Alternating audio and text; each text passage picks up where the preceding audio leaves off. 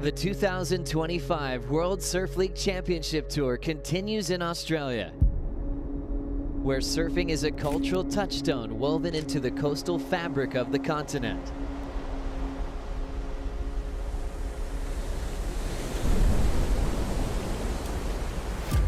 Oh, look at this set. It's pretty solid, man. 2 waves. For the world's best, the pressure is mounting as the fight for the final 5 intensifies and the mid-season cut looms on the Outback's horizon. Fate will unfold across stops at Bells Beach, the Gold Coast, and Margaret River. 3 events on 3 different coasts, showcasing the iconic, diverse, and powerful waves Oz has to offer. Oh my God! This season, the inaugural Aussie Treble comes to life as men's and women's competitors chase another prize down under. Now, the best take on the West, where world-class waves intertwine with wineries and wonder. The mid-season cut lurks in this paradise. For some, the season ends here. Main break will roar, champions will be crowned, and history will be written at the 2025 Western Australia Margaret River Pro.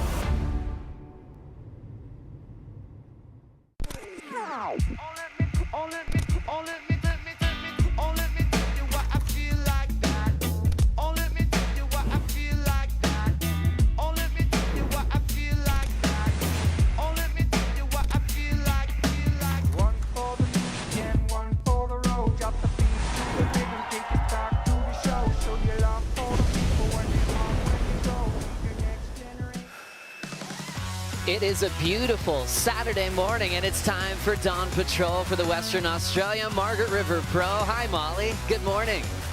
Molly Picklum checking into the Red Bull Athlete Zone. Oh, world number 1's been there for hours. Waxing up that Timmy Patterson. Oh, Betty Lou, fresh off that victory, along with her best friend, Luana Silva. Big hugs this morning. And how about this man? 2-time world champ, fresh off his win on the Gold Coast. Dora enjoying the best season of his life to date, and world number 1, well, defending event champ. All smiles. Katie Simmers, rise and shine. Passing Caroline. Wow, it's a busy morning here on site in the Red Bull Athlete Zone, and a gorgeous morning here in Western Australia. Look at that unbelievable coastline, and yep, those are a lot of great waves coming into main break. So great to always have your company, and great to be here in Western Australia. One of our favorite stops on tour, stop 7 of the championship tour. Hi everybody, I'm Joe Turpel, Jesse Starling, Richie Lovett here for the morning report. First off, Jesse, so great to have you here on hand for this big CT event. Yeah, this is a bit of a pinch myself moment this morning, but I'm excited. I'm excited to be here. We're lucky to have you. Richie Lovett, longtime competitor out here. Your personality does change in WA, and you're feeling good right now. Yeah, I feel really good, Joe. There's something that happens to Rick when I come over to the West. You know, I put the hat on, the scarf comes out. But no, you can't help but just be consumed by the beauty of this place. You know, the coastline is incredible. The waves are amazing. Hospitality is just to die for. So yeah, we're in for an amazing event. Jesse, we're coming in hot from the Gold Coast. Still, everyone is talking about the finals day we had at Burleigh Heads. That feels good for the tour, heading in with so much momentum.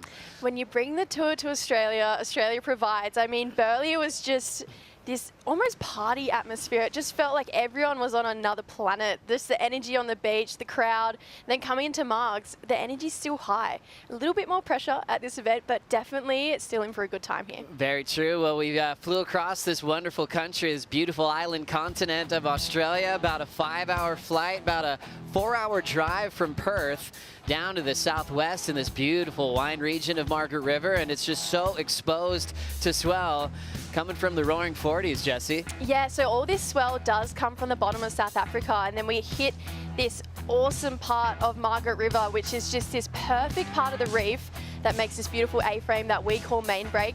We also can't go past the box. It's this very slabby, very scary, in my opinion, right-hander, but it's in play here. 2 completely different disciplines on hand for this event, and look at that continental shelf, Rick. Yeah, and that's the thing that makes this wave so special. It comes from just such deep water, and then it hits this shelf, gets quite shallow. and then this reef area here around Margaret River. It's just a wave magnet, you know. It's raw power. The swell is heavier. It's got more power in it. It's thicker waves. And that's really what makes this place so special, you know. When it's small everywhere else, Margaret River picks up all that swell and sort of jacks the wave height. So we're in for some great waves through the week, I think. It's going to be a really cool event. This whole area here has got 130 kilometers of coastline, so many breaks, and we've got 2 world-class waves with 2 different disciplines to success in the same spot. That's absolutely incredible. Let's figure out what we're doing on opening day on Saturday as we say good morning to Vaughn Blakey and Commissioner Jesse Miley-Dyer. Thanks, Joey. Jess, from the surf stadium mayhem of Burleigh Heads to the raw fringes of the bottom southwest of the continent. Great waves this morning. What's the plan? Yeah, we're going to be on. So we've got men's round 1 going out, followed by women's round 1. But like you say, it's a very different kind of vibe down here. A bit cooler, but in a nice way. We've got some pretty pumping waves on offer, and it's going to be a big day. The GWM Aussie Treble has just been amazing. The performances that we've seen at Bells and Burleigh have been spectacular, and we've got plenty of swell lined up for the back end of this week as well. Yeah, we do. We're going to have a bit of everything, it looks like, this week. You know, we've got today, and we've got some really nice clean conditions today and a nice size. Definitely looks like it's going to get really big at some stage. Definitely the possibility for the box, which I know a lot of people will be stoked for. And all of those decisions are ones that, you know, we'd sit down with surfers and really, you know, make together. But the good news is that we're going to have a lot of different options for this week, and we're going to have a lot of swell. So that's always a good sign. Fantastic. Well, thanks very much for filling us in. I'm so pumped for this week. How are you going? Yeah, it's epic. It's going to be a massive week. Sweet. Yes. I love it. I love the laughs. I love the joy. That's because we've got a lot of days to choose from with a great looking forecast. And I think we all shook in our chairs a little bit when we heard the box was a really good option for this week. That's a huge, huge call. Oh, I would love to see the event at the box. I feel like the only highlight reel that lives in my head is Owen's 10 out there, but I haven't got to experience the box as much as I wanted. So if it went there, big tick in my approval box. Hey, fingers crossed. We'll see how we go. A lot of big names entering the draw here for Stop 7. The trials are always really competitive here in West Oz. We'll see Jacob Wilcox once again in the big CT jersey. Long-time wild card recipient, but also rookie in the past. And young Willow Hardy absolutely charges. Mikey Madonna, we saw him win the Challenger Series at Snapper last year. He's looking deadly. And you see some of the names that have been going through injuries. Medina still out with his pec injury. Ramsey hurt himself at Bells. Joanne DeFay expecting her first child, and Tati taking the year off. So now we're getting Gentile back. We're also getting Nadia Aristarbe back, and then some fresh names there. Winter Vincent representing Manly. And how about Bronte Macaulay? Just part of the furniture in Western Australia, Rick. This event doesn't seem right unless Bronte Macaulay is competing, and just look out. She could be a little sleeper this one. She could come right through the draw. And also looking at Winter Vincent representing Manly. Great representation in the World Juniors to start this year. Expecting big things out of him in the main event. Oh, absolutely. I've seen a couple highlight clips of him surfing out here. I actually think he will rattle some cages and do some damage. Winter is not one of the wild cards to be looked over. Looking forward to this first heat starting soon. Before we're celebrating this victory for this young lady from the North Shore of Oahu, Betty Lou Sakura Johnson, coming off her first championship tour win just on the Gold Coast. More about her coming up next on Dawn Patrol.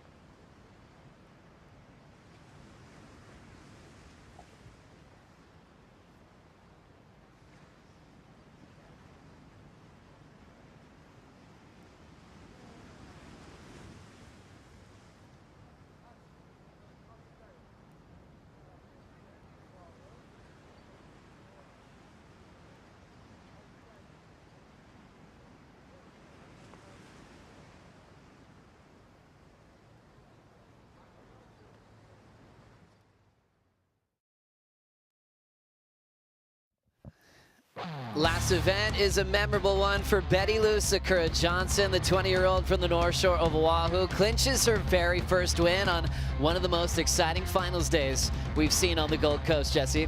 Yeah, this was really special. I mean, it just puts a smile on my face watching Betty and just reliving it as well. I was lucky enough to announce this on the beach, and I cannot explain to you the energy that she let the crowd all feel, and she earned it. Something big was coming, and she did it. She got herself her first victory. What a turnaround, Rick. We've seen her just deal with the cut in the past. Now she knows she belongs, and she's going to fight for a world title. But how about this? Looking at 12 names in the draw that have now won CT events, only 4 that haven't yet.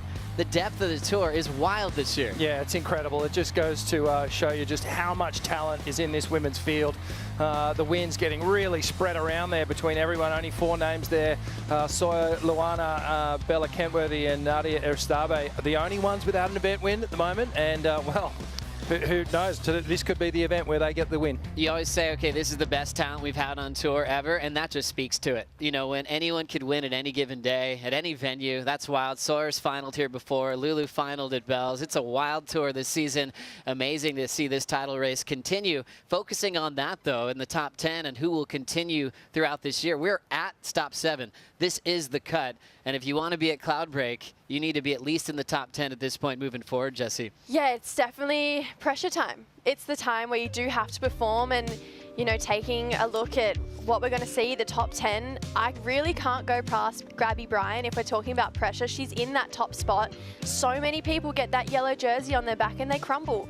Gabby, however, she just looks so comfortable in it. It's not phasing her at all. Oh, so true. And look how close it is with Katie. Tiebreak decision in Gabby's favor for yellow. The title race is heating up, and just quietly, Molly Pickham still waiting for her first win this season, sitting at number 3, Rick. Yeah, she's doing well, consistent up in number 3, yet to get that first win. I'm casting my eye down a little bit further, 6, 7, 8. You know, Caroline Marks, Erin Brooks. Thinking about Cloudbreak, thinking about the world title, you know, day going down on that left-hander. You know Caroline and Erin Brooks are going to want a piece of that. So they've got a little bit of work to do to get up into that 5. But the interesting thing is, who are they going to knock out? You know, that's what's going to be really cool. And to make it even more intense, top 7 have already made the cut. So we're looking at filling out 8, 9, and 10 to see who will be at Cloudbreak. And as we know, we had the wonderful announcement that the tour is expanding next season. So if you're in the top 14, you will be making it into the tour next year. So 11 through 14 won't be surfing in the back half of this season, but they'll be ready to kick off next year at Bells. Exciting times on the women's tour. It's about time. You know, we're going to see the women extend to 24, and it's just, you know, we take a look at, there's 12 women that have won. So it just makes sense that we should add more women on, because the talent and the standards of female surfing in this day is out of control, and it's only going up. It is not capping at all. Oh, so exciting. Coming up next on the Dawn Patrol, this man is back, 2-time world champ, just picked up a huge victory on the Gold Coast. He is feeling strong coming into Margaret River. We'll be right back.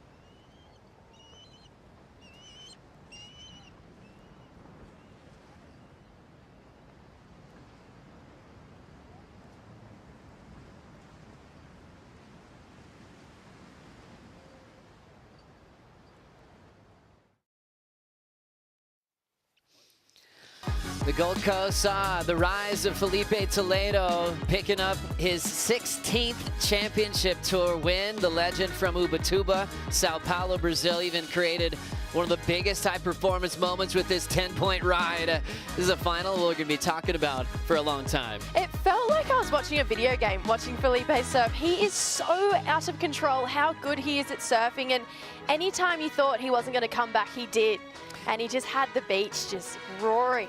So many breakthrough moments. He got that big combined total over Crosby, and that just lit the fire, and he was just unstoppable all the way to the podium. Yeah, he's found some really good rhythm, Felipe Toledo. You know, he's struggled for form through the year, but now he's found it again, and that is danger signs for the rest of the field. Oh, big time. And once again, we're on today, starting off with Philly in the first heat in the opening round for the men. Women called on as well. Big Saturday. But when I was talking to him on the podium at that event, I talked about the world title race, you're in it, and I think he was really honest in going, you know what, this is a different year. I just want to be present, enjoy every moment, and not get too ahead of himself with pressure, because that has affected him in the past. So I think it's a good balance for Felipe to really enter the title campaign just kind of quietly and being present, you know, in each event that he's in.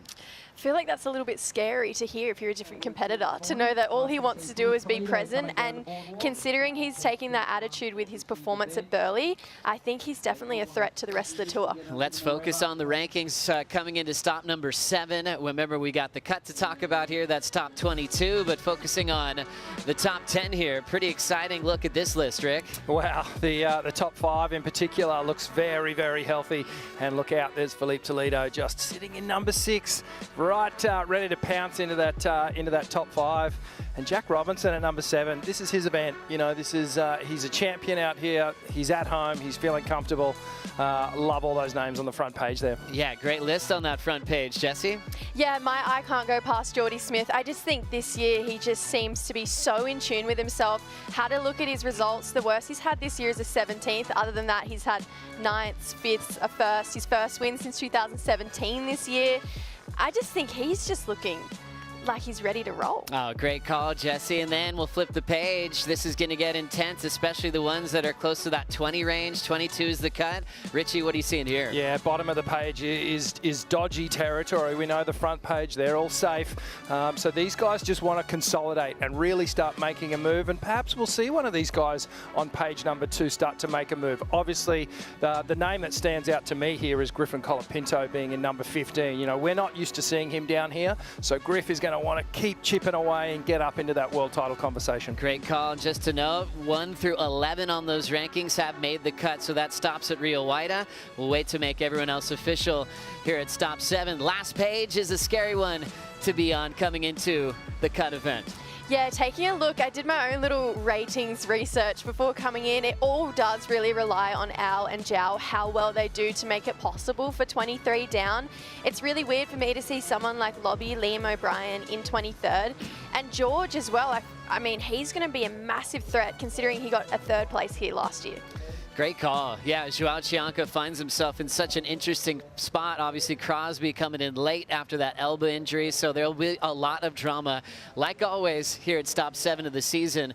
But one man that's able to return home, you know, place where he grew up and became the childhood prodigy that he always was, and now a world title threat is Jack, who's won this home court event 2 times, and both wins against John Florence, Rick. Yeah, and John and Jack have really dominated this event on the men's field for the last couple of years. You know, Jack has affinity with this wave. He grew up in this area, totally comfortable out in the ocean here, and it can be intimidating. You know, the breaks at West Oz can be intimidating. It's big open ocean swells, but these guys have a way of taming it and making it look kind of smaller than it is. They dominate their waves. You know, they kind of overpower them, or they match the power of WA, whereas some other surfers, they kind of just try and go with the power. These guys tap in and they really give it back. So, you know, Jack feeling really comfortable here. However, he's coming off a really bad result on the Gold Coast. So, you know, confidence may be a little low, but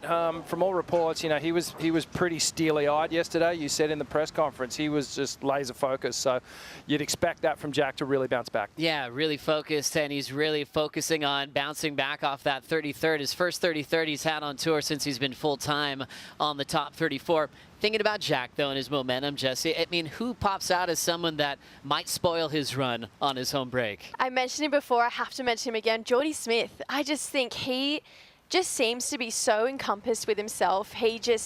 All the free surf clips and just seeing him in person and his energy around the events, I just don't think he's one to fall back to a challenge, especially to Jack Robbo.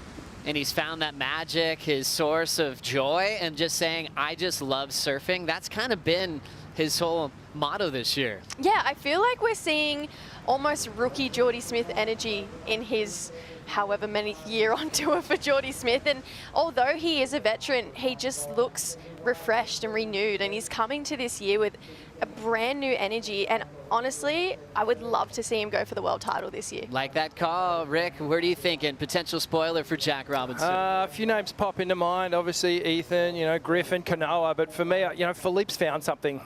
He's won this event before. He's had success out here.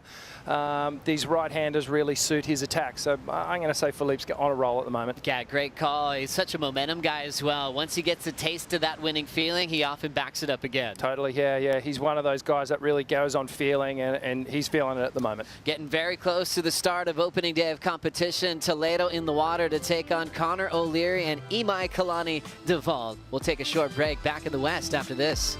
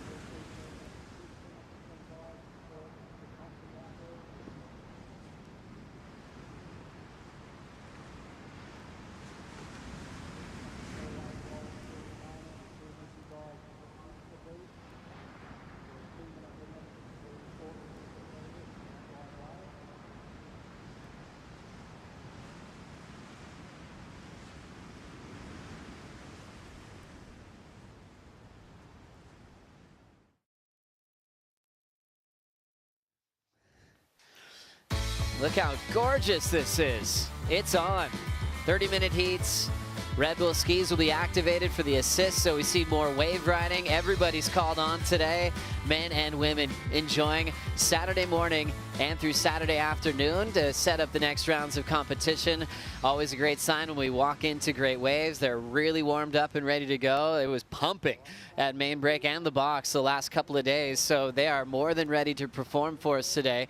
Big news, though. This is final stop of the GWM Aussie Treble. That Tank 300 on the line, Jesse. Look at the rankings coming into the final stop. I know Betty Lou and Isabella tied on numbers, but I'm going to call it. I think Betty Lou is going to take home the Tank.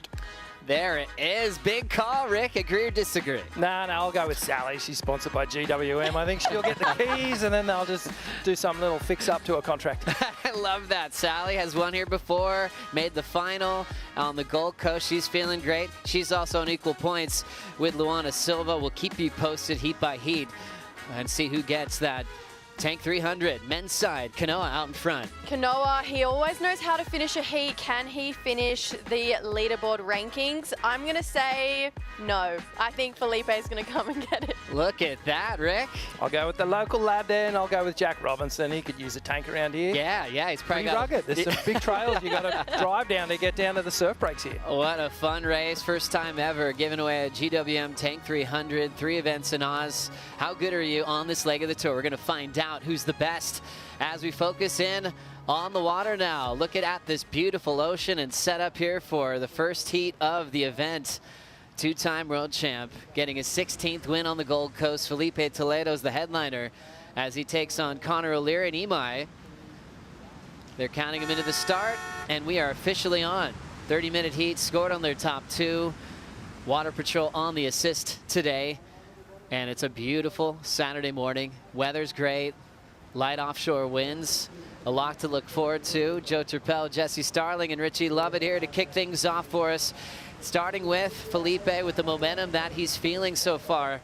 Richie, you know, for a guy that's a world champ, even reigning world champ, to take a year off, that was a huge statement, and it's been a really fun comeback to watch. It's been awesome to watch, and it hasn't gone all to plan. You'd have to say that the start of the year didn't just go all Felipe's way. You know, there was some frustration there. Some of the results were a bit off. The consistency, you know, it wasn't there. But, you know, he found something on the Gold Coast. It clicked. There was a change in attitude, which reflected in the way he performed. And it only took that first round to see it. The big numbers started dropping, and you could just see that Felipe just really clicked into gear. So I'm sure we'll see whether it translates over here to the west. But like I said earlier, you know, he's had so much good form out here. He's won this event before. Super comfortable, super confident, and looked good in the warm-ups over the last few days. Always fast, always ready and prepared when his Sharp Eye surfboards. He's got great competitors in this heat. Popping in on the screen is Imai Kalani DeVault, number 22 from the island of Maui, who's looking for a huge result at this event, Jesse. Yeah, I feel like it's been kind of heartbreaking watching Imai this year, because you know he's got the talent, he's got so much to give, but it's just been a matter of trying to find that space. You know, we talk about Felipe, he's trying to be super present. You can tell Imai, he's trying to do that as well, but I just feel like something's just been slightly off this year for Imai. So a big result here, that's definitely what he's looking for. And also Connor O'Leary, I think more than ever this year, people have been saying best backhand on tour. That's been a theme for Connor. Deals with some falls at times when he starts heats, but when he connects, wow, it's huge. Yeah, it's massive. And just the sheer height and weight and strength of this man on when he starts throwing that board around, spray goes to the heavens. You know, his water displacement is some of the biggest on tour. And if he can connect with a couple of good sets and stay on his board, because he is guilty sometimes of having the odd little fall, he seems to have cleaned that up, and I really think that Connor could push these guys in this heat. Yeah, he was just changing the algorithms on social media and a couple of warm-up waves he had out here. Yeah, a big main break. Oh my gosh. He was definitely swinging for the fences as we have our opening ride of the event. Imai Kalani DeVault with a little redirect and then punches out that section beautifully. Almost thought he could pack at the closeout, but wisely just straightens out, stays on his feet. Always his power And abrupt changes on demand are always what pops out to me. He could be very spontaneous in the moment, and definitely one of the most powerful surfers on tour, Jesse. I think this wave really suits Imai as well, considering he's from Hawaii, and of course Hawaii is that super powerful, just raw, open ocean, similar to what we're seeing here at Margaret River. And you hear a lot of people say WA is similar to Hawaii. So I feel like Imai, he is down at rank 32 right now, but taking a look at what he did here last year, he got a 5th. So he does know how to make some heats here. And this wave, I really didn't dislike it here from Imai. Just beautiful carve there, tried to hold it, but just got a bit funky at the end. That turn though, gorgeous surfing. And again, pulled square on that last section, but this turn was just divine. Just great setup, ends up pulling it back and set up the bonus finish, Rick. Yeah, this second turn really is the money turn for this wave. Just really leads into it, gets that tail release nice and low off the top. I've got to highlight too that with this strong offshore wind, it is actually hard to control your turns off the top at the moment. You know, if you go too high, you are in danger of sort of getting blown off the back of the wave. It's blowing that strong. And really these power turns on the face are going to be the order of the morning. Such a fun contest to come at stop 7 because it's really unique on tour, especially since we didn't have Sunset Beach this year. We kind of focus on main break to see how they can handle a bit more size. There's a lot of bigger days in our waiting period that are reported on the Surfline forecast. So we'll see how they move. We'll see how many boards they brought here to West Oz. Oftentimes they've got to use all of them. Off and running, first wave ridden, and we got to say good morning to our friend in the water, Kaipo Guerrero. How's it going? Hey, good morning, Joe. It's going great out here. It's a beautiful morning. Just walking on a dream. Just another beautiful day. I heard Rick talk a little bit about the wind, and he's right. The wind is pretty brisk, east-northeast right now. So controlling some of the chatter on the face and controlling your top turns are going to be key. The wind later on today is forecast to turn more north, come more from the northerly aspect. So that's going to be something to watch out on. That's going to be a double wind for the lefts, but that's going to be for the rights, which is the majority of the waves surfed out here. But I'm glad to get it kicked off. We came off of 2 beautiful warm-up days, and it just looks like another beautiful day here at Surfers Point. Good man, Kaipo. Enjoy this morning. We'll be connecting with you throughout this matchup and beyond, as we have Surfline as the official forecaster of the World Surf League Championship Tour, letting us know that opening day is going to be very fun, and we're already seeing those lines out in front of us. Anything else you're noticing on the maps, Jesse? I just feel like, you know, we've said it from the start, we've been in for some pretty solid swell, and taking a look at this Surfline forecast, it's pretty much coming from the direction we want, but take a look at what is coming to us by the end of the window. There is definitely no lack of swell here at Margs. Yeah, so much to look forward to, Richie. Yeah, we sure do. Have a look at this for just today. We're going to look at 6 to 8 foot faces through the morning. It's going to taper off. We know that we've had a lot of swell the last couple of days. So this is the back end of that swell that we've had in the water, and it will taper off. Winds will be good. As Kaipo said, it will check around to the north through the afternoon. But looking at the long range forecast for the next 4 days, have a look at this. As we get into Tuesday and Wednesday, 8 to 12 up to 15 to 20 foot faces by the afternoon of Wednesday. So that's when that next system really comes through. We'll check what the winds are doing, but yeah, as Jesse and the others have spoken about this morning, we're going to have some swell to deal with, and we're going to be able to pick and choose. We got a beautiful window. We're kicking off day 1, so we've got plenty of time. 23 minutes on the clock. We saw Imai's 5.17. Felipe Toledo just quickly going down for a 0.7. So first priority now is with Connor O'Leary. We'll see how that affects the outcome of this heat. No one loses in this opening round. Top 2 get reseeded into the round of 32. As we see what happens here on this one. Late takeoff, O'Leary controls it. Big section coming from behind, and he tees off. Catches the rail perfectly out of that first turn, but just ran out of room to combo it up. But that's that real clean connection that he can deliver at main break. We've got Imai now up and out, but he makes it look so smooth, and it seems like he can really make it more vertical at the last second to really make that section even look even better, Jesse. Even just this one turn just makes me so happy. I mean, Connor, like we mentioned, I have been calling him best goofy footer this year. Taking a look at the first of Phil as well. just buries the rail. So a little bit of wind, I feel like just putting too much of the nose in the water. And so he's just going to come around here, and you can tell just that top part of the board just set him off, and he's just gone straight down. But he's one for comebacks. I'm not stressed right now for Phil. Yeah, just a quick up and down. He's now back at first priority since Imai looked, so things moving very quickly back into Felipe's favor. Holding first prio. Opening ride for Conor O'Leary. One turn, 3.83. Puts him into second. And now Felipe tries to really connect this time. Wave number 2 for the two-time world champ. Throws down a nice cutback to start. Nice clean rails on the second move. Bottom drops out, and Ricky gets a completion. Yeah, beautiful two-turn combination there. And that actually should have been Imai's wave if he didn't make that mistaken wave choice. I was wondering why he paddled for that thing. Basically handed priority to Felipe, and he's capitalized.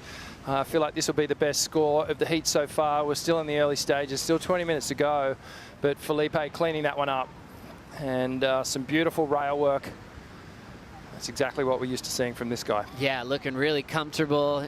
Just amazing. Clean transitions on these two turns, Jesse. Yeah, this takes me back to 2021 Felipe when he won this event, and he just looked so in tune. He makes surfing and watching surfing feel like a video game and look like a video game. Imai laying it down, tracking on that CI, and then belting the oncoming section.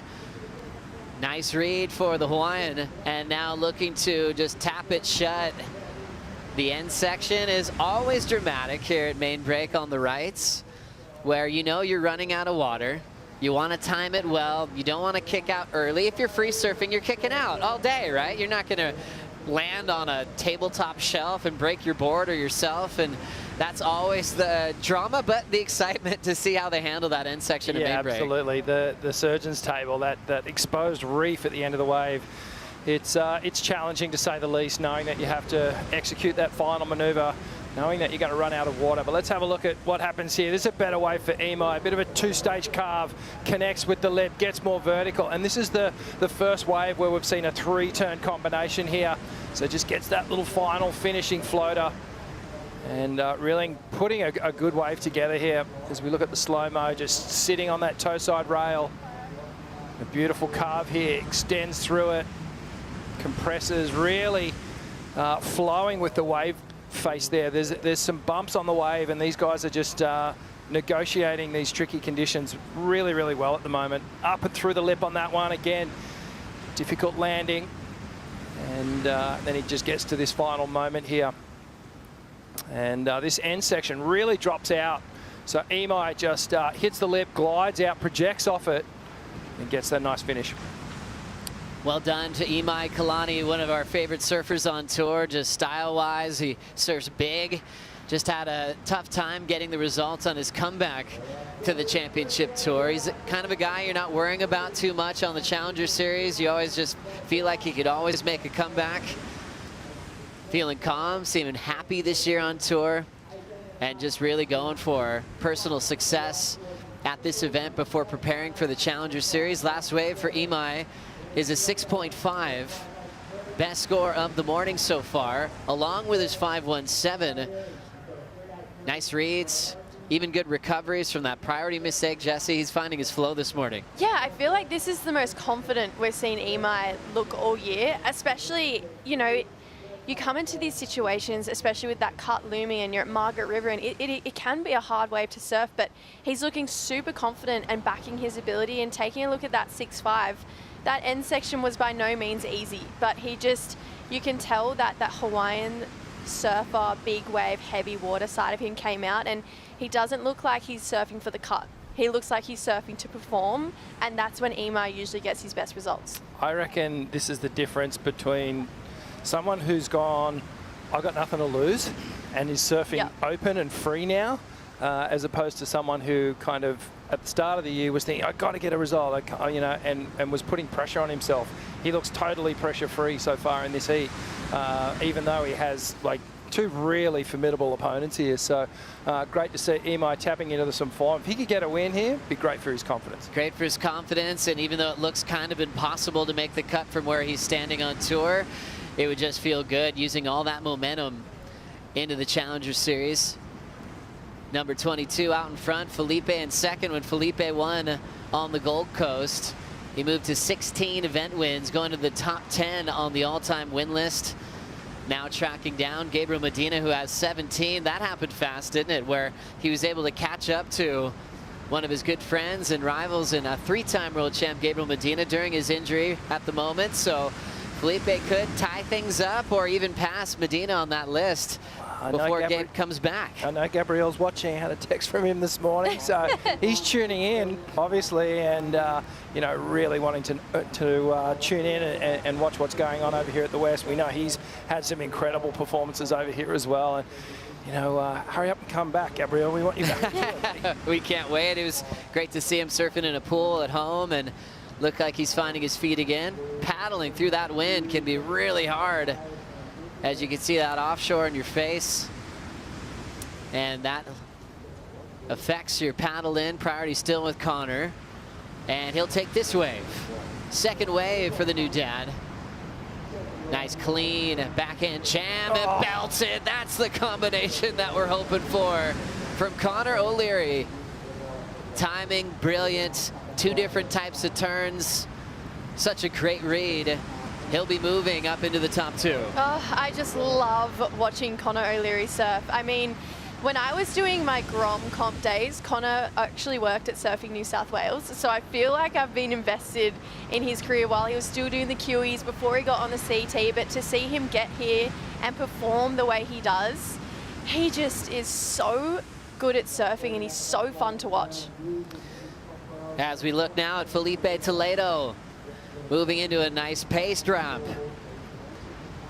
Nice, beautiful arc, staying on that high part of the wave, and then trying to get into a wild finishing move. He gets there and deserves to put both arms to the sky. That was extra radical. You saw that rock showing. That was very close to disaster and total commitment in his first heat of the morning. You can't ever predict what this man's going to do. Never. That's what makes him so brilliant. We were diving into the challenges and the heaviness of the end section on the main break right, and that was such a great example. Richie, great execution. Oh, beautiful wave here. He opens up with a couple of crisp open face carves, stays nice and tight, and then extends on the second one. Now lines up this spinal section here and just levitates over that big foamy section, as it was basically, we use the word convergence so often to describe this end section, but it's so fitting with this one, and Felipe really did have to hover over that foam to get out onto the clean face again and to get to that the safety of the finish. And this was just remarkable surfing here on the backhand from Connor O'Leary. This second turn in particular, squares up, gets to 12 o'clock, perfectly vertical with the board, and just hammer time on the backhand. Some of the best form you'll see. What do you think, Jess? I say it once, I'll say it again. Connor O'Leary is just so good, especially at big, powerful waves like this. He's one of the biggest guys on tour, so when you match power with power, you're going to get this perfect combination to produce beautiful surfing, which is what we saw on Connor O'Leary's last wave. That second turn, so critical, so excellent. So I feel like Connor, he's just warming up. He's definitely one of those momentum surfers, so that's going to be a big confidence boost for Connor. That is absolutely deadly. Two big turns for Connor O'Leary, still waiting for that number to come through.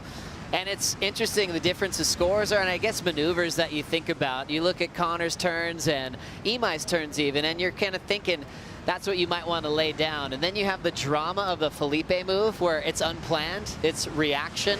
It might not be the actual maneuver that you're dreaming of on a cover shot or things like that, but it just shows how radical you can be when you're in the moment, and you can rely on your instincts to really force the score to potentially go to excellent. Yeah, well, part of the intensity of that maneuver was just the recovery, the fact that he was trying to make the turn and make that maneuver rather than perform the maneuver, you know, as opposed to, you know, staying on the face. You get that rail engagement, showing all that power. It was just so much drama involved with it. And here we go, flat H across the board.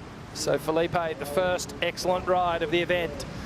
An 8-point ride, and he jumps to first place. 8-point ride. Excellence in the first heat of the morning. We're off to a great start. Imai Kalani DeVault has some chatter on the open face, drops the back shoulder, trying to regain control. Little setup work off the top, and controls a drift over the roof in the offshore wind. Difficult maneuver to stomp there. And there's that crispy surfing from Connor O'Leary, winding up again, blasting it. Nice steady off the bottom. Real big maneuver off the top again.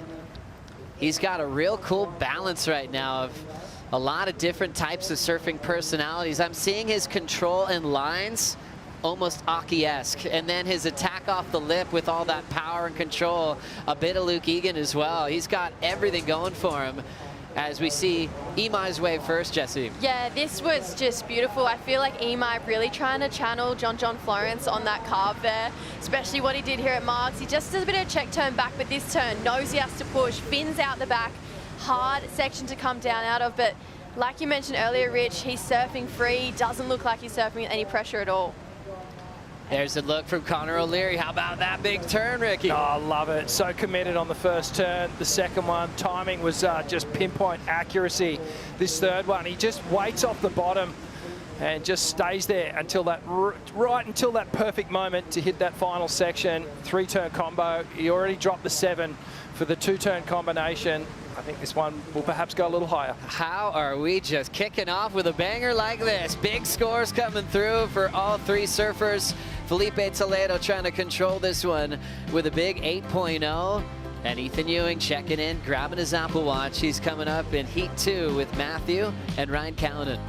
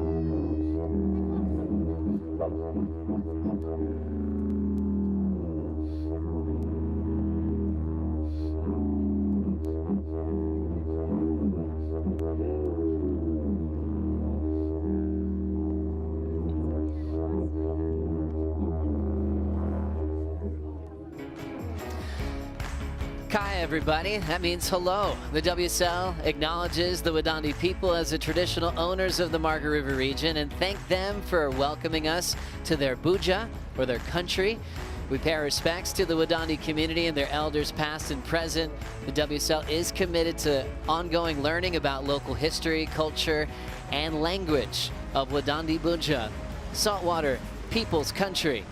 They've asked us all to walk together softly on country, respect the ocean and waterways, and we wish to also extend this acknowledgement and respect to others First Nations people who join us here in person and also on the broadcast all around the world. Gorgeous opening ceremony you got to see scenes from just moments ago. That happened yesterday right down at the river mouth. It's really special to talk to all the locals, like Zach Walich-Webb, a cultural custodian. He is so amazing to talk to. Knows so much about his culture, his land, the dream stories, the seasons that we're in. And we absolutely love learning all that information when we get here. We've got Felipe Toledo on the replay, trying to find a 7.51 to take the lead, Richie. Oh, a couple of big open-face swoops to start off. Another aggressive carve as he comes through to the inside section and gets the finish.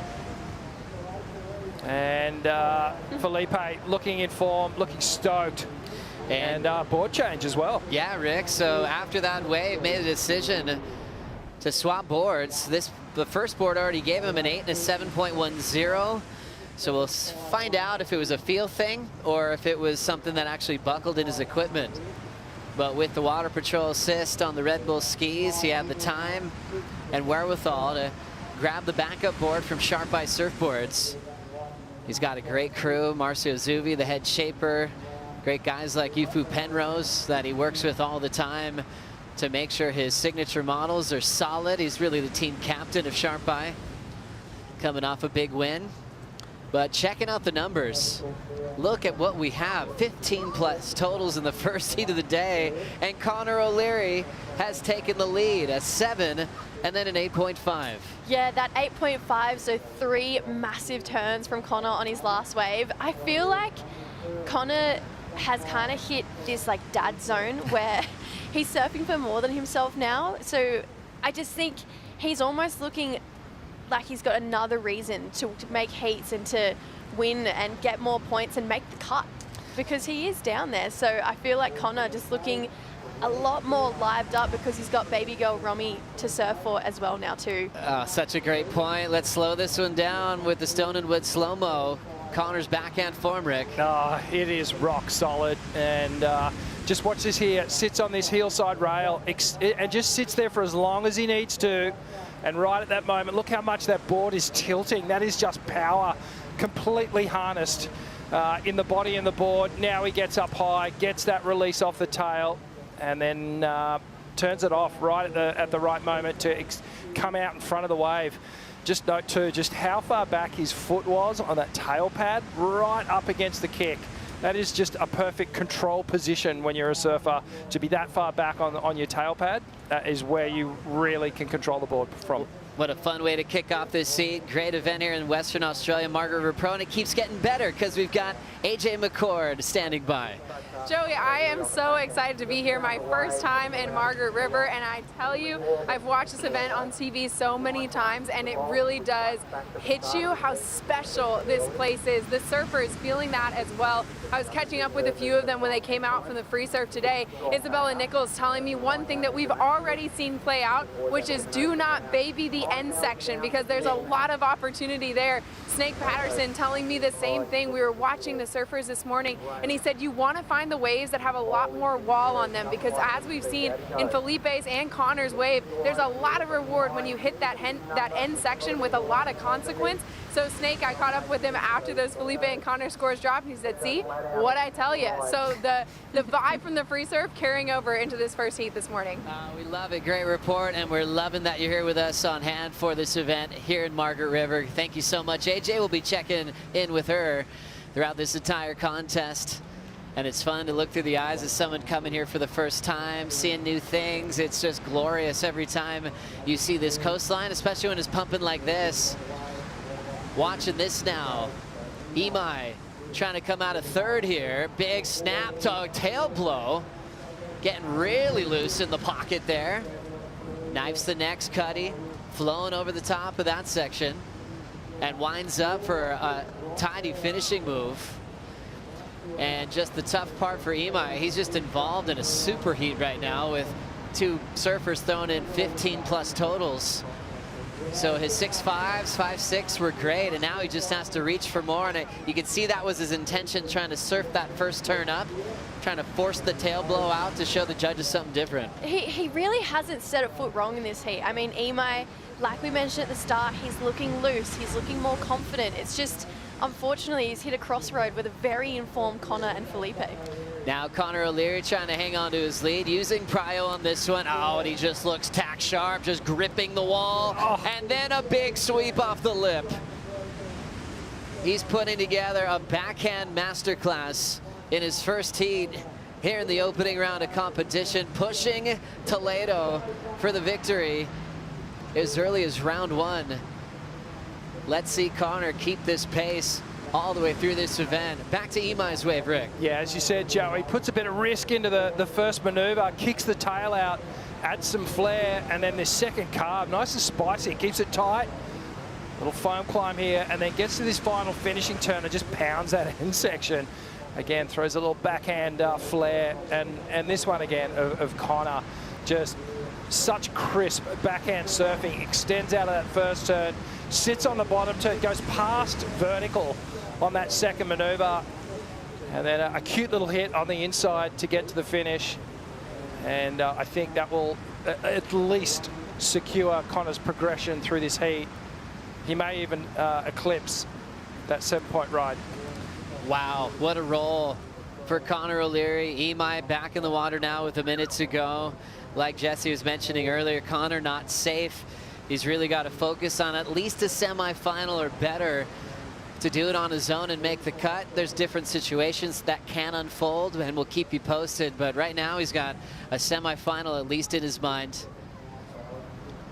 And it's showing how much he's bringing to main break when you've got the lead over the guy who just won the Gold Coast and a 2-time world champ. That's a big statement this morning, and doing it really efficiently. Nice clean wave count, 8-5 and a 7. As we're running out of time here, Toledo does have priority. Remember, there is incentive to get wins in these heats over second place finishes and even thirds. Third, you go to the elimination round.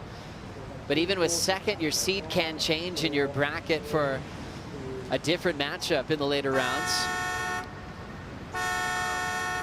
We've run out of time in the first heat. Toledo scores are in. He will be in second, and Connor, without his last score, is going to take the victory. We'll wait on the last for Imai DeVault to see how close he got to trying to turn it. He was still chasing an 8.6. Yeah, it was a pretty big score. I liked the surfing on the wave, but when I think back to Connor O'Leary's 8.5, I don't see it being the best wave of the heat so far. I really loved the energy Imai brought to this event and this heat, sorry. I do think, you know, chances are still high. He's got another chance. This is the beauty of the elimination round, but it was really all about this guy on our screen, Connor O'Leary. Just caught 4 waves. There's Dog just cheering him on, so they've made a pretty great dream team this year. I was like, no! I thought that wave was going to give me 2. Kind of a bit, had this wobble in it. I'm like, oh. You had to get going. I just took off late. Got it, yeah. If I didn't take off late, I would have got 2 for sure. It was a shitty one. Yeah. 18-minute heat.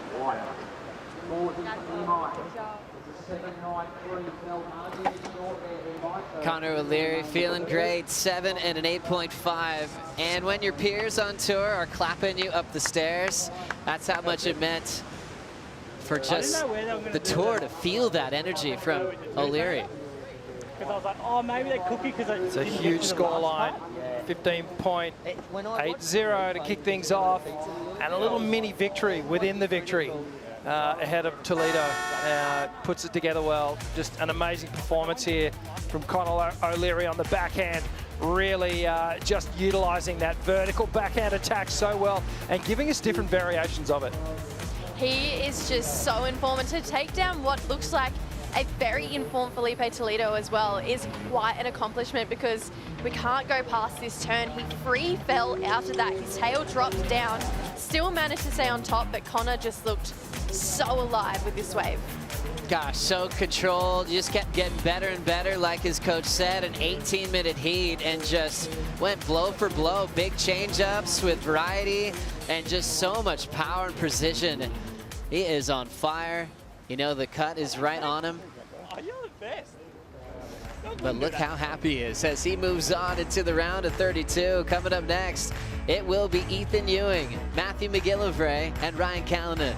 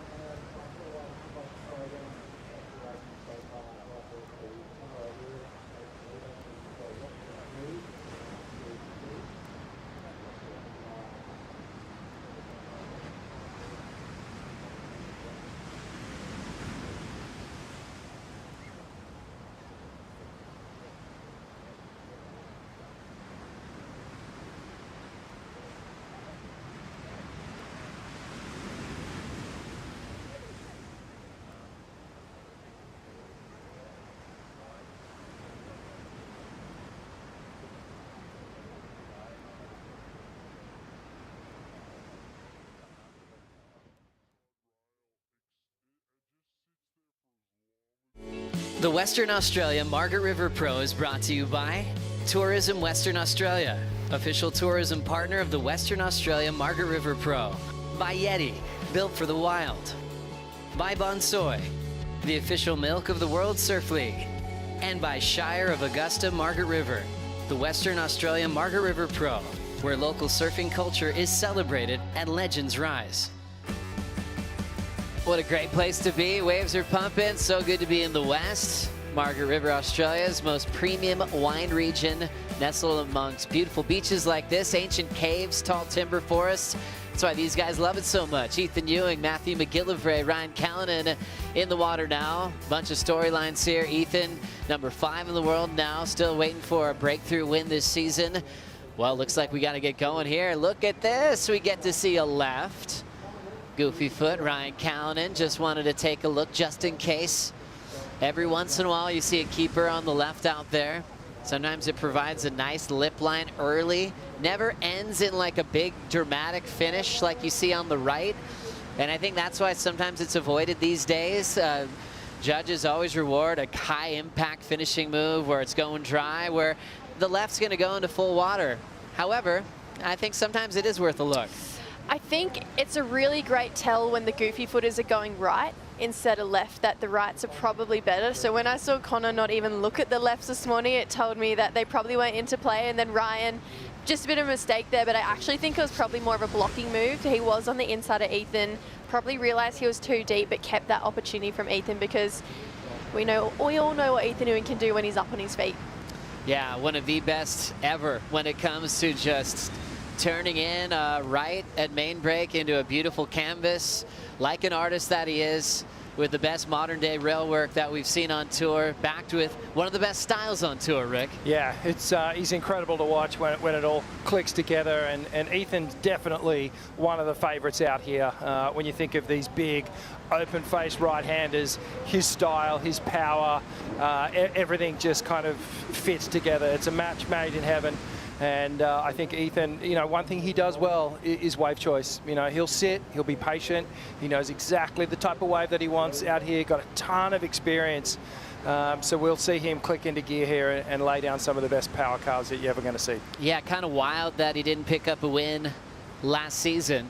Coming off a year before where he finished runner-up in the world, one of the best comebacks from injury we've seen in a long time. Broke his back at Chopes and had about a month to prep for lower trestles, and maybe had one of the best title matches we've seen with Felipe Toledo. Just the back and forth was just phenomenal, and Ethan Ewing finished runner-up in the world that year. And now, a couple of years since then, he's still in a great spot, number 5 in the world at stop 7. I think Ethan Ewing is a great example for all the rookies on tour as well, who are sitting close or near to that cut line, because Ethan, he's finished runner-up in the world before. He's won major events here on the Championship Tour, but he fell off his rookie year, and now look at him. As we roll in with Ryan Callanan, the new dad, lighting up that first turn. Has so much range on this backhand, so low off the bottom. And there's the wrapping turn, and the man from Meriwether Beach in Newcastle is ready to tag the finish. And he hops out. Next wave has a speed, little rooftop section for Matty McGillivray. Snaps it off the top and lays a lot into it on the end section. And this is going to continue. Ethan Ewing on his opener. Quick whip into the pocket. Nice little controlled lean back hack there, and nice form and flow over the top of that roof. There's something so methodical about his read, and it's not predictable in that sense. He can just react and make it look so planned in ways that he was never going to fall or pick the wrong maneuver choice. It's like poetry in motion. Let's take another look, Richie. Ryan Callanan first. Yeah, I love this approach. Arcow would have seen his good mate, Connor O'Leary, just take down Felipe Toledo in that last one. And this backhand surfing, it's textbook stuff from Ryan Callanan. Solid power. And then Matty McGillivray, well, we know that he's had beautiful results out here before. Just gets right up through the lip on that second turn, comes through to this inside section, and gets a bonus hit right as that wave closes out. A beautiful arc. and then Ethan Ewing outside. Yeah, Ethan, he, in my opinion, has to be one of the best surfers in the world right now. Maybe that first carve was just gorgeous, and then that is just trademark Ethan Ewing, and then again floats that end section, so gave us a variety of different lines. Look at that fin, totally out of the water, and this turn, that's what we were seeing him do at Bells. That's what brought him excellent scores all throughout the year. Ethan is just so dialed, so confident, and then here doesn't go super crazy, but didn't need to. The damage was done. That was a hard section. Projects out over the lip to get himself a finish, and what was a beautiful wave to surf. What a read from Ethan Ewing coming from Stradbroke. Man, he had some fans driving down to the Gold Coast to back him in that one. They're everywhere, and they'll be cheering loud from the other side of the country, supporting Ewing as they're wanting to see his first win this season. Let's catch up with a man that just laid down that rail. Connor O'Leary is with Vaughn. Connor O'Leary, what a great way to start the morning. Excellence achieved, but it was a real battle out there. Philippe was going mad as well, but you were saying you were just so stoked to have that big, beautiful canvas. Keep an eye on your own game. Yeah, it was just nice to be able to have a lot of waves. I think you can sometimes have the first heat curse and it's, you know, pumping before it starts and then it goes flat, but we all had ample opportunity, which is really cool. And yeah, it's been a while since I feel like I've had a heat where there's been a lot of waves and I've been able to kind of ride a couple and perform. So yeah, it felt good to ride a couple and do a couple backside slaps. It's a beautiful day. It is a beautiful day, mate. You've had moments throughout this year where there's been some real highlights, but in that heat, it just felt like you're able to just fully stretch out and go into some pretty mad clobbering time. Thanks, Marty. I think, you know, this year I feel like I've been surfing the best I ever have, you know, personally, and I think, you know, Darren, kudos to Darren, he's been making me unbelievable boards, and this year I feel like it's, yeah, he's definitely putting a bit of something else in it as well, which is really cool and makes surfing really fun. So I think I've just been having a few unlucky heats. Conditions have been tricky, and I've been making a few, you know, little mistakes that end up being huge mistakes at the end of the heat when it's finished. So to be able to kind of make a mistake out there at the start and then be able to tell myself there's going to be a lot of opportunity to get my way back in was really satisfying. And yeah, it was cool to get a few and just get a few steep sections to kind of just rip in a bit. Love that, mate. Rip in deluxe. Yeah. When we saw you at Burley, you just had your new baby girl, Romy. I caught you just before a heat actually having a nap in the competitors area. You looked totally, you know, exhausted. But how are you going? You got your energy back? And we heard Jess saying, you know, you're surfing for something bigger than yourself now. Yeah. Is that a fair call? Yeah, for sure. I mean, you know, my wife, Steph, I think she's the one that's you know, having the sleepless nights more than me, so I can't really complain.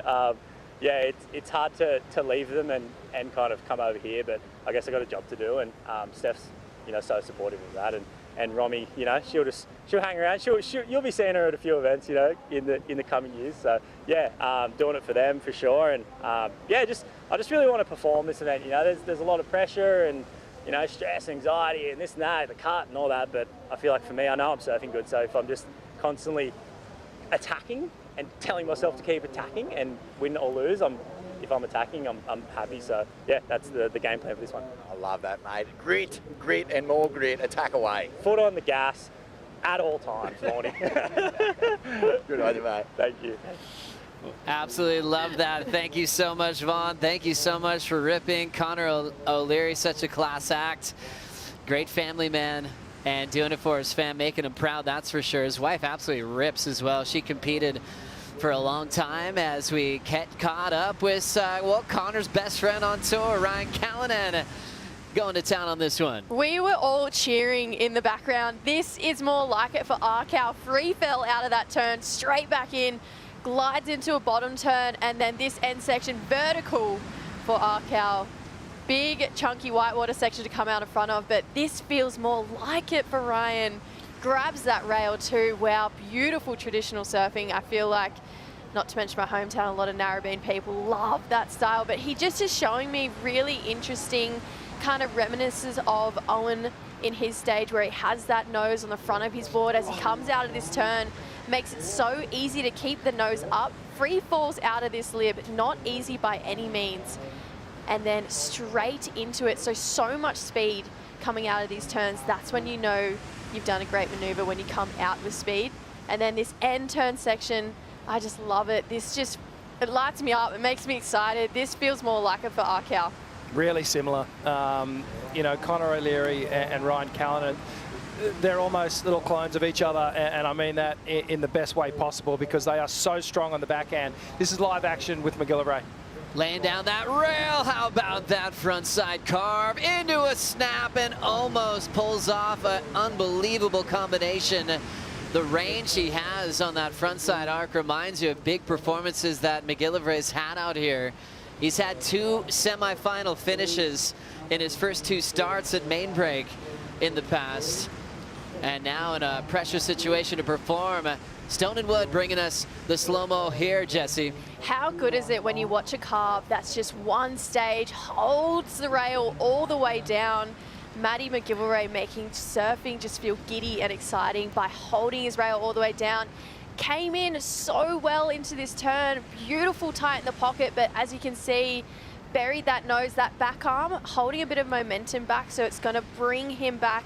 Unfortunately buried his nose and couldn't come out of that one, but that first turn, it's the type of rail surfing that gives you goosebumps. That was setting up to be a really solid score if Matty McGillivray executed that second manoeuvre. Unfortunately just comes unstuck, so maybe just feeling a little bit of pressure in this heat. So situation for the cut, it's a heavy one for Ryan, almost impossible to make it as he's so far down on the rankings. Unfortunately, he had to miss Portugal. Remember, he hurt himself at Pipeline, hurt his leg in competition when he got a section clamped on him, surfed hurt in Abu Dhabi, realized what he'd done and took Portugal off, and then missed out on the Gold Coast for a beautiful moment in his life, welcoming his baby girl with Nina. But he knew the whole time, he was like, okay, this is going to put me in a crazy position, but he didn't want to miss that moment for the world. So right here at Margaret River, he's just going to do his best. He's obviously thinking win, and hopefully that'll give him momentum to light up some big events on the Challenger Series moving forward. I just want to note as well, like even if unfortunately Ryan doesn't make the cut, it's not a bad start considering the first event is straight in his hometown. That is a massive leg up, and then he's going to have his family around him, but let's hope, fingers crossed for Arkell. Matthew McGillivray knows that he's not safe coming in at 20th. A brilliant performance, making the final with Jordy Smith at Punta Roca in El Salvador is keeping him in contention because he's had some tough results since. Elimination round loss the previous event, a lot of losses in the round of 32, just pushed him back towards that cut line. And falling on that combo was tough, but he opened with a 6.33, which is really close to Ethan's start with a 6.67. And now Ryan's best score, a 6.10. Richie Lovett, they're all in the same mix at the moment. Yeah, it's really, really even. Everyone's top score around that 6 mark. So it is going to come down to this backup score and who can really execute in these final 14 minutes. And we know that Ethan Ewing has priority. As I said earlier, he will be patient. He will wait for that right moment. And, you know, he wants to drop an excellent score and then take control of this heat. 13:50 to go on the clock in the second heat of the morning. Connor O'Leary winning the first. Toledo got second. Imai got sent to the elimination round. And there's some more waves on the way here. Matthew McGillivray digging in. A lot of speed and drive. Off the bottom, throws the arc in the pocket, driving off the bottom again and crushing the finishing move.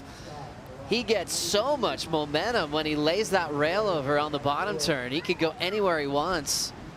Getting boards from Channel Islands. That one looks like magic under his feet, Jesse. Yeah, definitely. And I just think those yellow rails, to me, just makes it look so much faster. Let's take a look at this replay because Matty just surfs with so much speed, comes up, has to hold this one, but brings it all the way back for a full roundhouse. This section, beautiful bottom turn, hits it out of the lip, had wobble to work with, but just navigated that section so perfectly. Just the beauty of a well-placed, well-executed bottom turn that really shows off your ability at main break. Reminds me of Julian Wilson that year. He made the final with Sebastian Zietz. He just couldn't get away from that skill off the bottom. Let's see if Matty can get control of this heat right after this Bonsoy brew break.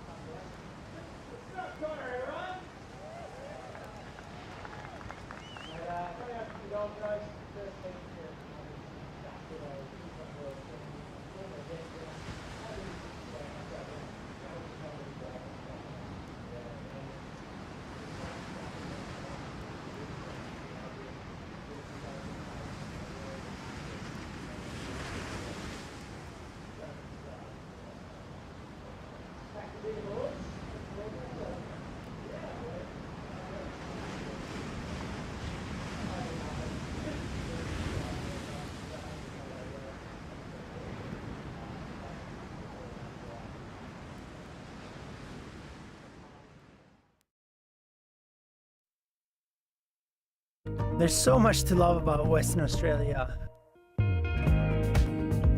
It's the first time that I come to the Curubino winery, and it's so beautiful driving in, seeing the lake or the pond on the left side, or the vineyards on the right side. It actually did remind me a lot of home. Kelly's always been my idol. I've learned so much from him. If anybody can do 1% of the career he's had, I think that's a very successful career. We're lucky to be here on just an absolutely spectacular day. A bunch of good friends, amazing meal, some wine tasting, a really great seafood and steak layout.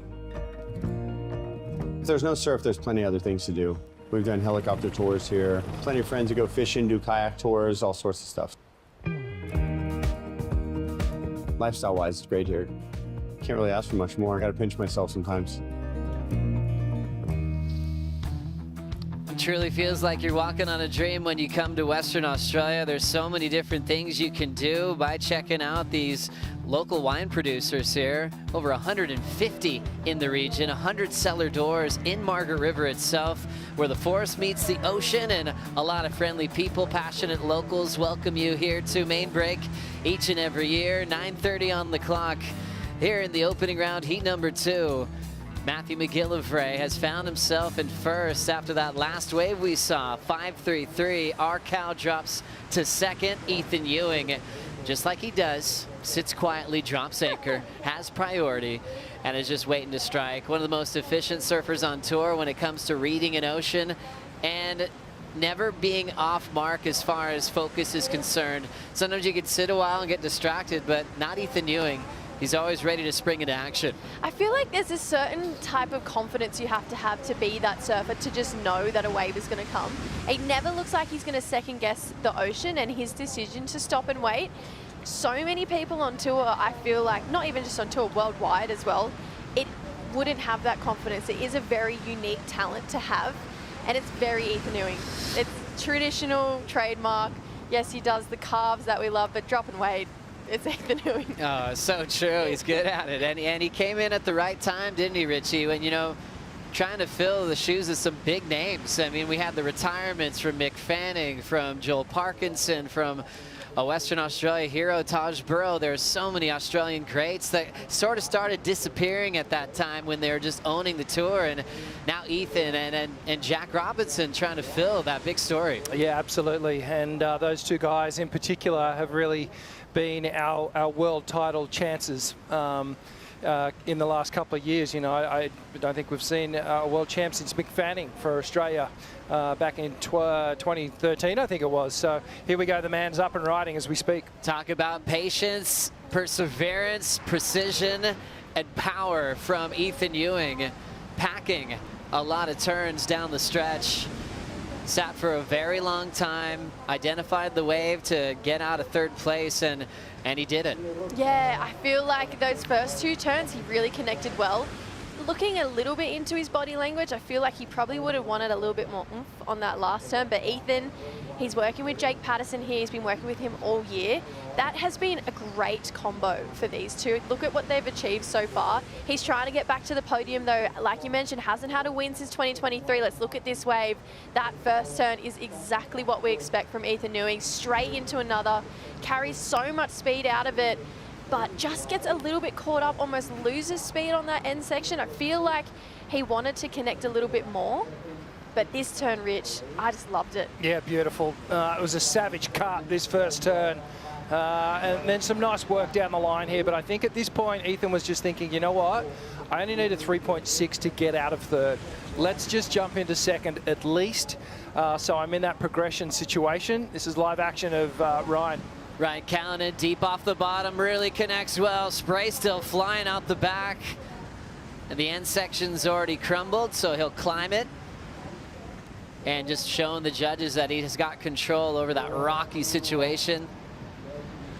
If you could dive down there on a flat day, you'd find fins, you'd find boards, you'd find all kinds of things right on that rock shelf. Fading the takeoffs, McGillivray, big twist and wrap off that first section and loses the combo. You could tell he's pushing hard every turn with total commitment, and just a little bit off for the finishing move there. All three surfers getting scores, 6 minutes on the clock. Matthew McGillivray's in that category on tour in the rankings where he's thinking at least a 5th if he gets there himself to make sure that he makes the cut this year.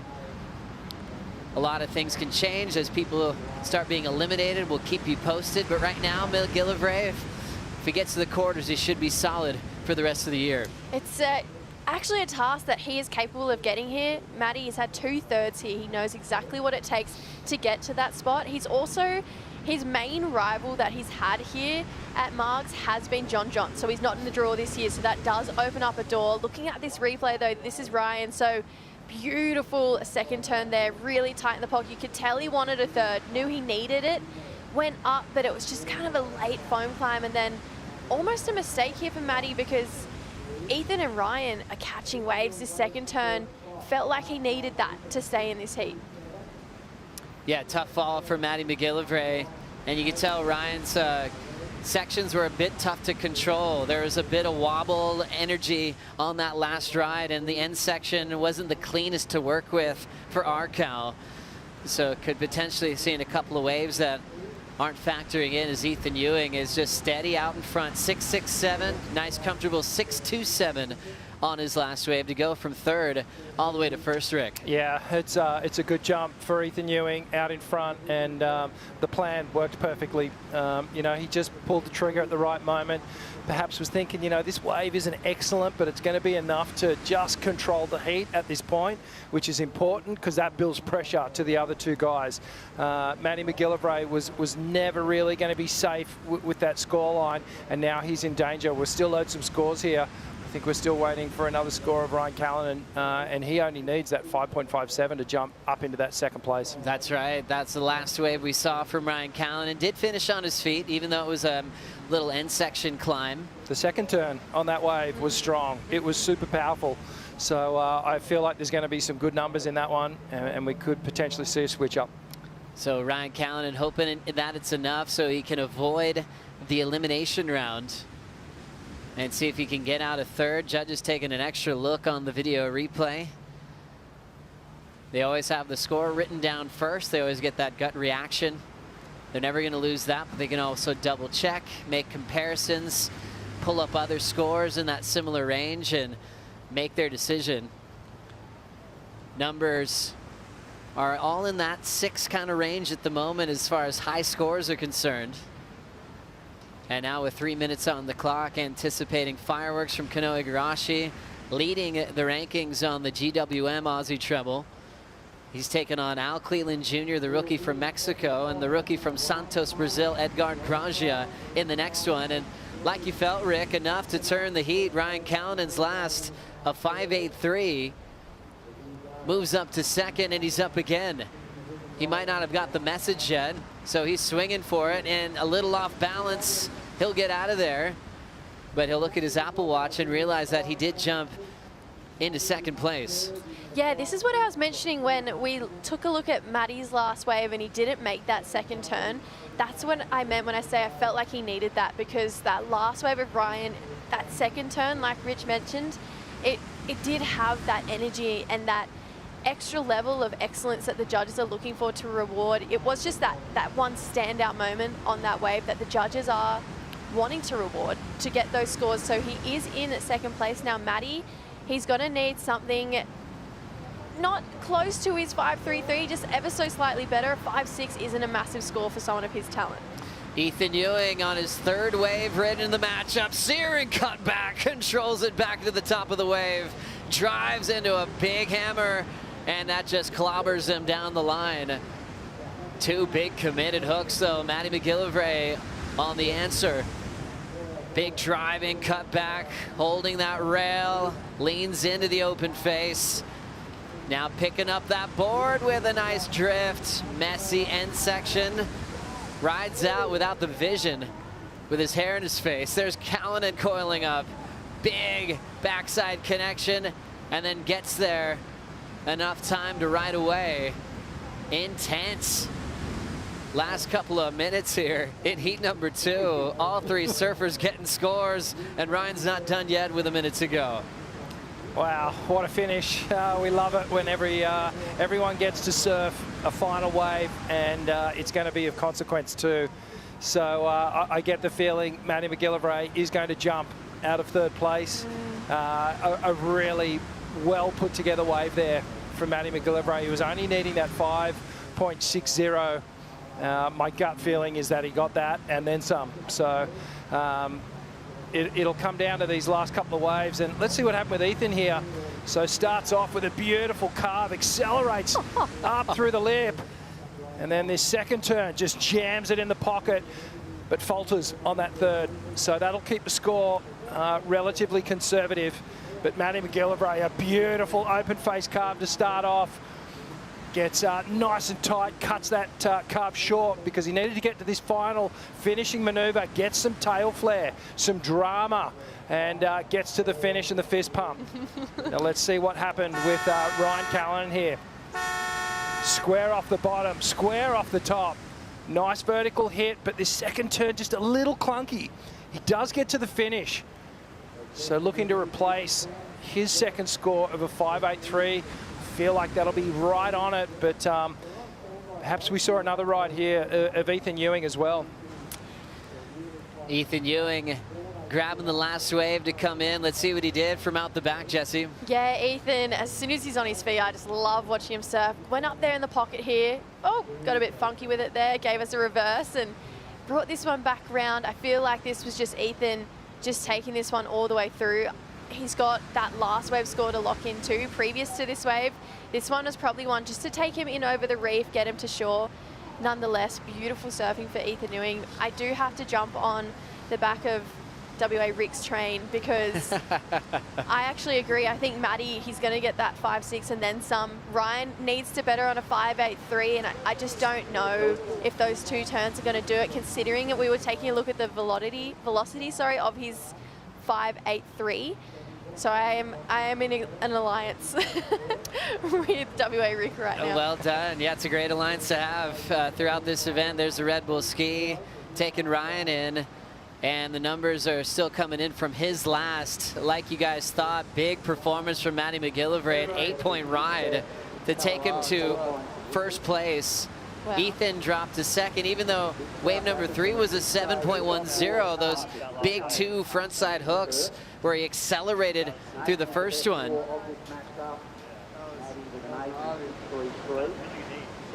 Matty surfing under pressure of the cut. He's felt that before at main break, but it brings out a lot of his strengths on this big open face wall in his forehand. He's talking things over with Brent Power from CI. He's realizing he won the heat. Ethan Ewing second, and Ryan Callanan ends up in third with a big 7.0 coming in at the end. 2 brilliant heats to open up this event. And the high seeds finishing in second in both morning heats. Ethan congratulating Matthew McGillivray on that performance, and he needs it to make the cut this year here at stop number 7 of the season. Kanoe Igarashi coming up next with Al Cleland Jr. and Edgard Gragia. We'll bring in the Blakey brothers for the call right after this.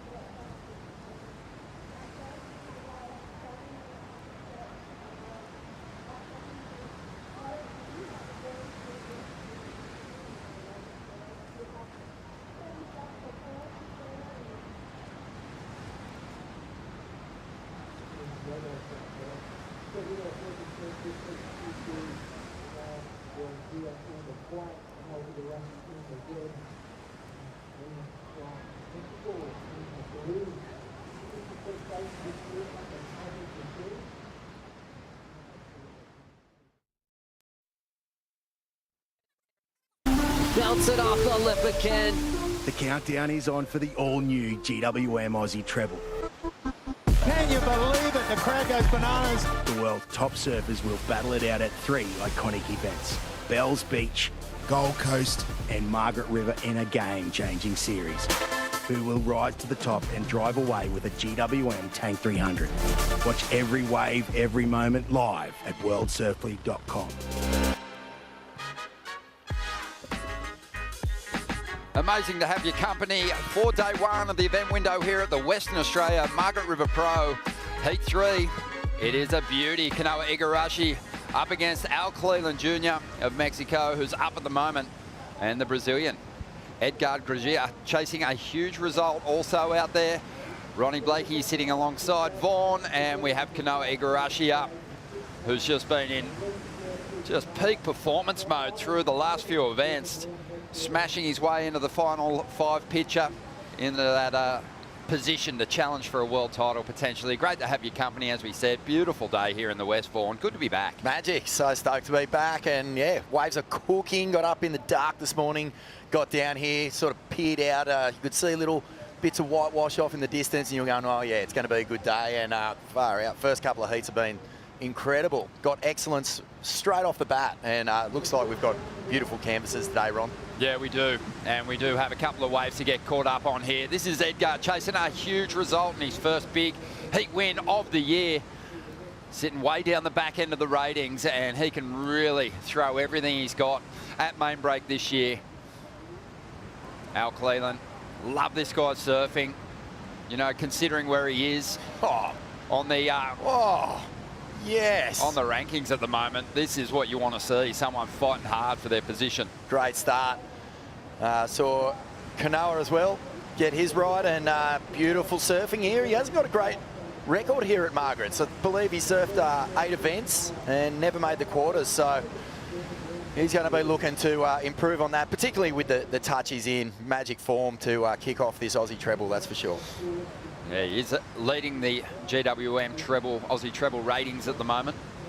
We'll be diving into that story as we roll through this heat. 25.5 minutes to go. Numbers still rolling in from the opening exchange here. And we'll see what these competitors drop. But the numbers have been solid through the opening heats, and the surfers have had the benefit of a few days to get really comfortable in similar conditions. So I think that they've dialed in their equipment. They've gotten used to the cooler water here on the west. And I just think that we are going to see big numbers drop right through this opening round of competition. Yeah, well, Connor O'Leary said this morning, you know, there's so much opportunity. There's plenty of waves in the sets. It's pulsing, which is great news for these guys, because, you know, Bells had lots of opportunities as well, but we had just a whole range of different conditions. There was a lot of onshore surf. We had one clean day that was really good, but wasn't exactly pulsing. And then obviously getting up to Burleigh, we had sort of short period swells, lots of waves, but just short cupped out faces. But this morning, you can really see that the surfers are opening up. They're loving this big open face. Look at this. I mean, kick off your heat with a big finner / carve. Not too many crew have that in their artillery, and then just backs into a big old hammer. Good stuff from Al Cleland. Yeah, he's really reliable and very predictable with his unpredictability. I love the way this guy goes about it. He always puts it on edge. He's had a really just no holes barred kind of approach to his heats since he graduated to the championship tour, and he's quickly established himself as one of the most entertaining campaigners this year.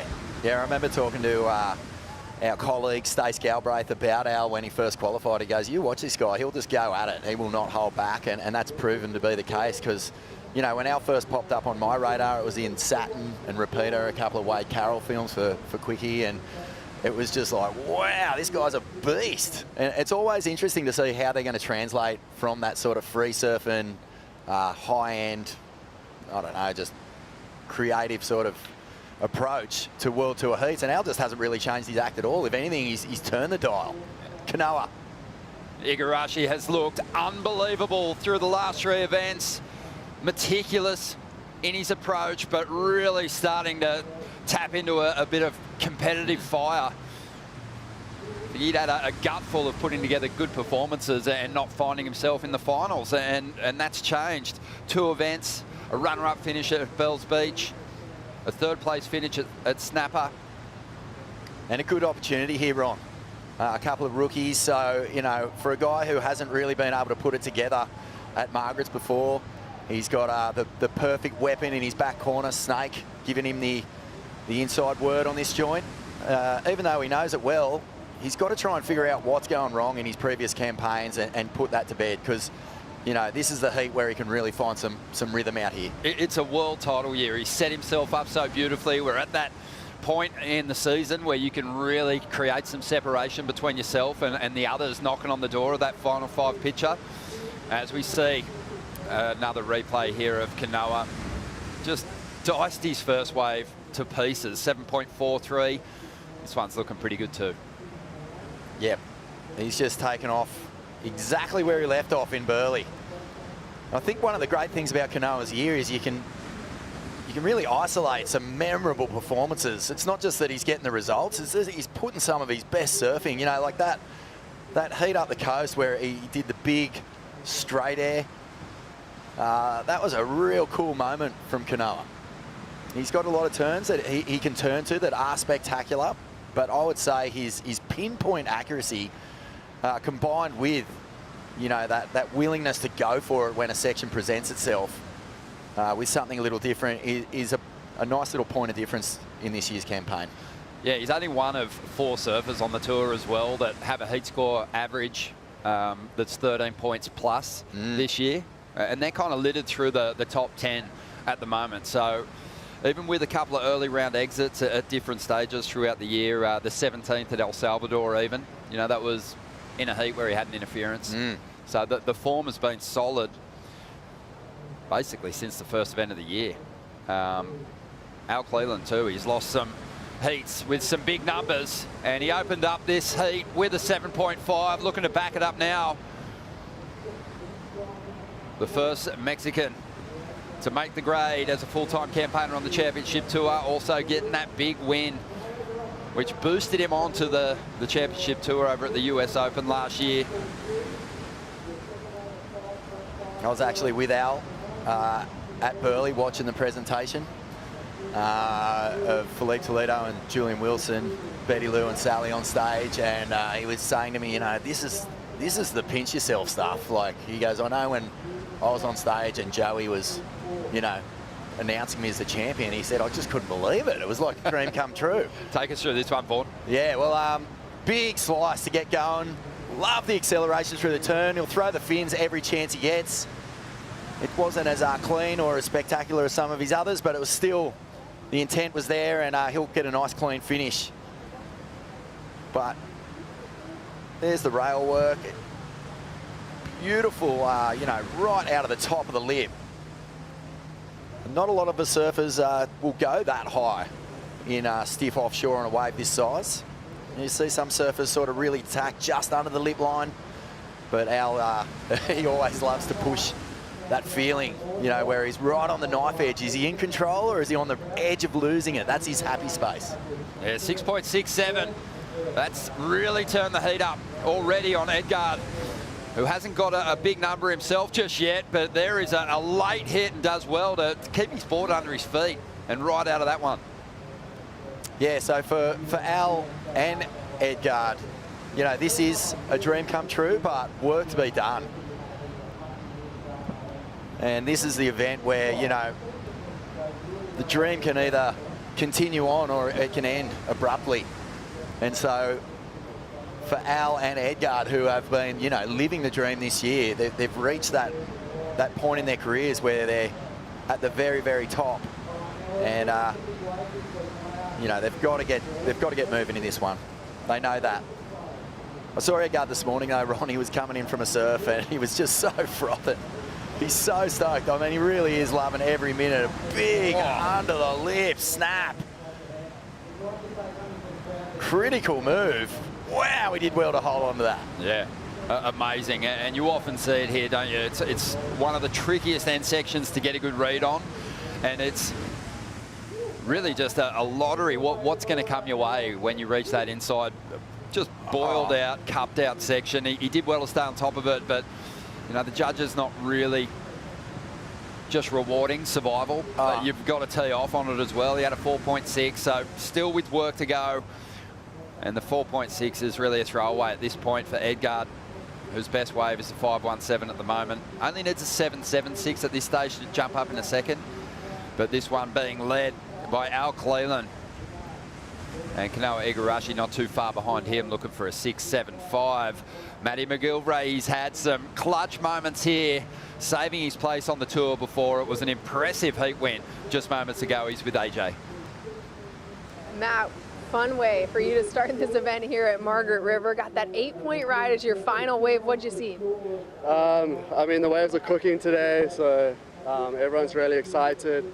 And I was really, nervous about coming up against Ethan and Ryan. And yeah, it came down to the last wave for me, so the pressure was on and I was definitely feeling it. But I was just happy to not fall in that last turn, and yeah, just stoked to make it through. You talk about how excited everyone is to be here in Western Oz, but there's still a lot of pressure, and I know you were talking about some nerves coming into this. How'd you manage it? Yeah, I mean, it's tough. It's just trying to focus on the present moment and not get distracted, not think too far ahead. And yeah, just enjoy the place and its beauty and the waves, and yeah, have as much fun as possible. That's the best way to deal with it. How good does it feel to start off this event with a heat win? Yeah, it's a great confidence boost. After Burley Heads, I was a little bit bummed, and yeah, hopefully this is a better event for me. I'm excited. Congrats, Matty. Thank you. Thank you, AJ. And Matty doing really well there. Seems to be, well, pretty relaxed in that high pressure moment. It's been interesting watching how people have adapted to the cut over the years. You know, in those first few years, it really did feel like the end of the world it was approaching. You were just getting closer and closer to the edge of the cliff. But these days, it seems like people do sort of come into this event if they're in danger of falling off tour with a completely different attitude. You heard Connor O'Leary say this morning, Ron, you know, I just want to be in attack mode. I don't want to be tentative about it. I want to just get out there and give it everything I got and not feel the stress. And we just heard Matty say pretty much the same thing. Edgard in that same position, trying to push hard. He's got more work than anyone to do if he wants to stay on tour. Might have to go all the way to the final. But yeah, it's an interesting one. Someone like Matty, probably their confidence just buoyed a little bit by the fact that they've been in that position before and converted. He comes into this one just inside that cut line. Al Cleland also in that same position, sitting just one place behind Matty McGilvray. So yeah, and they're the people that you want to get over the top of. You want to sort of be eyeing off who's ahead of you on the rankings and go, well, if I just beat him, I'll be okay. Yeah, and Matty's put in wonderful performances here over the years too, so that'll be giving him a lift as he moves through this event. Here we go. Igarashi, wave number 3, chasing a 6.75. Beautiful start. Setting the fins free as he often does, but that's all he's going to milk out of this one. Just one turn. The control above the lip is really solid, always. Elite. Say it often about Igarashi, but his fin-ditch board slide is one of the great turns in surfing, modern surfing. It is peerless when it comes to just the level of control that he's got when you are basically releasing all control in that moment. It's an odd one, but he's got it on lock. You get to see it here a little bit. It's just the snap. The fins come out over the back, and never for 1 second did he look like he was going to lose that turn.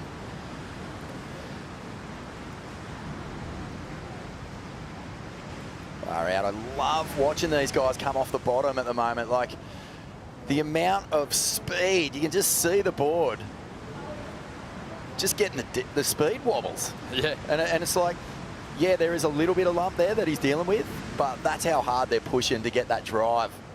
And that's where all that opportunity comes from. You load up that speed and you can just about do anything out of the lip. It's really nice at this venue to take in those zoomed in super slow-mos, the Stone and Wood slow-mo, and just appreciate in detail how on edge these surfers are.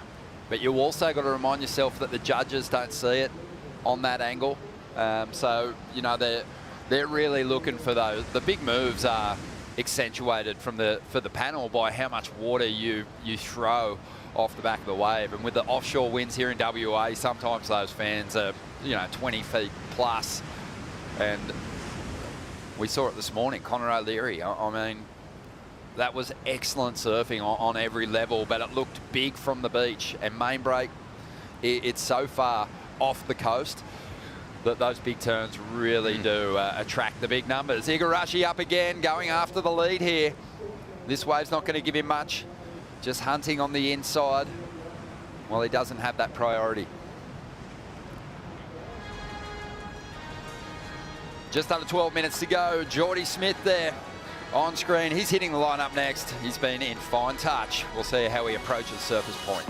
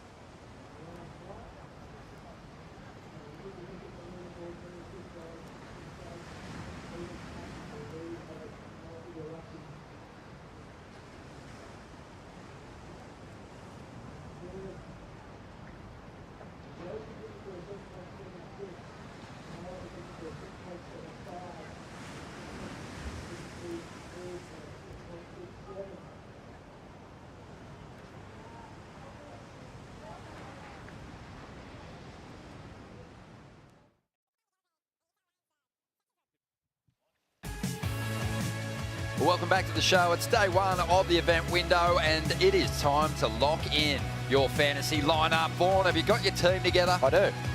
I have. I've submitted it, and I'm languishing down in about 658th in my own personal. Well, that's not too bad. The Swellian Fantasy League. That's in your own league. Yeah, I know. Yeah. And there's only about 650 odd people in it, so yeah, not going great, but I do love it. Oh, it's great fun. Play now. Go to worldsurfleague.com. Get your team dialed. And don't forget, you have a little bit of time to see the form in the opening round before locking your team in. During the break, we had a set roll through. Al Cleland picked off wave number 3. Looking to extend his lead here. What a finish. Big hit. This is unreal. He bashes his section and fully releases the fins into the confluence of power. I love that this section is the make or break of your year on tour if you're on the cut. You know, I mean, how poetic is it that, you know, you've got this convergence of power, and as you say, you just can't tap it if you want to get through. You've got to give everything you can. So it's the ultimate, like, how bad do you want it? Oh, it's so true. And by the looks of things, Al Cleland wants it real bad. Waiting on that score to come through. I mean, it's just the one big turn, but I think he'll be rewarded for it. he could improve on that 6.67 here. You can't argue with that sort of go for broke attitude and that sort of skill. I mean, we have seen surfers come undone on this section so many times, and Al just goes completely mad, throws the kitchen sink at it. Well, he didn't As I was improve. saying, it's not just the kitchen sink, it's the little bits of lettuce and the corn that gather in the plug hole as well. He's nabbed himself a 6 here, so didn't up the requirement for Kanoa Igarashi, but again, just I think winning fans every time he gets to his feet. Yeah. Needs a bit more though on that first section, as well as the final hit if he's going to up the requirement here. Igarashi well within striking distance. Let's have another look at it. Yeah. I mean, this is just 100% kaboom. And the timing is just so perfect because he actually gets back onto a bit of open face before the thing shuts down. So that gives him that nice little transition back into the flat water.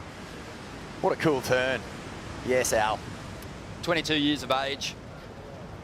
Already, you know, so much size in the moves that he's thrown at us, so much commitment to those turns.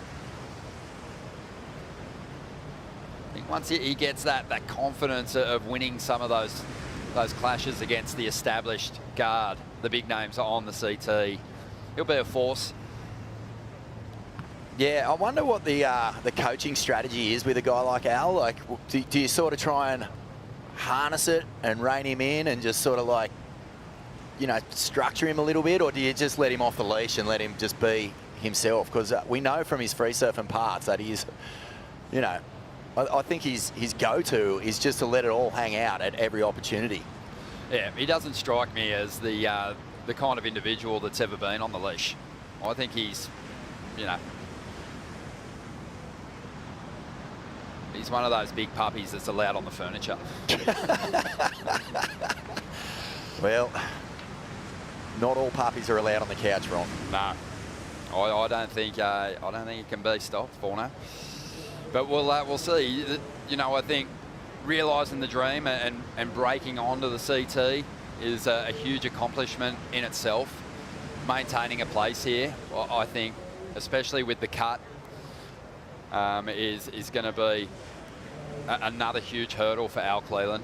And he's a guy, though, that I think if he survives the cut, he'll have a long career. It'll be hard to knock him off because, you know, in a rookie campaign, having 7 events to figure it out has proven extremely difficult. Not too many rookies in the last 5 years have managed to do that, to survive that cut. It's been really hard for them to do because you're figuring out these locations for the first time. But as you said, he's coached by Jake Patterson, who's been victorious here in the past, and obviously knows the game better than anyone. Let's dive into the recap here and get a look at these opening rides for Igarashi and Cleland. Oh, man, this first ride from Al Cleland says everything about where he wants to be, and that is on tour. He just went into attack mode straight out of the gate, sorry.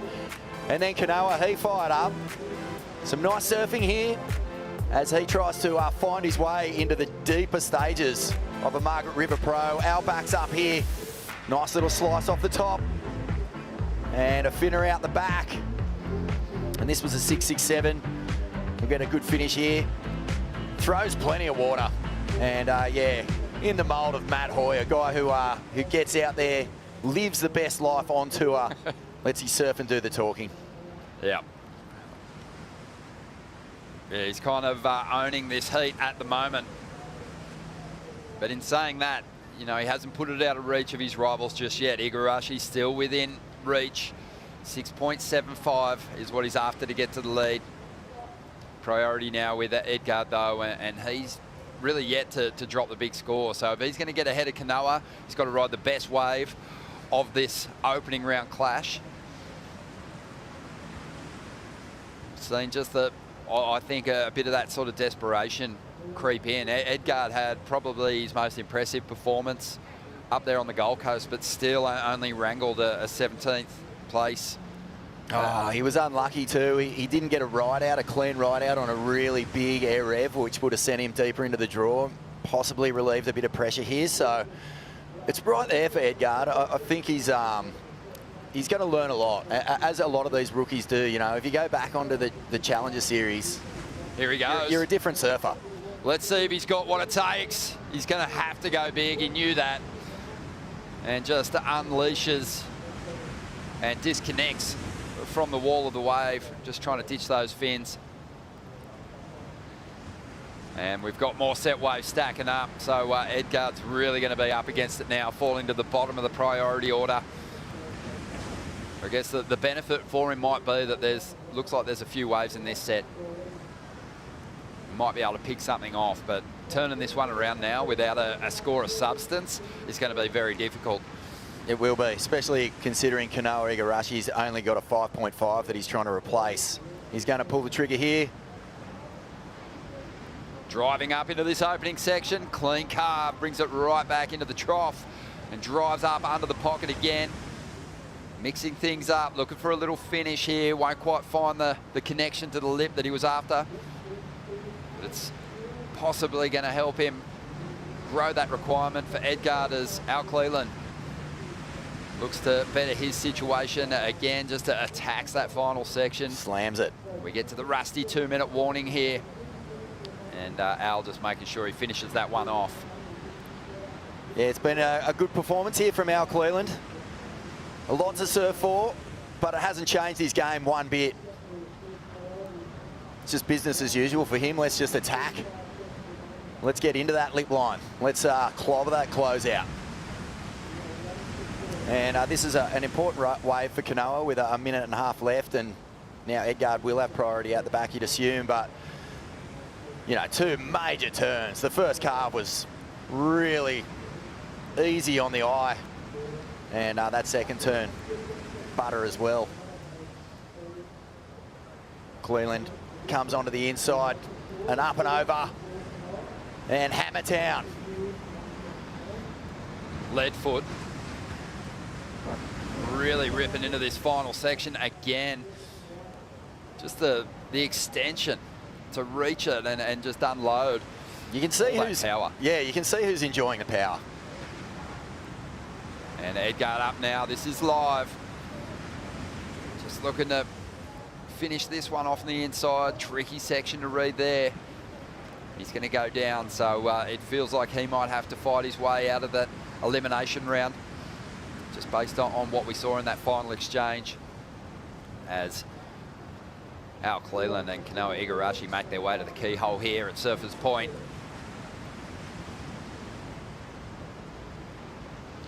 Beautiful Saturday morning, expecting big crowds down here.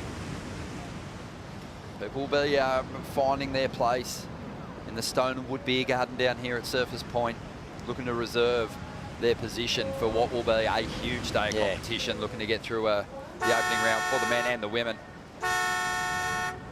Definitely a different energy compared to the Gold Coast. You know, that was stadium surfing at its absolute finest, heaving crowds and so much energy going on. But, you know, this is still the big surf week down on the southwest, and I know that last night there was a lot of activities going on in town. I think Jerome Forrest showed a film that just got a full house and a lot of the local boys just ripping. So yeah, it is time for Margaret River to shine as well in the surf world. Mate, they simply call it the Pro over here. That's it's just an event that everyone really looks forward to, the opportunity to see what the world's best can do on this wave. They just turn it into a high-performance wonderland for the 2 weeks that they're here. Kanoa Igarashi, 6.83 on his last wave. Still waiting on a score to come through for Al Cleland. But Al was pushed back into second position, and he'll need a 6.76 out of his last ride to get that heat win. And, well, the winner's interview with AJ, which is hotly contested. It is. Kanoa, every heat he makes just gets him ever closer to that GWM tank. Oh, exactly. Yeah, it comes into this one. Yeah, just that one wave. When you're paddling into it, I was going, this is wave of the day, and it closed out on you. Yeah, well, I did a big first turn. I know. All I needed was just a... I know, but you were waiting there. But how was his last one? it's going to be right there. Yeah. He kind of missed the first turn, but he got two nice other second turns, so it's going to be right there. Yeah. 6.5 to 6.8 could be. It's probably right on the 6.6. I think he went 6.6, but. Anyway. No, he'll need a 7. Jake Patterson, he's got a PhD in just about everything competitive surfing, and he was spot on there. It was right there, 6.27 for Al Cleland that last ride. He needed a bit more to get himself the heat win. Igarashi takes the W. Cleland in second. Edgar Grugier is pushed into the elimination round. More big heats coming your way right after this.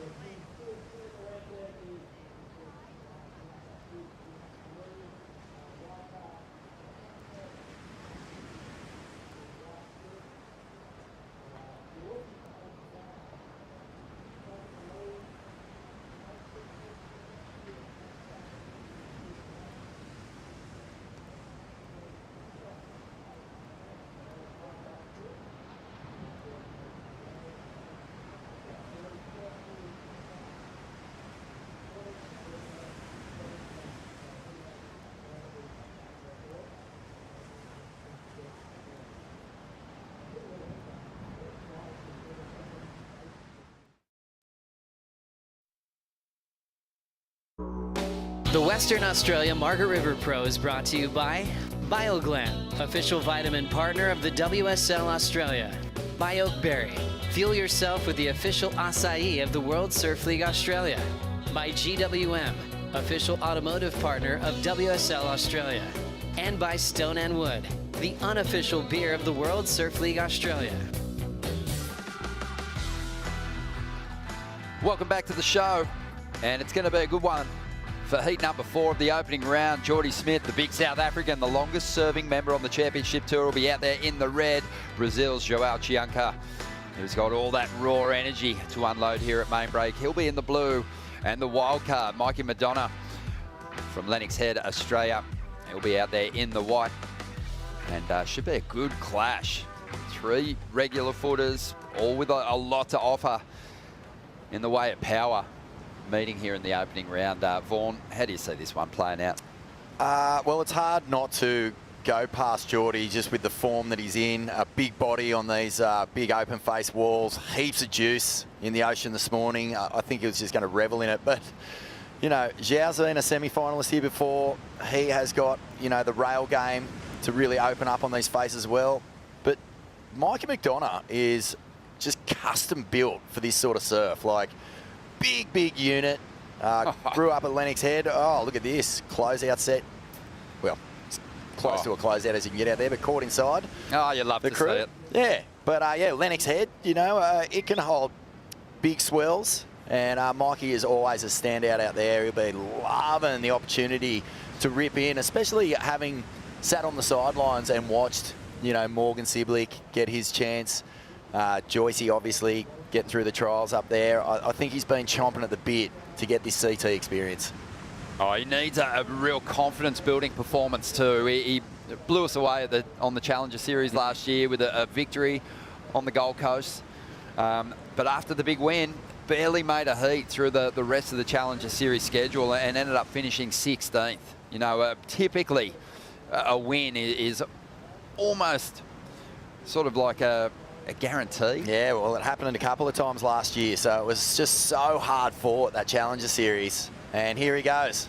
Let's see what he can do. He's free surfing in the lead up to this opening round heat has been solid. He finds a clean wall to lay down one of those smooth point break bred tracks. Gets the carve, gets the finish.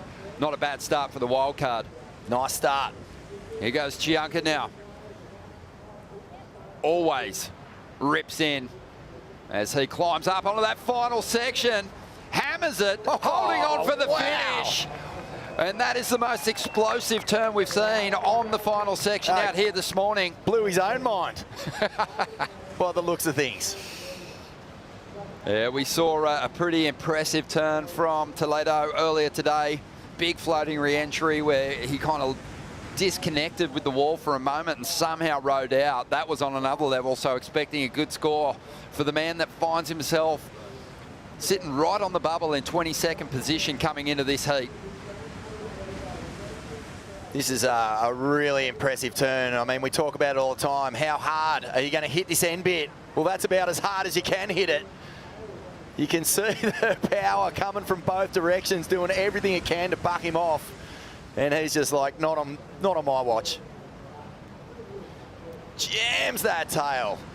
Gets the big board slide. Nose digs in. And from this point, it's just hold on. He is in the rodeo. Yeah. I mean, a turn that Dane Reynolds made famous, really. And Chianca's thrown a very worthy version of it here at main break. Yeah. And in his head, he is doing the numbers, and I think he knows he's on his way to a pretty good score there. As we see the replay of Mikey, that's just classic point break flow, that first turn. Yeah.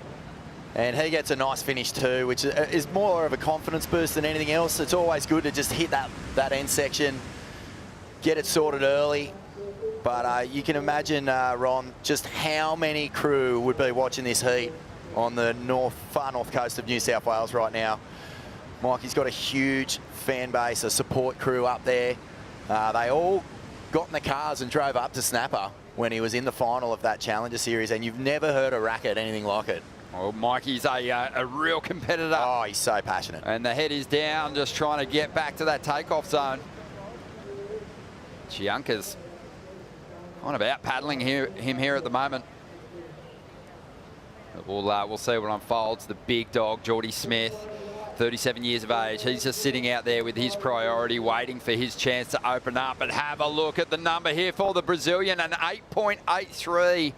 And really, it was all based on that final hit.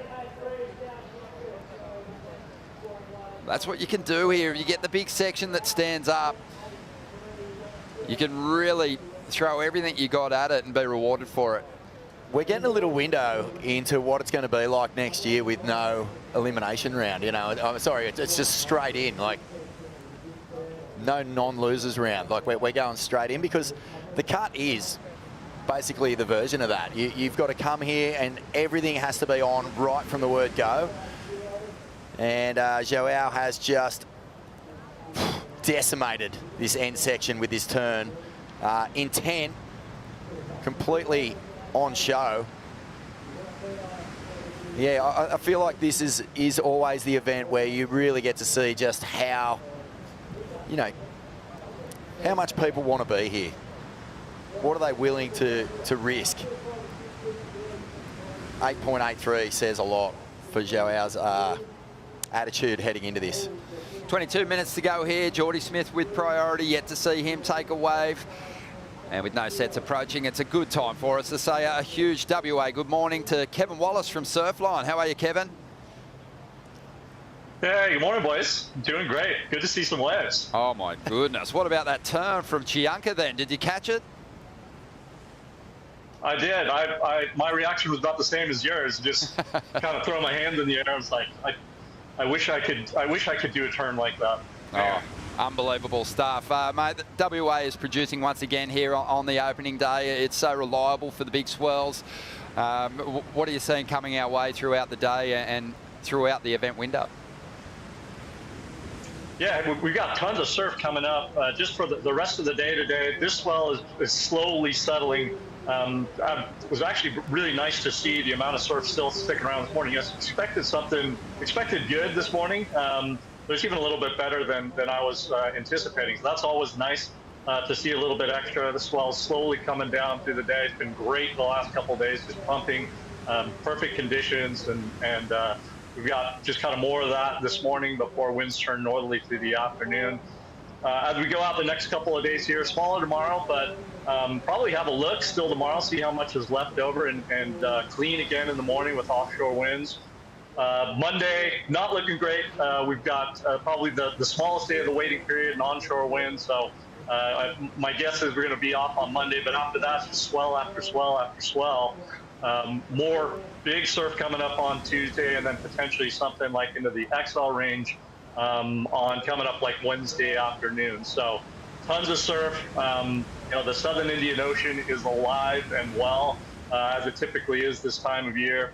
As we look at our forecast chart here, you can see this series of storms that have set up all of this swell. The interesting thing for today, and then as we head into next week too, on Tuesday, more mid-period like southwest swell, but a lot of west in it, and then that really long period swell, most likely Wednesday afternoon and a Thursday. So with the more mid-period swell, when it's a little bit more westerly too, that opens up potential at the box. So we'll look towards that potentially as we head into next week. And again, just pumping surf over the next, after tomorrow, once we get into Tuesday again, pumping surf and really pumping surf, potentially getting into the XL range like Wednesday, and then tapering off to the second half of next week. So no shortage of swell. Going to be picking out the best conditions days when we get the offshore winds, at least in the morning. And hey, it looks like we may have some more stuff coming up towards the end of the waiting period. So lots and lots of swell coming up. Mate, what are our winery days? More importantly. We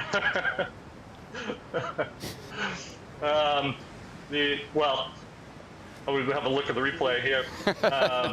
Let's have a look at these replays, and you can tell me when we can get out and get amongst it. But Geordie Vaughan, he waited some time for this ride. He made it count, got the finish. Yeah, smooth ride.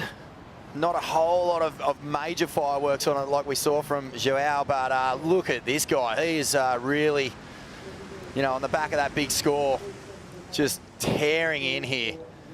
And you can see the extra bit of effort, the extra bit of squirt on all those turns, Ron. And throwing plenty of water into the air. He just looks like he's got the adrenaline boost from that big score that he got earlier. Yeah, but seen some impressive stuff from those people just inside the cut line in the last few heats. McGilvray, impressive. Cleland, very strong as well. And Chianca, he's right in that similar conversation. Kevin Wallace is with us at the moment. He's been giving us the lowdown on what's coming our way in this event window. It's all looking really promising, Kevin. What about the winds? Because there's been some talk around the Conair site that there could be some challenges there.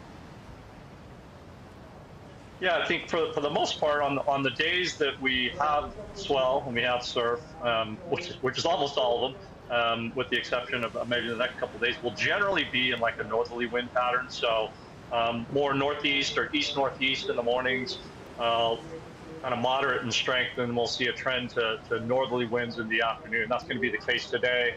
Tomorrow, we'll probably see the northerly winds pick up a little earlier tomorrow as compared to today.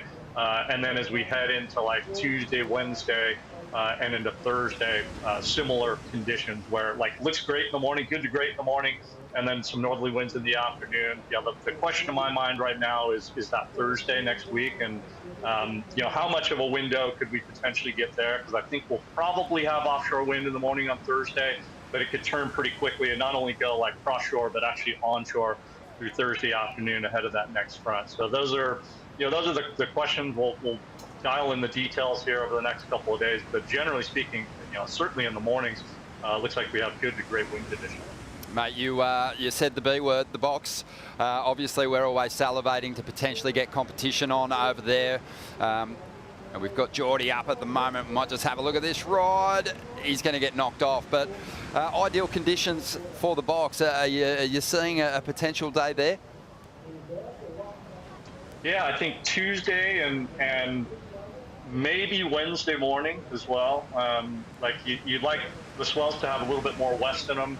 You'd like the swell period not to be short, but a little shorter, somewhere around 13 to 15 seconds seems to be ideal. You don't want it to be super long period. That's the case with like most slabby waves around the world. Once it goes like 16, 17 seconds and above, it just gets weird and gurgly and surgy or weirder, so to speak.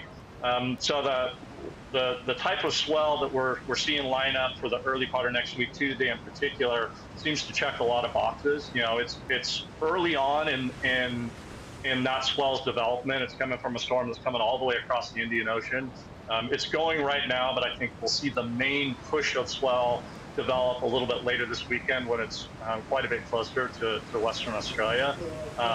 But there's a lot of things that I like about it for potential to go to the box early next week. So fingers crossed that storm continues to behave as what the forecast models have shown, because there's a real opportunity there. Love it, Kevin. Appreciate all the great work you at Surfline do, and it sounds like we're heading off to a winery on Monday. Yeah. I'd say lock it in. All right. And let's go to the box on Tuesday. I'm ready. Sounds good. It'll be a rough broadcast day, but we'll get through it. Thank you to Kevin, and let's get back to live action now. Chianca, well, he is building nicely here. Had a 6.43 to back up the excellent opening ride. Nice dismount. Yeah, he's just throwing everything at it, so on edge. And yeah, he's just, when he's on, he is a force. 14.5 minutes to go. Let's have a look at it. So much energy in his surfing. And yeah, as with all these surfers, look at that. That is such a beautiful carve out of the lip, and then the punchy finish. And a little bumpy dismount, but yeah, you know when someone's on because you can just see the body relax into the turn. Pulls the rail right through, finishes as high as you can finish. That just sets him straight up for this next bottom turn. Mate, I was even getting leverage out of the turn with his big toe. Did you see that? Just flexing on his heel. Really laying that board over as we see Mikey Madonna up. Big hook out of the top there.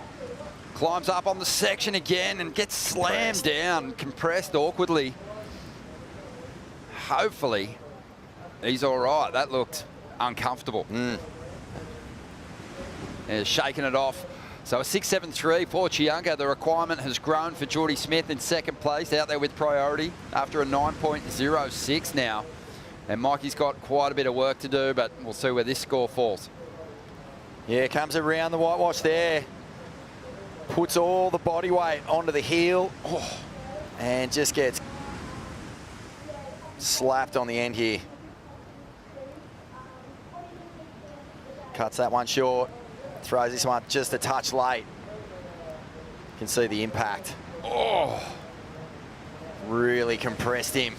As you said, Ron, real awkward fall, that one. Yeah, he's paddling back out there, though. Yeah, 3.17 gets him into second position. Geordie, uncharacteristic fall. I did notice that Geordie really went into that turn with a lot more aggression. He has been doing that a little bit, sort of like getting a bit of a feeler wave at the start of a heat and then just, you know, really opening it up.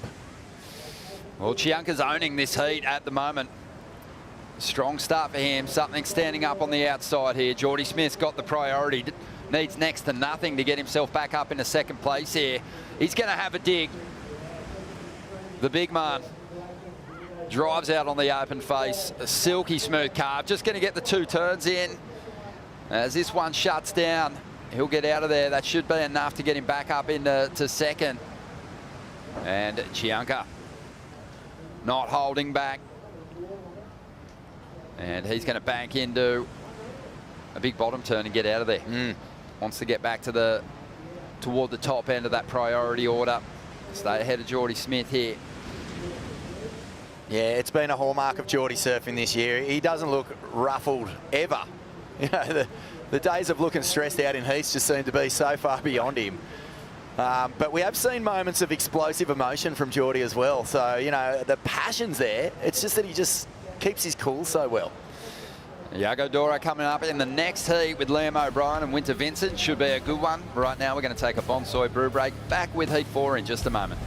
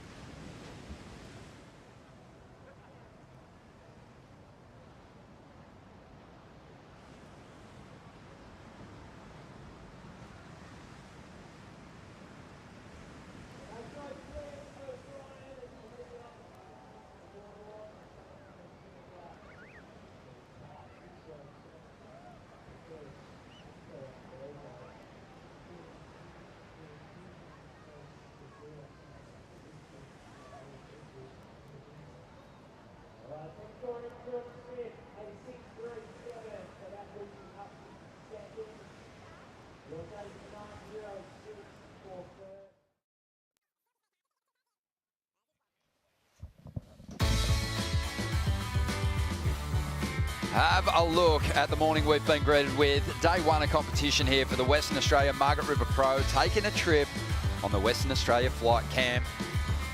It's actually a beautiful coastline to scope from the sky. I've been lucky enough to take a couple of helicopter rides around this region. Stunning, Paul. Magic.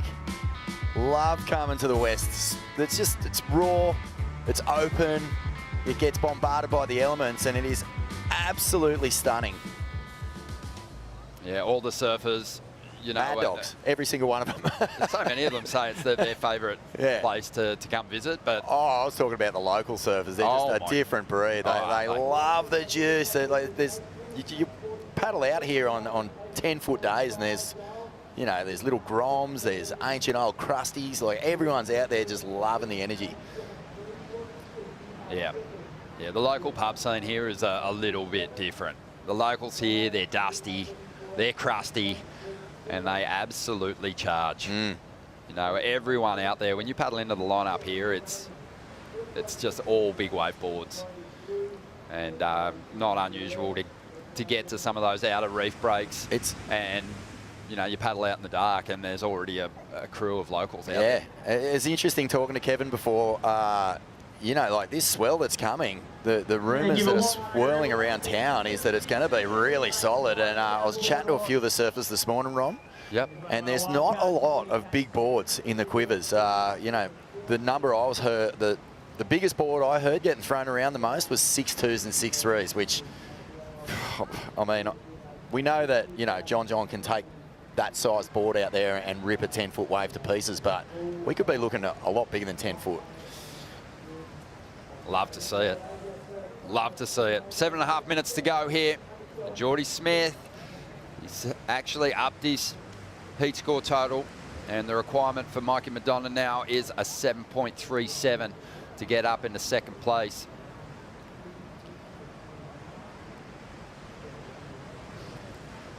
Seven minutes to go, and this is going to be a good test for Mikey.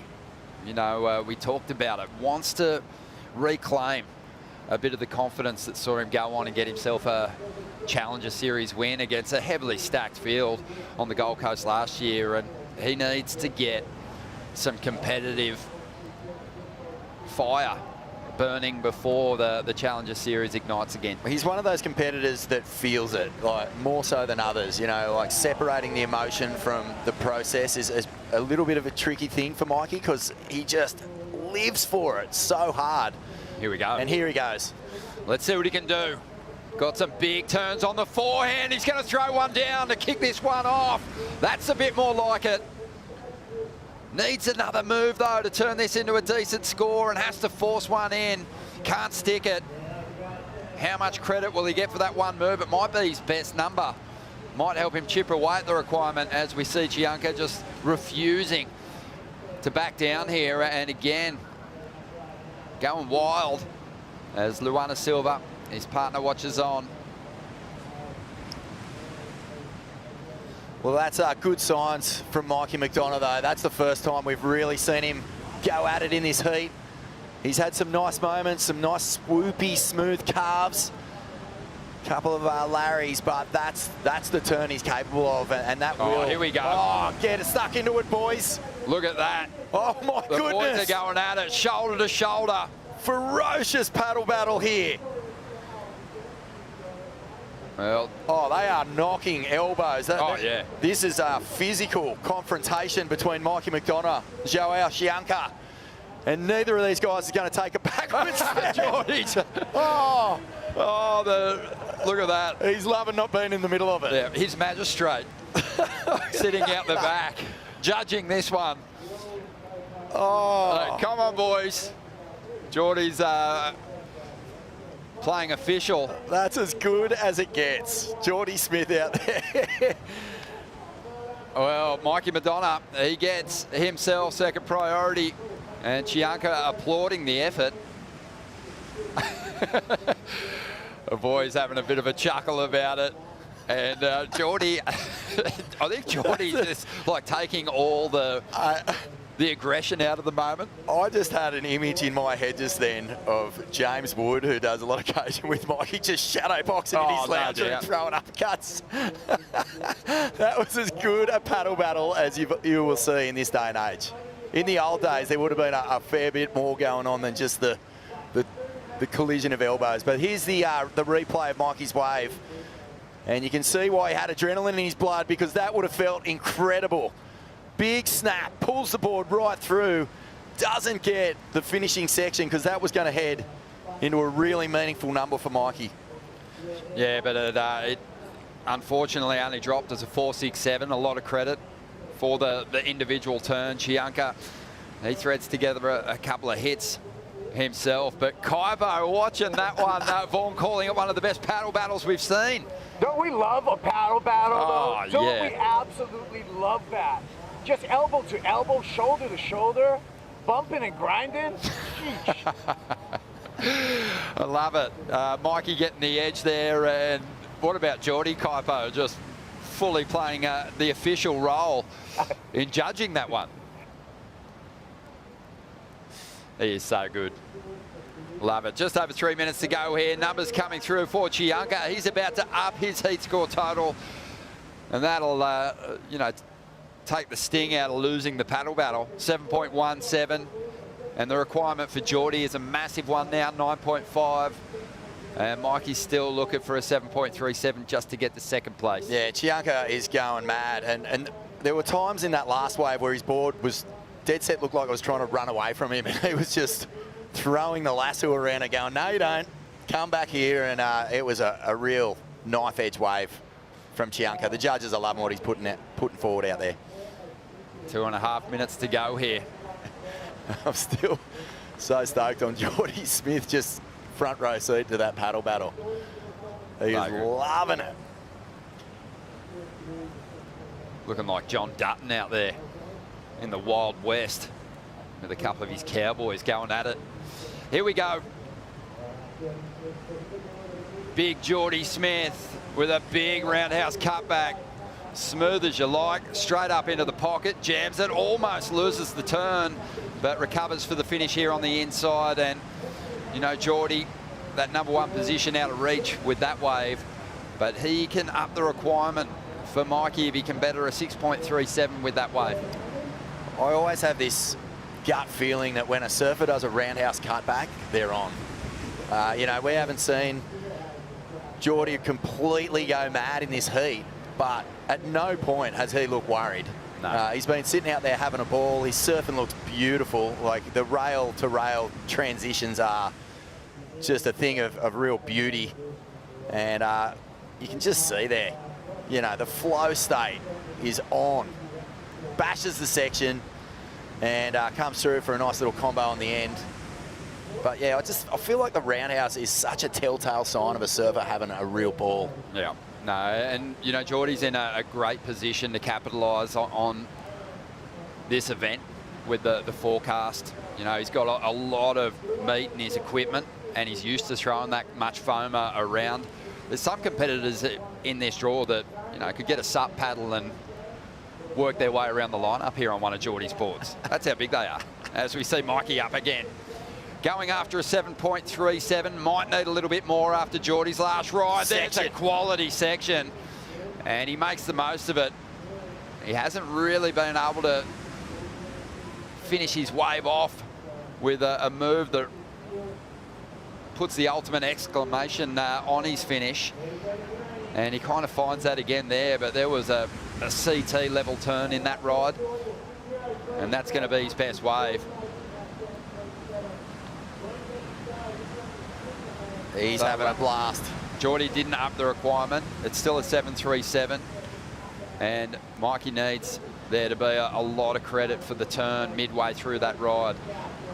But some great moments for him in this heat. Yeah. Competitive moments and also a couple of big turns that should fuel him with confidence. Yeah, I think the takeaway for Mikey will be that he had 2 sections stand up that he completely attacked. You know, he really went mad on him. Did the wave offer more after that? No, it didn't. But getting into a nice paddle battle, being competitive at this level is something that he'll be able to take away from this heat. And yeah, he'll find himself in that elimination round. But look at that. That is a massive turn. Oh, I think there's plenty to take out of this. Well, he came in over the reef towards the ski with a big smile on his face. He obviously enjoyed himself out there, even though he's going to have to fight his way through the elimination round. Geordie Smith, smooth as you like, out here at Main Break this morning. A very composed performance from him, and excellence from Joao Chianca. We're going to take a break. We're going to bring in Joe, Jess, and Richie for the call right after this.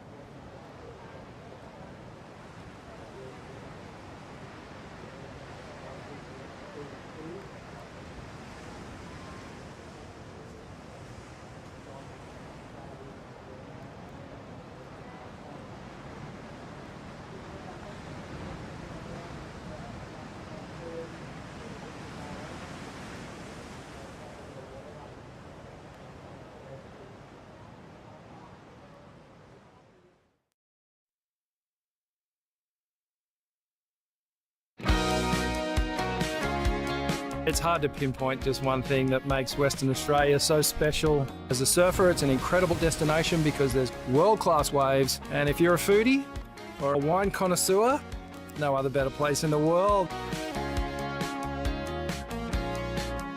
Abundant waves, beautiful landscape, crystal clear water, great wine, as well as incredible culinary experiences. This is a beautiful slice of the world. There's endless ways to have an adventure here. There's always something new around the corner, another new beach that you've never heard of before, a new track down in the forest that you've never seen. I think some of the best chefs in the world are here, working in the wineries, working in the restaurants. I plan on fattening right up this year.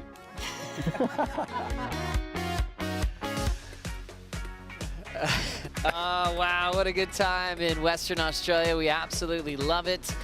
And the whole crew enjoys the lay days just as much as the days that are on, like we're enjoying today. Big scores, big heats, a lot of drama already on this great Saturday morning here in Western Australia. Margaret River Pro Stop 7 of the season. Thanks for being with us, Joe Turpel, Jesse Starling, and Richie Lovett here, and enjoying this morning incredibly.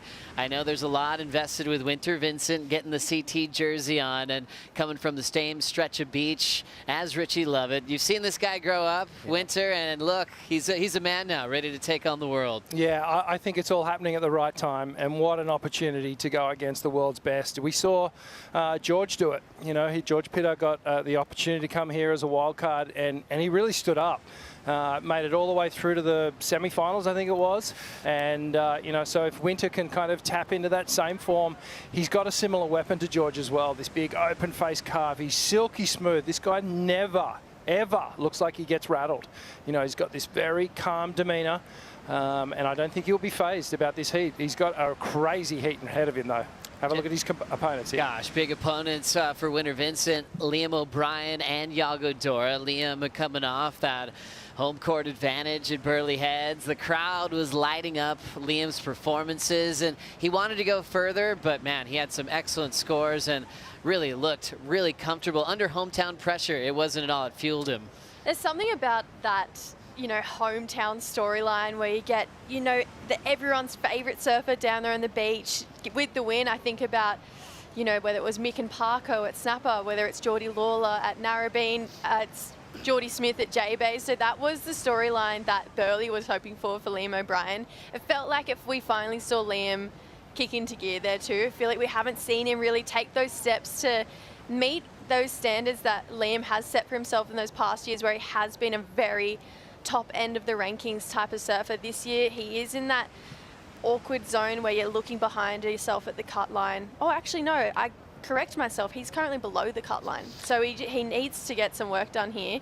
And Iago, massive opponent to come up against here too. Iago Dora, the high seed, in fact, number 2 in the world, as you see the crew trying to establish the first wave. No priority yet, just trying to outposition each other for the start. But yeah, for Dora, what a couple of years it's been, coming just very close to making it into the Lexus WSL Finals. One spot out last season, getting closer and closer, but the best start he's ever had in the first half of the year, Rick. Yeah, finding himself in the number 2 position. Let's just marinate on that just for a second. You know, for Iago, that's huge achievement. And it really just is a reflection of how well he's been surfing this year. This consistency, he's tapped into it. Talking to Matty Bemrose, who works very closely with Iago, he is all about business this year. It's all seriousness. He's just crossing all those T's, dotting the I's, and making sure everything is accounted for. Well, to think as well, his worst result this year is a 33rd. It was at Pipe. So he had that kind of shocking start to a lot of us as spectators, fans, commentators, when we're like, wow, Iago just like bailed out in the first round at Pipe. So thinking points-wise, if he makes this round, he's already going to extend his second place too, solidifying it even more. His eyes definitely on that Lexus Final 5. And right now, I'm sure he'd just want the season to stop, get himself over there to Fiji. Right, what a start and what a story for Iago Dora. For Margaret River, you know, in the past, it hasn't really been a great event for Dora. He has 1/9 in a handful of results, some even 33rd, 17ths. He's hoping that it changes this season on tour. As we watch Liam O'Brien get started, just a short opener, and he steps off. But his style fits great at main break. Oh, 2 guys really battling. It will be the lanky grommet from Manly, 20-year-old winner Vincent, getting a couple of turns off and riding out. So not afraid of a paddle battle to get in the mix. I would say Winter is probably our generation's Parko. He's that type of surfer who just, he almost makes it look too easy sometimes, just the way he is and how smooth his style is and how effortless he goes to quite progressive and innovative maneuvers as well. So 2 turns there for Winter, probably a bit of a nerves wave. This is his first ever CT, like Rich mentioned. So sometimes you just need to shake it off. And yeah, he's definitely got a lot more to give than that. But Winter coming off a 2nd place at the World Juniors. Bronson, obviously super progressive at that spot in La Union. Let's take a look at this replay though, because he tussled for this wave. Iago didn't want it, so Lobby took it. And Lobby getting started on the opener. Rich, a short one. Yeah, just a quick tap here, and then the wave runs off down the reef. And then this was the interesting one. Iago wanting it, but Winter with his position was able to angle himself in for the right, Rich. So the grommet got it. Yeah, forces the position there and gets a nice clean hit to start off, and then throws it up there for the final one. And we can expect a lot more. Get some open face, and we'll see Winter really start to put that trademark, you know, big flowing hack on display.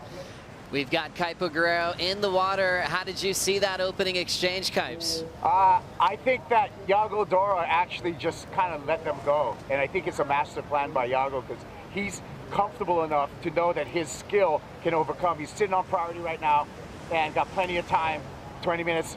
Lobby on his 2nd ride right now, Joe.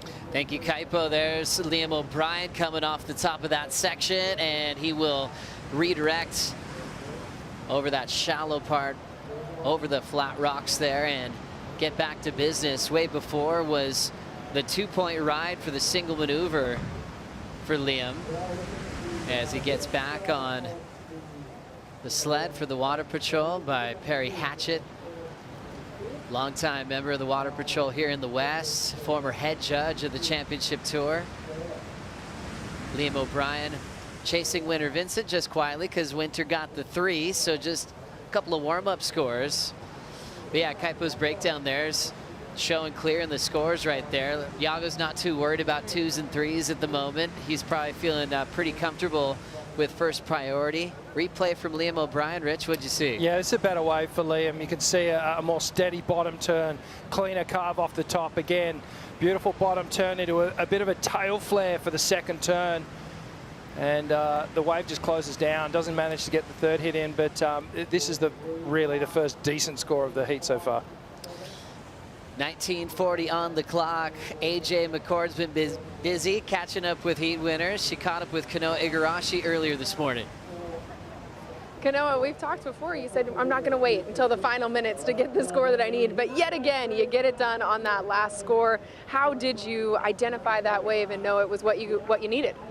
I mean, I had third priority and I was catching everything that moved, so I was trying. I guess I don't do any good surfing until the last few minutes. I don't know, but yeah, just it's so funny how the heat started really quick. We all got scores in the beginning, and then it was that middle phase where there's a lot of waves, but I think it wasn't the right angle, and so we were kind of struggling to get the same kind of scores we did in the first exchange. And then that last set that came in, it was kind of like it had that look and had that angle, and it all kind of came together. We were talking about momentum and carrying it from stop to stop. How is that a part of your strategy and playing into your confidence here at Margaret River? Yeah, I mean, there's nothing that I can do about when the events are or where they are, but yeah, for me, it's just sticking to the routine.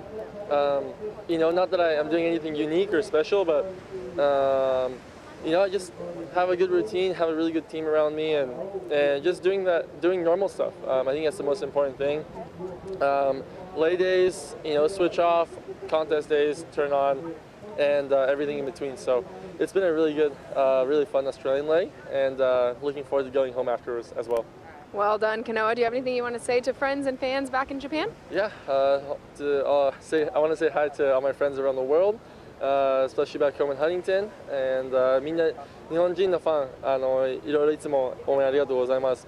今回の一応オーストラリアンレッグすごいいい感じにいいリズムでいい結果を残していることで、このまま続いてやっぱり何にもリズムを変えないで続いてまた今回もファイナルまで行って優勝するのを頑張ります。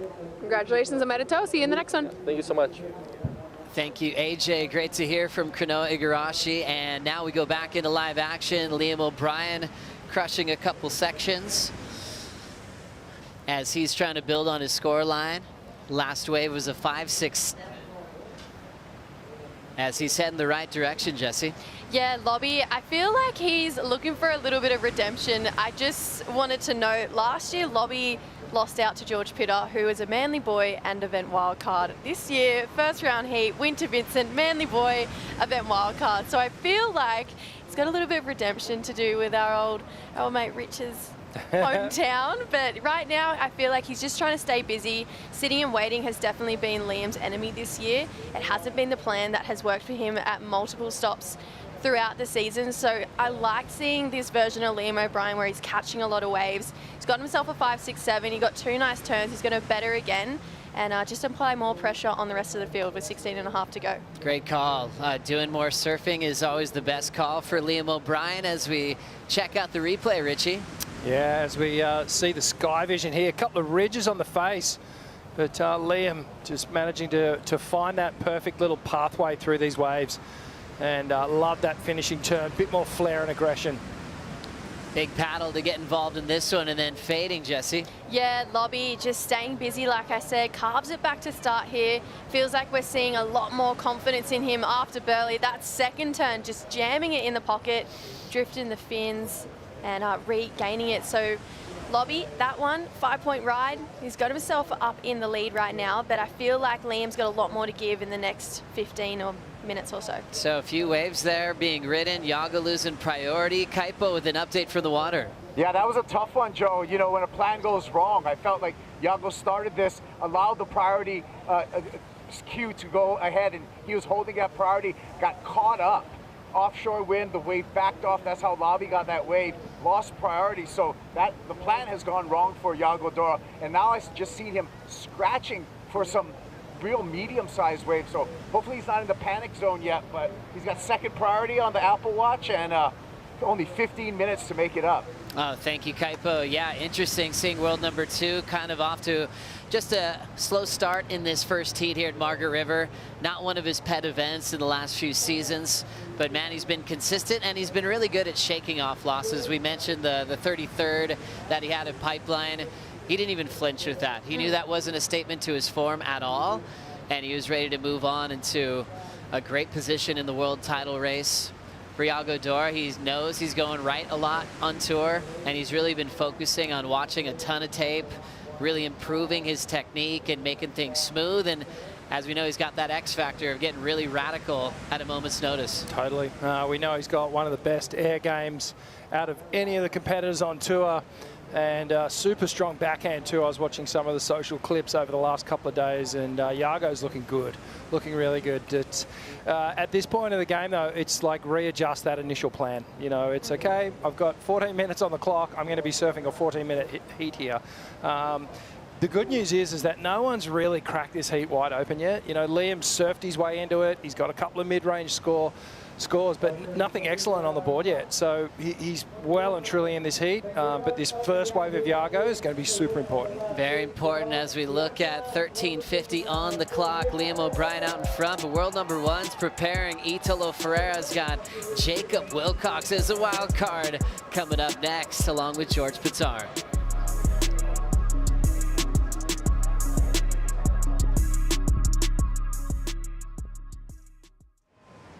You've been absolutely nailing that end section all week, and you did it in your head. You're still doing some potential to practice that because man, it's been outstanding. You guys are really passionate about this.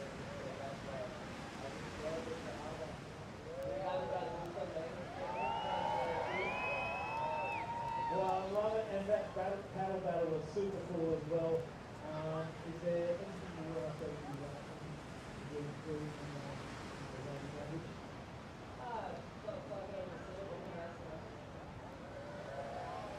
Don't jack it, come on, give it up again. Thanks, boys.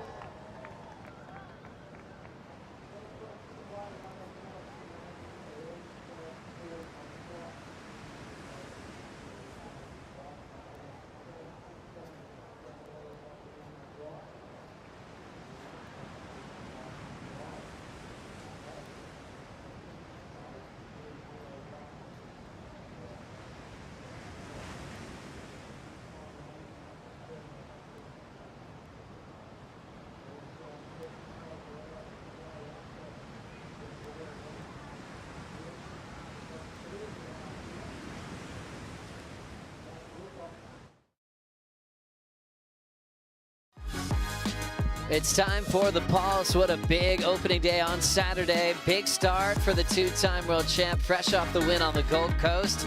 Felipe Toledo, excellence, 8-point ride.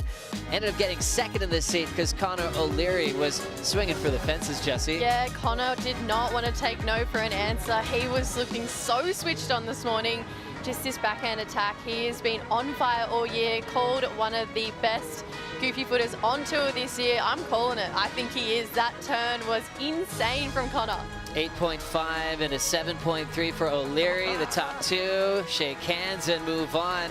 And then we had a battle to the end in the heat with McGillivray, Ethan Ewing, and Ryan Callanan. Yeah, this was a really exciting heat. No one really taking control in the early moments. A lot of mid-range scores, and then Manny McGillivray just fighting to the end. Found this gem, some beautiful open-face carves. And as he's done so many times here at Margaret River, just tapped into that energy and power, gets the finishing turn, and got the win. Great job for Matthew McGillivray. Knows he needs a big result. Ryan Callanan also ripping in this one. Turned in a 7 at the end there. Fell short, and he'll have to deal with the elimination round. Yeah, unfortunately for Arkau, not where he wants to be. He is sitting right down the bottom of the rankings, so wants to find more. Kept going, waves kept pumping, and we saw a huge connection off the top for Al Cleland Jr. as he was able to advance along with Kanoa Igarashi this morning. Yeah, just really manhandling these waves here at Margaret River. And Kanoa Igarashi, he found a lot of waves actually, surfing really well. Kanoa's definitely found some form in these last few events. You can see just that really spicy approach, and on the final wave just gets it done. Edgard moves to the elimination round in that matchup, and then we had a wild one. This one had paddle battles, everything in the mix. Joao Chianca, 8.83. Yeah, huge, excellent score for Joao. He needed this too. Massive confidence builder. He's right on that cut line. A lot of people relying on him not to do well to make the cut. Joao, though, wants to be in that top 22. And not to say, he had a great paddle battle with Mikey Madonna as well. Geordie Smith is the finish line. Yeah, Geordie was so excited to be watching that paddle battle with those two. It ended up being Chianca and Geordie Smith in the top 2 spots. And the wild card from Australia, Mikey McDonough, will be in the elimination round. As we continue here with this matchup, we have some catching up to do. Get a nice little ride there in the mix. Winter Vincent, Richie Lumbin. Yeah, nice opening carve there for Winter, and then connects with the lip a couple of times down the line, and just sort of steering that final turn. And then this was Iago. Yeah, starting his 15-minute heat, Iago Dora, beautiful first turn for this one. Comes around, heaps of speed, connects beautifully, and seems like he just got a bit of whatever Connor had this morning. Yeah, looking really smooth and connected. And then also from out the back, a solid set wave for Liam O'Brien. Oh, extended carve, and then a big fade up into the second turn, and Lobby just connects. So great 2-turn combination there. Scores in now. Liam O'Brien, 5.67 was wave number 2. His third, a 5.0. Now Winter Vincent, champion at Nias, gets started with an up and down. So his best so far, a 5.63. This one's kind of starting a little bit slower. We've had a lot of big heats with big scores this morning so far. Now this one's kind of settling down a little bit. Couple little paddles and misfires for Iago to start, and then just like a guy like world number 2 would do, he's thrown in a big 7.5 in the mix. Finally, once he got started, he throws down the best number of the matchup. I'm not surprised, if I'm being honest. I was thinking back to his 15-minute heat. You heard Dog say to Connor this morning, he only surfed an 18-minute heat, so it is doable to win it in a short amount of time. Connor only surfed 4 waves, got the win this morning. Iago needs a 1.13. That is absolutely nothing. And yeah, 7.5. It was beautiful surfing from Iago, really traditional textbook stuff. And I'm not surprised he's dropped a 7.5 on his first wave. Wow, a heat that's kind of been a little all over the place, Kaipo, and Iago steps right into gear. I love it. I love it how it worked out for Iago Dora getting that score. Little story too, Joe, is that Iago decided to paddle back out, was not able to get priority, but sold Winter Vincent on one. Here goes Iago on his second ride. Already got that 7.5, Joe. Nice carve to start. You take it away. And then throwing down a wrapping turn, as Kaipo's explaining there, the insight just to paddle back out and then clean up the last couple of turns, falling on that one, but didn't need much to go into the top 2. We'll see that change. And as Iago's getting reps on tour, more experience, Winter's just getting his feet wet with a CT jersey, those little things that really matter. Kaipo seeing how Iago paddled back out, was able to force Winter into a fall, and then got this wave, Rich. Yeah, not a bad backup. Carves off the top for the first maneuver.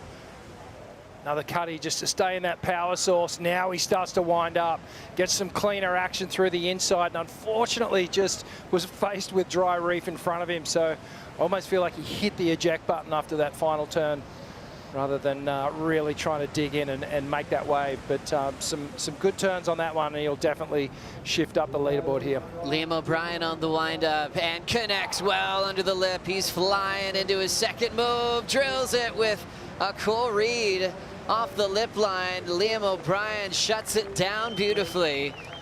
Winter Vincent on his turn, reaching off the lip, and he ends up going down and back-to-back waves. So the wild card looking to regroup with 6 minutes on the clock. But Liam O'Brien going through 3 big, massive turns, a beautiful combination for the man from Burleigh Heads, looking to improve on a 5.67, Jesse. Yeah, that wave was just beautiful from Liam. This is what I was saying earlier. I think he really needed that confidence of his home break of Burleigh to just put together a couple excellent heats. You know, we saw him get that 9-1 in the round of 32, and I just think that was the extra little pep in his step he needed to then come here and deliver really great scores, really great surfing, and just put on a performance. Let's take a look at this replay. Bigger looking wave here for Lobby. Great first turn, so much speed coming out of it. You can see the chatter on his board. Floats that one, air drops down, and then belts it again for a third. That is the Liam O'Brien we know and love. Such a great style, great composure. It's just easy to remember one of the bigger heats in the last couple of years at main break. It was Liam O'Brien versus Kelly Slater a couple of years ago, and they were both absolutely ripping. Liam got that win and moved on to the next round, and his best result, which was an equal 9th. Let's hear from Joao Chianca on the glass with AJ McCord. Joao coming into that heat and starting off with some authority there, getting an 8.83. Just talk to me about how strongly you wanted to start this heat. Thanks, AJ. It's a good day on the West. Happy to be back, and everything feels all right, but really don't have much to say because job is not over yet. So yeah, just stoked. And you're taking every single aspect of the job seriously. Walk me through the paddle battle out there. I know. It's always fun times when we bring it up the best out of the other surfers. And Mikey had that fire going as a wild card. So yeah, props to him. And I was catching up with your team from CI after the heat, excuse me. Walk me through the changes in equipment that you've dealt with and what you're riding today. I was riding a 6.1, pretty much the same model that I've been riding at Sunset when we used to have the event there. It just feels magic out here on the West. So, such a powerful wave and wild strength. So yeah, just feels really reliable. I'm happy to have that right equipment at this type of wave, so yeah. E para o Brasil, como você consegue navegar a pressão do corte? Sim, eu tava... É o que eu falei em inglês, realmente o corte é um pouco de pressão, mas não tem muito o que falar aqui. Tem muito trabalho a ser feito. Vamos nessa. Parabéns. Thank you, AJ. Great to hear from Joao Chianca. It's been a different type of year for him, trying to find his form again, and gosh, he released some unbelievable turns in that. And he was a guy that came on tour that was never afraid of someone who wanted to hassle, push him, because he likes to do that too.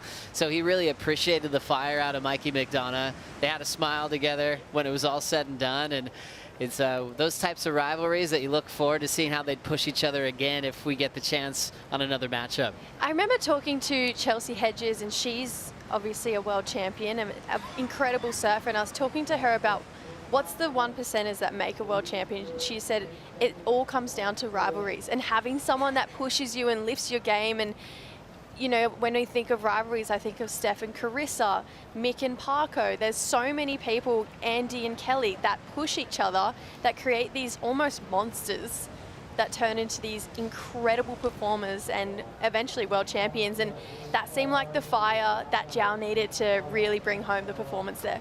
Totally. As we watch that board shattering off the bottom, that's Liam O'Brien lighting up now that bottom turn into an explosive blowtail, and that section's taken that one away. Wanted to release everything on the finish. Incomplete, but still has his lead under the lip. Whoa. Ejecting is Yago Dora. And that'll leave winner Vincent by himself with about 90 seconds on the clock to avoid the elimination round. Winter rolls in. Nice bottom turn right over Yago Dora, and now having to step off. So a couple of falls for Winter on his last two waves. One turn section that is not going to help him into the top two. And just giant scores from Liam O'Brien to have himself out front. A 7.33 surfed into an 8-point ride on that wave. He got three big turns on. Dora in the second spot. His low score, 4.53, is keeping this one interesting with 55 seconds to go, Richie. Yeah, it's been a real tussle over the last couple of minutes. And Yago coming unstuck, just trying to back up that 4.53, secure his place in second, or even try and go for the win. But, you know, Liam O'Brien has really just surfed into form and found a couple of absolute nuggets in this heat. And he is comfortably out front with 30 seconds to go. And Winter Vincent with an opportunity there and just stumbling a little bit. We've seen, so 3 falls now for Winter in this heat. Here goes Yago. This is going to count, this wave. Searching for the win here. Big backhand wrap to start for world number 2. Quick jam on the open face, flowing into a nice connection to finish.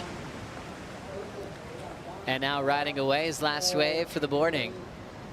Chasing a 7.84. Winter Vincent throwing down a little roundhouse cutback, smaller wave.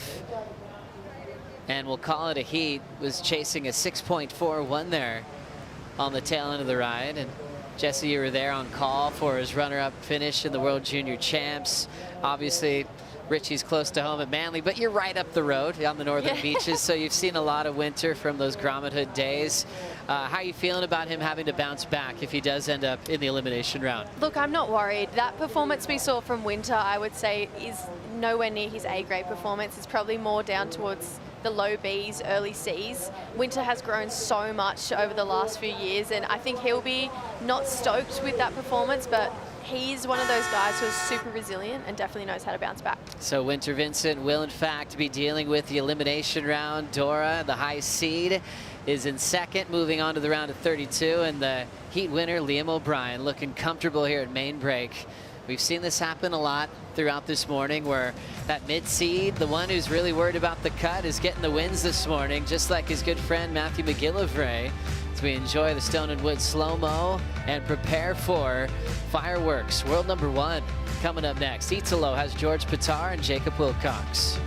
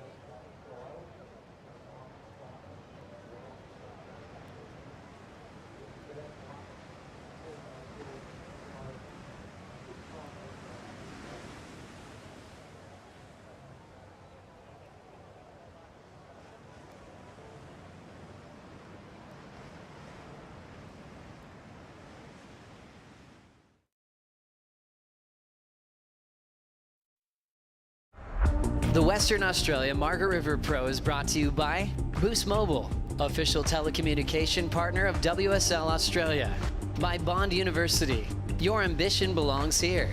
By Hydrolite, official oral rehydration partner of WSL Australia.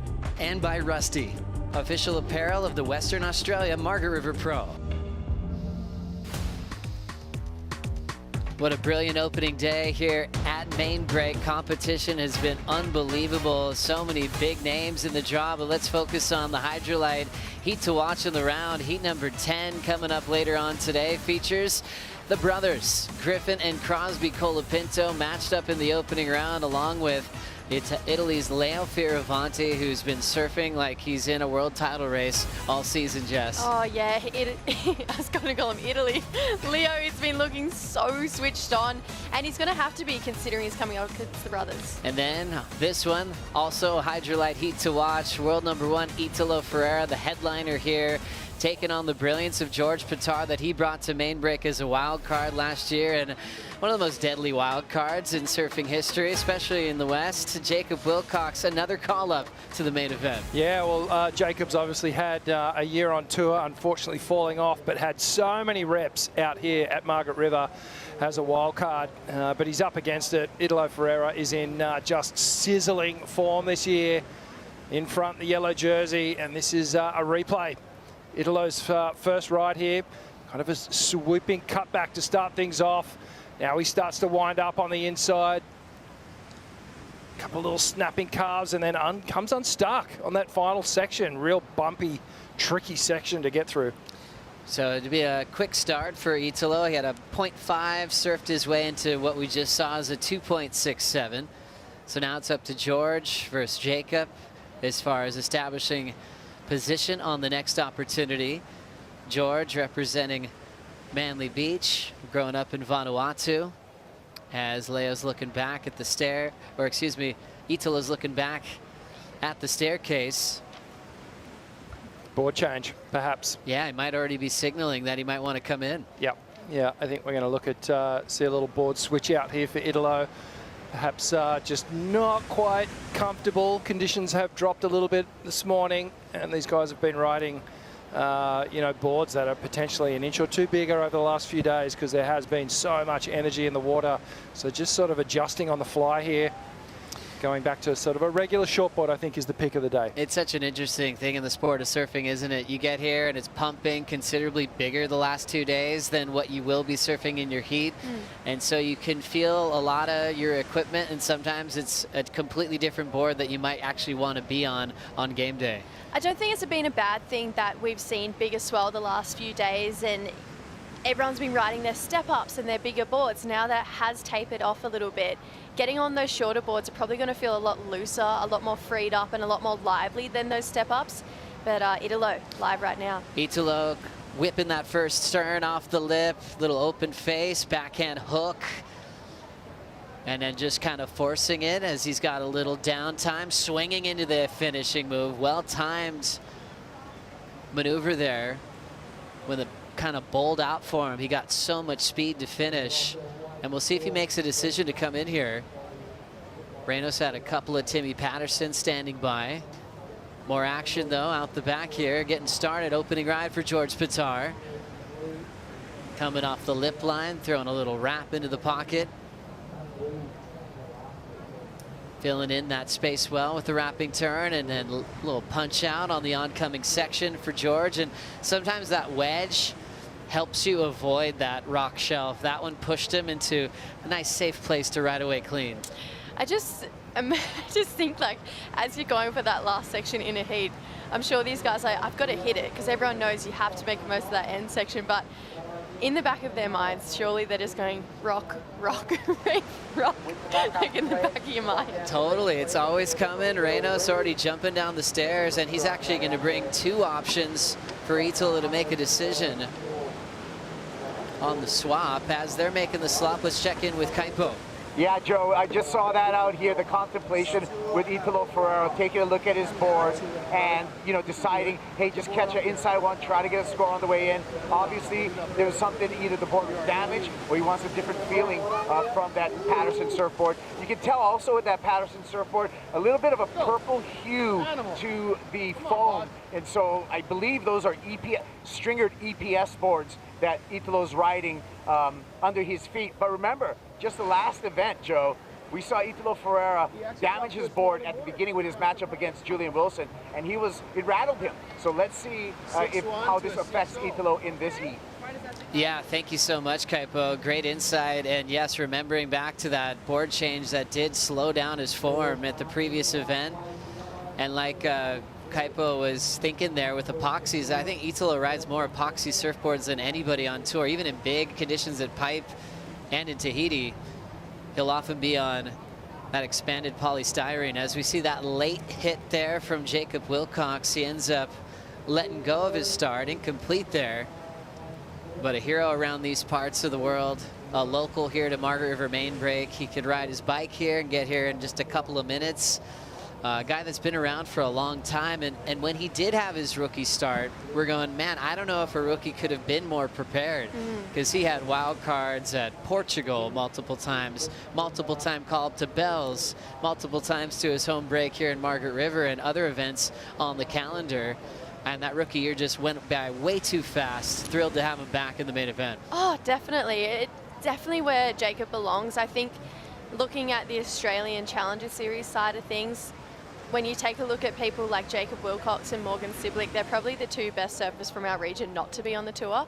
So to see them have these wildcard opportunities, I mean, we saw what Morgs did in the last two events. He absolutely dominated. And I'm sure Jacob, he's one of his best mates. He'd be looking to do the same here at Margs. And I also feel like Jacob, he falls into that same bracket of Jack over here, where it is that romance story of seeing the local win. So not only does everyone want Jack to win, but Jacob's definitely up there too. Waves on the way here, and rolling in is George Pitar. Nice clean rails off the bottom. Shoves that carve in the pocket, pushes harder on the second effort, throws some more water on the second wrap. Nice punch out there on that oncoming section, and George steps off. Easy rhythm to watch, Richie. Nice controlled surfing from George Pitar. Really good wave for George, that last one. The rhythm was there, that connection between the turns, holding all that speed. That second turn in particular had a lot of body torque and expression in it. And we'll see here on the replay. So George just setting up the first turn here. Nice big swoop. And then this second one puts a little bit more into it, drives through it. There's more spray out the back of the wave, and then just kind of hammers that last section. Gets a nice clean redirect as we hit the slow-mo here. You can see George, what he does really well is just opens up the shoulders, gets a lot of that upper body torque. That helps the momentum through the turn. This is live action. Italo chasing big sections and attacking them as he goes down the line. Solid one setting up for Jacob Wilcox, the trials champ, local boy, fades into the pocket. Nice strong approach, built tough like a boxer, but he will eject on the finish again. He knows that end section very well, knows when to commit to it and when to let it go. He's had two in a row where he's missed out on a big finishing move. As we just got some insight on the board change from AJ McCord talking to Coach Reynos Hayes for Italo Ferreira. Italo had no board damage, just went down an inch from a 6-1 to a 6-0.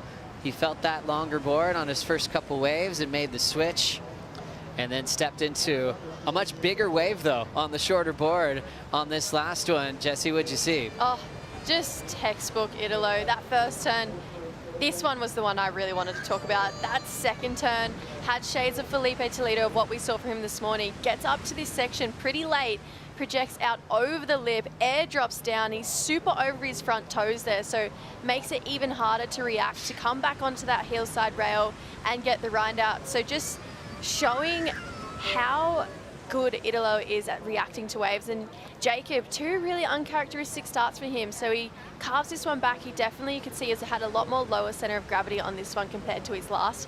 Gets to this end section and just that board flying away from him yet again. So bit of a reset.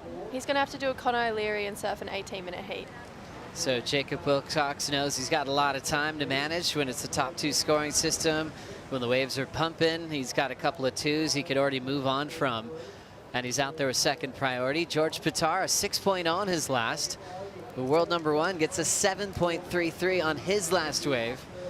Switching down to the 6.0. Timmy Patterson making sense there for world number one.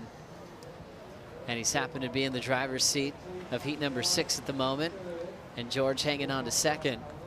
Let's catch up with Liam O'Brien standing by with AJ. Liam, what a way to start your campaign here at Margaret River. How critical was it for you to get this opening round heat win?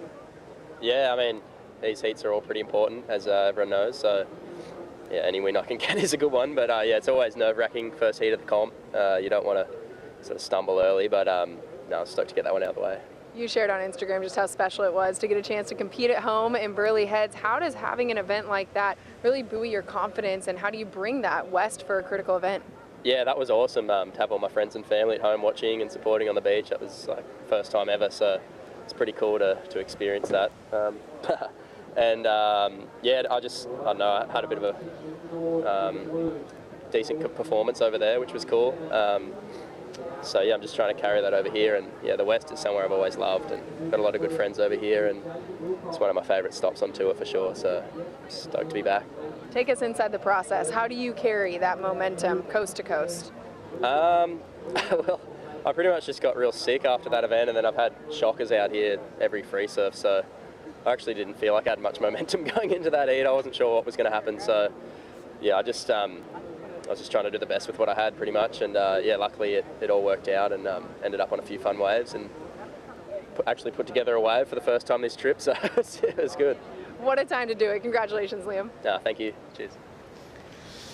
Thank you, AJ. Liam O'Brien moving on. Happy to advance knowing what's on the line. He's well aware of the cut line. This year, we've had the extension. It was stop 5 the last few years, now stop 7.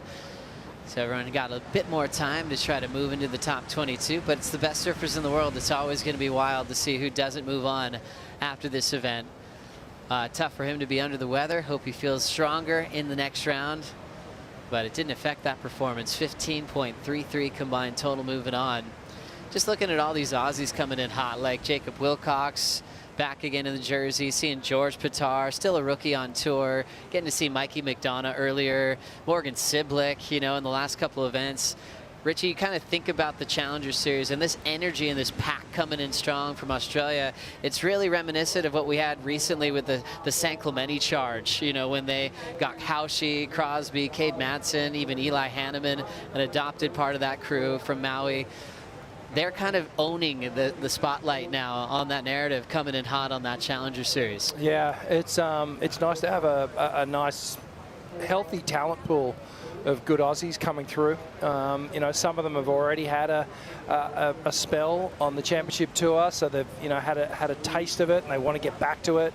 Others like Winter Vincent in the last heat, you know, he's striving to get there for the first time. So you know, Australia has traditionally produced champions. You know, for the past 4 or 5 decades we've done it, and we have had some time off. We haven't had a world champion in a while, and we need to get back up there. So, you know, we've got work to do.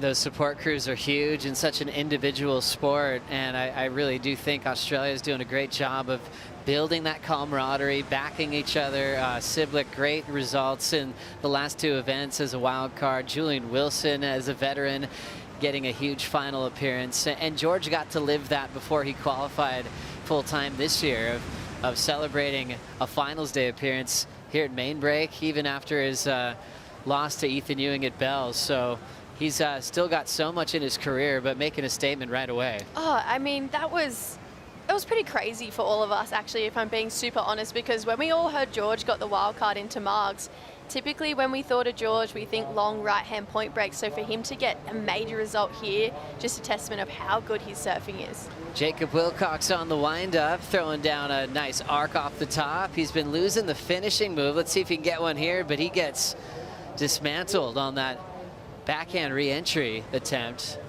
So a few falls in a row for Jacob Wilcox. Trying to settle into gear here, Richie. Yeah, timing's just off a little bit for Chippo. He's just, you know, finding these waves that are kind of forcing him to out of rhythm. He's not really connecting and finding the flow on these waves.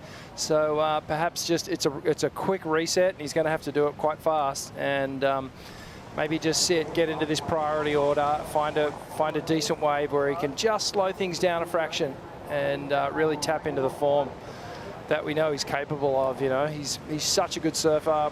Outside of Jack, you know, he's got the most experience out here, so he should know which waves to catch. And there's nothing more frustrating than wanting to be able to perform and just for some reason not figuring out why you're not. And you could tell Jacob, you could see the frustration on his face when we were looking at that paddle shot before. In gymnastics, they call it the twisties, where you just can't figure out why you can't make this flip or can't, you know, perform this routine. And I feel like sometimes surfers go through a very similar thing, and Jacob just with his own little version of the twisties right now, I do hope he breaks out of it, because we all sat here and, you know, sung his praises because of how amazing he is. So yeah, Jacob deserves the chance to be able to display, and he didn't get this wild card easy. He had to take on a very informed Jack Thomas in the trials, so hopefully he can figure out what's going on right now and show everyone what we all know he can do. Love that call. 11:50 on the clock here in heat number 6. Priorities with George Pitars in second as we anticipate fireworks from the hometown hero, Jack Robinson, 2-time champ on his home break. Coming up next.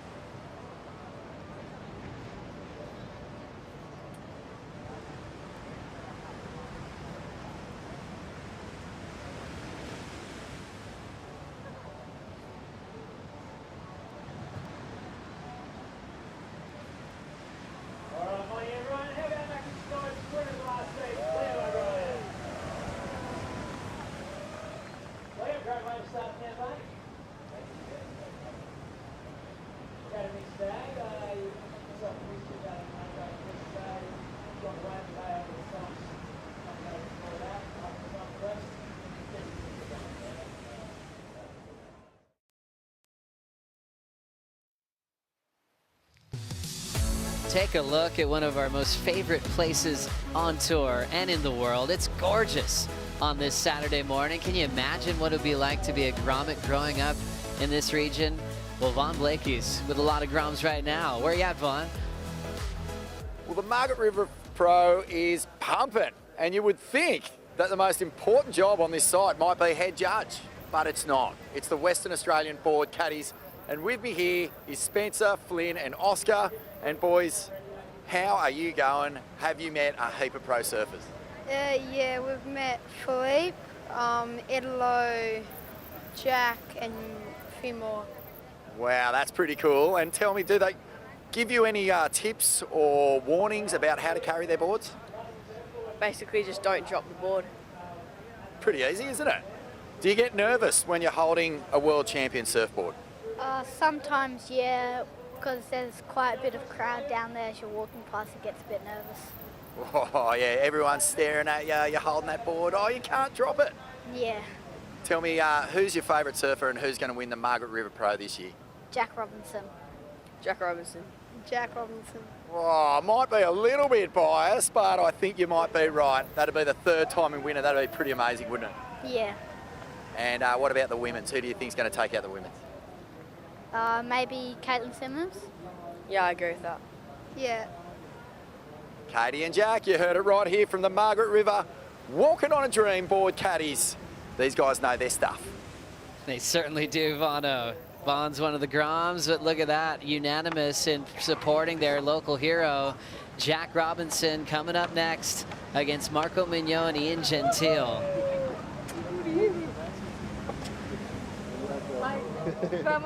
Passing the family there. Yaga's like family to him. Jack's still coached by Yaga's father, Leandro. His wife, Julia, with their baby, Zen. It's great to have Jack back home now. It's been a while. He's kind of switched over to the Gold Coast in between events, calling that his new home. But he said, yep, this is where it all started for me, as he's coming up next. And really cool for him to jump into those finals with John. You know, you want the best against the best. And for John, who just changed the way we look at main break, for Jack just to not beat him once but twice in big finals, that was massive, especially for the hometown crowd on those days.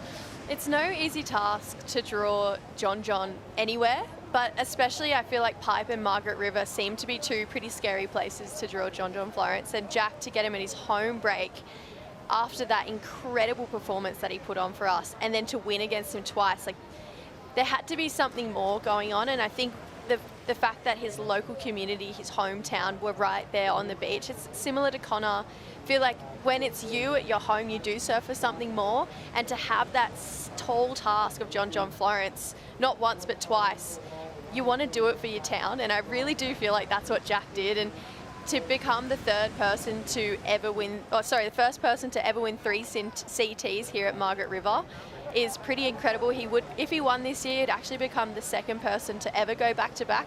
And it's been about 40 years since we've seen that. Tommy Carroll is the only person to do so far. Wow, that's big. Tommy Carroll winning in 86 and 1987, back-to-back with his titles here at main break of Margaret River. The story of the Goofies just owning this event, and Australians, starting off with Mark Occhilupo in 85.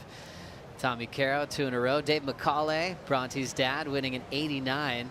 Then it went to our friend Barton Lynch in 1990. And then the CT left Margaret River for several years. Came back in 2014. That was the year Michelle Perez won. And it's been a regular foot story all the way up until Medina bringing it back for the Goofies in 2023. And it was really the difference of turning it into a right. You know, it was Chris Gallagher who ended up winning this event, as he kind of identified the right being the scoring potential, the drama of a big closeout over that rock shelf. And then everyone started going, yeah, you can't really go left anymore.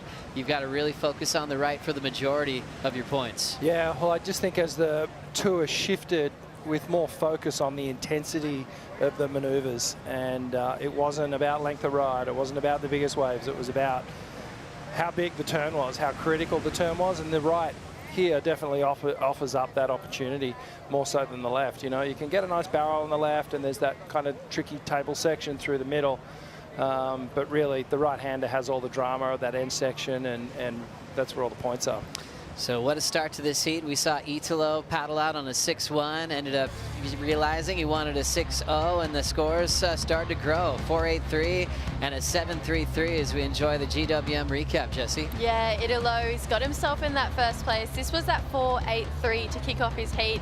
That end turn was crazy. And then here, replay of George. I'm not sure how your heart's going, Rich. You've had 2 Manly boys back-to-back in this one, but George, he's looking pretty good. He knows how to get results here at Margs, and he just has so much torque through his upper body, which allows him to really let loose on some big turns out here. Also, Italo looking solid, finally picking off a wall section, and just a gigantic finish, Richie. Yeah, that's just a huge finishing turn, just hovering over that final section. Big 2-turn combination, and that has been the high mark for the heat, a 7.33. And no one really backing up their scoreline with a second decent score at the moment. This has been somewhat of a scrappy one, and unfortunately, Jacob Wilcox really hasn't been able to get anything going. He's had a number of waves and fallen on a few. So really, Italo and George could lock this one down in the next couple of minutes. Italo Ferreira, what a year. I was talking to him at the press conference, and he was just remembering the feelings of last year into this year. And last year, he was worried about falling off tour. He had emotional post-heat interviews. He had Kelly Slater's autograph on his board because everyone was giving a big send-off to Kelly at the time. And he finally got on a roll, and after he made the cut, everything changed. You know, winning in Tahiti, winning in Brazil, world #1 this year. It was just a complete turnaround of the program of Italo, Richie. It was great to see him back and finding himself again. Yeah, it just shows you how much momentum means in this game, you know, and you can have momentum like losing momentum, and you can have winning momentum. And unfortunately, you know, Italo was just struggling for form, but then he kicked into gear, and then it all started to happen. And you're right, there was so much energy around Kelly here last year. There was a lot of energy around like George Peter, who was just coming in as a wild card and kind of sucking the energy out of the room as well. So there were all these moments that were happening around Italo, but he kind of found it. He rose to the occasion. He's too good a surfer. You know, he's rock solid. He brings just so much progression and so much innovation to our sport. And, you know, since then, he has just been on a high trajectory, and he's right up the top of the ratings now. And with the start of the season, winning in Abu Dhabi, consistent at all the beginning events of the season, it kind of just felt like a runaway type of year where he's just going from strength to strength. And now with a couple of earlier losses like at Bells and also Burley, it's starting to tighten up towards the top 2 positions now. Yeah, definitely. There's only about 3,000 points between him and Yago, and then another 400 added on top of that between him and Geordie. I feel like Italo and Margs, he's so good everywhere, but I feel like he almost has a bit of a bone to pick when it does come to main break, because his best result was back in 2016, and he hasn't got back to that 3rd place since then. He's had a couple nights. So I feel like, considering how good he is at every stop around the world, he's never quite broken through here in WA. So maybe this is the year that, you know, he buries the hatchet and he just goes, come on, Margs, give me a win. Yeah, one of those incredible athletes that will figure out a way to win at some point. We saw Medina do that. He had a tough relationship with main break till he finally won. And he always said how tough this event was for him typically in the past. Then you remember that All-J-Bay final with Medina and Italo a few years back, where when the script says it's a tough one for you to do well on, they'll find a way to figure it out and always look for those improvements. So maybe this will be the year for Italo to add this trophy to the several that he has in what's been a storied career. 55 seconds to go. Italo with the lead in priority. So it's up to Jacob Wilcox, 2nd priority, but needs a 7.83 to try to turn this around and avoid the elimination round, which is already stacking up, especially with a bunch of big name wild cards, Richie. Yeah, this is going to be a really interesting elimination round. We've got we're going to have some wild cards in there that are going to be surfing with nothing to lose, really. And you know, this is critical times. We've said this time and time again. You know, this is the cut event. You know, pressure's on. There are surfers that must get a result here. As we see Italo. Italo just skipping down the line. He just does airs on the open face in transition. How about how quickly he got to that final turn? Reynos loves it. Jacob Wilcox just over bottom turning as he just had a tough heat, lets out some frustration there, and he'll look to completely reset in the elimination round. George Pitar doing a great job to handle that 2nd position. But world number 1 just built throughout that entire performance, and even that last little blitz of the end section, Jesse, that was brilliant. Oh, this way from Italo was out of hand. He just highlights, pretty much airs off that 1st section, comes around here, so much speed, and just comes out like it was nothing. That section is so hard to come at, and Italo just made it look like it was just his morning coffee. Look at that. How did he do that, Richie? Well, this guy is a magician.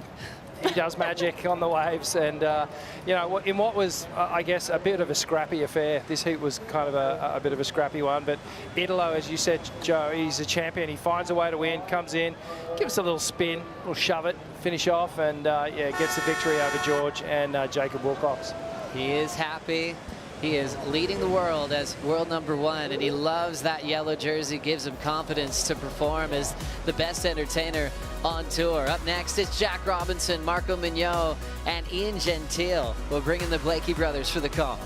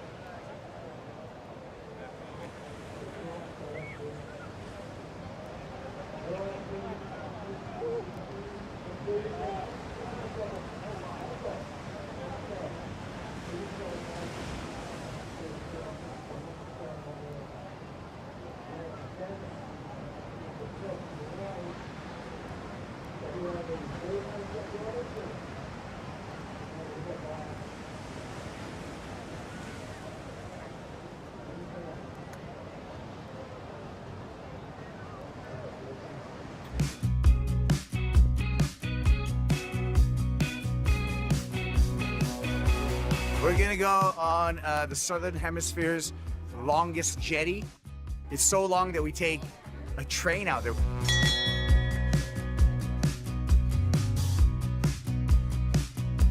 We're actually going to snorkel our underwater sculptures trail, which is an artificial reef.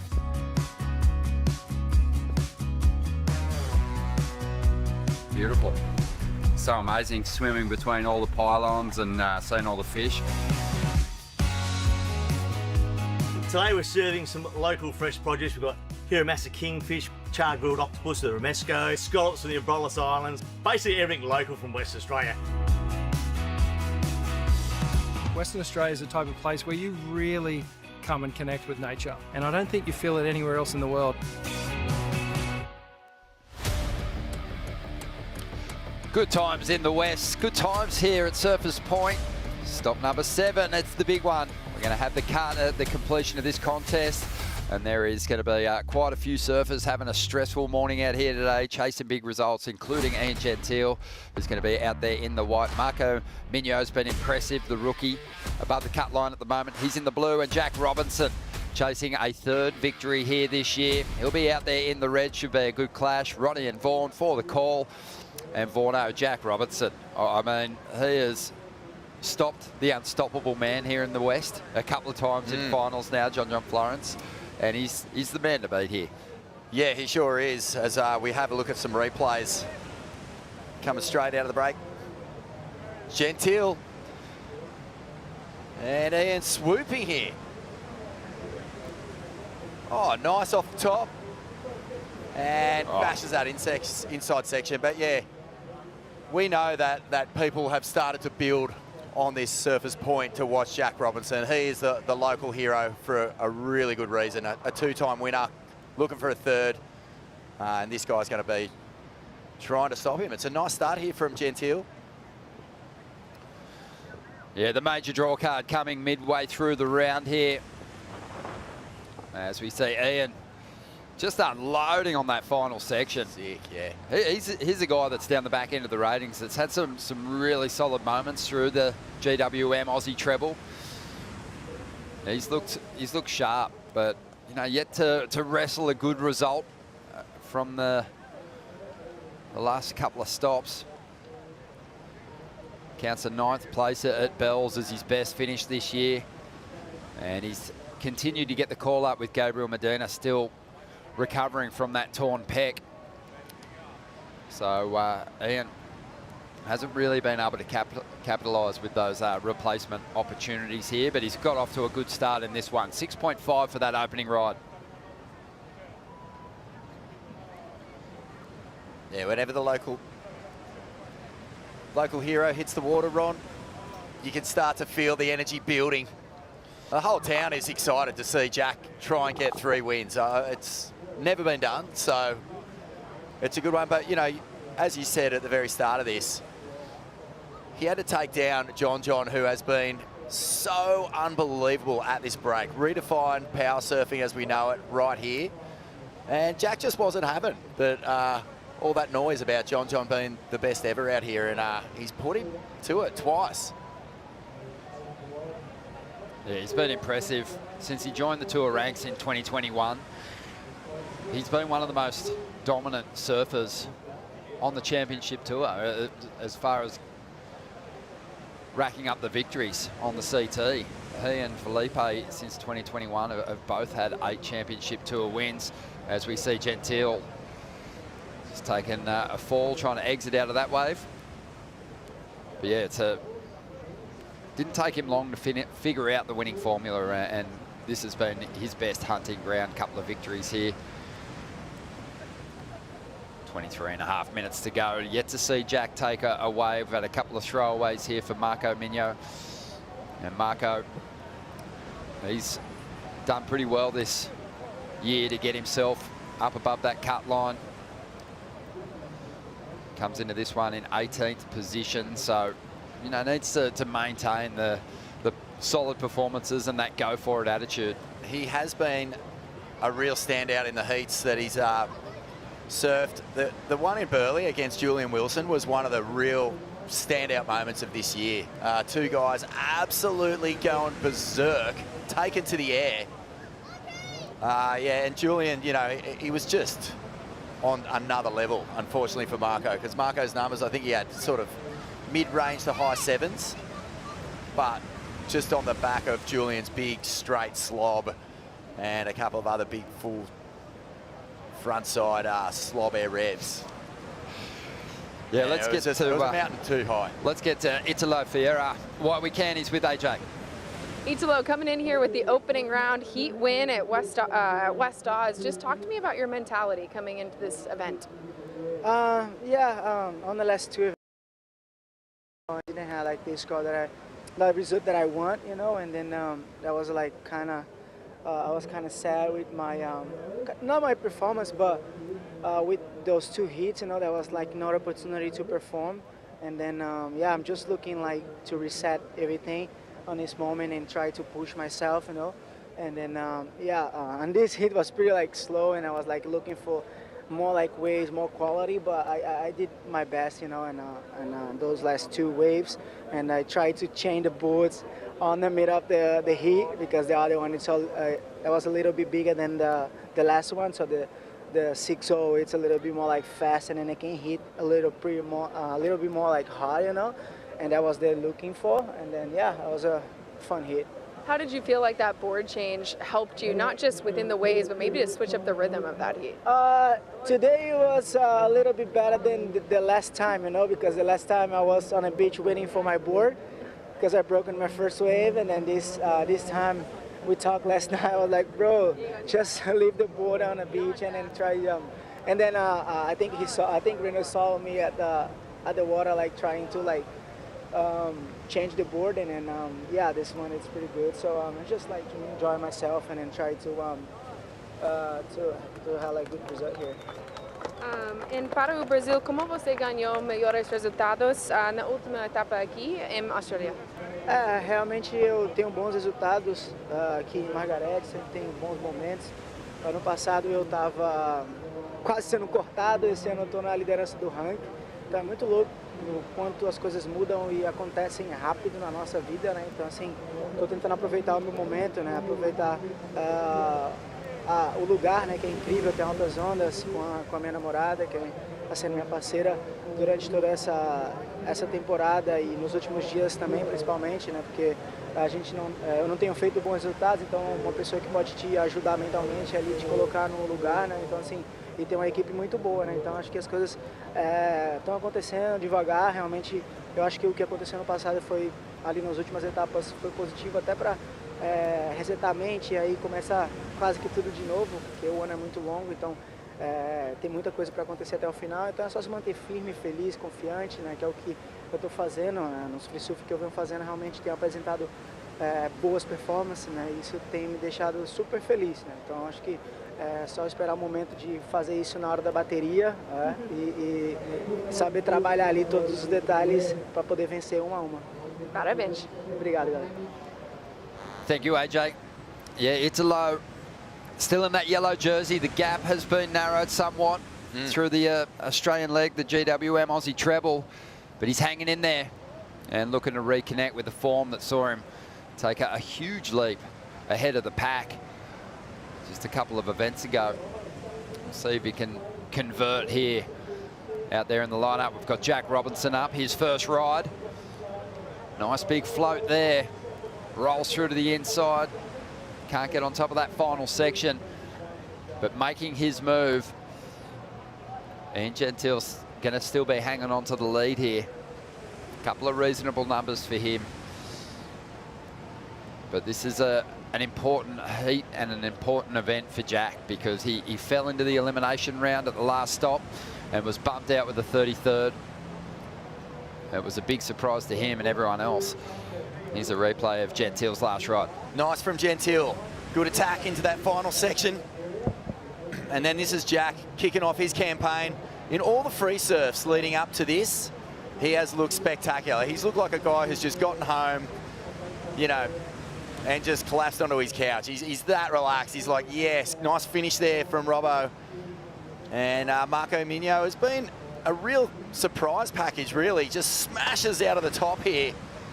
And, you know, he has got that massive air game, but just there showcasing what else he can do with a bit more juice in the ocean. Robbo putting the rails to work and gets a nice little float up and over.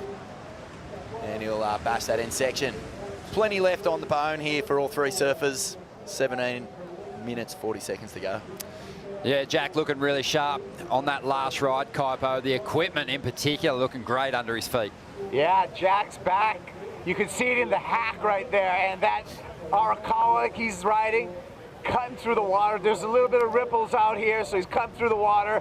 It's got that Andy Irons Rising Sun spray on the bottom. Looking good right now for Jack Robo. Let's get you into some of the Oakberry conditions update. We got about 8 to 10 foot out here. 13 mile per hour offshore wind is what we started with.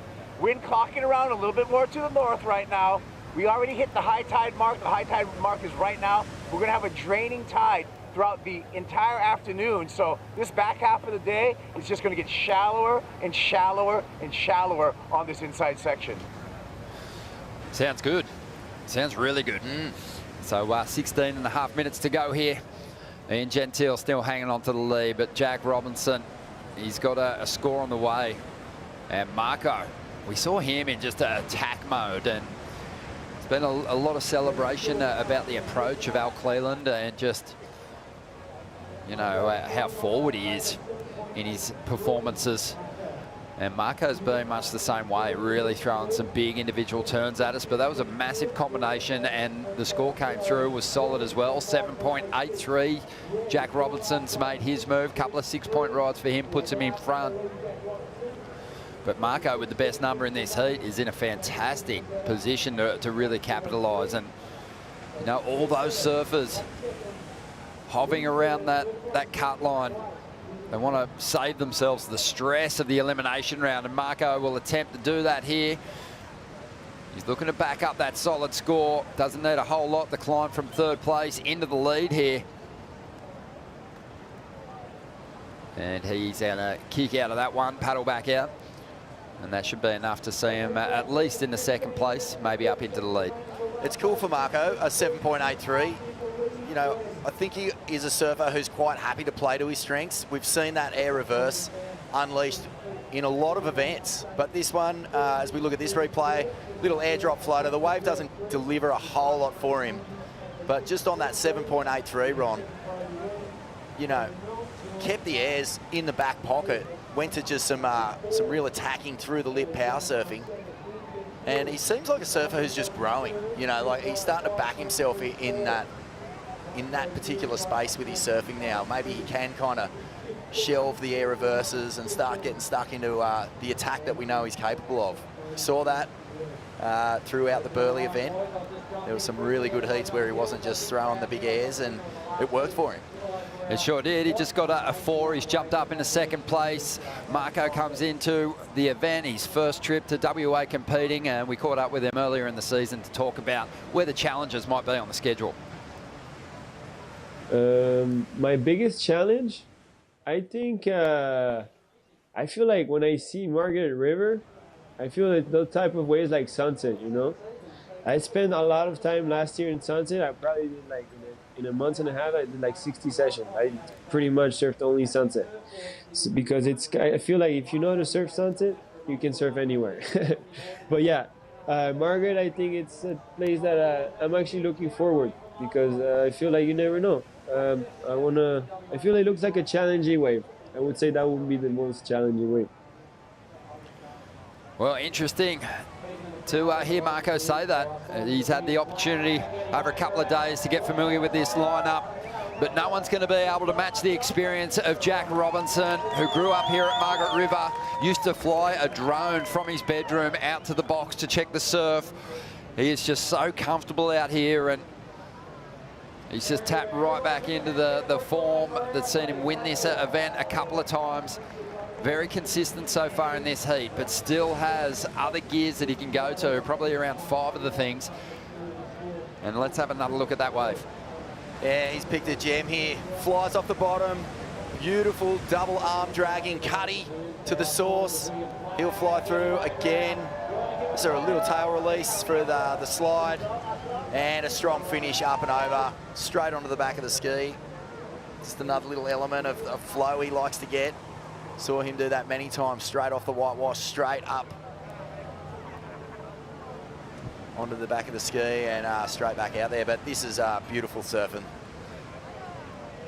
And you can just see the lean. Puts the full body weight into that. And the Vortex Shaman, well, he's fast becoming a rail shaman as well. Yeah, beautiful rail work. Kaipo, Jack, just right at home out here.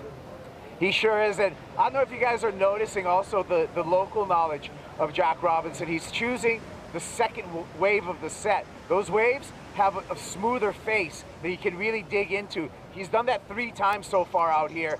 And it just shows you, you know, you call him the shaman. The shaman's in the mystic zone right now, and he's performing well. He's reading the wave. I mean, there's nothing that is better than local knowledge, especially in tricky conditions like this. Yeah, he's got a dial at the moment. He's got a score on the way, just under 12 minutes to go. Marco Mignot in second place, Ian Gentile with work to do. We're going to take a bonsai for a break.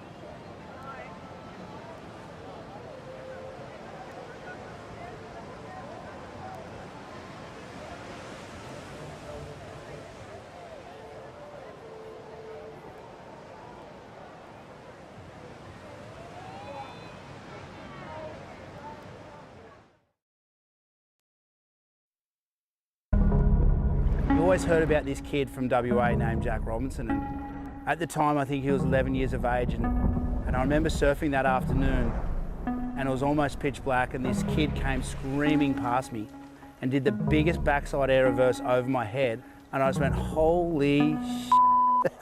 Okay, that must be him.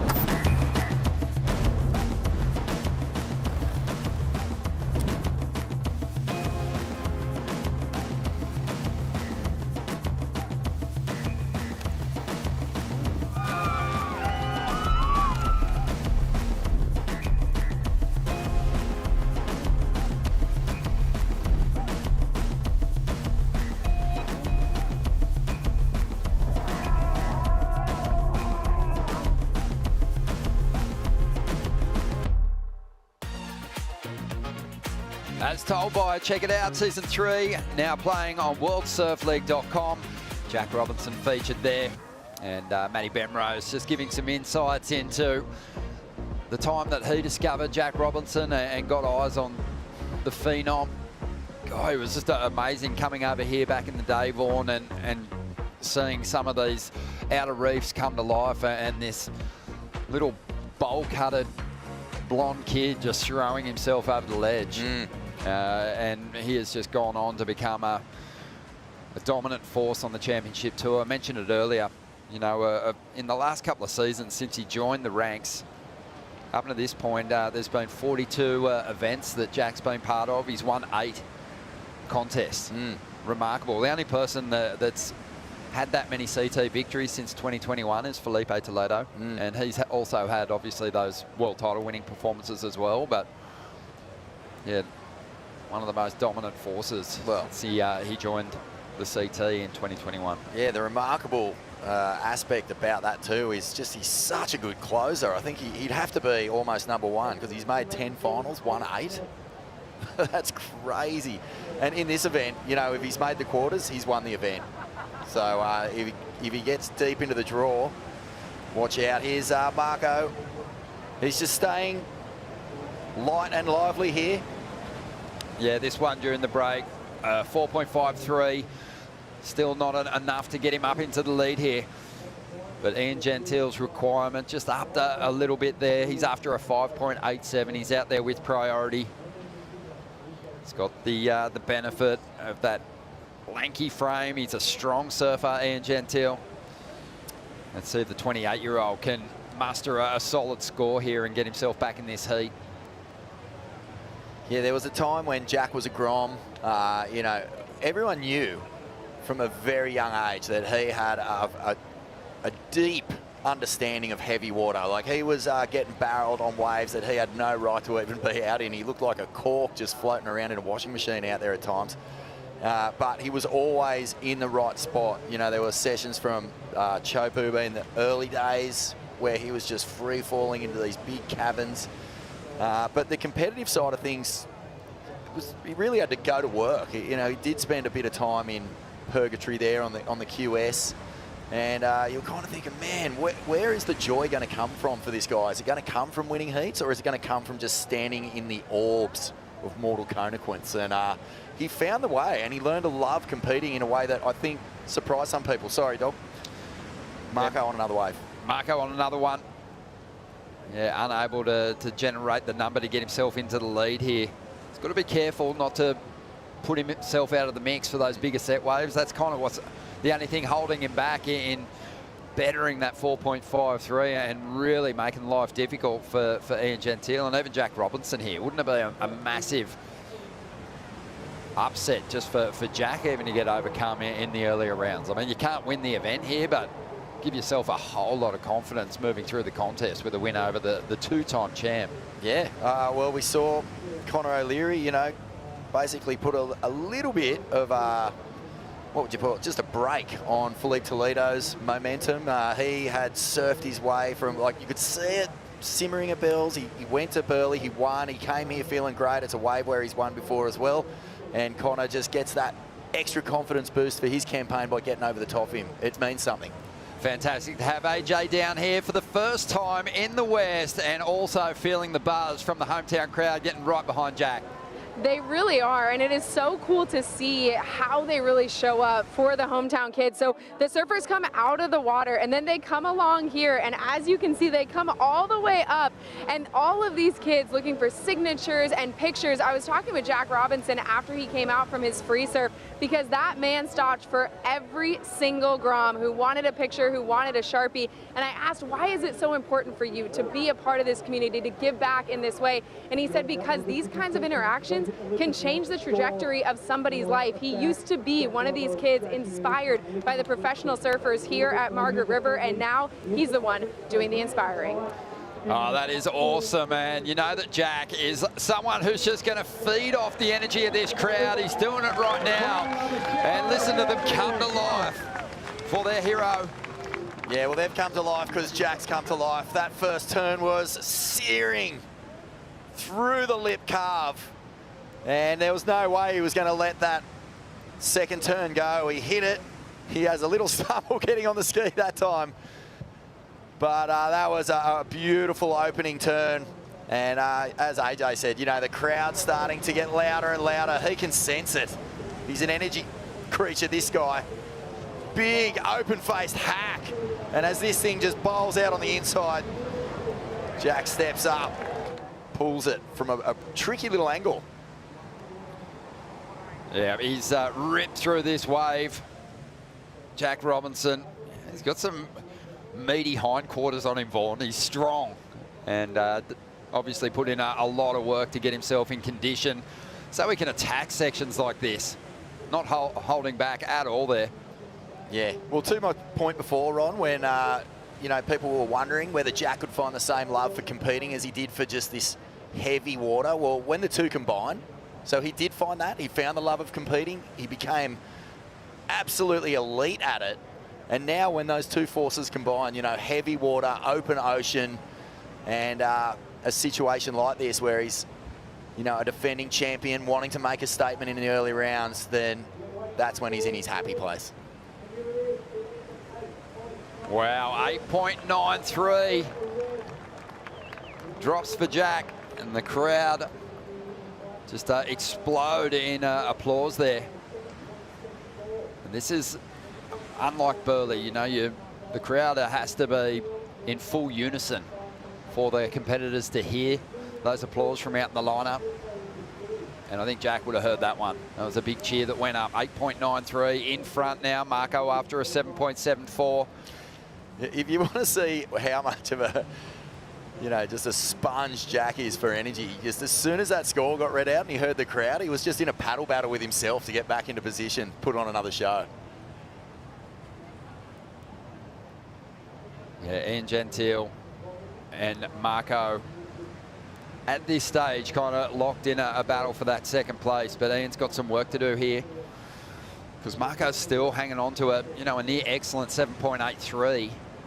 So once he's added to that, dropped a decent backup score, Gentile will have some work to do as we see some set waves approaching. Just talking about, you know, this location, Vaughan, it's a great stretch of coast, so much surf in this region that you can go and seek out some world-class breaks over this 130-kilometre stretch as we see Marco trying to improve on that 4.53. Rips one out of the top, quickly climbs up onto the roof. It's going to be another mid-ranger. Might not even go into the top two for him. Yeah, he wanted to keep Ian off that wave then. Ian showing a bit of interest and Marco deciding, no, I'm going to block this with a minute to go. Yeah, around 75 breaks on this stretch, Vaughan, but it's just a different surfing experience, especially to what we had over on the East Coast. It's so accessible, the coastline here. You've got to work a little bit harder for your waves. That's what makes the locals here so core. As we see this replay of Marco. Bit of foam on the face to deal with too. Didn't do too badly, but just no major moment. No, it was more strategy there. Just took the chance. Thought the time was on his side, so he decided to block Ian Gentile.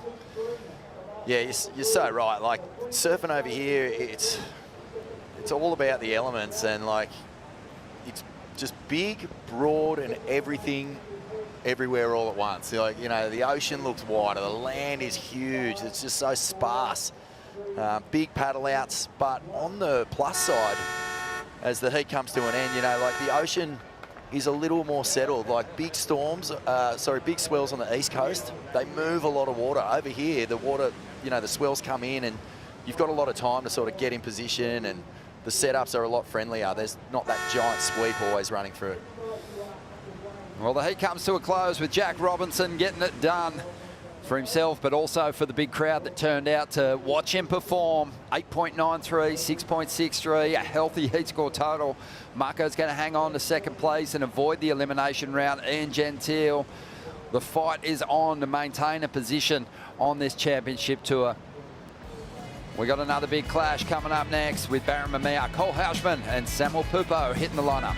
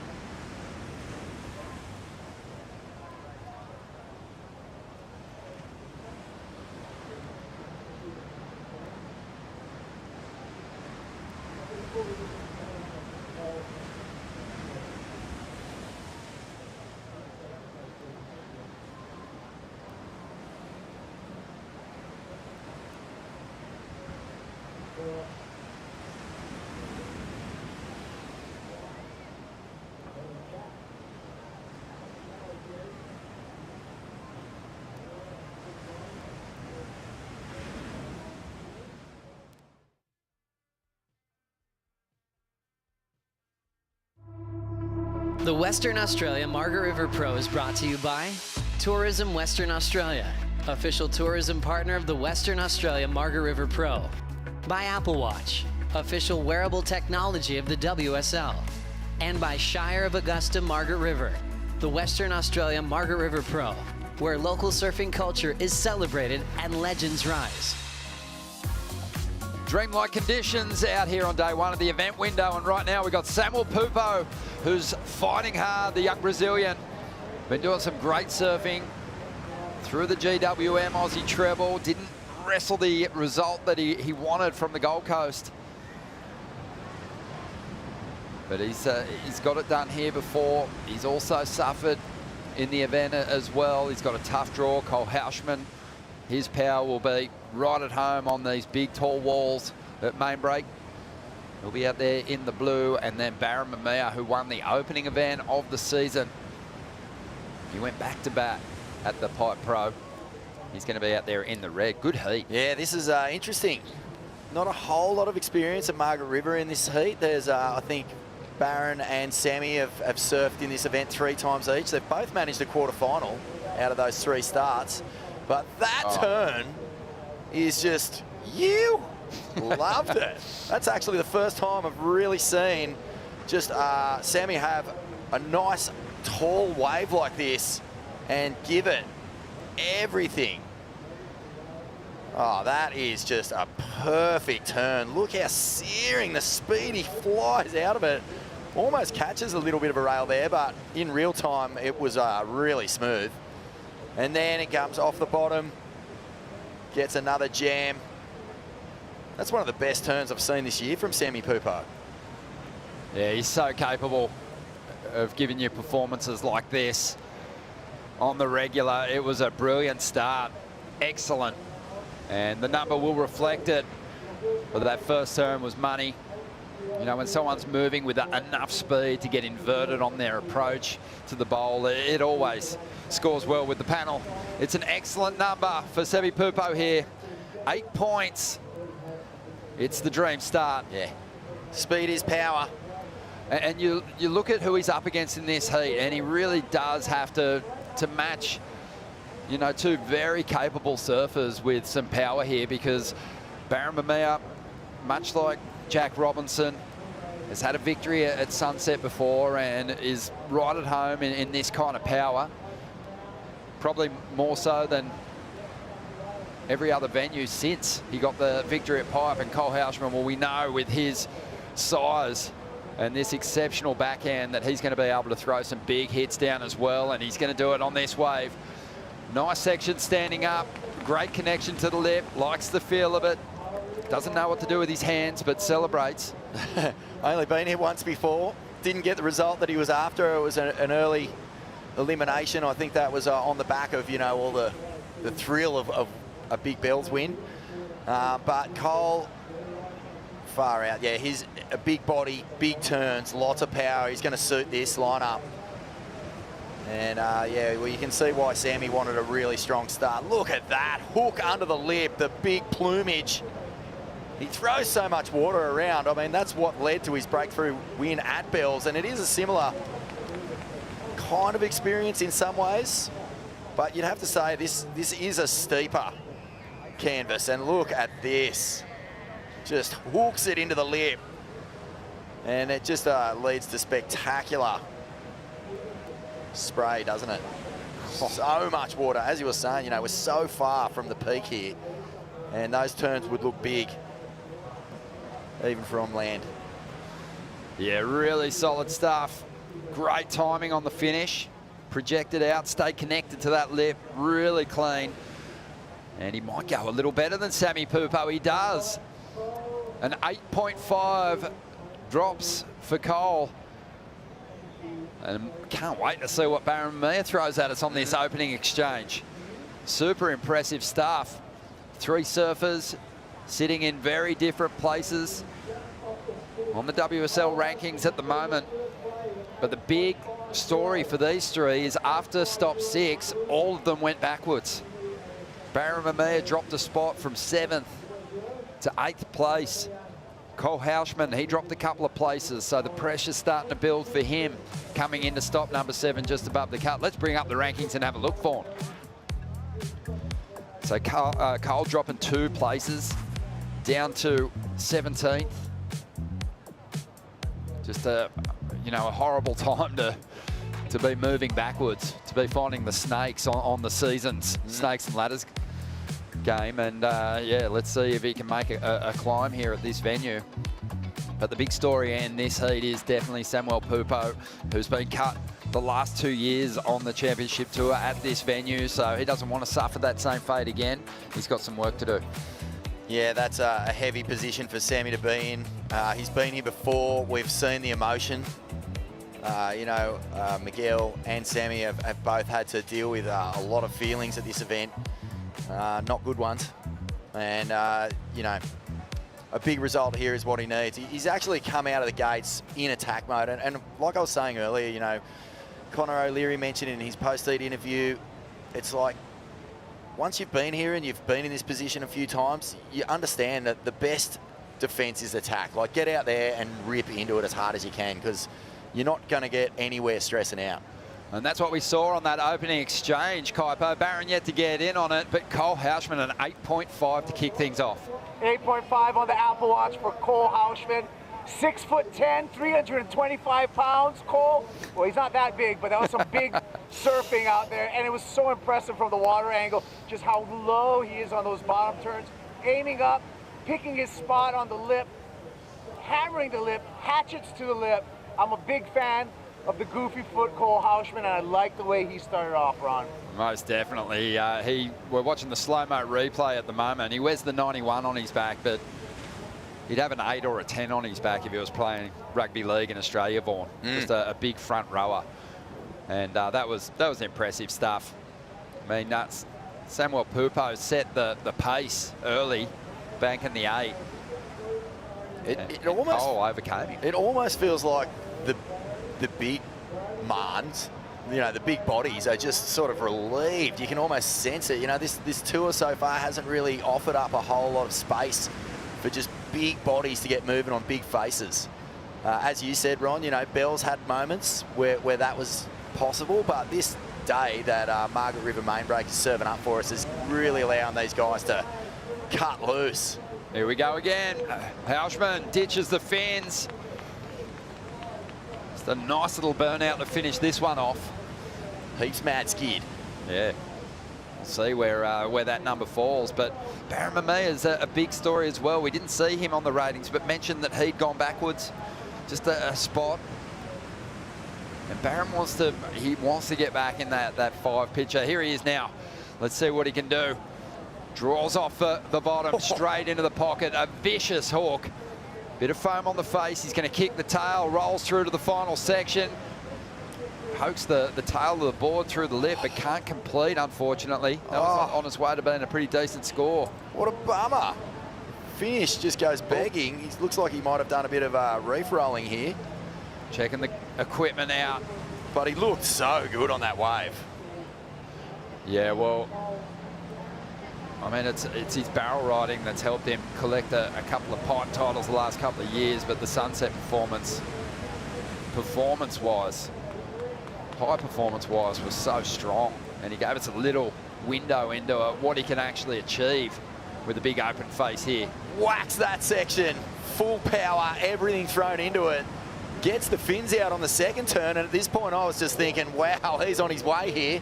We were wondering what he was going to serve up. It was a platter of pure gold, but unfortunately didn't get the completion, which he's going to get penalised because that end section is crucial. Yeah, he'll be making some ground on Cole Houshman and Sammy Pupo, who both have an excellent score to kick this heat off. Cole with another number on the way, which is probably going to be pretty reasonable, and is. Came through at a 6. Mamiya with a 5.43.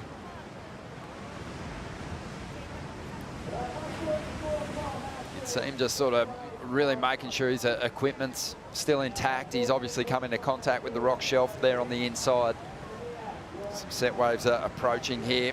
Sammy Pupo's going to have an opportunity with priority to pick a jam and maybe get himself into the lead. Good looking wall standing up. Let's see what he can do. Draws off the bottom, up into that first steep section, rips through a nice carve. Just glides across the lip on that second turn. So adjusting nicely before ditching the fins on the inside. And still maxing out the points on offer. Calls for the cab, and we'll get back to the takeoff zone, most likely with the lead here. I am loving this performance by Sammy Pupo. He goes every cold. turn is fired. Straight up into the bowl. 6 on his last ride, pushing hard. Just the rhythm with Hauschman and Pupo at the moment, and Barron just arriving. Barron's arriving at the takeoff zone after the set wave. So he's got that priority, but he's kind of missing out on his go at getting in on the exchange on these bigger waves. Yeah, and the exchanges are real fire at the moment. Sammy Pupo rips that into the tightest little pocket, puts a big fin drift float on this second section, bashes it on the inside. There's just so much freedom in his surfing for a guy who is feeling intense pressure. It's just not showing at this stage. He's just got a real sense of timing with this wave. And even where he's placing his turn there, look at this, he's finished the turn. He's still stuck right up in the top sort of almost like 8th of this thing. And that little connector's still got some firepower and sting to it. And then he just starts getting creative here. Nice tail slide and a bonus section on the inside as well. Oh, this has just been feeling so good for Sammy Pupo.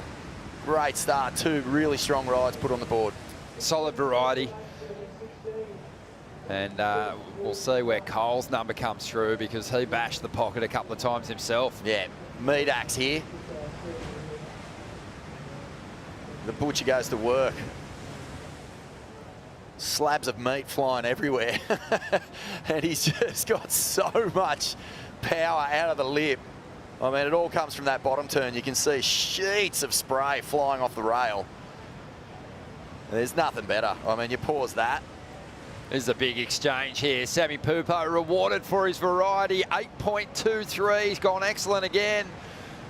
An impressive performance from the Brazilian, as you said, Vaughan, feeling the pressure, no doubt. And that pressure can be a straitjacket for some people and really restrict their freedom on the open face. Sammy Pupo putting together a brilliant performance so far, as Barron Mamiya just looks to fight his way into this heat.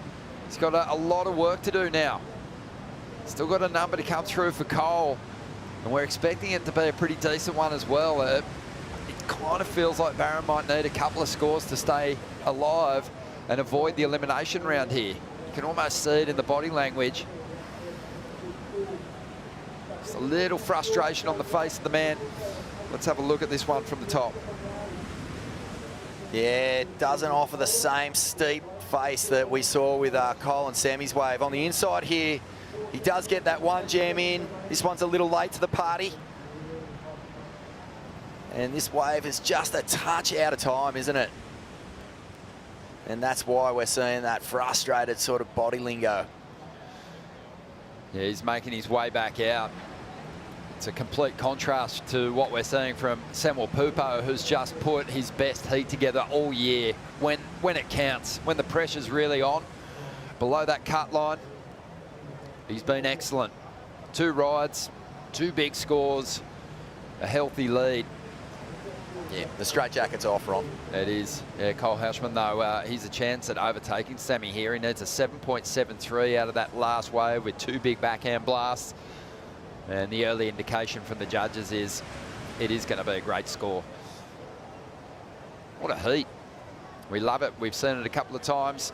People who are up against it fighting back. We just saw Jack Robinson, who had his worst result of the year on the Gold Coast, turn in a brilliant performance, AJ. A really, really great performance here for the hometown kid who has gotten the crowd behind him. Jack, the 8.93, highest score of the day. How did you lean into all the years and all the ways that you've got here at Margaret River to know what to do with that one? I just built through the heat, and yeah, it was, you know, I knew that wave was out there. It's just about getting on it, and yeah, it's good to start like that, and yeah, kind of came down to the end a little bit to get that one, but we're back home and feeling a lot of support and love and support from the crowd, so it's awesome. And we talked this morning after the free surf when you were already signing so many autographs, taking so many pictures, how important it is for you to be an inspiration to this community that inspired you as a Grom. How do you feel that when you're in the water? Yeah, it's awesome. I see so many kids and everyone just around and supporting, and yeah, just soaking all the energy up, so it's good. Yeah. How does that energy translate for you out in the water? I think, I don't know, it just gives you a good feeling to be back, and yeah, just, you know, like you go out there and you focus, but it's also just a good feeling, like have all the support. So yeah, I'm just happy to be back home. It's pretty simple, go and surf and have a good time. Yeah. Way to start it out. Congratulations, Jack. Thanks. Thank you, AJ. Save some of that energy for the rest of us, you energy sponge. Just mopped it all up and took it into the lineup, put together a great performance, and we're seeing a fantastic heat unfold here at the moment. Cole Houshman just jumped up into the lead. Sammy Pupo after an 8.21. Barramamea with a whole lot of work to do to get back in this one.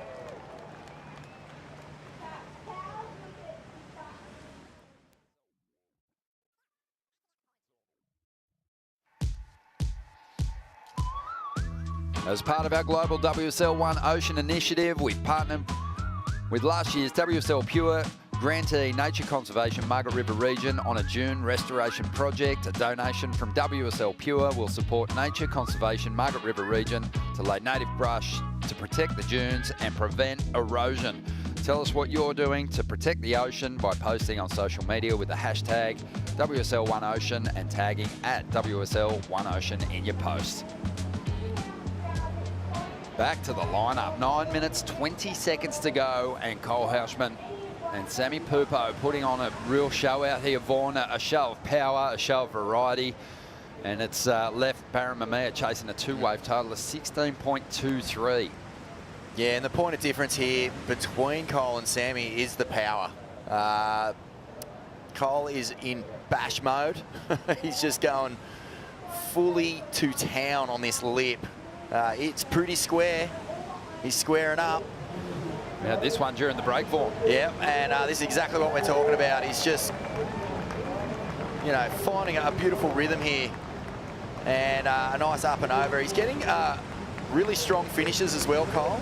Sammy's been in this sort of laceration mode. Cole's just going to pound town.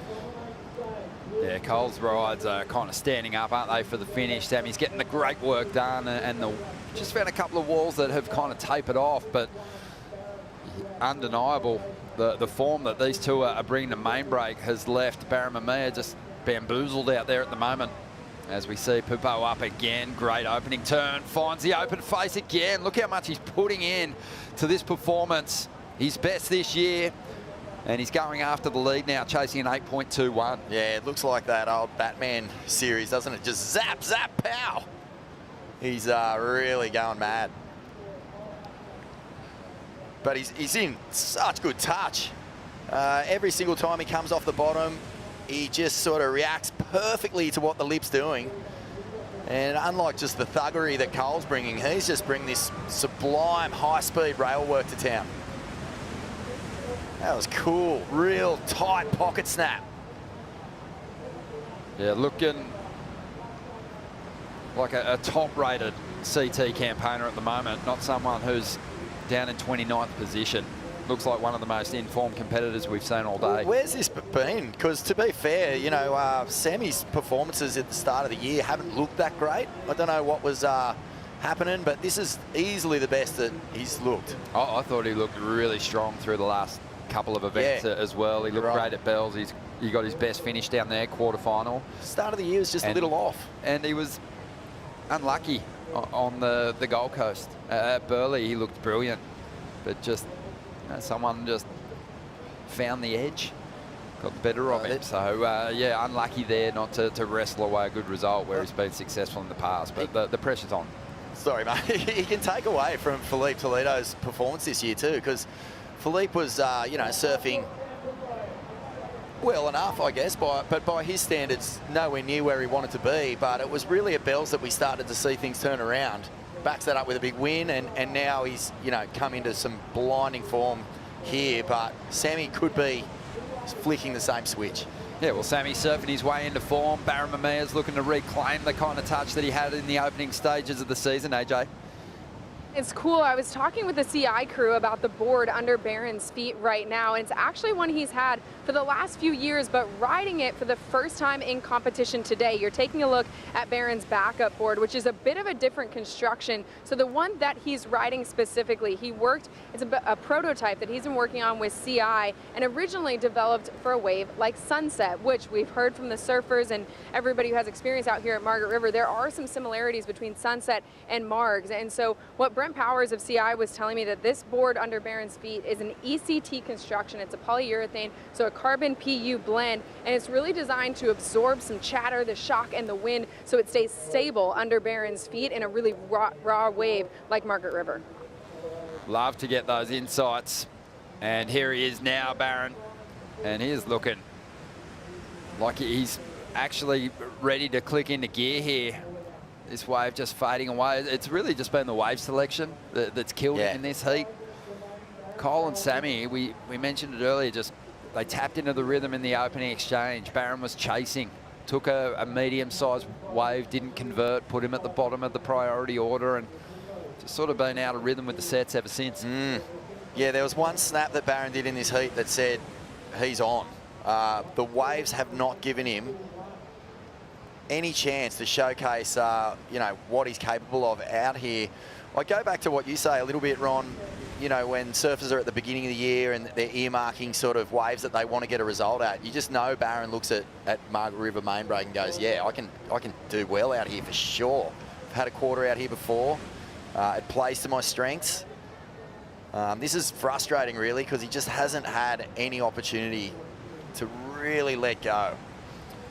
Yeah, he's working with Luke Egan, who knows how to get a victory here.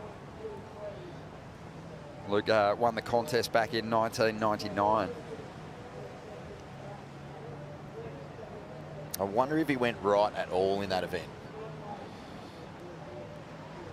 Yeah, Luke's obviously doing work with Cole Hauschman as well. Yeah, a lot of goofy-footed champs back in the early years of the Margaret River Pro through the 80s and 90s when the left was the predominant wave, really. But in recent times, it's been all about these rides. And some of the goofs, they've figured out the winning formula on the back end. Yeah, well, it doesn't take much. If you've got this sort of power, you just square up, look at that lip, and blast the thing to smithereens. And that's exactly what Cole Hauschman's been doing in this one.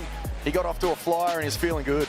He sure was. Sammy Pupo, different kind of approach, as you said, just lacerating, cutting his way, slicing his way through these turns, but also giving us a bit more variation to turn in his excellent scores. Just, yeah, I think what I'm loving about Sammy's approach in this heat so far is the fearlessness of it. He just seems to be in such good rhythm with the ocean. That was a great ride from him. Cole again, big buckets out the back. And there's no question that from the beach, those turns look as big as they do on your screen. And that is why he is in the lead at the moment. Cole Houseman putting on a masterclass of backside thuggery. Yeah, he's throwing away a 7 and a 6, even those numbers, and would be enough to obviously have him in the top 2 and avoiding the elimination round at the moment.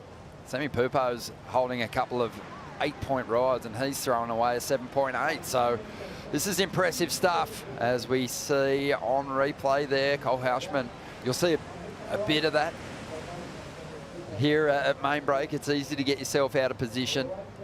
You want to get to the apex of these peaks, but quite often you see the surfers kind of drift a little too far out, and with those offshore winds, those strong offshores, you'll often see a bit of a priority switch up or mistake. Heat or no, that never feels good. Paddling for a wave and missing it, you just sort of, you look back to the lineup who are all staring at you, and you just, your tail goes between your legs. Oh, yeah. Your head hangs low. Well, a good thing for Cole, there wasn't a 10-foot set behind it, ready That's to mow true. him down, which is another thing that competitors have to consider when they dart to the inside to try and get onto those medium-sized sets. Just a minute and a half to go now. And this one is out of reach for Barron Mamiya, who doesn't have time to turn it with 2 rides, so he's kind of in cruise mode, and he'll have to rebound in the elimination round in a big way. Yeah, he was out of rhythm, and he, just to, rub a bit of salt, he had a roll on the rocks. We saw him sort of look over his shoulder and give it a pat, check his board multiple times. He looks like he might have been in a bit of discomfort still, but a bit of just a frustrating heat, really. Barron, we did see that, just that one moment, that one snap said like he had plenty to give, but the wave selection letting him down. Yeah, 45 seconds to go. He's making his way in. Super impressed by what we saw from Cole Houseman just inside that cut line coming into the event. And Sammy Pupo, who's well below it with a lot of work to do. And why not? To sort of celebrate the moment. What a great exchange between the two. Yeah, I wonder what the chat is like out there. I mean, it looks like they're both having a great time.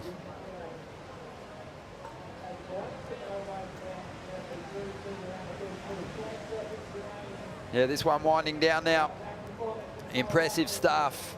A lot of good things to take from the performance for both Cole and Sammy. And Barron Mamiya will bounce back with Luke Egan in his corner. Look forward to seeing the next clash. It's going to be a good one. There's the numbers on screen. 2 surfers getting excellent heat scores.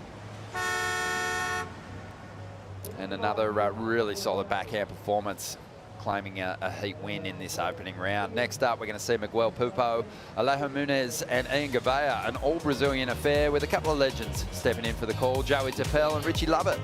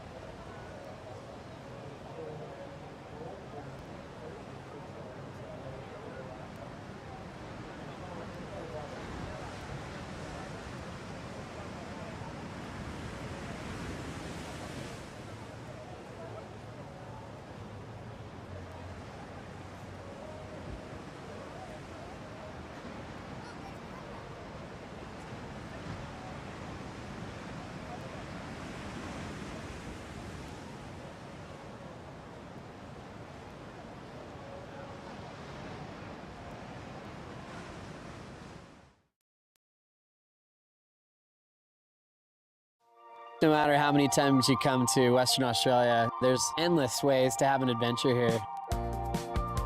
I've been lucky enough to be here 10 times in the past, and there's never one that's exactly the same. There's always something new around the corner, another new restaurant to try out, another new beach that you've never heard of before, a new track down in the forest that you've never seen. It's one of those days where you're kind of going, I think I'm just on holidays. Truly walking on a dream. Every time you come here, it is something new. You could find a new beach you've never been to, a new local vineyard that you could find, great wines to select, and just even a dirt track where you can just be on your own and soak it all up. On a day like today, you're just so lucky to be in Western Australia. Perfect waves for the world's best. Richie Lovett was the world's best for many years in his career, and I've been lucky enough to be here with Rick on several of these trips and journeys around Western Australia, and I can't even add up all the fun things we've been able to do, from checking out caves and beyond, as we already have a start here, Rick, to a spicy all-Brazilian matchup. Alejo on the first, Gouveia going to town on this one. Ian belting the lip. Wow, what a great swing off the top, and then stomping on that section to right away. That's the kind of impact you want to make to kick off a big matchup with your career on the line to qualify past the midseason cut. Gouveia under that type of pressure right now. Amazing stuff. Four-banger to open up for Ian Gouveia, and what a way to really put his competitors on notice here. Let's have a look at the replay here. So this is Alejo Muniz on his opening ride, the powerful natural footer. He's got that big wide stance, so much leverage, so much body torque through these maneuvers. It's a couple of good slashes down the line and just absolutely annihilates that end section. So a very steady, solid ride to kick things off. And this was Gouveia on the backhand. You can see just fading back right into the power source, deep bottom turn, connecting with the lip, gets a little innovative tail slide on that third re-entry and gets to the completion. So great opening exchanges from all our competitors. We know that Miguel dropped a 6-point ride as well, so this one's heating up, Joe. What a story it's been for these three Brazilians, all in the 30-plus club. Alejo being the oldest at 35, Miguel right there, number 14, just a couple of years younger than Alejo Muniz. The powerful goofy foot is one of the smoothest surfers on the planet. How he transitions gracefully is so easy on the eyes. Opens up with a 6.0. Last year got an equal 9th, which equaled his best finish he's ever had here at Margaret River. Has yet to make it into a finals day with just a lot of appearances at this event. And where for Alejo and for Ian, it's been a few years since they've been in this event. You go back to 2018 for Gouveia, and also 2016 for Alejo Muniz, last time they competed at the CT level at this venue, where they didn't get a ton of great results. Miguel's had a kind of a mixed bag of results as well outside of those 9ths. So we'll see if they can get their personal best this year. During the break, Pupo with a 6.0. Okay, so Miguel Pupo, that beautiful backhand style, quick snap up high in the lip, and another one.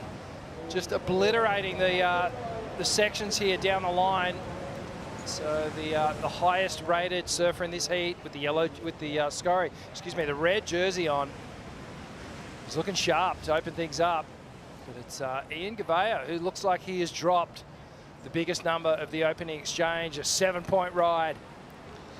What a big start and a statement for Ian Gouveia, with his back against the wall with the midseason cut upon us. And Rich, I didn't see it going this way for Ian Gouveia. After a semi-final start at Pipeline, starting off equal 3rd in the world, it almost like we all relaxed watching Gouveia going, yeah, great start, he's going to be safe.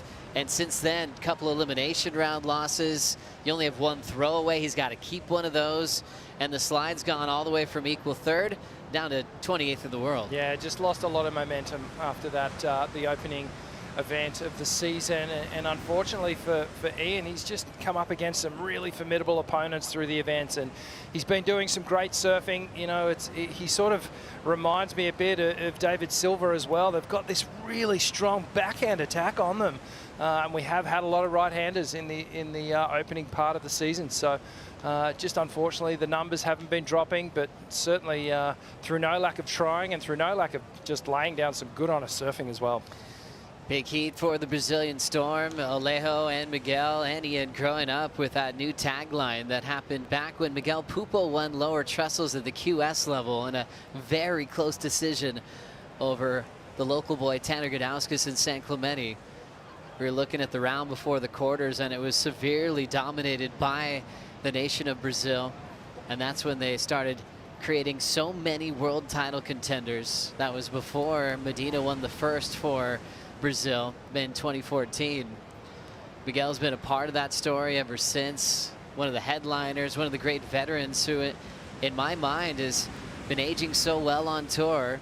Truly feel like he's doing his best surfing now. Oh, absolutely. You know, you could almost say that Miguel was one of the most underrated surfers in terms of victories, and really he's such a good surfer, so smooth, so revered for just how stylish he is, and a real threat, you know, in any waves of consequence as well.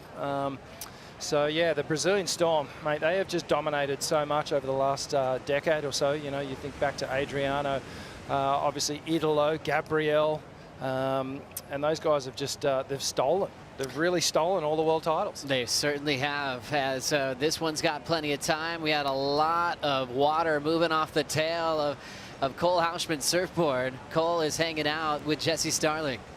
Yeah, Cole, when power meets power, it's a beautiful thing. You and Main Break at Margaret River are a match made in heaven. How's it feel to have a bit of power behind your surfing? Yeah, it feels good. It feels like we're back in Hawaii or something. And yeah, it's been fine the last few days. Just stoked to like be able to ride a little bit bigger board and just lay into it. So it's fun. We were just talking, we can't do a post-heat interview without mentioning the cut. A big motivator for you though is heading home and competing at that Trestles event. How badly do you want to get yourself there? Yeah, that's like been the main motivation, just like have a CT at home. I grew up watching that contest, and yeah, to compete in it is kind of the dream. But I mean, obviously the vision is like past the cut, you know, I want to do better than that. And so I think main focus is just stay in the moment and heat by heat and kind of just enjoy it all. We were chatting before as well. I was saying it's pretty crazy that this is only your second year on tour. It feels like you've been here for a really long time. With it being your second year on tour, you've made the cut before. You know what it takes. How do you think you're going to get yourself there? Yeah, last year kind of just, I won Bell, so it kind of just like skyrocketed me up. I didn't even have to think about it. But you know, it's always in the back of your mind. I think I was just talking with the boys. You kind of just have to accept it when you're in our position and accept that it's reality, and then just also fall back on the work you put in and all the dedication, and know that what's meant to be is meant to be. So just keep working hard and surfing good and hopefully win some heats. Well, one step closer. Best of luck for the rest of the round. Thanks so much, Jesse. Great to hear from Cole Hausman, who exploded to a big result in El Salvador. Started feeling the pressure relieve a little bit, then it kind of went right back on him when he was upset early as the defending event champ back at Bells Beach. So Cole Hausman in the category where he's really focusing on at least a quarterfinal finish here just to make sure he makes the cut.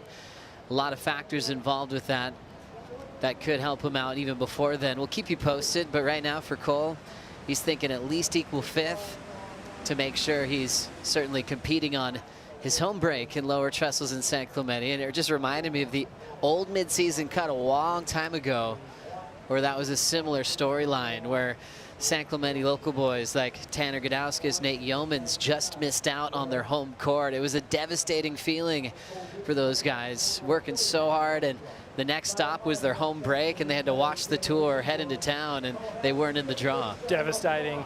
You always want to have that home court advantage and have an opportunity to compete in front of your family and friends at home.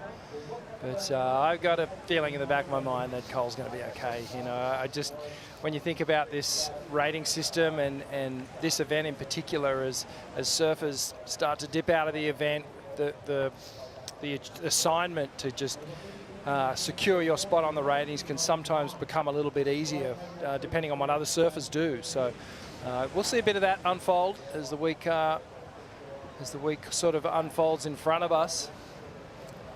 Just a beautiful day. It's almost lunchtime, about 11:50 a.m. local time here in West Oz. Everyone's starting to enjoy the VIP area. All the great chefs that are in this region are hooking everybody up as we now lock in.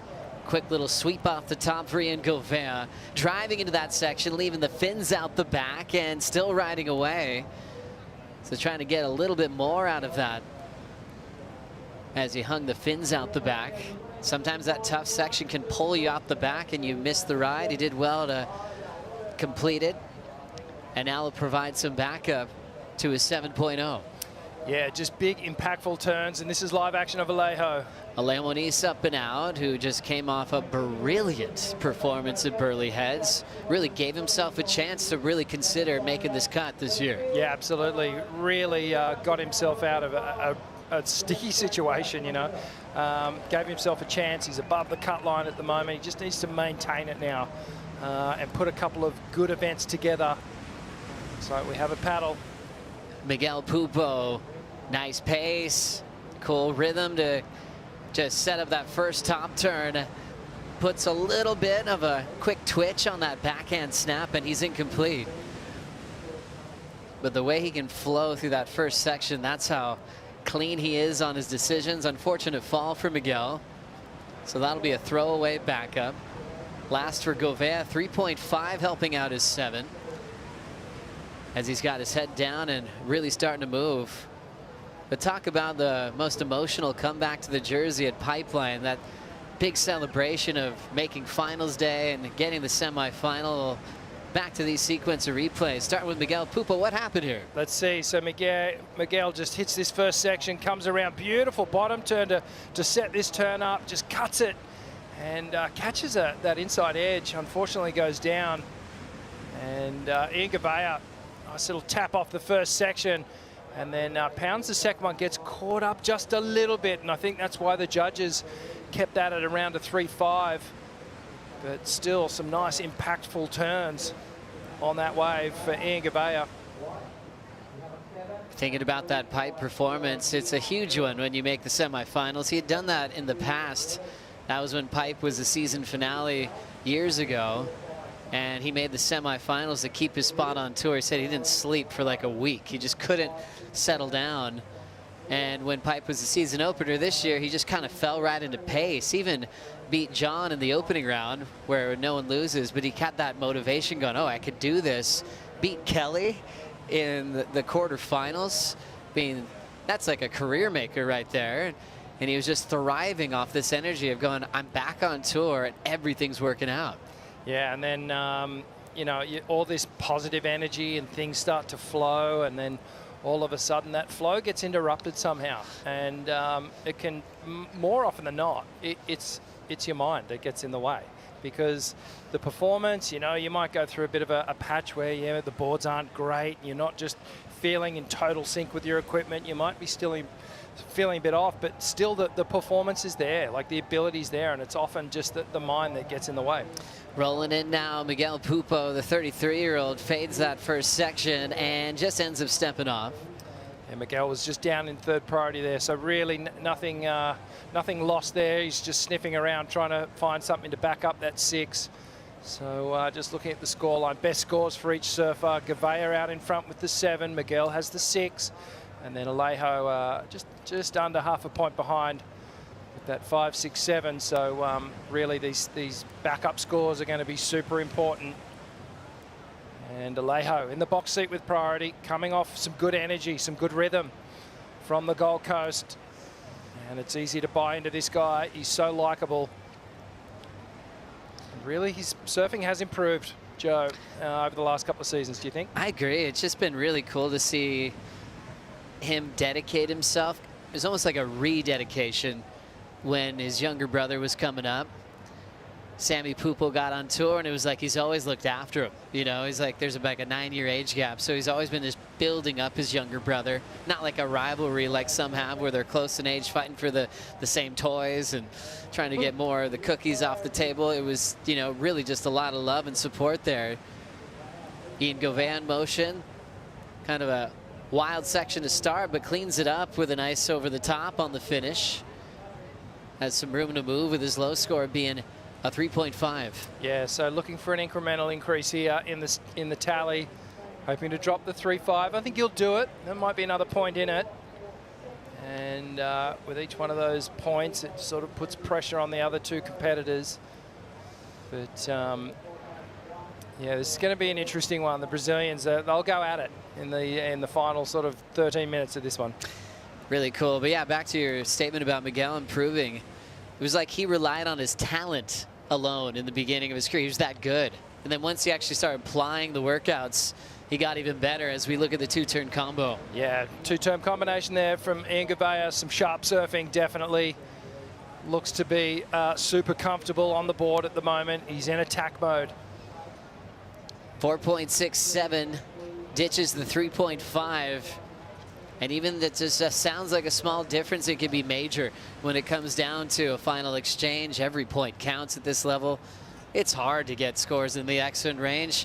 The judges are the best in the world, and they you know, demand the best out of these surfers to force a score into that 8-point range, which I kind of think with the conditions we've had today in this opening round, we might have seen more 8s than we have in a lot of opening days on tour this year. 100%. It's been amazing conditions all morning. We do see this northerly wind has puffed up a little bit over the last hour or two, and it's creating this sort of ridge line on the wave, which just makes it a little bit more difficult to pick your spot when you're eyeing off the lip of the wave, and there's a little inconsistency into the line of that lip. Becomes a little tricky. I was chatting to Jake the Snake Patterson about it before, and he's saying a lot of these surfers should go back down to a smaller board so that longer line doesn't get caught within that chop. So much knowledge coming out of Jake the Snake Patterson, who absolutely loves being a coach for many of the world's best. Watching Alejo track down the line, and just that quick Alejo whip that he's got. It's a signature move. Another nice clean belt through the lip line, and he steps off on the SRS surfboards. Rodrigo Silva making his equipment, who's also based in the state of Santa Catarina in Florianopolis. Santa Catarina is down in the south of Brazil and actually used to host the championship tour for many years.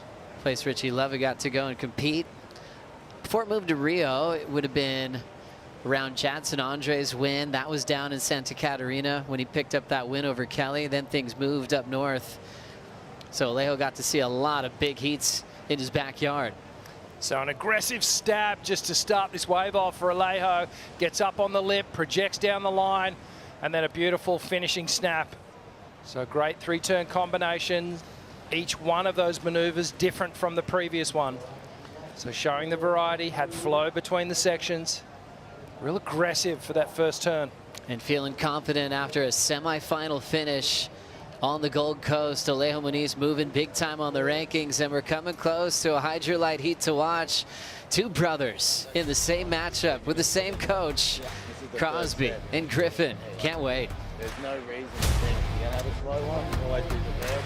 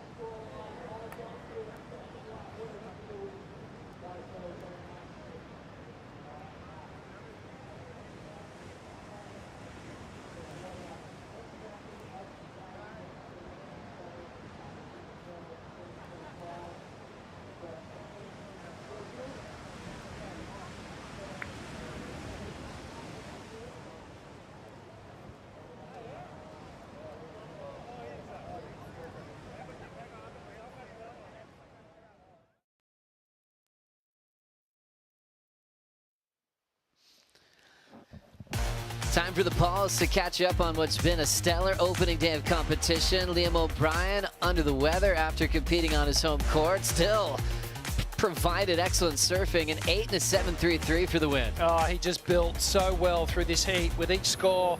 Just started to tap the score line up with some fantastic surfing here. Board was chattering underneath him, but he was ironing out these lines so smoothly. Just attacking a section after section, all the way down the line, always getting to the finish and dropping an excellent score. Job well done for Lobby. As we moved on, world number 1, Italo Ferreira made it board change in this heat, went down an inch to a 6-0, and the scores just kept getting bigger. Yeah, this is one of the bigger waves of this heat, and Italo, as usual, just attacking each one of these sections.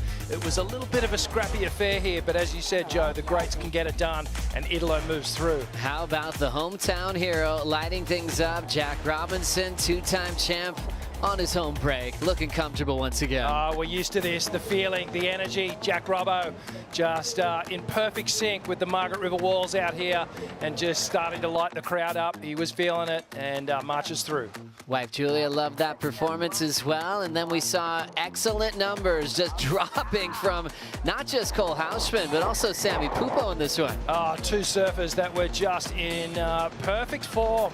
The big goofy footer from San Clemente just manhandling these sections, and Sammy Pupo just pushing him right to the edge. Sammy with 2 excellent waves in this heat, and he was just narrowly ousted, but mate, this guy was in just scintillating form, just sizzling through section after section, knifing it, and precision surfing from Sammy Pupo. Big performances there. Cole and Sammy get reseeded into the round of 32, and Baron Mamiya was in that mix. He's in 3rd, and that's another big name, top seed, that is in the elimination round. Still a lot of great heats to enjoy in this opening round for the men. Remember, women still on deck for just a huge opening day of competition. Enjoying this all-Brazilian matchup, and they always come with the numbers on tour. 10 Brazilians in the draw here in the opening round, almost a third of the draw. And you have a total of 36 men in the opening round. And let's get caught up. Miguel Pupo on this last wave, 5.23 to hang on to 2nd. This thing's heating up here, so we look at the replay. And Miguel Pupo just navigating that final section. Ian Gabea just grab rail bottom turn, really accelerating off the bottom, gets nice and low, projects out of the lip, has to deal with some turbulence, and rides out nice and clean. So Ian Gabea just dropping some good numbers here, 6.23. Sees him take a solid lead with a 13.23 heat total. What a heat, Kaipo. Big numbers once again. What are you noticing about the lineup right now? I'm just noticing that I love the adjustment that these surfers are making with these changing conditions. We talked about earlier that the north wind has kicked up, so it's really having to kind of, it's a Rubik's Cube. You got to fit it all in and place your turns and adjust to these changing conditions. And that's what's happening out here right now. I'm also still liking, of course, the Goofy Foot's performance on the back end. Yeah, definitely. And thinking about Ian and Miguel in the top 2, Kaipo, you got to be proud of the backsiders at the moment, leading this heat so far. I think and it's a point of difference, right? You can see, and I don't want to sound cliche, but really it's more vertical surfing that you're able to do on your backhand. So that's impressive. That's what both those guys have been doing. And it's equal to enough numbers to be in the top 2 positions. It's interesting how fast the year goes, isn't it, Kaipo? With Ian's 3rd place start at Pipe and now putting himself in a tough spot with the midseason cut right on us. Yeah, it's wild, right? It's just so unpredictable. And that just means you can't take anything for granted in such a talented field, on the league, on the championship tour. One great result does not guarantee you anything. Good man, Kaipo, giving us that insight. That north wind is picking up, like he mentioned before, in the forecast. So forecast providing great results on what they predicted here on opening day. Big thanks to Kevin Wallace and Surfline. As we see Alejo Muniz, the one with priority, the regular footer out there, just chasing a 5.57. So nervous moments for the whole pack right now. Rolling in under the lip, it is Alejo Muniz. Driving into that first section, controls it. Got a ton of speed on the wind up. There's that Alejo jam and ends up late to the end section. Now Miguel in position. Pupo, nice flow to start. Driving through that section, nice water displaced off the top, nice controlled little lip line float, and he wants it. He's got to be careful with that big rock right there. But he's wanting a bit more out of that one. So many different characteristics on that last wave with the different sections, and he had to read it just perfectly. He did well with his maneuver choice. He really did. And, you know, we're talking about that north wind. The right-handers have still got a nice smooth face on it. And again, local knowledge would tell you that second wave of the set is smoother than the first. You can see Alejo attacks this first section, but there is a bit of bump that he has to deal with here. Goes for that hack and then gets late to that final section and just gets karate chopped. Look how smooth the face is on this one for Miguel. Drives around this section, beautiful connection with the lip. Gets some tail release and then great timing on that third maneuver. Miguel just appealing to the judges. He liked the surfing. The judges are going to like the surfing too. This is going to put him solidly in second place. May even get a shot at first. Numbers in for Alejo Muniz, 5.77. Sitting in second at the moment, then standing by for the last of Miguel Pupo. Probably felt good for Alejo just to get that jump in the top two, but he's just nervously waiting to hear what Pupo did. Alejo being coached by a past champ at Margaret River, a world champ in that same season, Adriano de Souza, with a dramatic victory, who had John Florence in that final back then. Adriano came in on the podium and said, I just beat the best surfer in the world. Just so much respect for John. He got past Kelly in that event too. It looked like Nias out here. That Kelly had that crazy 10-point ride. That heat was against Micro when Kelly got that one. As numbers are now in, Pupo, like you thought, Rick, 7.13. The best number of the heat, brings him to second. Alejo now drops to third. Muniz needs a 7.36 now to avoid the elimination round. We talked about his run to put him in a better spot to make the cut. Now under pressure to avoid another round in the ER. Look, this is the worst this plan could have gone. You can see the frustration on Alejo Muniz. He knows that this puts him in a danger zone into the elimination round, and if he doesn't get through that, then he becomes a target for all these surfers to overtake him and steal his position within the cut line. Ian Gouveia scrapping hard. He'll take this wave with 13 seconds. It's not going to go near his top two. Miguel looks at his Apple Watch, and there's the frustrated Alejo Muniz. Puts his head down and has to really shake that one off. He is really feeling the pressure now and letting out all that frustration, knowing that he has to face off in the elimination round with his spot on tour on the line that he worked so hard for the last 8 years to be back on tour. And he's so filthy on this. Ian Gouveia with a comfortable win there.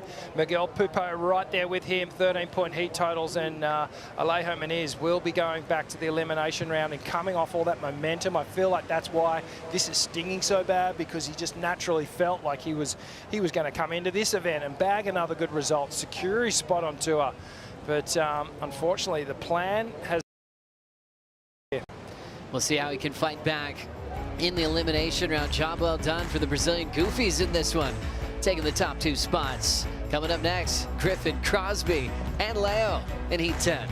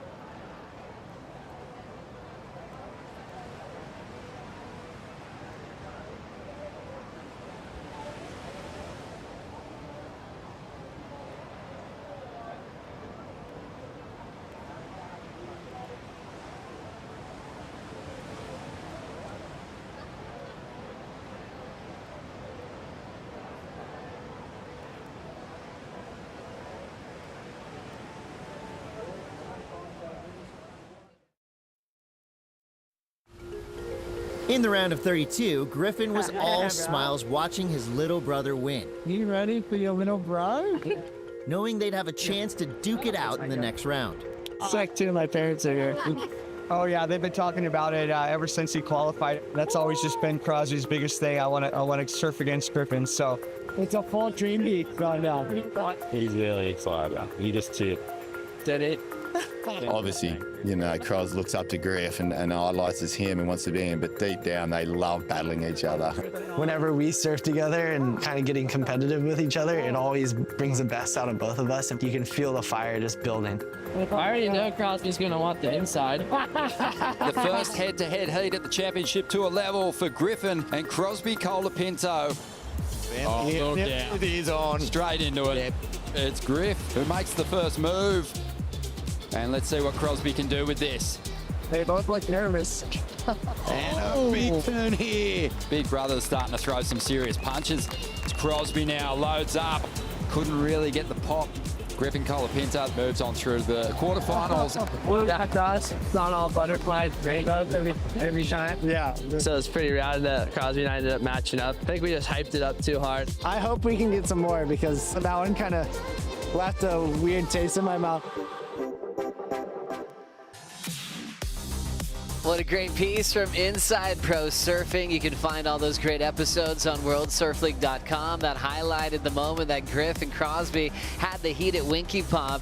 And yeah, the waves weren't that great. It went really flat. We all hyped it up so much, so we're loving that they're getting a chance on a day where it's been absolutely pumping on opening day. It's the Hydrolite heat to watch.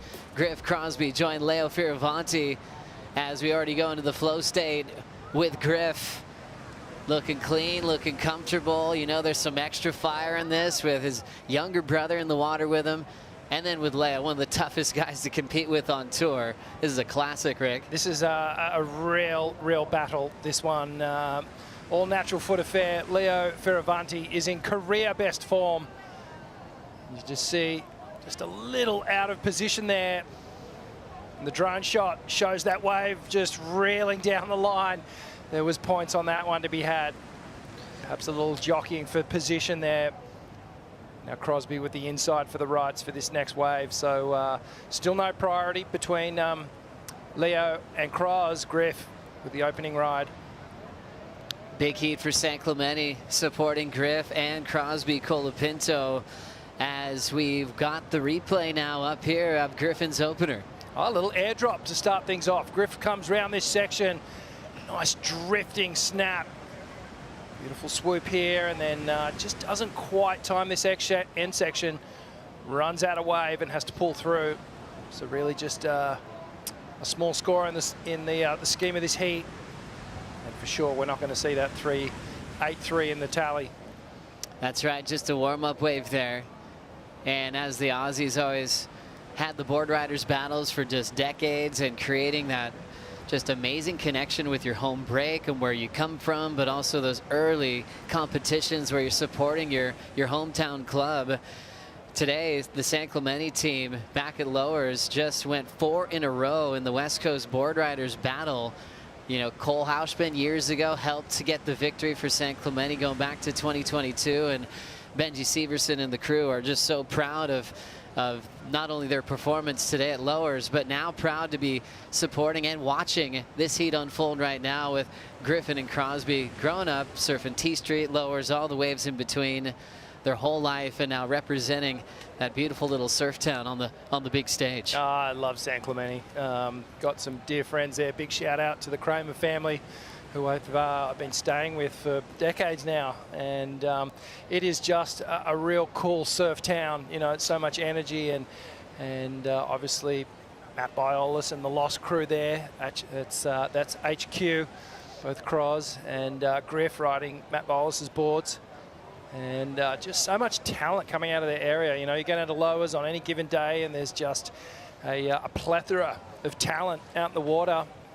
And a whole bunch of little grommets on the inside, just ready to take the place of their heroes, you know. 100%. What an amazing surf town. Quick Bond University health check with Crosby Colapinto. Busted his elbow right before the season opener. Surfing pipe, preparing for pipe. He was so psyched on coming back on tour, because he was successful last year in clinching the Rookie of the Year award over his good friend Cole Houshman. Went to Hawaii very early, ran into him a bunch. He was so fired up, looking fit, and he was just devastated that he had to use that energy to actually slow down. He just wanted to compete and missed the first 2 stops of the season. And right now his whole goal is just, in a shorter season than he could have had, try to survive the mid-season cut. Yeah, it was a tough one for Croz. You know, he had to have that elbow surgery, sort of put him out for a few events. And this is a guy that is just in such good form at the moment. Had his rookie season, and you could see him growing. You could see the talent rising. And he's just been putting down some huge numbers. As we now lock in with Leo Fioravanti, really deep on this one. Now out in front, he'll commit for that nice clean fade. Ooh, and just over-rotating on the bottom turn. Off pace from the start. And now Crosby will get a chance to dig in. Tallest guy in the heat, uses that big frame for a lot of range on that first carve, and blitzes the fins out the back, but can't control what would have been a big finishing move. So maybe that's a little bit of the nerves that are involved in this brothers heat, and even Fioravanti a little off, but they'll warm up. Yeah, they've each got a little warm-up wave here that they're going to want to just set and forget and get something bigger and better. But that wave of Croz, man, that had excellence on it. If he had made that final turn, unfortunately, just not able to stick the landing. So let's see what happened here. Leo's 2-point ride. Yeah, way behind, but he does well to get out in front of it, finds some open face here. Little check carve. And then right at this moment here, just got caught on his toes and pulls through this wave. Second wave of the set again. Beautiful smooth face here. Big power wrap right back into the source, and then Cross connects with the lip, blows the tail, and just gets off balance and doesn't make that final finishing turn. Now let's catch up with the winner of the last heat, Ian Govez with Jesse Starling. Yeah, beautiful heat win there. Got that first round, but it's a little bit bittersweet because you came up against 2 of your best friends. Yes, we were back in Burley, and we were already making the city, the heats, and before Renato sent to us, we knew that was gonna be me, Mix, and Alejo, and we were laughing when we were there. But yeah, it's awesome to be out there in a World Tour Championship heat with the friends, and yeah, stoked to make this one. I think a good way to look at it is this time last year, you guys weren't all on the tour together. You're still battling out on the Challenger Series. So I feel like this is a massive step forward for all of your careers. You, however, you know that you've got a job to do here to get in front of the cut. How is the pressure feeling for you? I'm feeling good, like pressure free, to be honest, because I put it myself in this situation, and now I gotta deal with it, and I'm not afraid of the consequences after this event. So yeah, I gotta go there, hit some walls, some faces, and do my job. I love that. You know what you got to do, and know that Brazil absolutely loves you. Do you want to say anything to anyone back there? Obrigado a todos que ficaram aí na torcida, acordado, amarradão de passar essa bateria, e vamos nessa. Awesome. Thank you, Ian. Good luck for the rest of the event. Thank you, Jesse. What a big one there, Ian Govez. Sometimes you just gotta laugh when you look at the draw. It's all the people you're actually supporting on tour, you're traveling with, and you're like, well, here we go. With so much on the line, Ian's got a long way to go to see if he can make the cut. He's thinking at least final in his mind. As we get caught up with this one, looking at that last wave from Griffin Colapinto. A couple of beautiful connections for the opening part of this ride. Beautiful drifting snap, the first one. So that was the best wave of the heat so far. And then Leo, just a layback hack to start things off. Comes around this section and another layback. Full direction change. Gets the final little finishing hit. So now this is starting to warm up this heat. We're going to see some numbers starting to drop now. Griffin Colapinto's last score comes in at a 6.17. He's building. Crosby's opener with the fall, a 4.27. Think how big that would have been if he controlled the combo. Here he goes again. The Cross throwing some water. Nice silky wrap. Driving out in front of the open face. Keeps that carb nice and tight, nice flow state activated. Didn't try to oversurf those sections. Wide open wall for Griff. Nice control for a big finishing move that he lets go of.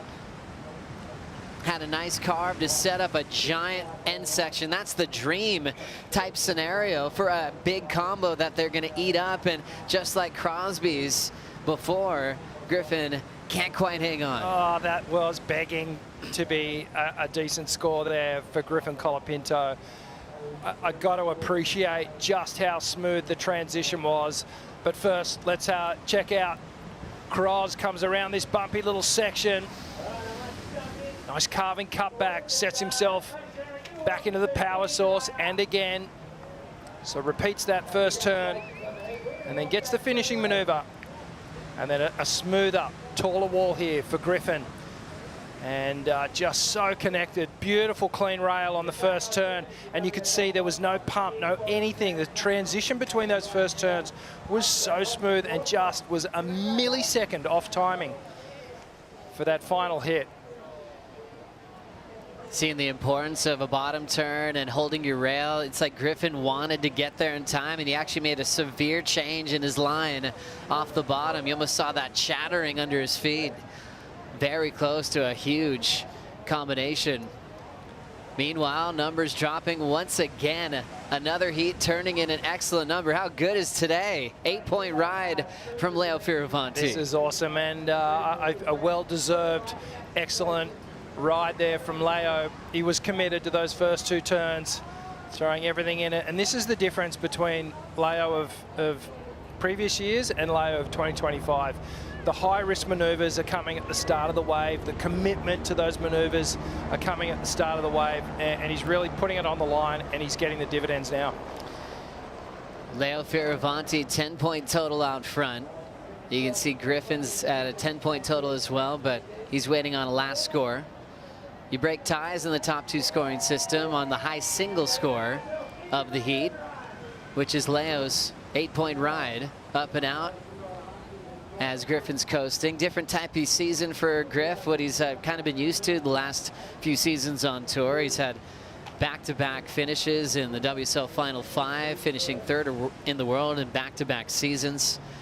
A lot of venues. He's sometimes on the face of the banners of being a past champ, and he's had to be open about how he's trying to figure out his form and flow.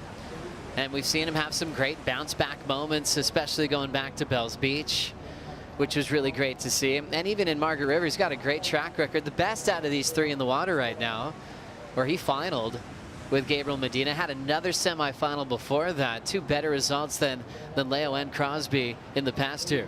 Yeah, and even that in itself gives you a good feeling when you've come into a place, a location, one of the tour stops where you've had good results and you're really understanding what the wave's all about now, and you know how to unlock the scores.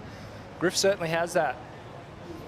And in contrast, if you're struggling to get a result somewhere, it becomes a bit of a pain point. We saw in that last heat, you know, none of those guys have really had a decent result here. I think a 9th in that previous heat was the best result out of any of the surfers. Let's see what happens here in the Stone and Wood slow-mo replay. You can see just Leo laying into that turn with all his energy and all his power. Cuts it at the perfect moment so that he can get down the line and get to this next one and a repeat, but actually pushes even harder, kicks the fins out, gets that tail release and slide. And that is just so difficult to do, the final finishing maneuver. So the wave at Margaret's has got all these little slabby rock shelves, and these sections pop up so quickly. They also flatten out just as quickly, and you really have to have your timing just on point if you want to just get into rhythm with these waves. Gosh, so many excellent scores today. 8-point ride, brilliant for Leo as he takes the lead. Let's check in with Kaipo. Yeah, Joe, just what a great day, huh? Day number 1 of the event window. Saturday, we got the bluffs just full of all the fans. You can take a look behind me, you can take a look from over above, coming out for this opening day. And yeah, can't wait. Can't wait to come back on shore. I'm going to high-five all the kids along the fence line and probably get some food. I'm starving. And speaking of food, let's eat up right now what Griffin Colapinto's got going. Griffin down the line, big blast there, looking to put everything into that big blowtail, and ends up incomplete.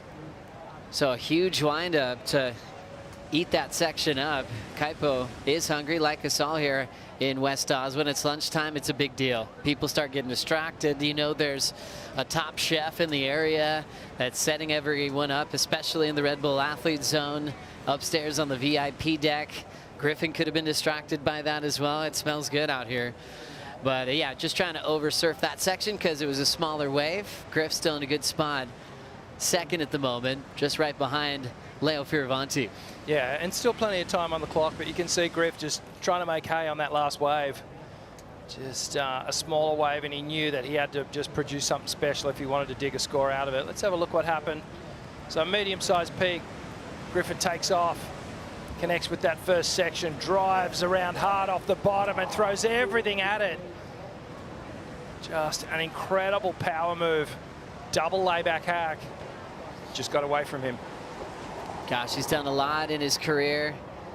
Triple Crown champ, cover shots of Surfing Magazine, winning a lot of events around the world, giving a lot of hope to the state of California to become a world champion. He's come very close in the last couple of seasons. But at the moment, it's Leo Fioravanti owning this one with excellent surfing, a big 8.0. Let's see if the Italian can hang on to this one over the brothers.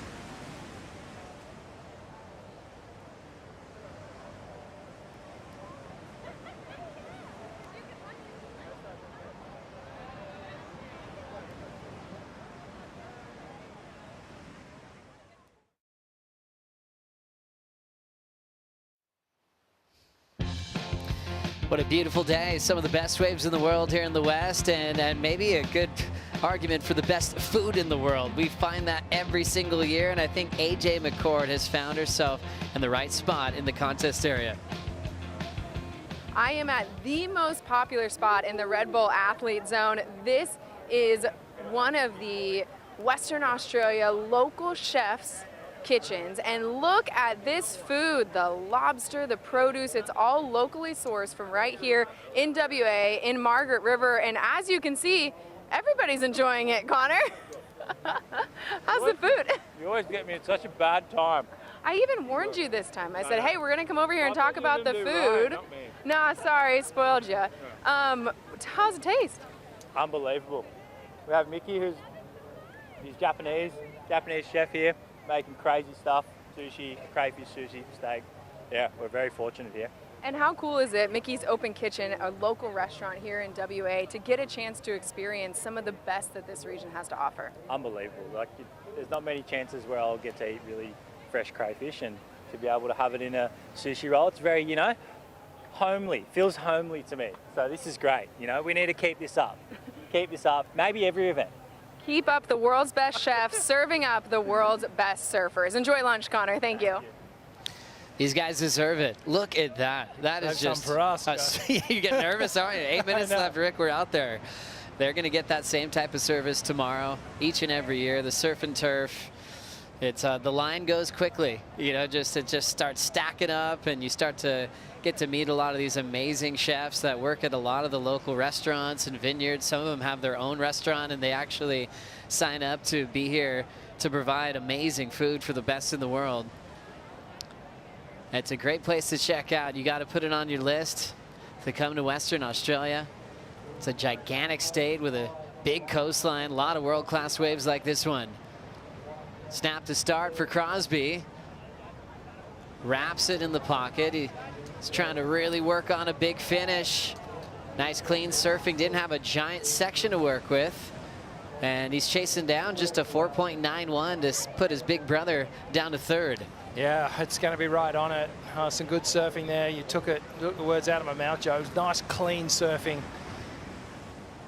It was not really that one big maneuver that got us to the edge of our seat, but it was just good textbook surfing, not really over pushing any of the maneuvers, just really working that wave for what was on offer. And it might be enough to move him up into second place. So let's check out the replay here.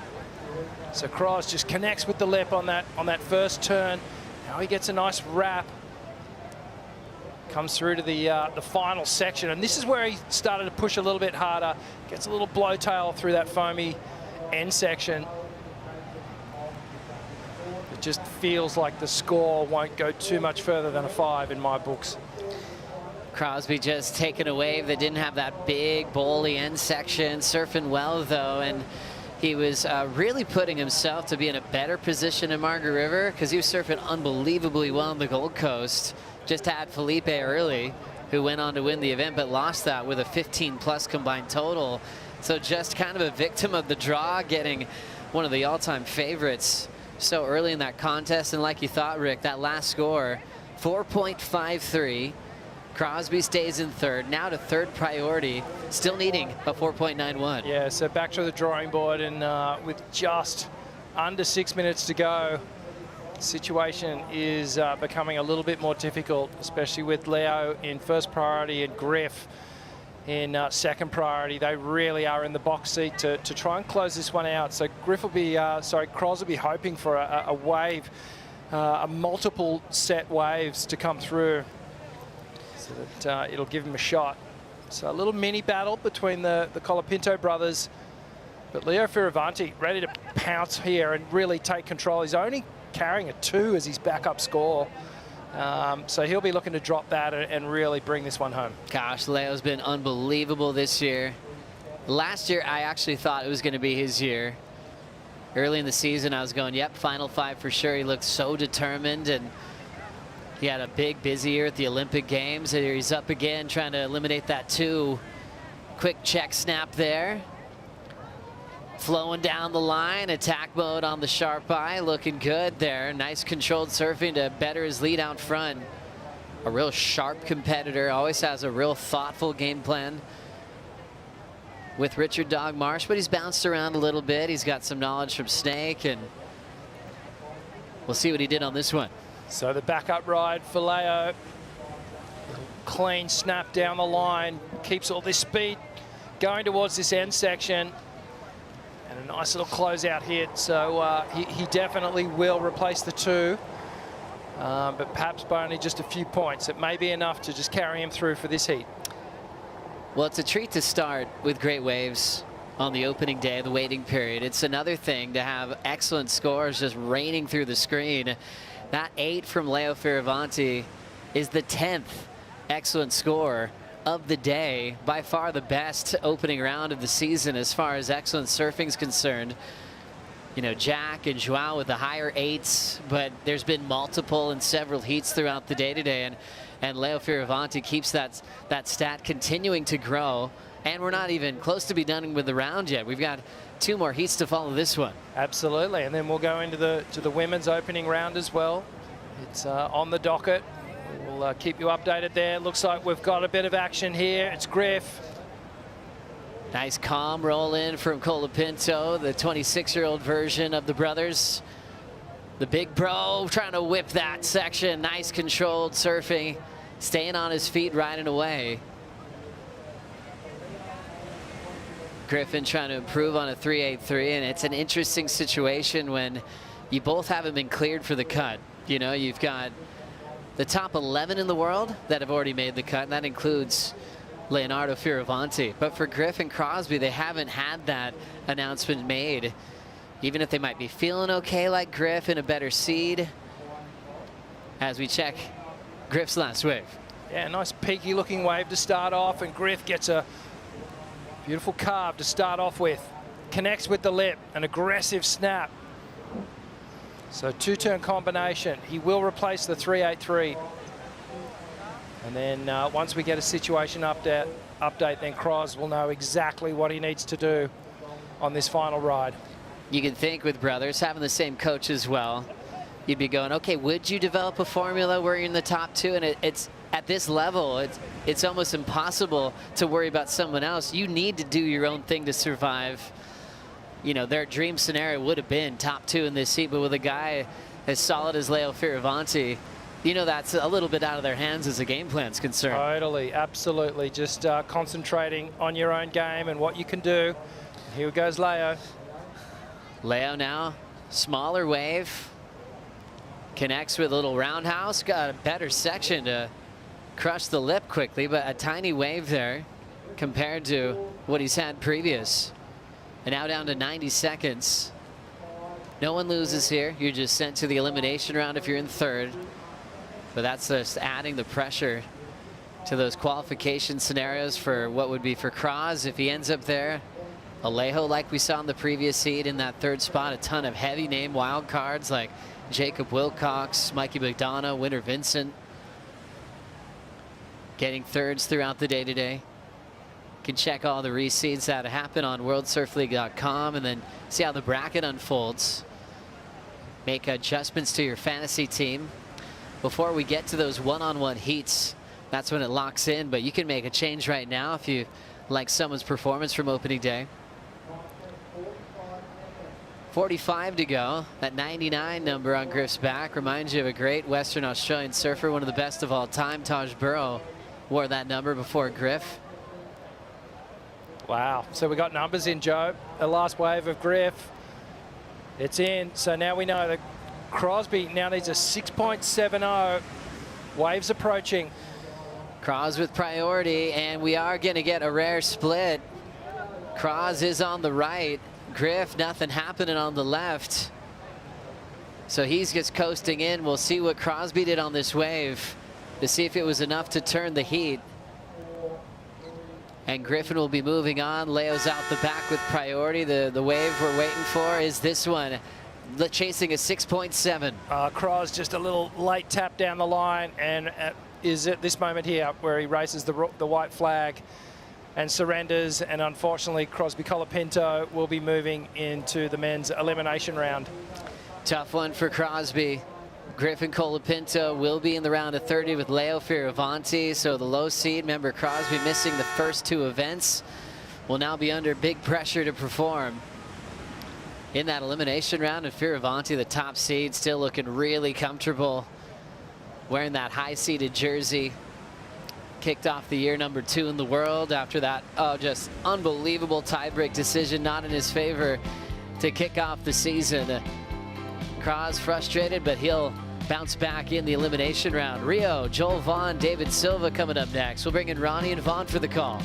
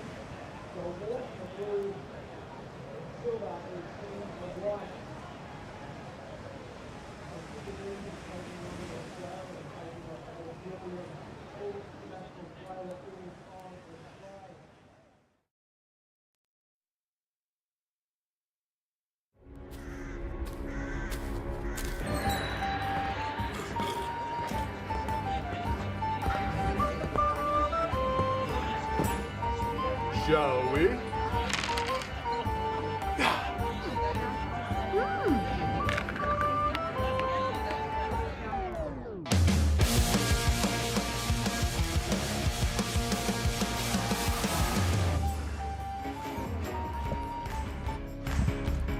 Get those fantasy teams locked in. It's not too late as we move into heat 11 of the opening round with Indonesia's Rio Waida out there in the red. Joel Vaughan from the central coast of New South Wales. The Australian is going to be out there in the blue, and Brazil's David Silva will be out there in the white jersey. Should be a great clash, obviously, in this opening round. You're seeing surfers at different ends of the WSL rankings coming into a contest that just has so much consequence. CT careers are on the line here, and people also campaigning to get themselves elevated to the top end of the ranks and potentially get a crack at a world title when we get to Fiji, the WSL finals at the end of the season. Rio Waida getting things started here. Couple of nice hits on the outside already. Rio with some up and down moments through the opening stages of the season, and he just came to life over there on the Gold Coast. Great to have your company, Ronnie Blakey with Vaughan, and bang, Vaughno, what a great day to kick off competition here in the West once again. The waves have been firing. It's been so cool. Getting here this morning in the pitch black darkness, all you could see was just a few little white lines out on the horizon, and sure enough, as the sun came up, we just saw it, you know, main break really pumping, and first heat of the morning had some incredible performances. My fantasy surf team, Ron, just while we're on that topic, looking good. Had Connor O'Leary in my team, so a couple of big backside whacks, and that was good. Also had Leo in my team, so things looking good there on the old blitzed pure tour nerdism Swillian Fantasy League. Cop that, even though I'm coming 634th. Yeah, it's good stuff. It is good stuff. Get together with your mates, get that league happening, and let the banter fly. And we're going to see what Rio got done on his opening ride here. Yeah, nice big swoosh to get things going. He comes off the bottom. That was the big money turn. Nice little speedy slice again on the inside. Gets the rebound and just in and out. The surf has kind of like slowly sort of just sort of dissipated a bit. The energy in this ocean this morning was really firing. Offshore wind, just that classic main break setup. A couple of big closeout end sections. They're still there. We saw that in the last heat. Managing this inside, Segi can be pretty brutal. It can bring the best undone. It often does. But, you know, you also get those ones that just sort of peter out. Rio dropped the 4.83 on his first wave, the 25-year-old who dropped out of the top 10. Just one spot after the Gold Coast. But it was interesting, wasn't it? He really stumbled down at Bells Beach, and, you know, after a couple of pretty impressive finishes through stop 2 and 3 this year, a runner-up finish to Italo in Abu Dhabi and a 5th place in Portugal, he was right at the top end of the ranks. And then 3 17ths in a row, and his post-heat interviews on the Gold Coast really were interesting. Just talking about kind of losing his hunger for a moment and starting to wonder if he wanted to compete for a second. But I kind of appreciate the transparency. Yeah, it's like Griffin. You know, these guys are sort of tapping into just being as open to the bad times as much as they are the good. And, you know, it's amazing, isn't it? Just a couple of events from a real high point in your career, and you can feel like you've lost your way. And I guess in some ways, you know, being vulnerable about that allows you to sort of get information or help or access, you know, knowledge from other areas. People can come out of the woodwork just going, oh, I saw that post, man, like, is there any way I can help you out? And maybe that'll get you back on your feet. It only takes like one word of wisdom from a real legend to fire up the engine again. Yeah, well, he's got a legend in his corner, Reynos Hayes, who's he's been working with, and Reynos got him well and truly fired up, and you could see when he lost on the Gold Coast that he's got that hunger back for competition. So this is a big event for him. You know, a real opportunity for Rio to get himself back up into that top 10 and push hard for another amazing finish. He finished 9th last year, had a remarkable year, and yeah, just one of those guys who has got a couple of runner-up finishes now. Yeah, and the cloud break carrot at the end of this year is a real motivator for Rio as well. He's had a great result there. I think he finaled there. When was that? Last year? Yeah, against Griffin. So, yeah, that is something that he can kind of look towards and go, man, if I can get there, I'm a shot at a world title for Indonesia. There's his coach with that backup board. Yeah, I love Rio surfing. He's really well-rounded. He's one of those competitors, almost like a Felipe kind of pound for pound. The power that he has is pretty impressive. He's got a really strong forehand, but the backhand is particularly deadly. Really vertical, punches through the pocket of the wave. So, you know, at a break like Margaret's, you know, he could pick off a left and actually still generate a score. It's a great little ace to have up your sleeve. And another advantage he's got is he looks big on a wave. He doesn't look minute. He's pretty tall. And he can really, you know, throw a lot of spray and cover a lot of ground. He's a super fast surfer. Yeah. Yeah, Joel Vaughan out there at the moment too, the rookie, 21 years of age from North Shelley on the central coast of New South Wales, coached by Jay Bottle Thompson this year. And he's been pretty impressive, Joel. He has had a run of 9ths to kick off the year. Unfortunately for Joel, his worst result came at the last venue. And he's in a little bit of danger in that, you know, dropping that 33rd isn't going to change his scores so much, or his rankings points total after this event. So he's got to, I think, make sure that he continues to move through the rounds here. Because also the other thing working against Joel, when you look at him above the cut line, there isn't a competitor, even though he's in 14th place, with a worse heat score average than Joel. His heat score average is 9.63, and he's the only one inside the cut line who's got that single figure heat score average. So got to bring the numbers up a little bit and got to stay alive in the mix to keep his place on tour. He can definitely do it.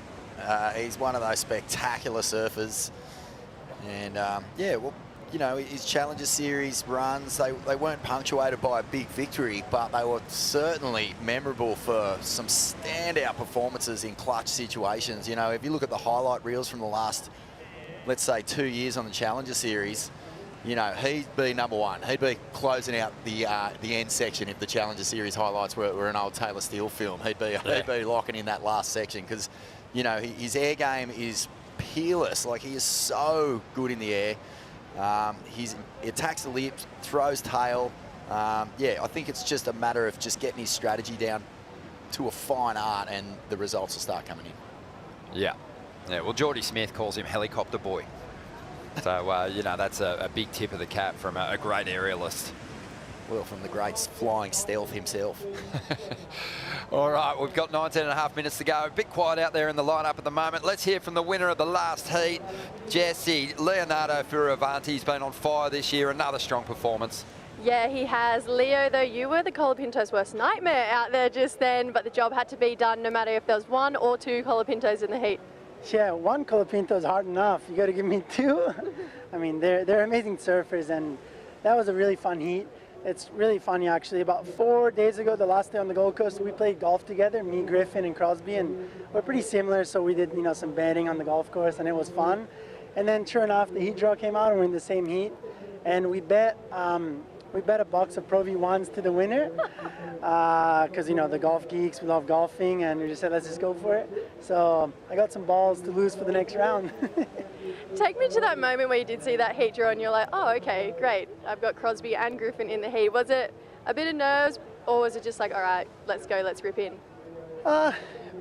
Honestly, I feel like when I do see those heat draws that are a bit obviously tougher, I mean, two amazing surfers, I feel like I lock in usually pretty well. I just tried to focus on myself. I mean, I figured that if they were everything was going good, they could have, helped each other a little bit. But I was just trying to focus on what I could do, and I'm glad that I started pretty well and put myself in a commanding lead and situation to where I could control more and just focus on myself. But yeah, like I said, that was fun to surf against the brothers. And coming to this event, you've made the cut. It obviously takes a lot of pressure off yourself. Do you think that gives you a bit of a mental advantage against the rest of your field? I think I was announced to make the cut before the Gold Coast. A lot of Italians here. It's really cool always. But yeah, I was announced to make the cut before the Gold Coast, so I think that whole mindset is past it. I mean, the season is long and going, so I'm trying to focus on event by event. Obviously, the Gold Coast was tough. Burley was a really tough wave to figure out for everyone. So I just tried to, put that behind and look forward, move forward, and I'm really happy to start this event good and excited for the next couple of days, which looks like Tuesday is going to be really good. Yeah, well, you're looking confident here. As you said, you've got some Italian fans here, but we're sure you have some back at home too. You want to say anything? Yeah, ciao a tutti in Italia, grazie per il tifo, buongiorno, ciao nonna, Livia Leone, tutta la famiglia, vi voglio bene e si va avanti. Dai, yeah. Awesome, thank you so much. Thanks, guys. Thank you, Jesse, and well done to Leo there. He's one of just 4 surfers who've managed to maintain a heat average above 13 points this year. He's on one, Vaughan, and the big result could come for him right here in the West. He's sort of had to sit there and watch a bunch of his contemporaries achieve at a level that he wanted to achieve at. Jack Robbo and Kanoa are probably the 2 examples of guys who have gone on, challenged for world titles. Leo is in that conversation, just had a bit of poor luck really with injuries, and now it's great to see him, reaching that level of consistency at the very, very top of the tree. Most definitely. Yeah, he's surfing will suit main break out there at the moment. We've seen Rio on a couple of rides. No big scores logged just yet, but he's out in front. David Silva, he has banked a 3-point ride. Joel Vaughan's waiting for his opportunity. We're talking about Joel's ability to produce, highlight moments that just attract so many eyeballs. I mean, the WSL loves this guy too, because it just generates so much engagement through their social platforms, including his own. But David Silva's got his work cut out, Vaughan, coming into this event, chasing a massive result. The Brazilian, who's been cut the last couple of years, always manages to power through the Challenger Series and get himself back onto the CT. But he is making up a lot of ground in 26th position. The positive for David, he jumped 5 spots on the Gold Coast with a 9th place finish there. So he's ready to strike. And he's also thrown away a 13th. So just gets through a couple of heats, he can really improve on his position. Yeah, he's been to Margaret's 4 times before, and he's never really clicked with the joint. So he's got to find the rhythm. He's got to find a way to get through this heat to give himself a chance at requalification. I had a chat to him this morning on the deck. We were talking about the swell that was coming. I said, "What's your biggest board, mate?" And he said, "Well, I've got a 5'11" and I've got a 6'1". And I was like, "Whoo, might not be big enough for what's coming." There was a bit of chat this morning that we might be having to pull some serious length out. And he was like, "Maybe I'll just stick those 2 boards together." Did he That's say what that? he said.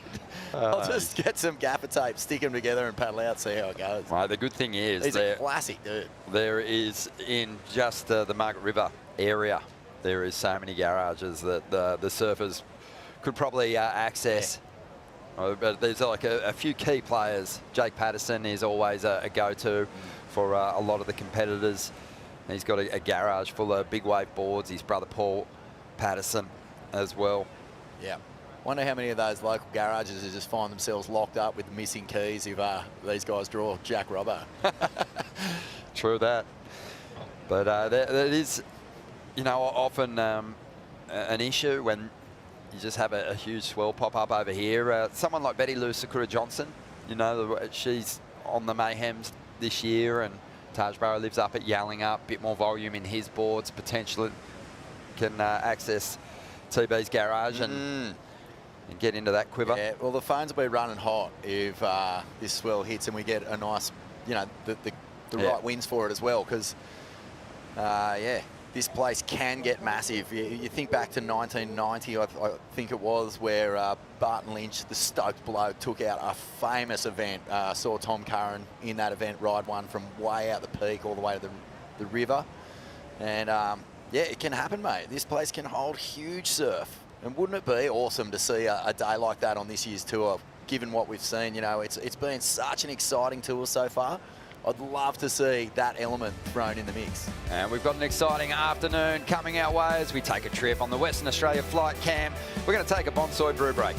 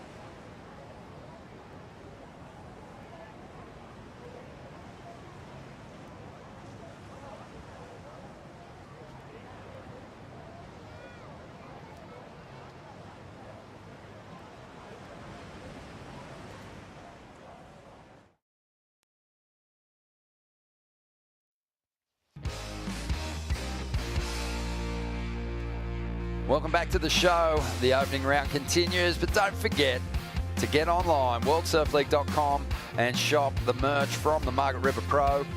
Vaughan's representing. A big shout out to Rusty, the official merch partner of stop number 7. Decking out the commentary team. I've got the Revival t-shirt on in tribute to the great film that came out, the Rusty Team movie, one of the great cone-offs I've seen in the past few years, and a big shout to the Evoker Jesus, the Gosford Grug, Wade Carmichael, getting pitted out of his dial in that one. Did you see the roundhouse cutty that he posted recently? Oh, pretty sure it's in that film, Revival. Check it out if you haven't. Yeah, for one sure. One of the great figure eights.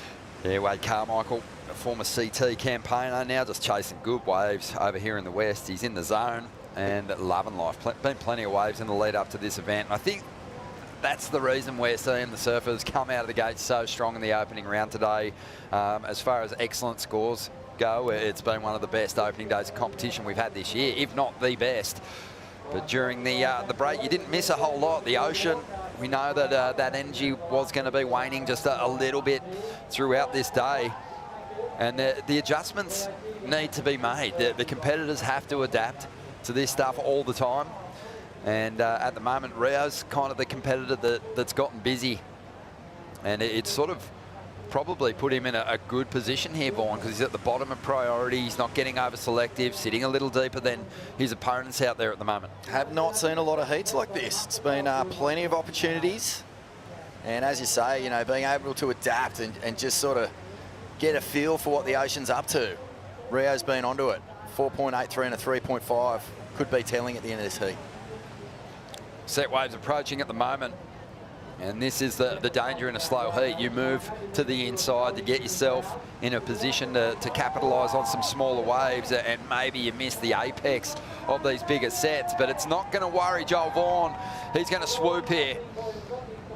making his move, his first wave in this heat, and there's only 8.5 minutes to go. So he's been ultra patient with his priority, wants to convert, but doesn't really sync up with that final section. David Silva now, a 3 on the board for him already.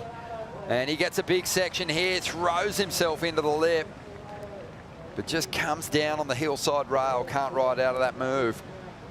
And that just strengthens Rio's position again, because he's got a 4.83. Now he's got priority, and there's only 8 minutes to go. Stinker of a set for Joel and David here. This wave had a big warble through it. And Joel, he was patient off the first turn, which was a good call. Misses the connection. Oh, he actually got that one, which was just a nice up and over, but what he wanted was just the wave to stand up, give him a nice hammer on the inside. It didn't pan out like that. David, he gets one nice rooster off the top, and that would have been points, but unfortunately just lost the landing. And maybe just the clock starting to figure into things here. They just both looked a little stressed. Well, thinking about these two competitors, you know, David in particular has just been an absolute machine on the qualifying series. Going all the way back to 2014, he's racked up 8 QS victories. Some pretty major ones too. Bolito was his last big win on the QS. That's now a Challenger Series event. So he can get it done. And then he's had some big finishes on the Challenger Series as well. Winning through in Portugal in 2023. And he was runner-up last year in Brazil. So he knows how to get it done. As we see those numbers come through from the last exchange, Joel Vaughan 4.33, not too bad. And it's a couple of 3-point rides for David Silva. And that's going to keep David in second place. Joel's after a 1.87 now to climb back up into second position. Wow, that was a crucial wave for Joel. The 4.33 is nice as David. Well, David Silva probably already has done enough here to get himself up in a second spot as he chips away at this one. Hoping for a little finish here on the inside.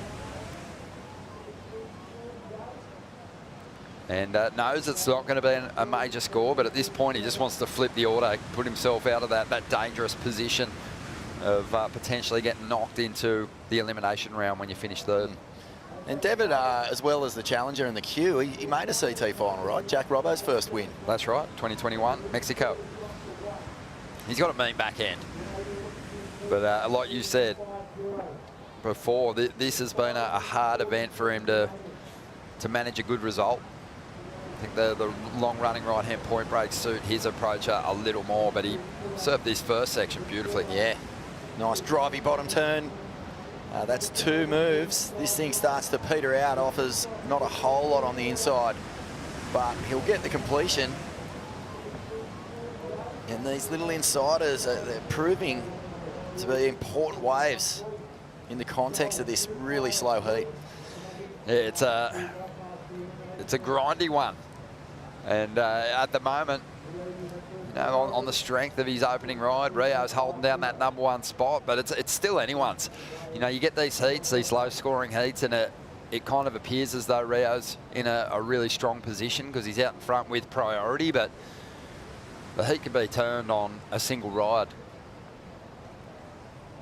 by Joel Vaughan, who's back in third spot at the moment.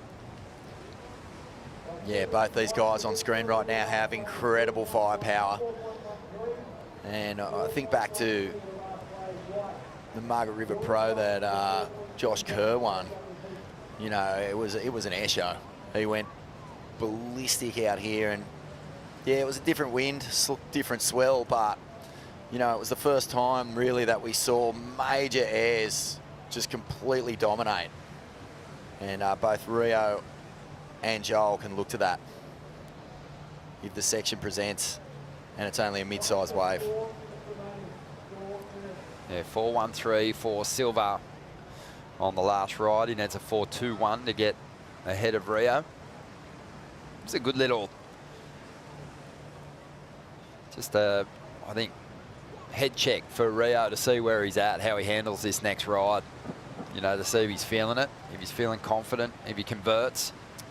because it is a strong position to capitalise on right now with that priority and not a whole lot of time left, and still hanging on to the single best wave of this heat. Yeah, and that one turn that he did is probably the highlight moment of this heat as well. It was the only turn really done with a lot of intent, a nice smooth connection, and there just hasn't really been a whole lot else out here. It's been tricky. So Rio, you can see, look, just trying to get himself in the ultimate position to capitalise on this first section. Almost trips over, driving down the line. He's going to get up into the lip here. Oh, his footing was a little off there. And on the outside, let's see, will Joel Vaughan make him pay for that error? Bit of a sleepy turn to get started.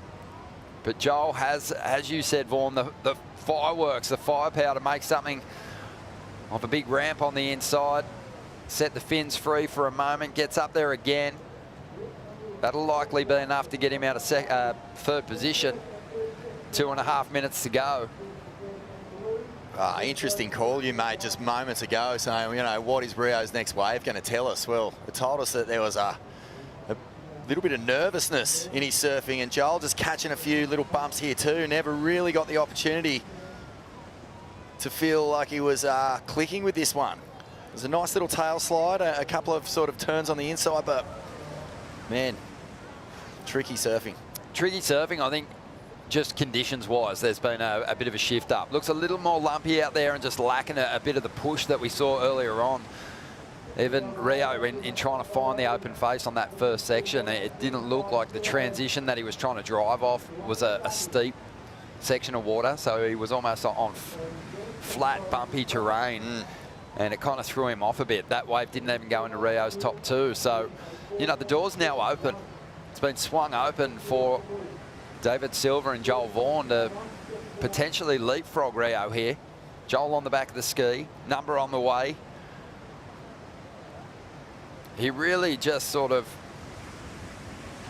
tapped away at that wave by his standards. Yeah. And I wonder if he, you know, if that was intentional. He knew when he came off the bottom, when he was catching those little lumps, that it wasn't going to play out the way that he wanted it to, but he just kept his head and got the job done, and he wasn't chasing a huge score. So maybe showing some maturity here, Joel Vaughan.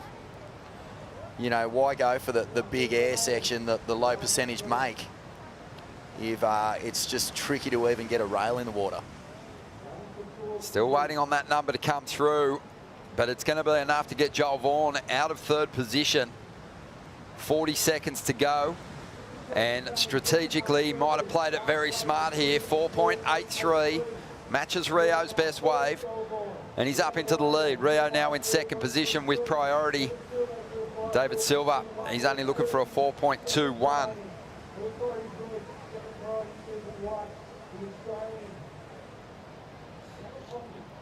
So there must have been a little bit of hustle for a wave out there, because Rio had a ride. So David Silva's obviously surrendered that priority at some point, but he would have had great control of this lineup. But it's been a very tricky heat.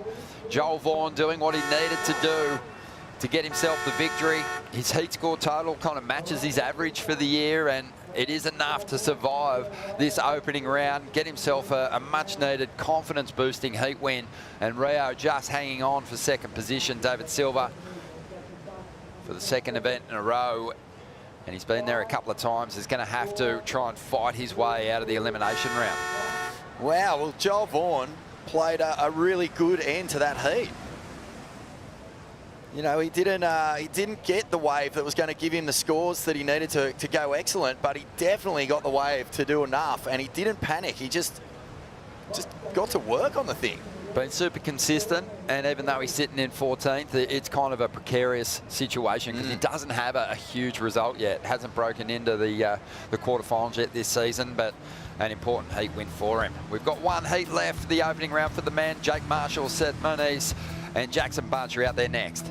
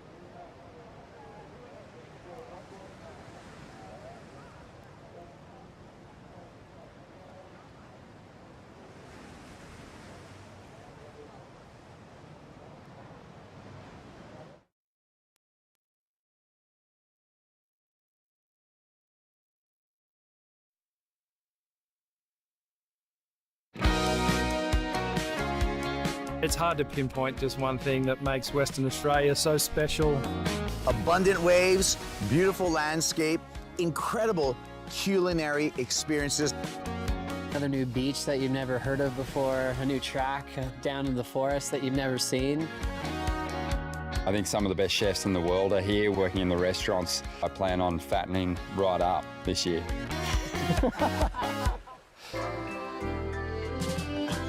And you've done a good job, Ron. Oh, mate.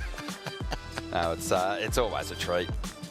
Mate, indulge yourself, Orno. Get in on it. Richie Lovett's complexion in that ad reminds me of a full moon. Yeah. Or the abalone that they serve up at lunchtime. Big heat to round out this opening round. Jake Marshall, who's been on fire through the last couple of comps, is going to be up against Seth Moniz, who's also tapped back into the kind of form that saw him save himself at this venue last season. And Jackson Bunch also out there in the lineup. It is going to be Jake just tripping up at the top of that wave. You can see there's a bit of texture out there now. Let's see how Jackson Bunch deals with it. He wants no part of it. Kicks out of that first one. But Jake with a 5.67 to open things up here, Vorno. Yeah, well, if you're talking about surfers who have found a magic vein of form, it's Jake Marshall. He has been on fire during the GWM Aussie Treble. Bells, spectacular, burly, ripped through some amazing turns.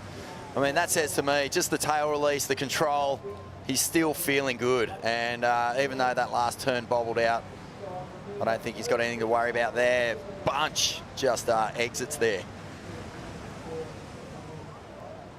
There we had Seth getting in. Oh, just got a little tangled up in the lip there. He's got a little caught, but one thing he's been able to do is save himself with some big rotations through the past couple of comps, some impressive airs, but a forgettable ride for Seth. He'll overcome that one, but he jumped up 5 places with his 9th place finish at the last 2 stops into 13th place. And that's a real positive for someone who I think is yet to show us his best stuff this year. So let's see how the 27-year-old from Hawaii goes in this one. He's really sort of hovered around that cut line since 2021, Seth. But he's never been cut. Here's Jake Marshall's 5.67 from earlier on. Zap. Nice turns. It's the way that he's linking his surfing. It's just got such a nice tempo to it, and he's able to increase the sting. So when he hits the lip or he pulls his rail through a turn, he's able to actually add power to it, which translates into really spectacular moves. Surfed the best heat, highest scoring heat of his career down at Bells, and that was amazing. And I think you just watch these surfers, you know, grow an extra foot sometimes on the back of a heat like that. Just in relation to Seth, mate, like, it's exhausting when you're hovering around the cut. It takes up so much of your headspace. You know, you try not to stress. You've got to manage all that energy. And, you know, when you get away from that space and you can actually start to free yourself up, that's when you can also reach another level with your surfing. So, you know, the best example ever of that is Matt Wilkinson. For years around that cut line, and when he finally found the magic to avoid it, all of a sudden he's #1 in the world. So true. Yeah, and we've seen Seth just have some, you know, magic runs through events, give us some real highlights, in competitive highlights, I think, from the last decade. He's been a part of one of the best heats that we've ever seen on the CT. So that was the pipe final with Kelly. So I look forward to seeing him tap back into that kind of confidence as we see Bunch up. Now you'll see the pump, bit of squirt. Doesn't find a big section to ramp up on there, but he's really another surfer that's impressed this year without getting a massive result. He's had a quarterfinal result over in Abu Dhabi, the 2nd stop, but other than that, you know, hasn't gotten past that round of 32, but so much talent. Yeah, and his backhand is just a thing of beauty. You know, he really hits the lip in such critical spaces, but adds so much flair to his turns. Yeah, huge fan. Here goes Jake, though. And that rail turn straight into that deep, just absolutely banked bottom turn sets him up so nicely to mix things up on that impressive forehand. I love that. Deep bottom turn out of it. Like, how much speed does he harness? It's good stuff. I'm looking forward to this replay. Yeah, we've been banging on about it with the performances he's thrown down this season. High-scoring performances. He is one of the most improved Championship Tour competitors. Here he is again. I'm going to bang on again here on that turn. Just a little wobbly off the bottom, but that bottom turn around the section, it was scooped. He throws it up. A couple of nice jags on the outside. That's just the foundation of this is a wonderful thing to watch. Square off the bottom, punches it vert. The front side vertical, take me back to the 90s, please. This one was a little wobbly, but scoops it, hooks it out of the top. And it was only wobbly because he was going that fast, but this, look how much water is fanging off his rails there, and he just punches it again into the lip, up and over. By his recent standards, he never really timed the hit perfectly as he was coming out of it, but we saw in the last heat, you know, it was a different kind of lineup for these competitors to read as we move into the afternoon. And Jake still strung it together so well there. Feels like it's going to be the best wave of the heat so far. Yeah. Oh, front side forehand nooner. Yeah. Oh, also, we watched that in slow-mo. Yeah. First time round, just real play, came through at a 7. Just when I was a grommet reading surf mags, 80% of the content was front side or backside vertical hits. An impressive number there. And he takes the lead. Jackson Bunch in second spot now after a 7.67, and Seth chasing a 6.66 to get himself up in second place. An important heat win just moments ago for Joel Vaughan. Really strategic in the later stages of the heat. AJ, he gave it just enough to get himself a comfortable victory.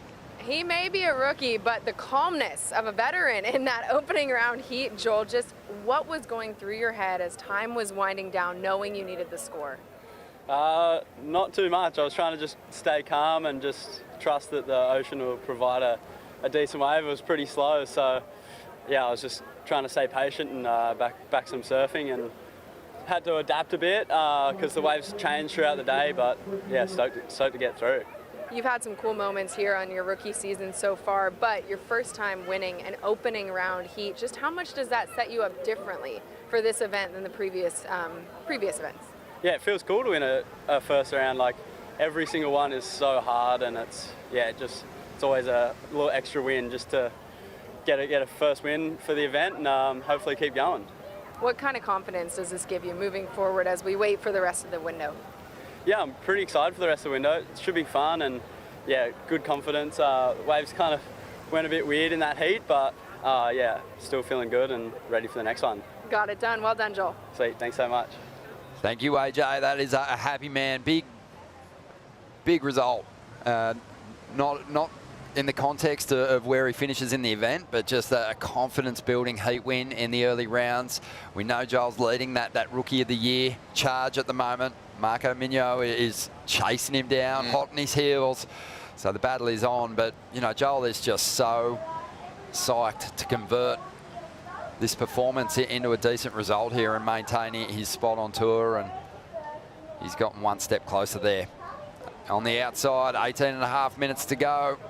We got Seth up, using his priority here. Nice swoop, does well with the bump on the face. Now loading up, bit of lip to work with.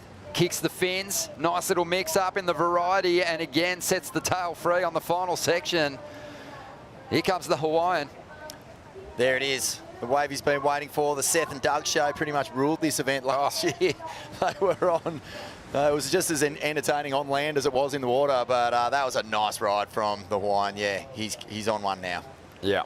Well, that's, you know, big motivation for Seth is outshining Doug's performance at each event. And he's done it here. Sorry, Doug. But a nice swoop to get started. Really clean with that chatter on the face. Just dealing with it so well. we've seen in that last heat, it was so difficult to find the line on these waves. Joel just really reverting to safety surfing to get the score that he needed to get into the lead and get through. But Seth finding a sort of, I don't know, an opportunity to deal with the lump and smack off a few nice turns as well. Yeah, Jake Marshall continues to set the pace with his performances this year. Put a really solid number up just moments ago, a 7. We'll see how Seth compares. It felt like he couldn't have surfed that wave much better. Lumpy section to start with, got a nice clean carve in, found a bit of coping, released the tail, and again, just another nice hit to finish it off. So I think Jackson Bunch might find himself in third place here in a moment. Well, what was cool about Seth's approach on that wave was that he didn't really have to go to the rails. He just kept the board flat through the lumpy sections, and then when the lip presented itself, he was able to do these little tail releases. Quite a contrast to Jake Marshall's wave, which was pure rail. You know, he was really able to, just due to the clean nature of the face as it drained on that low tide reef, he was able to go completely to the power. But yeah, two different approaches, two very different sort of shapes of wave, and both called for that interpretation that the surfers delivered. Judges didn't really eat it up. 4.57 for Seth there. And when you compare, I guess, Jake Marshall's 7 and what his wave provided just in bowl, in that steep bowl section to get to work on, I think the judges are kind of enjoying that, appreciating that critical nature of that surfing a little more, obviously. So Seth still back in third spot, but doesn't need a lot now to jump up into second position, as we see Jake taking off again, trying to better a 5.67 here. Oh, grinds through that first carve nicely, but the wave just fades away into deep water there, and he doesn't bother finishing it off. Just setting his rails so nicely through those carves at the moment. Sort of how he started the majority of his rides through this run of right-handers that we've had. You know, there's a few of those regular footers that have really converted nicely. Jake's certainly one of them. 15 minutes to go here, Vaughan. We've got a big afternoon coming our way. We're going to get into the opening round for the women. Some good heats to look forward to there. But this has been exceptional stuff. But I think Joel touched on it. You know, conditions very different to what we saw at the start of the day. So it's kind of asking these competitors to adapt, to bring something different. And they're not finding that same freedom, are they, on the big rail turns and the big hits in the bowl? They're definitely having to basically create opportunities at the moment. You know, I thought Seth did surf that wave probably as good as what you could for what it threw up, but there was a clear difference in the surfing that was being done between, you know, Jake's 7 and even 5.67, which were, you know, just waves that allowed a little bit more mongrel.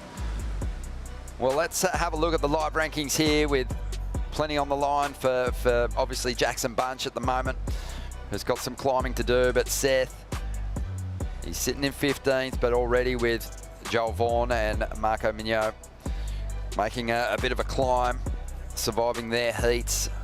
Seth's going to have some work to do to maintain the position that he held coming into this event, and that was 13th spot.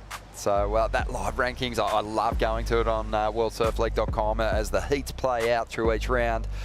You can see the movement that's unfolding, and it's critical to track the cut and the story unfolding there. Jackson at 27th. So yeah, it's a long way back, but you know, Jackson, I think he caught people off guard, particularly people who may not have been familiar with his surfing over in Hawaii all these years, because when he surfed at Abu Dhabi, you know, a couple of the things he did over there really announced just the quality of the guy, you know, what he's capable of. And I I think that, you know, he was one of those names that you might not have taken as seriously pre that as you did after that. You know, the Oop in particular was out of this world, and to put big scores up and to you know, get deep into a draw, it really makes other people sit up and take notice. Most definitely. 12.5 minutes remaining here. Jake Marshall holding on to the lead. Jackson Bunch in second. Seth back in third, but only needs a 3.77 as the women get set to hit the lineup for the opening round.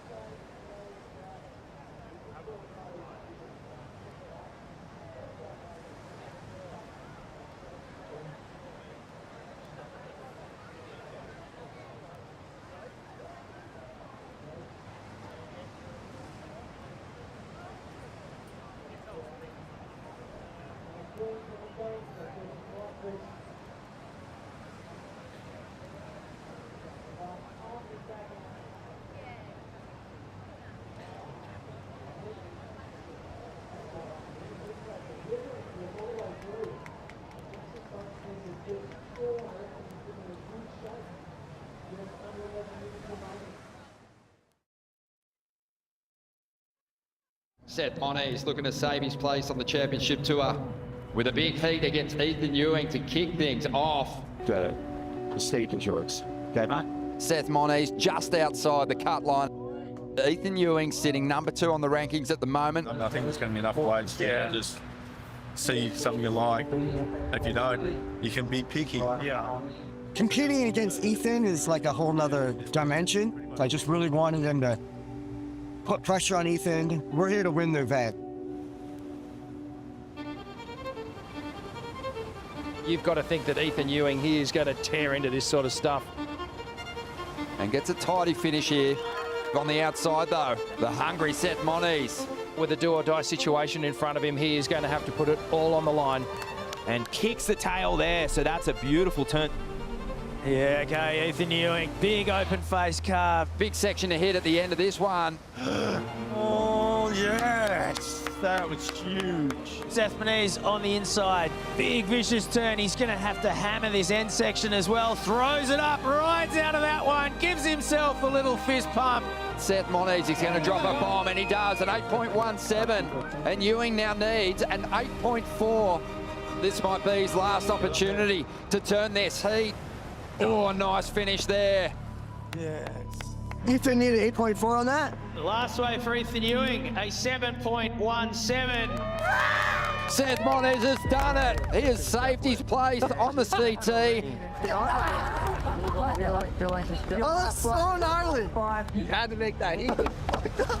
For him to do that when his whole season's on the line, for him to rise and show you that his best surfing is still happening. He found himself again.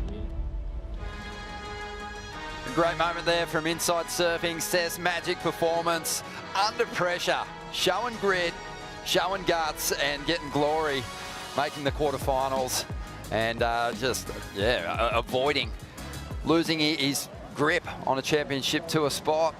As we see out there in the lineup, well, he was miles away, but it was a huge air from Jackson Bunch, and he found it. He found the launch pad, just like a plane, faced the right way down the runway and just took flight, Vaughan.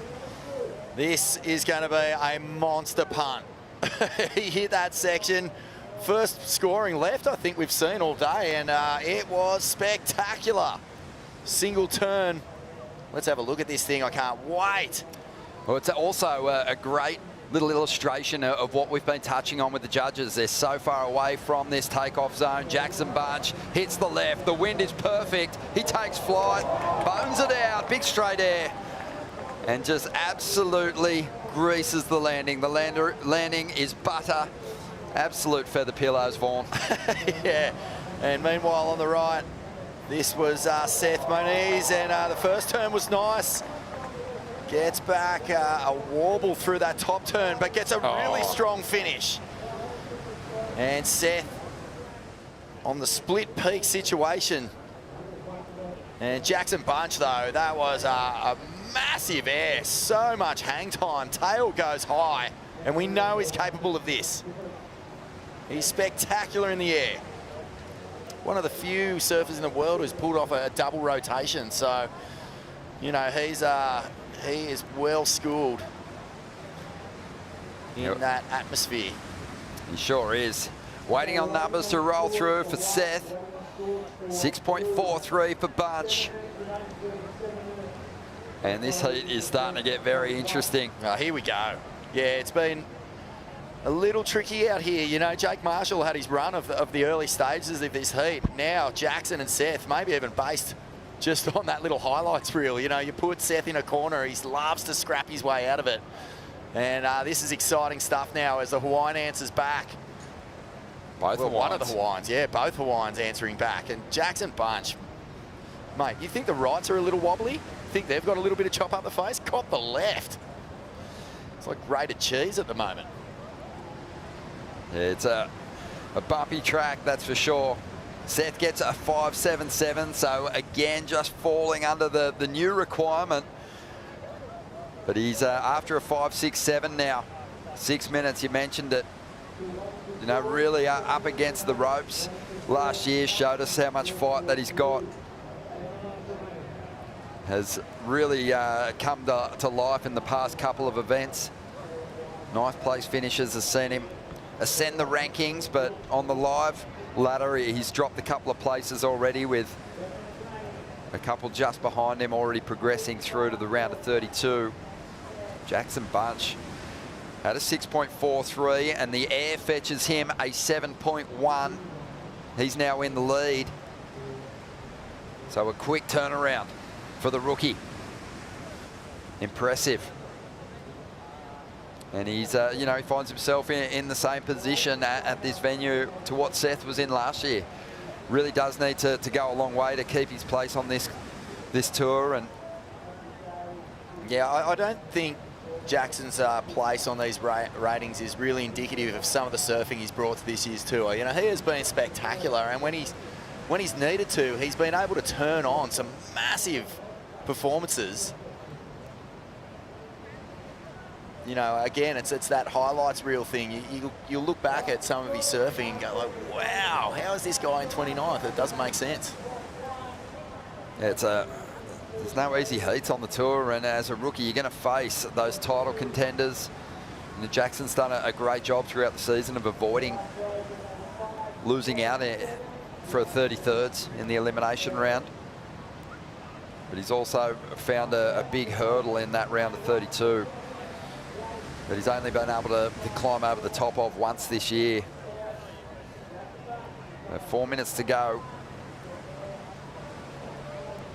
And it just feels like if Seth can connect with a wall that's a little smoother, he's in good enough touch to turn this one around. So Jake Marshall will want to convert on his next ride, get rid of that 5.67 and replace it with something bigger. Here he goes. Not a bad hit to get started. The wave stands up. He swings the tail. And that's been a real go-to move for him the past couple of seasons. Big nose pick, spins it into reverse. Oh, massive, powerful fin ditches are refreshing to see. How good was the sting in both turns? You know, even the connecting turn was a full punch into the lip. Flies out of that with speed. Let's have a look at this thing. He gets off the bottom, accelerates through the first turn, loads up onto this section, hammers it, gets so compressed into the reverse, and that is spectacular surfing here from Jake Marshall. And he has responded.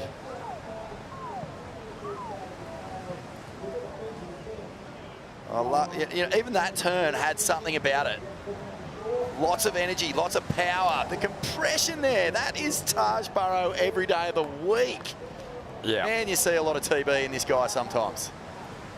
And, it's the ultimate compliment, by the way. Big doff for the cap because...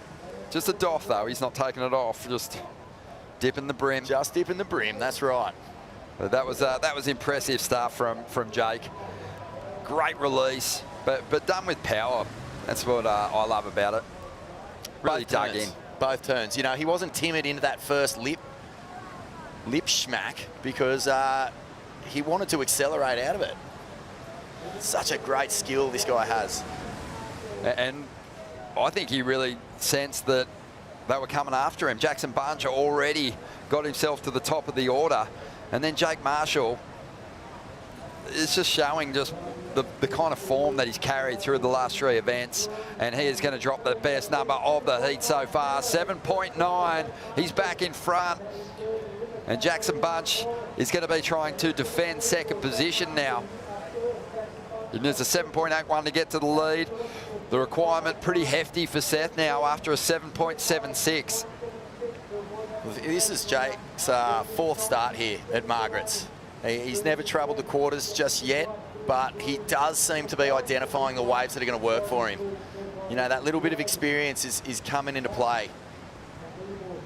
It just feels like he is 30% stronger than what he was last year. And even last year he had some great moments across the schedule, but this year he's been consistent in his performances. Really strong. I mean, a couple of quarterfinals for him now, but you know, has maintained a really solid heat score average throughout the year. Oh, there's some jockeying going on here. Yeah, well, bottom of the priority order, Jake swoops on this first wave. Just floating that first section, this wave kind of stretching out. He's chasing down the scoring opportunities. Not going to get too much out of that one. But I don't think it's going to matter, Vaughn. Just a really impressive performance from Jake. But the hustle is on the outside here. Jackson Bunch trying to defend that second position. Drawing off the bottom, up into the lip, swings the tail. Great release. That's all he's going to extract out of this ride. And will Seth get an opportunity with just 10 seconds to go to answer back after a 7.76? Well, it doesn't feel like he's going to get a swing at it. But what about this guy, Jake Marshall? Again, just looking rock solid, super powerful, bit of progression in there. Great mix. He ticked all the boxes in that one, didn't he? He was ripping. He was in a full-blown just go at it mode. But even better, his wave selection was really the big point of difference in this heat. You know, Jackson Bunch's best score coming on a choppy left, a huge frontside punt. And Seth, he fought gallantly. Sorry. He had a red-hot crack, but unfortunately the waves just didn't quite stand up for him. No, 10.34. He's got enough form if he can connect with better waves to turn in much better numbers than that. Bunch holding on the second spot with the big air. And Jake Marshall, impressive once again. We're going to take a quick break here. When we return, we'll dive into the opening round of the women, and we're going to bring in Joe Zappel and Jessie Starling for the call.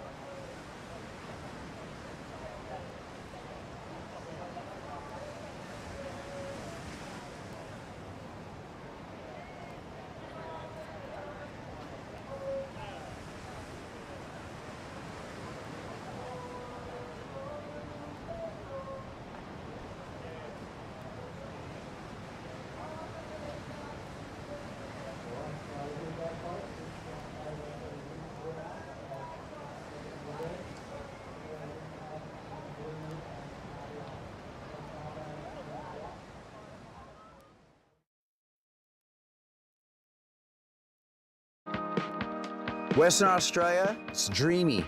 This is a beautiful slice of the world.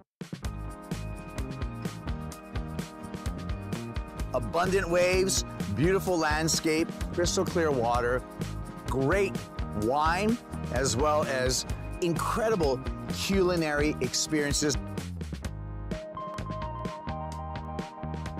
You gotta come here.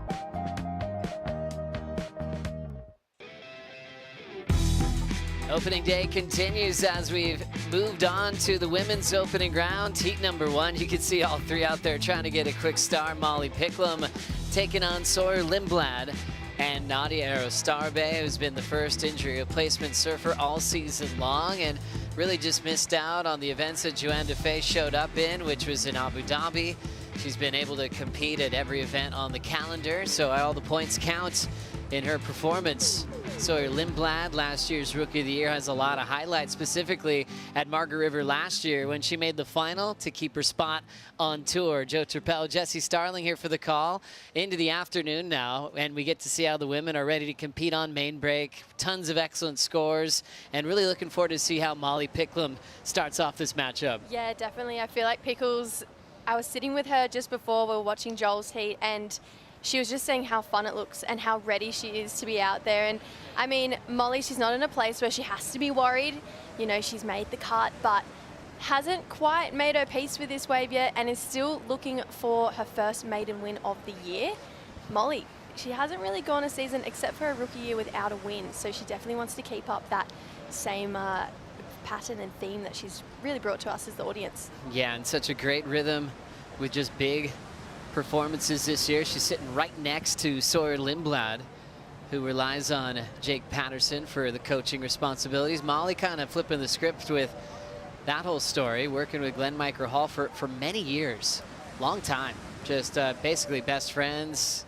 It's like an uncle to Molly, and this year she just wanted to change things up a bit. We've seen her kind of mix up who she's been working with and just relying on her instincts to perform. And it's been paying off this year. Nadia Arostarbe representing the Basque Country, really cool part of Europe. We've seen her at some big events, including the Olympic Games. Yeah, Nadia as well, I think it's important to note, so her best results this year have been ninths, and they've all been in quite open water, heavy waves. So when we think back to Pipe, we think back to Bells, they are more that raw, open ocean that we're talking about. So when I saw that she is here competing in Margs, I actually thought this is a really great opportunity for Nadia to come out and get a result, considering how comfortable she is when the surf does get just that little bit bigger and that little bit more raw and out of your control. Good call. Yeah, looking forward to how she uses that backhand to great effect. She can really make those turns look big. Her timing's great. And if she can find a couple of good combinations, that could help her out. It'll be really good to balance the contrast between Sawyer and Nadia, both going backhand in the sea. Yeah, Sawyer, she's like fireworks. I feel like she's super sparky to watch in this heat, especially coming up against Molly and Nadia. This is going to be a really great battle, I feel, between these three women. They all look really switched on. Obviously, Nadia hasn't quite had that real clutch performance that she's looking for, but when we think about clutch performances on rookie years, Sawyer really didn't have hers until just before the cut, where she got that great result down at Bells. She's got second here before, so I feel like this is going to be a really great matchup between these three ladies. Sawyer's brother's here, Taj. He was just walking around upstairs, just enjoying the lineup. Always just such a huge supporter to his little sister, Sawyer, who's not so little anymore, growing up quickly and representing the Lindblad family well. Taj rips. Love to see him surf here at Main Break over the next couple of days as well.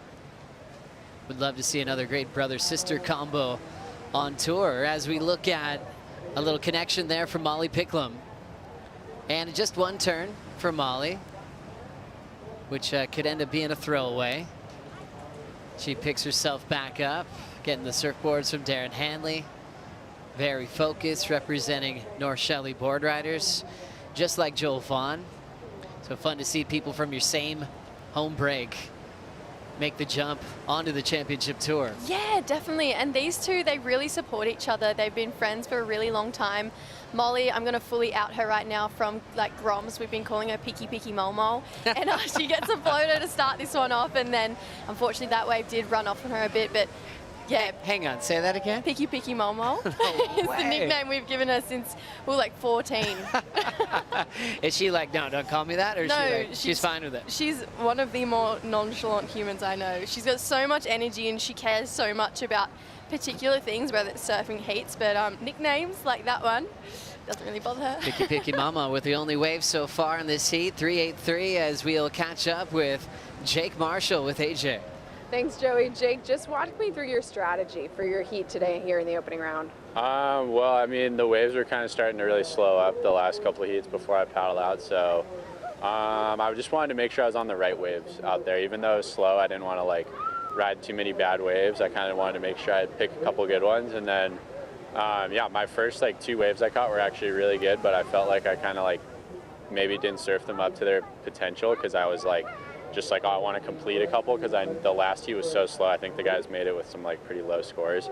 But then like halfway through the heat, I was kind of frustrated, like, oh, I wish I maybe would have went a little bit harder on those waves. So I was stoked I got that last chance at the end to kind of like maybe push my surfing a little bit. And after I watched Jackson do that huge air on the left, I was like, okay, like I gotta try to do something. But I mean, there's nothing you can do when guys are doing that for sure. But yeah, it was a fun heat. So how did you channel that frustration to get it and turn the heat in the final moments? I don't know. I mean, I just had to let it go. Like, you can't get those waves back, obviously, but I was just hoping I got one more opportunity to catch a good wave.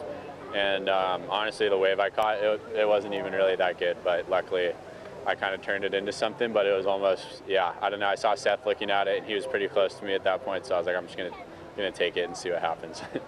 And as you're moving through the events this year, especially here in Australia, just how are you finding a rhythm?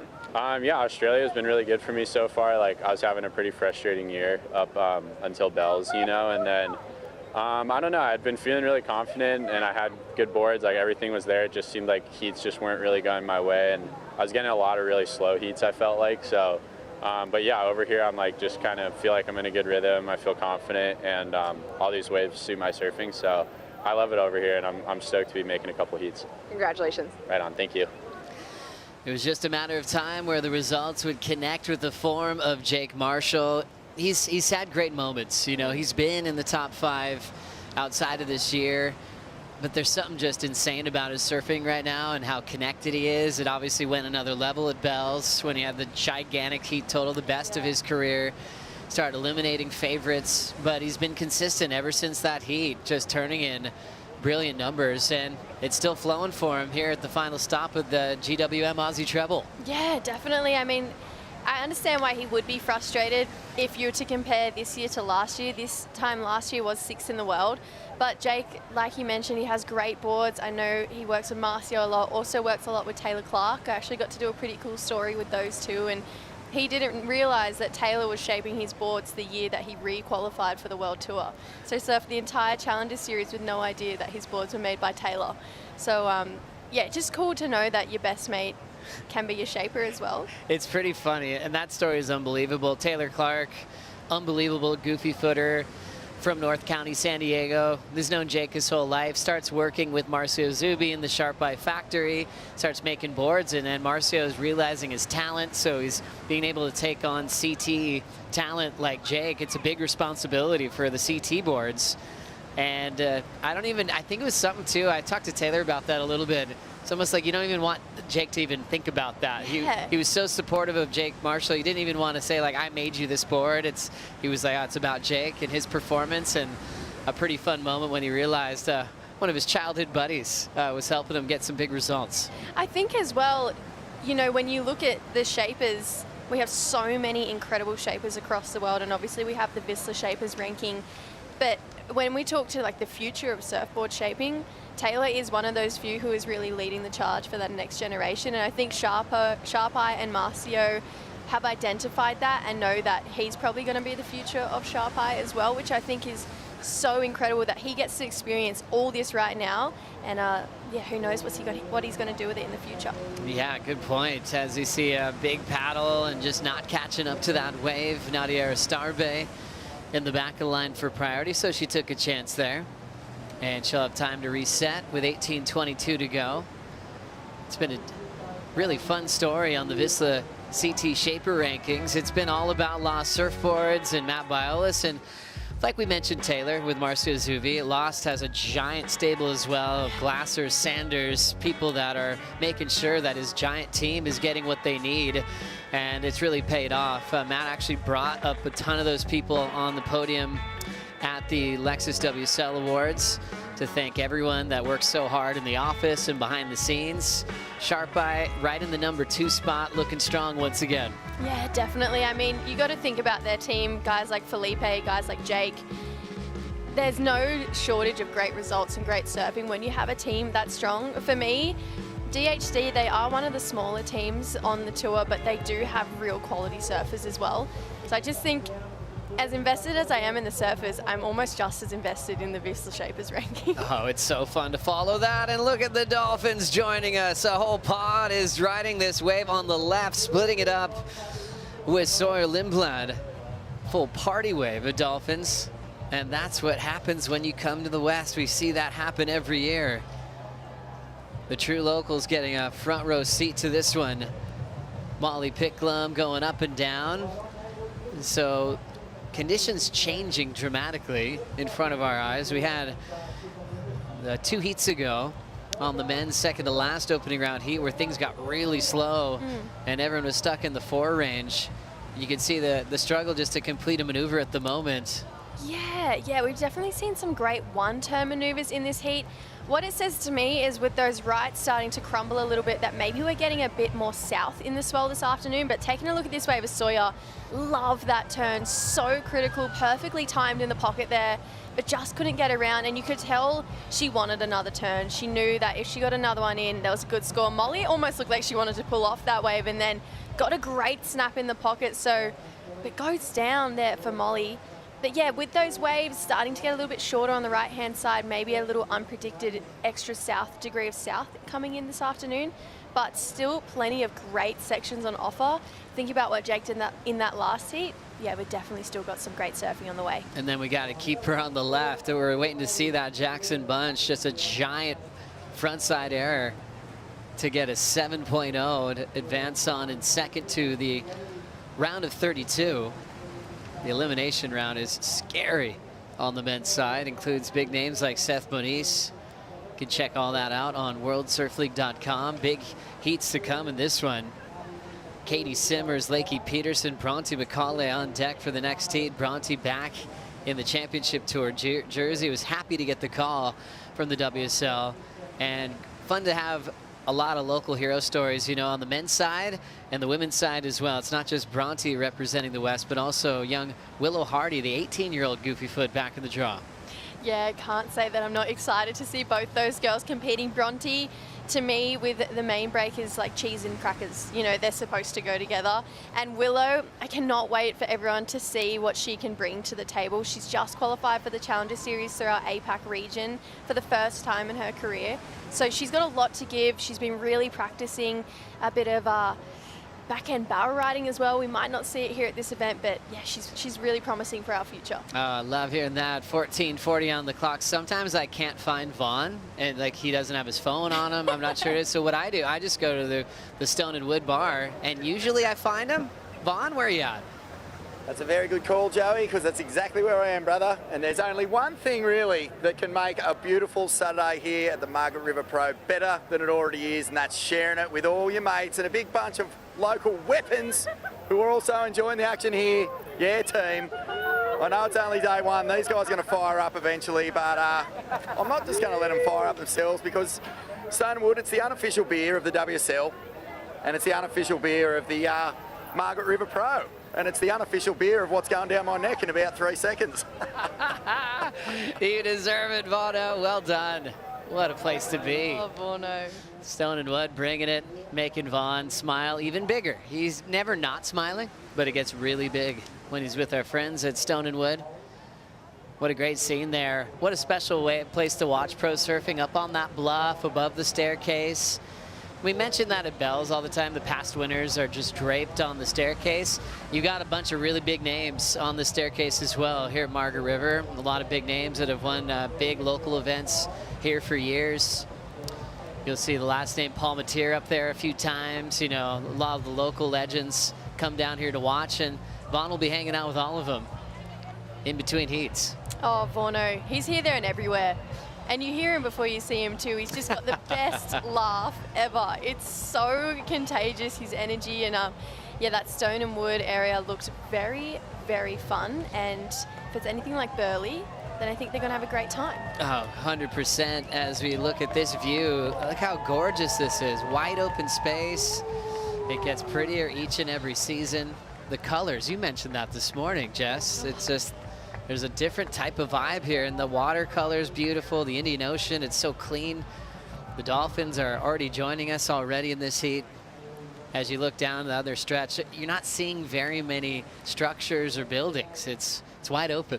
There's something about surfing and looking in, and it's just this beautiful national park behind you. It's really special, and it's something that is really great about Margaret River. Catching up to the end of Nadiero Star Bay on wave number 2. Had a great run on the Challenger Series last year. Found a lot of consistency.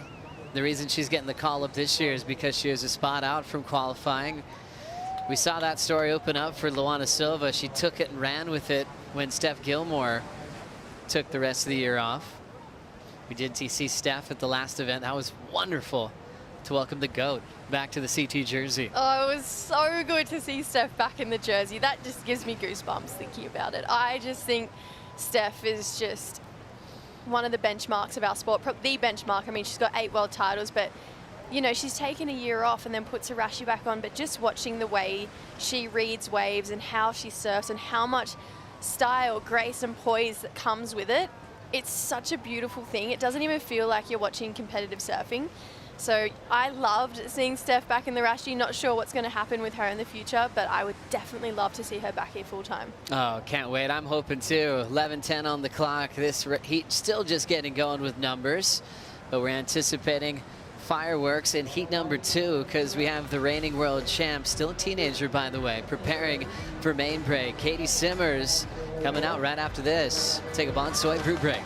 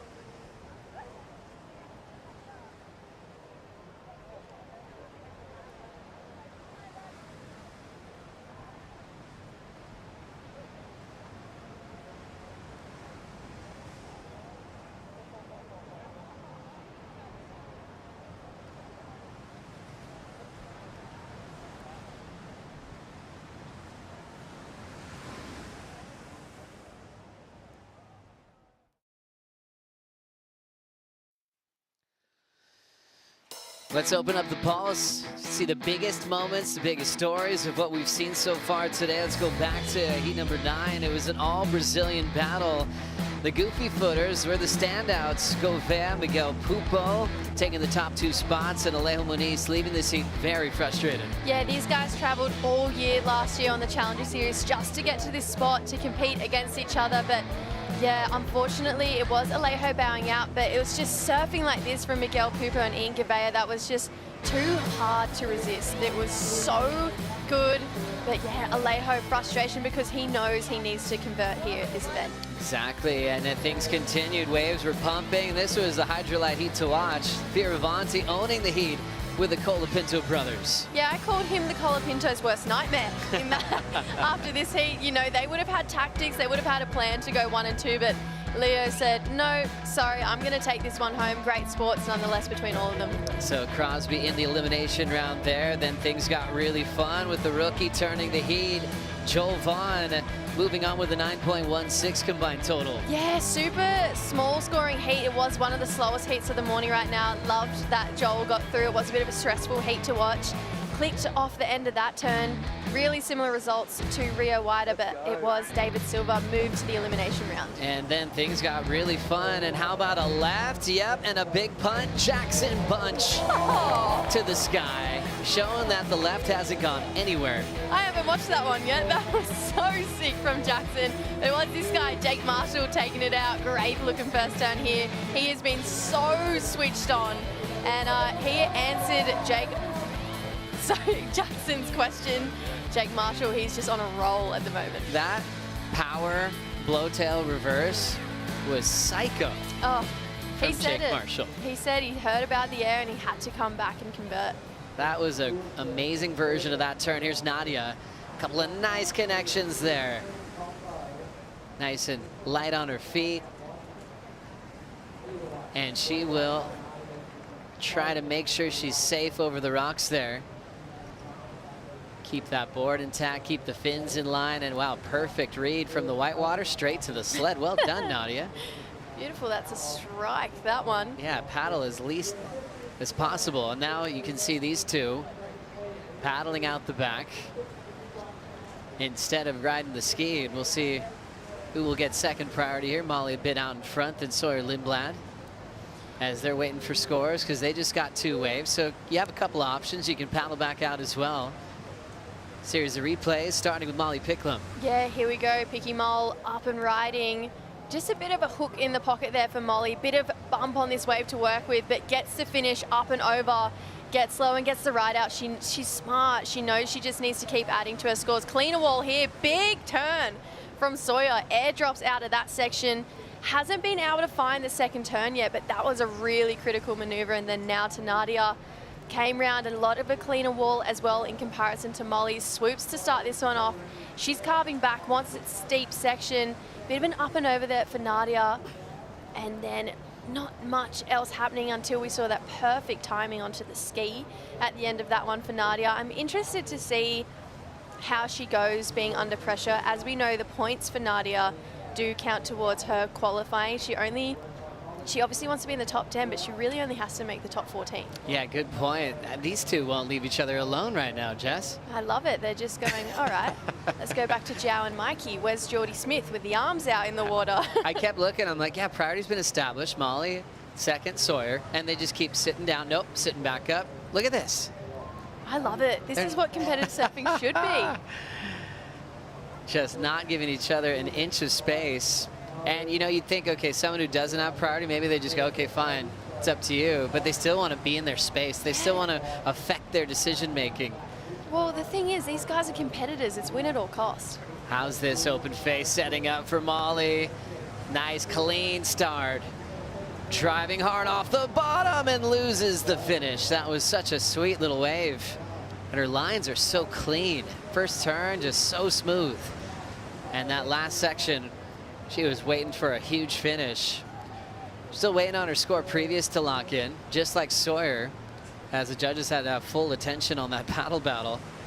So those important scores will be locking in. And also what will be the best score for Nadia that we saw a couple of minutes ago, but more waves on the way.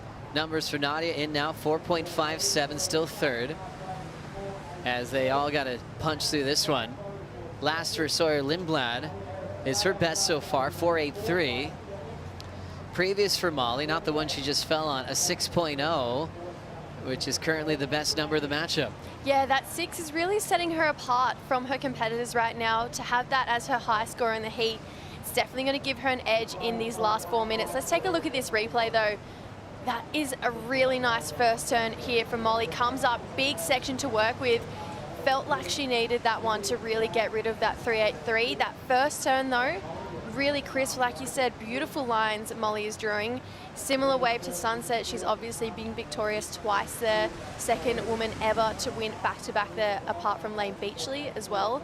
So Molly in a comfortable wave where she has won in similar conditions to this. Just needs to try and click that second section. Really great year for Molly Picklum, and it's really fun when you break down performance on someone who hasn't won an event yet this year. As we go to the CT by the numbers, thinking about scoring total, this is your top 2 in every heats. She's actually leading, so she's not ranked number 1, but the numbers are saying like she is.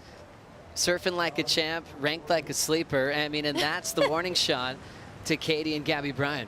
Yeah, well, she's sitting 3rd, but we have to remember that Katie and Gabby are tied on points right now, and Molly's only 400 points behind them. There's not much between. They all should just have yellow jerseys on, really, but Sawyer.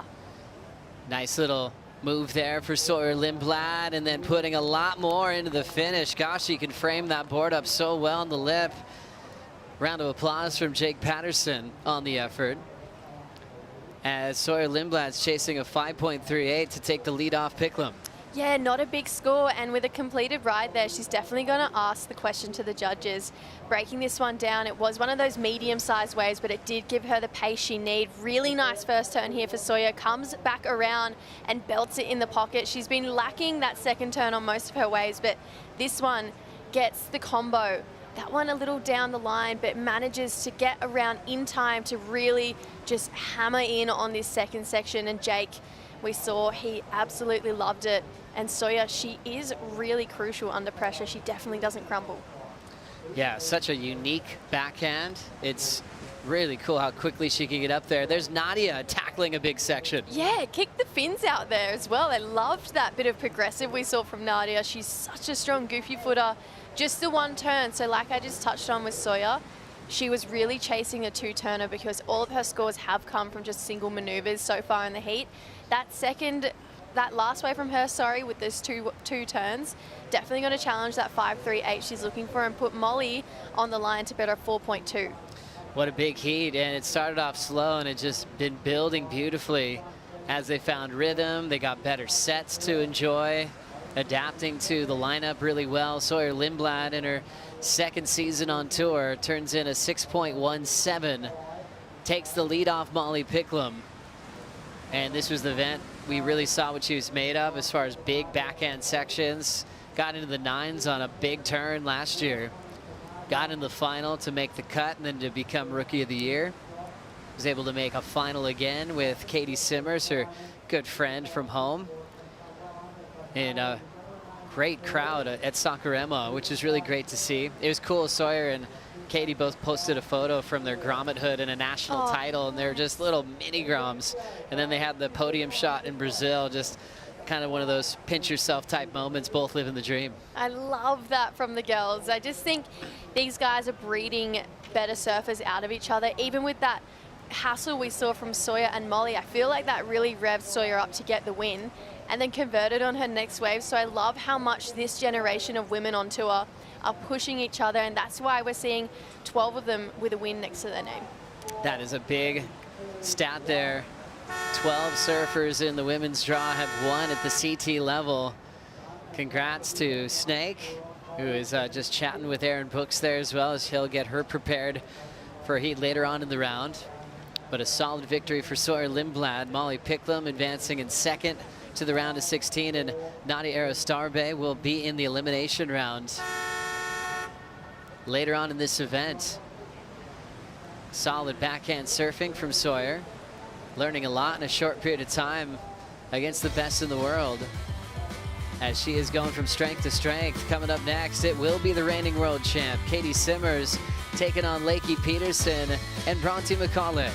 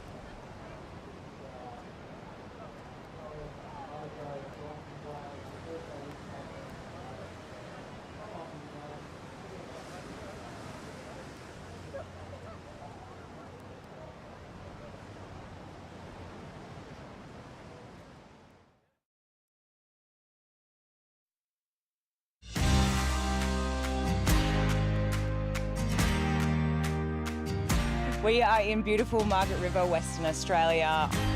It's rugged, it's wild, untouched. You can break anywhere from 2 foot to 15 foot. We have no shortage of swell here. I might be slightly biased, but it is the best place in the world. Love when Flick talks about surfing, about life, especially when she's talking about her home in Margaret River. And don't worry, fans out there, Felicity Palmatier will be joining us on the next run day, just a little bit under the weather. I just talked to Flick a moment ago, and she's feeling a lot better, and she's going to be ready to rip in with us in the commentary booth from here on out. As we dive into this one, once again, it's Katie Simmers, Lakey Peterson, Bronte McCauley. One of the biggest heats that really popped out in the heat draw for so many reasons. And Katie going for the quick start. Unfortunately, Jess, it's a quick up and down. But a lot of big names in this one with a lot of great history at Margaret River. Yeah, well, Lakey, that's one that really stands out to me. She's won this event before. Obviously, we can't go past Bronte McCauley. Like I mentioned, Bronte and main break is like cheese and crackers. They are supposed to go together.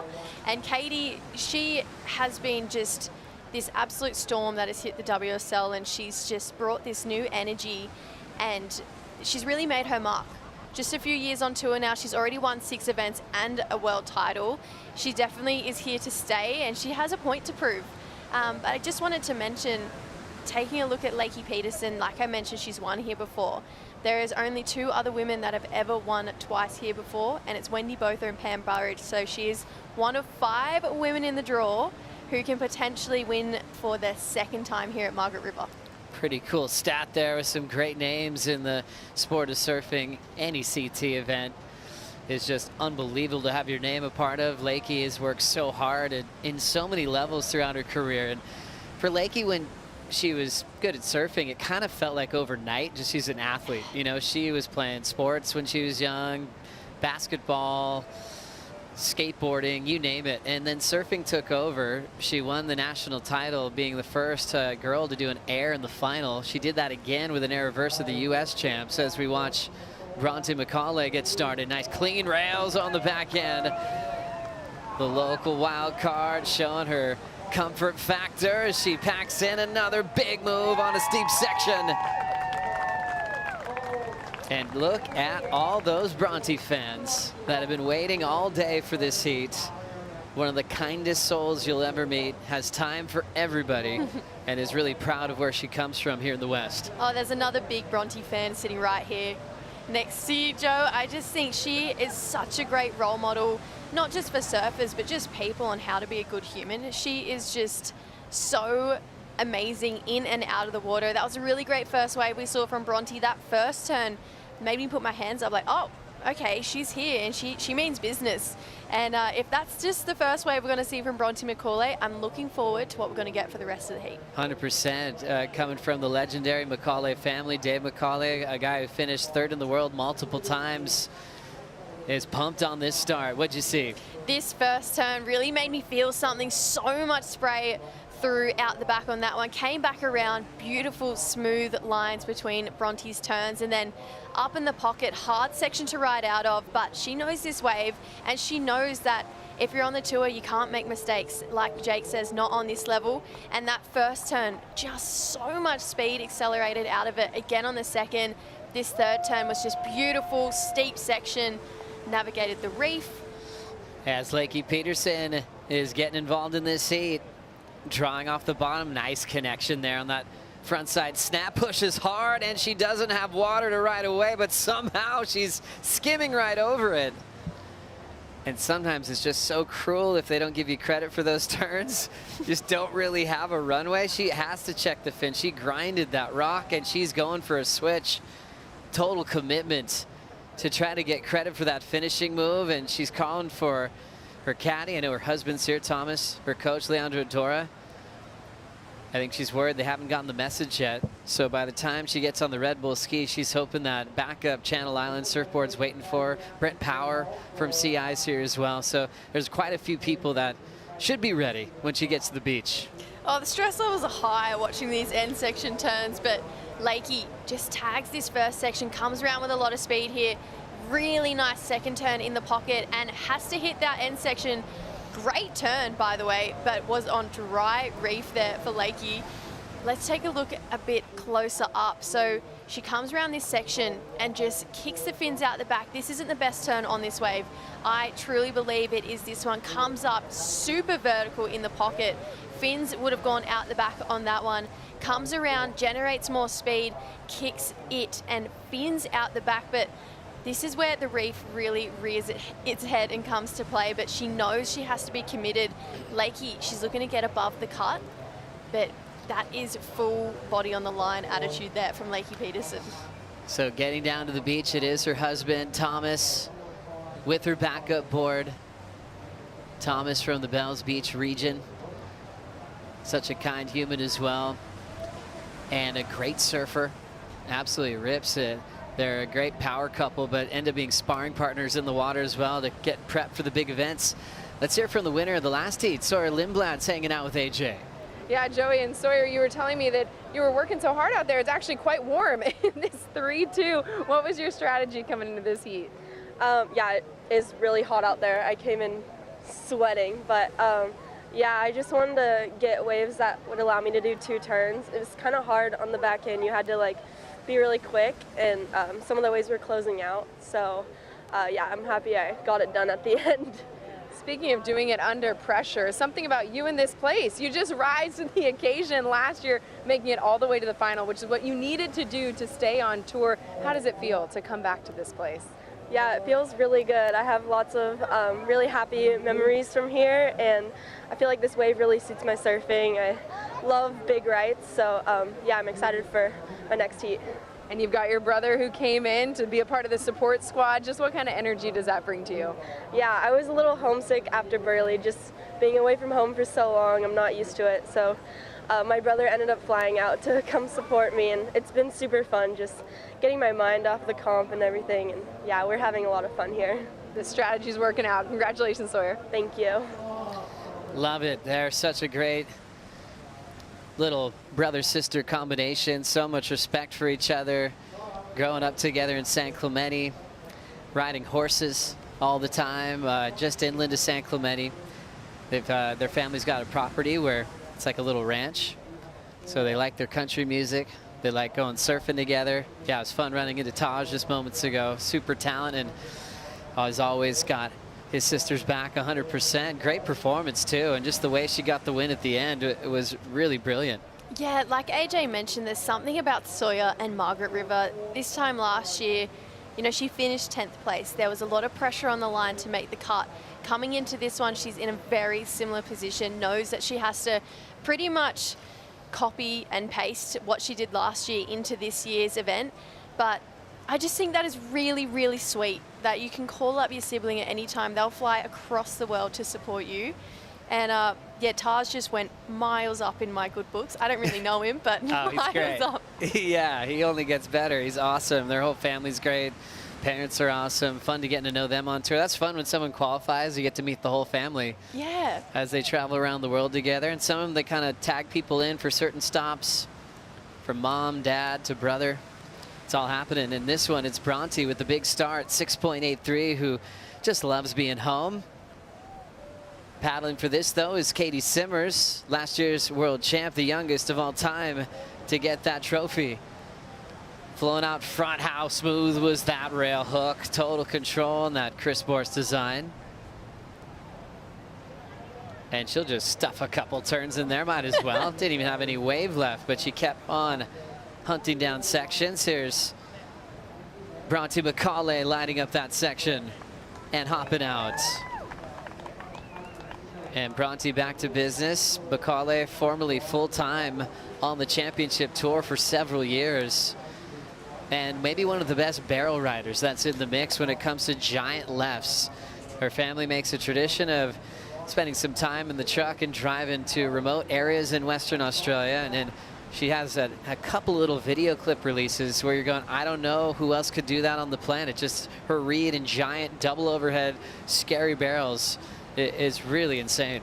And being that alert in a wave of consequence like that. I mean, her whole Instagram is basically a highlight reel of those barrels you're talking about, but it's a real talent that I don't think just anybody could have. Let's take a look at this replay though of Katie. Beautiful drift of the fins on that first turn, comes around, holds that carve all the way down, so really digs in the rail, and then she just goes, all right, here's 3 more, right at the end there, lays back into another turn. So Katie really just looking to get a score on the board here, but Bronte, 2 turns. I just love that style. We're so familiar with it. Bronte McCauley comes up, belts that one in the pocket from the goofy footer. She's going to get out. So I feel like she knows she needs to back this wave up, considering the talent she's got in this heat in Lakey and Katie. Now a nice little chip in for Lakey Peterson. Little wrap there for the surfer from Santa Barbara, living in San Clemente these days. Throws down the whip on the oncoming section and rides away. She had to make the board change after she grinded the rocks and ended up in the same place on her second wave. Sometimes it's just unavoidable. For some surfers, it's almost like there's a magnet on that tabletop shuff and you just can't get off it. So far, that's the case for Lakey in this one. Well, she's gone 50-50 so far, has not hit the rocks once, has the other time, but I feel like this may have been a blessing in disguise because that board looks really alive under Lakey's feet. That was definitely the first thing I wanted to look out for when she did opt for that board swap. And looking at those waves on that those turns on that last wave, sorry, she just looked really vibrant.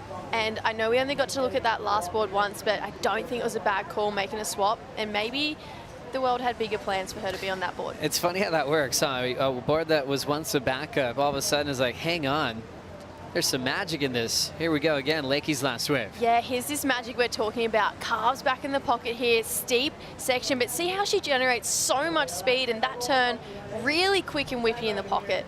And just didn't, it felt like it gave her the acceleration she needed to come out of that turn and project out in front of the foam to get another score on the board for Lakey Peterson. Lakey winning this event back in 2019. It was monumental for her career. Back in 2015, there was some of the biggest surf that we've had at Main Break for competition. There was a few heats where a bunch of crew got caught inside. It was really heavy, and Lakey was a part of that cleanup set.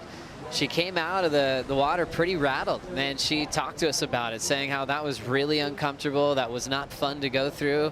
At the time, she was working with Mike Parsons, big wave legend, also on tour for many years.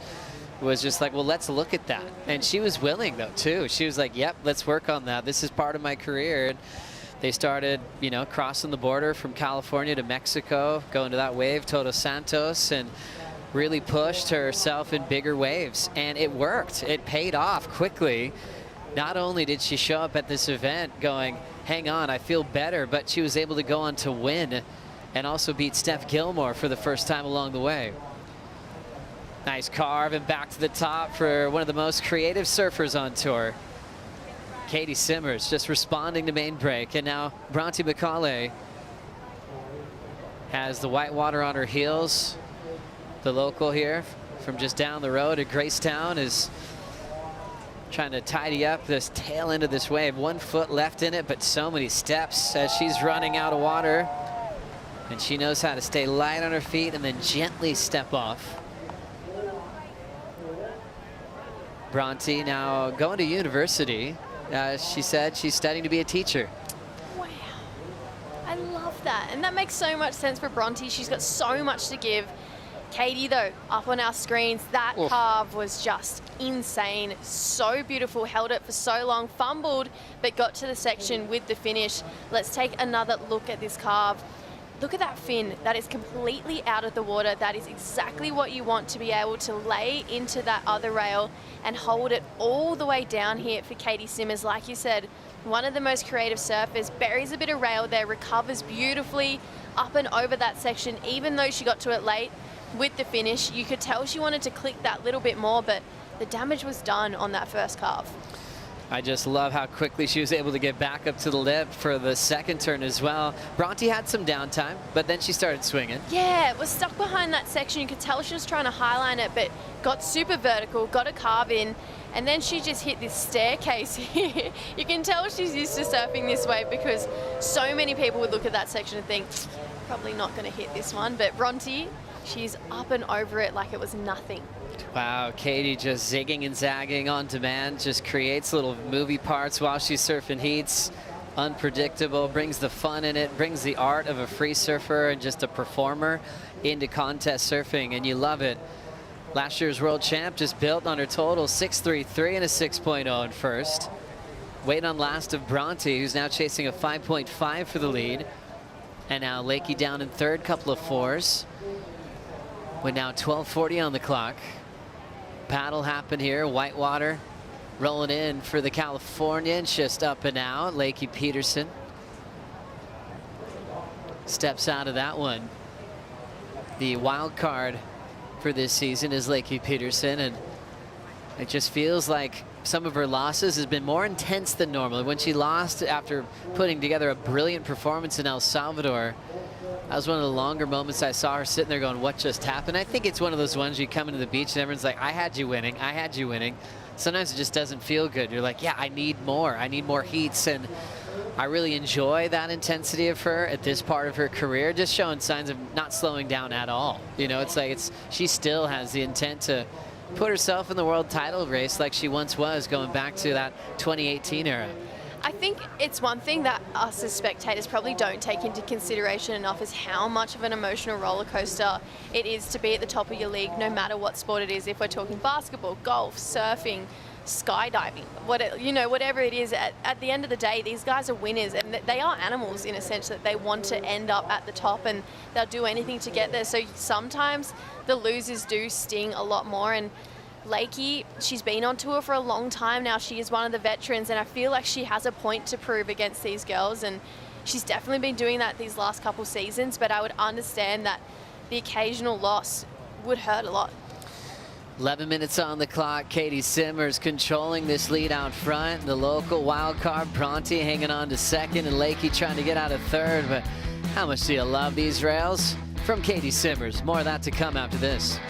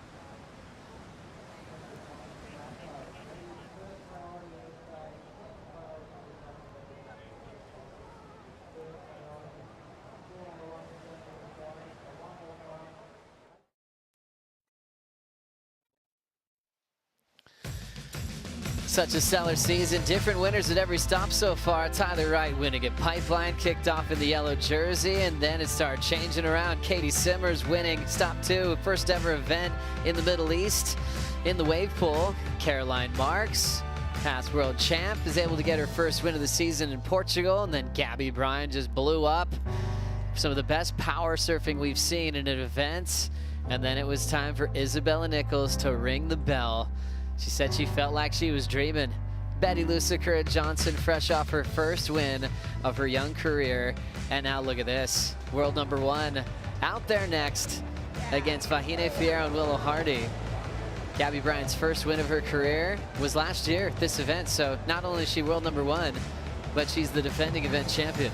How cool is it when you see time evolve and just these results? It is all part of the process in the way. And, you know, you always hear all these people say, trust the journey. And you don't want to hear it in that time, but I bet if someone had to tell Gabby Bryan this time last year, hey, you're going to make the cut, you're going to win this event. Oh, and by the way, you would have won another event and been world #1 in the next 12 months. She probably would have, I don't know, her mind would have blown up after How nice that. would it be to get those phone calls sometimes? Yes! Trust the process. fun. Oh, I get it. Okay. Okay, no worries. That's Awesome. all going to happen, right? It's the beauty of surfing is the beauty of life and the Yeah. whole yin and yang experience as we look at Lakey trying to change this one around, still in third. Just pushing down the line, a big wind up. There's a nice snap from Lakey Peterson. And she'll step off. Jersey number 7. You can buy Lakey's jersey on WSOstore.com. Such an amazing story of just an instant connection with the ocean. Katie Simmers goes straight down. Yeah, very uncharacteristic there from Katie. But you know what? She's pretty good at bouncing back, definitely not phased by much, Katie Simmers. I wanted to touch on something with Lakey Peterson. When I was growing up, one of my favorite surf movies of all time was Lakey 0 to 100, and I do really feel like that tells her story beautifully.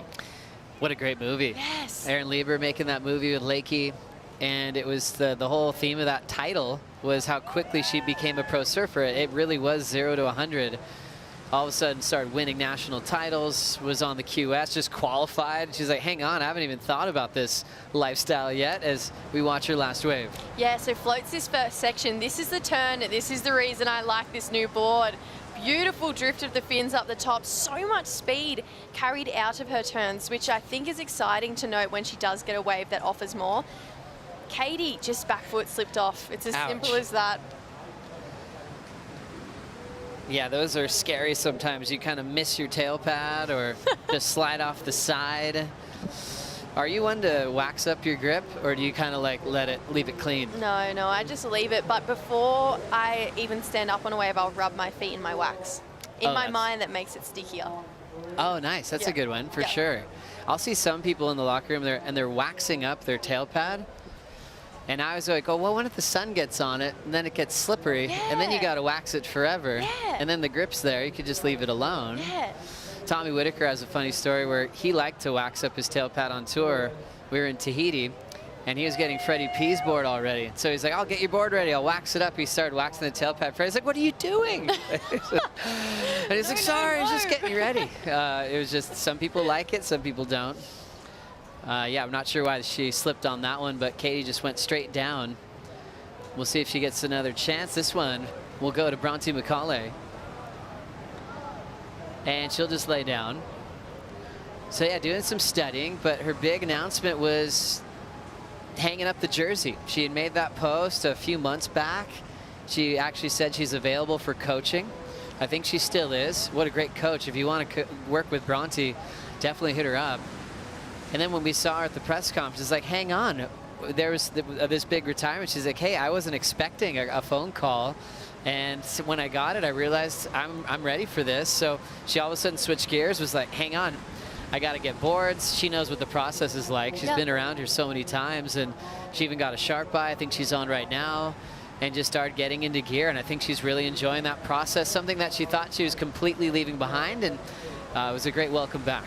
I tell you what, I love seeing her back. I feel like a lot of Bronte McCauley fans' hearts broke that day that she announced that she was going to retire. And you know what, fully understand it as well. Sometimes you get to a point in your athletic career where you're like, you know what, I have had enough, and I want to dedicate my time to other things. For Bronte, it's becoming a teacher, it's coaching. And for me, if I was someone like Willow Hardy, obviously Willow is in the draw, but to get into the main event, the only person's brain I'd probably want to pick is Bronte McCauley's. Oh, yeah, what an amazing one to learn from as a mentor as well, as we think about the GWM recap for heat number 2. It's been a fun balance of ripping here. We've got 3 6s on the board. Katie's got 2 of them, but still the best version of a 6.8.3 went to Bronte. Yeah, I can't get over that first turn on this wave. That was so foot to the floor, accelerated, and then we see Katie on this one. Katie's locked in those 2 6s, which does have her out in the lead here. Beautiful rail surfing from Katie. She just draws such spectacular lines. You never know what you're quite going to get with this lady. Gosh, and she's given us so many highlights this year. Might not be world number 1 at the moment, but world number 2, very close to take over the lead. And that tracking turn there to get back to the lift. I don't know how she made it there in time for that second maneuver. Yeah, I always find myself just shaking my head watching Katie surf, just going, how? What? How did that happen? Gosh, there's a lot of support here for Bronte McCauley, especially Willow Hardy coming up next. I'm sure Vaughn Blakey's in the right spot at the right time. Thanks, Joey. Yeah, we're right here in the heart of Western Australian Margaret River surf fanaticism. And who are you guys going for exactly?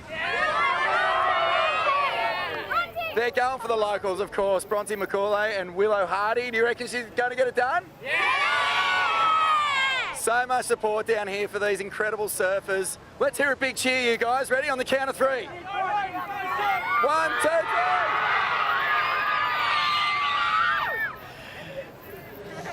The absolute best. There's actually a young girl on the screen there. She had the green hat on in the bottom right corner. She's the current under-14s Australian junior champion. Right from here, Margaret River, Eiley Fraser. Ah, that is so cool. And she got to have a front row seat. Obviously a passionate surf fan, dreaming of putting on the jersey very soon. As we see Bronte go down, then Katie Simmers got that line drawing. Oh my goodness, that was a huge effort to maybe throw down one of the biggest turns of the day. Simmers going for broke on that section and actually checking herself out. When you go big, you can actually fall big as well. And she got a little tangled up there on the way back down. Yeah, she seems to be okay right now, but this is exactly what I'm talking about. Don't you just find yourself constantly shaking your head watching her surf, just like, what? How? What? Just asking so many questions. Here we go, replay of Bronte. She goes down as well. So goes big and goes over has been the theme of these replays right now. Katie, this turn would have been insane. Kicks the fins out, brings the board around, but too much water was pulling up the face on this wave for her to re-engage the fins and bring that nose round in front of her. But look at that, buries the nose in the water. And as she's trying to come down, that front foot slips off as well. She goes down right near her board, so no wonder she was checking her head, but she had landed that turn. That would have been one of the best turns we've seen today, both men and women competition. That was crazy. Like, if you just pause that, that's like a cover shot in the old mag days. You know, there's still some great mags out there, but when you're just chasing photos, gosh, there was moments like that. That would have been one of the biggest turns of the season if she could have rode out of that one, and she gives you that as a world champ. She's setting the bar for what's coming next. The tour's in great hands. Lakey, inspired by the youthful movement, coming through that first turn and finding an end section to work with. It's a wild one and really hard to ride out of. She's really had some tough lines over that inside rock shelf, and that one's really going to take her speed away. With now 15 seconds to go, things are looking promising for Katie and Bronte with waves on the way. And it will be Bronte McCauley swinging for the lead. Oh, how cool was that bottom turn? Driving off the bottom, attacking the lip again. Crowd is going wild for this wild card, and she knows she's got to get out of there. Very close to that end section. Bronte just popping up now. Total commitment. And she's shaking her hand right there, definitely connected with the rocks there. That is just the wild factor of main break. And she'll catch her breath and wait for the score to see if she got the lead. Gosh, heroic performances, man, when that shelf is standing up. Yeah. They're absolutely going for it. I feel like that's probably not the first time she's come into contact with that reef, but there's that first opening swoop here for Bronte. Comes back around, nice vertical hit in the pocket, and again, she knew what she had to do, but pressed that eject button so quickly. Like we mentioned, hit the reef with her hand, but feeling like she needs a 5-5. Let's see what the crowd's reaction was. I felt like it was enough, and it looks like the score's going to come in. That was the support crew for Bronte McCauley there. Dave McCauley in the middle, her father, her boyfriend on the other side, Mick McAuliffe on the right. Just anticipating the numbers, and they are in Bronte's favor as she gets on the Red Bull ski with Perry Hatchett. 13.13 combined total. And the wild card turns in a huge victory on her comeback to the championship tour. Oh, I'm excited about it. Cannot wait to see what Bronte brings for the rest of the event. Big hug for Perry there. Simmers in second, and she'll move on with Bronte to the round of 16. We will see a past champ at Margaret River move on to the elimination round. That's Lakey Peterson. Up next, world number 1, Gabby Bryan takes on Vahine Fierro and Willow Hardy. We'll bring in Ronnie Blakey and Richie Lovett for the call.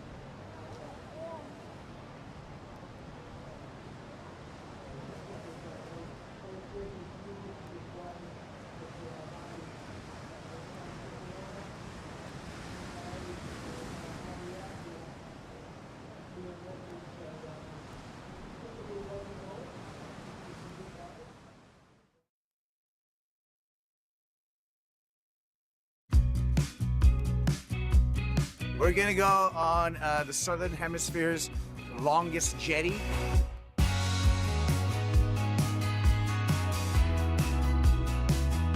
Beautiful.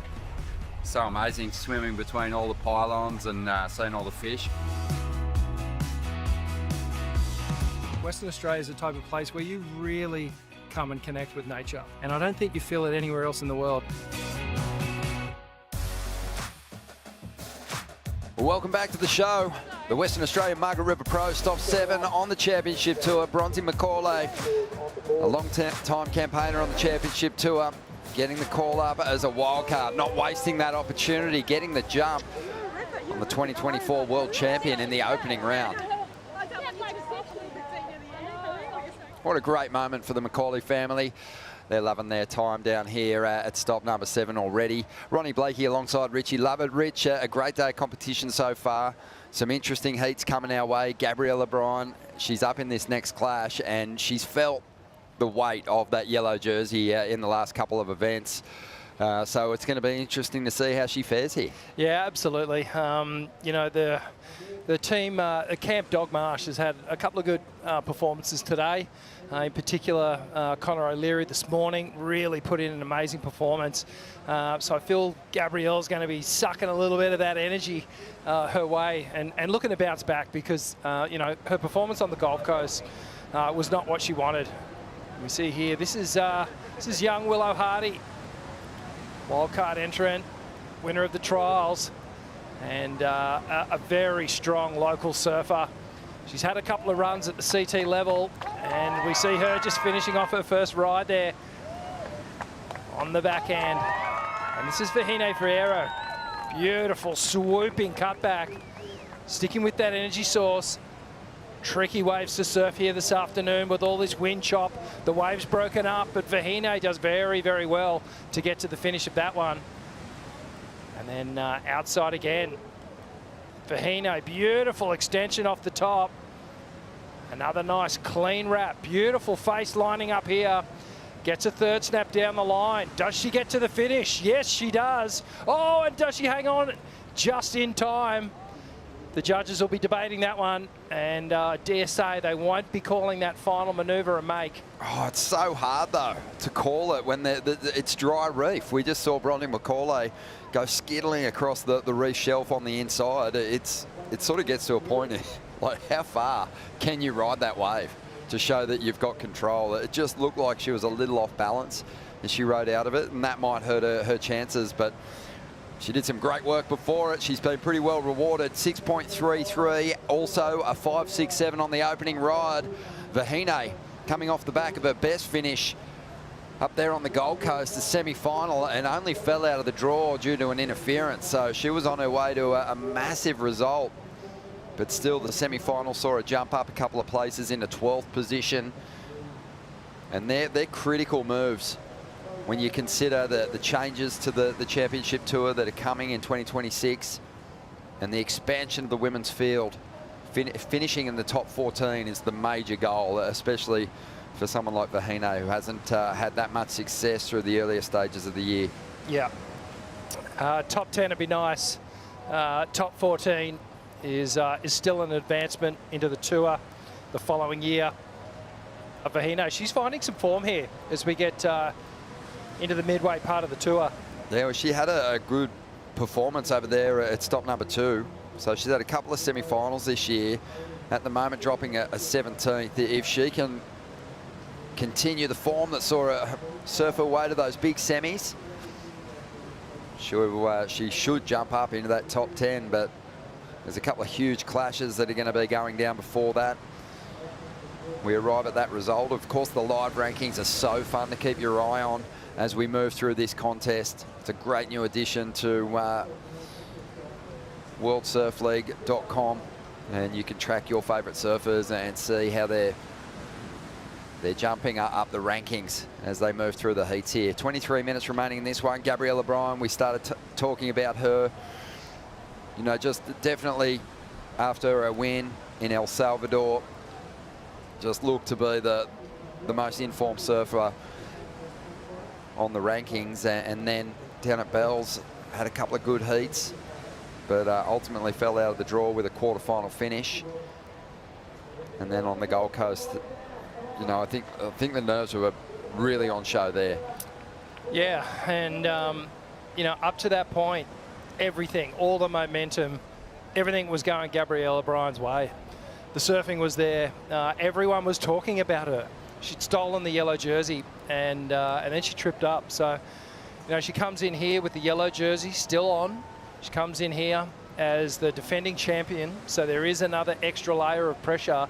But has she converted it? Has she turned that into a comfort and something that can fuel her jump in this event?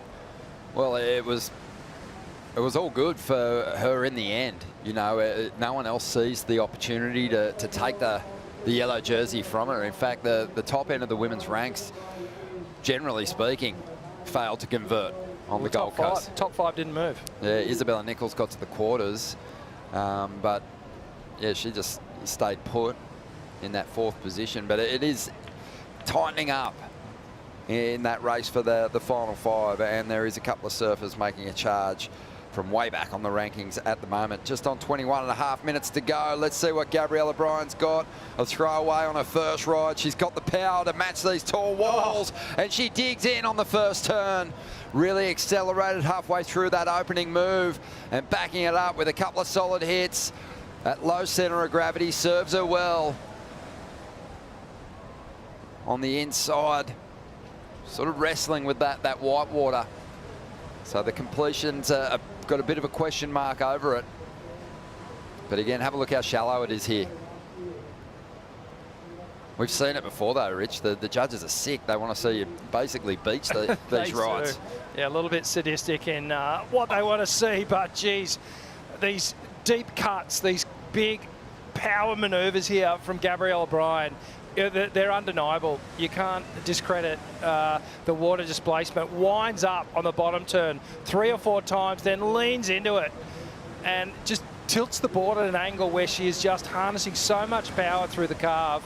That one a little tied up, comes out of it with a bit more whip and speed, sets up this final finishing moment, pivots off the lip, and just right now she is just beelining for safety.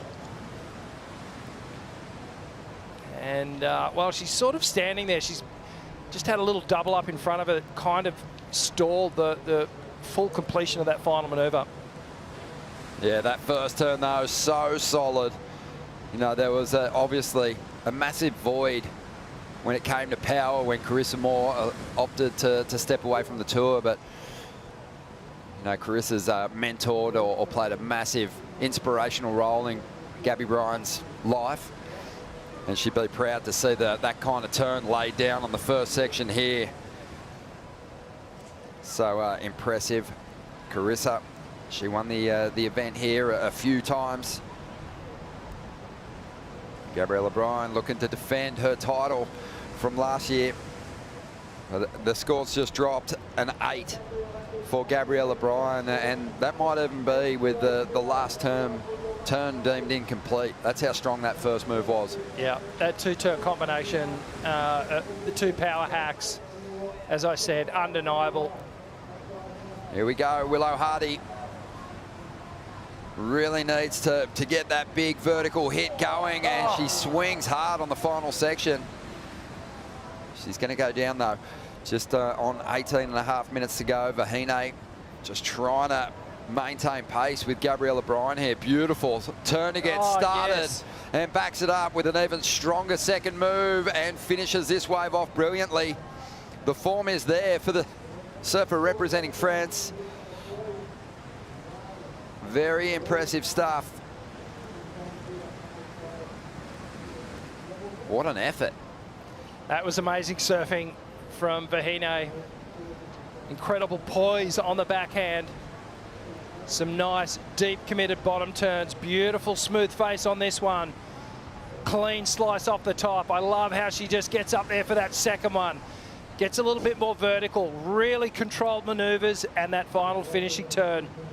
Carves down beautifully. This is going to be a big score. The replay is going to be brilliant. Have a look how much water comes off the rail on this second hit. Great extension through that first turn. You can see she's compressed. Look at the knee bend. Now she extends out of the turn, gets some tail release. A giant fan of spray. The board dropped out from under her, and she managed to just plant her feet back in the right spot. And again, some drama for that final turn. Just carves down, exits out with that plume of whitewash behind her. Excellent score coming for Vahine, as we see Willow up. And just look at the difference between the wave face here. More bump to negotiate here. And Willow just gets caught up on that final turn, over rotates.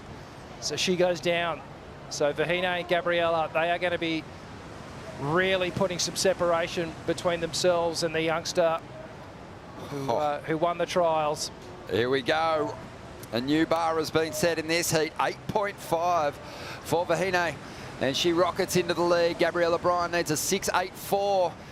And the winner of the trials, Willow Hardy. She'll be struggling to keep up with these championship tour campaigners. But it's already been a good day for WA AJ. Bronte McCauley winning through in that last heat. And what a welcome back to the championship tour, Bronte. Show us your battle wounds from that last heat. I got a little tiny cut. It looks a lot worse now. It's bleeding, so can be dramatic. But no, just on my last one, I was like body surfing over the reef, and I was like, I'm bound to hit it at some point, and yeah, got a little cut. So yeah, that's okay. Just a tiny little cut. I'm not sure that you could hear it in the water, but here on land, this crowd got behind you so much. Just walk me through what it felt like to get the call up after saying, hey, I'm done, I'm going to pursue teaching and coaching. Just what does it feel like to be back in this arena? Yeah, it was obviously like a big surprise. I'm at uni and coaching a lot of the girls that are here today, actually. And yeah, they called me up saying you've got a spot. So I was like, okay, got to get off the couch, start surfing main break, get some new boards. So yeah, it was a really pleasant surprise, and it's just a really nice way to end my career just back here at home in Margs. What did you lean on in those final minutes to get the win? Yeah, I guess I got lucky. It was a two-wave set. So yeah, a lot of my waves were quite sectiony, and I felt like I just couldn't quite get my first turn in where I wanted to. So yeah, just got lucky, got a smooth one at the end, and that was just enough to get me through. Congratulations, great to see you back. Yeah, thanks AJ. Thank you AJ. Bronte McCauley, she's a crowd favourite here. And I don't believe for 1 second that she's just been sitting around. She is from a surfing family that has just been absolutely stalking this coast, looking for waves forever. And I bet she's surfing as much as she ever has. It looks that way. The performance was brilliant, getting the jump on Caitlin Simmers, no easy beat. And Lakey Peterson also in that heat as well, who's been victorious here in the past. So It's a massive opening round win for Bronte, but the level's gone up again here in heat number 3.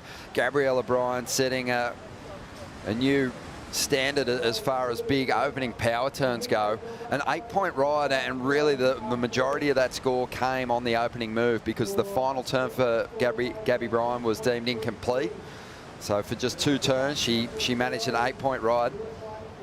And Vahine, she had a 6.33 prior to her excellent score. Her final move was also deemed incomplete, so a lot of credit for the attack on the outside section as well. But if you get it right, as Vahine did on her last ride, you'll get to the upper end of the excellent scale. 8.5 for Vahine, the best rider this heat so far. Willow Hardy, meanwhile, has really struggled just to connect with a quality set wave just yet, but she's thrown everything at it. Yeah, it's great to see the youngster just with a real go-for-it approach here. And but she's in a little trouble, because Gabrielle O'Brien, you know, is going to put a decent backup score on the board. So Willow, you can see what's missing from her scoreline. It's that excellent ride. She really needs to find something if she wants to stay with these 2 more seasoned competitors. Good set approaching, though. Her second opportunity to compete in a championship tour event, Willow. Saw her in 2021. Right now we got Gabby Bryan up again. Just really quick out of the top there. And rides over the bumps, the corrugations, to get herself out in front of that final section. That'll back up the 8 pretty nicely. Here goes Willow now, from a famous surfing family here on the west side. And there's a nice final hit for Willow. 18 years of age now. But in her first campaign here back in 2021, we had huge conditions. And she was just a micro grom at that stage, and she was out there giving it a red hot dig. Been achieving some great moments on the regional QS. Had a 10-point ride in pumping conditions at Nias last year. Let's have a look at this last ride of Gabby's though, Rich. Yeah, a lot of texture on the face. Gabby Bryan just attacks the lip on the first manoeuvre there, comes around this section and tags the final closeout. So good 2-turn combination, but just punching the lip on that first turn. The water displacement is amazing, and we've kind of touched on it a couple of times today as we see the replay of what will be Willow's best wave. Strong finish for her. Yeah, great finishing manoeuvre there. She really wrapped it all the way around, stayed nice and high, got the circumference of that turn about 300 degrees, and then was able to ride out. But we've talked about it, the distance of where this wave peaks up to where the panel sits. You know, it requires big turns if you're going to break into the excellent range. And right now, in heat 3 of the opening round, we are seeing it. Massive water displacement from Gabrielle O'Brien and Vahine.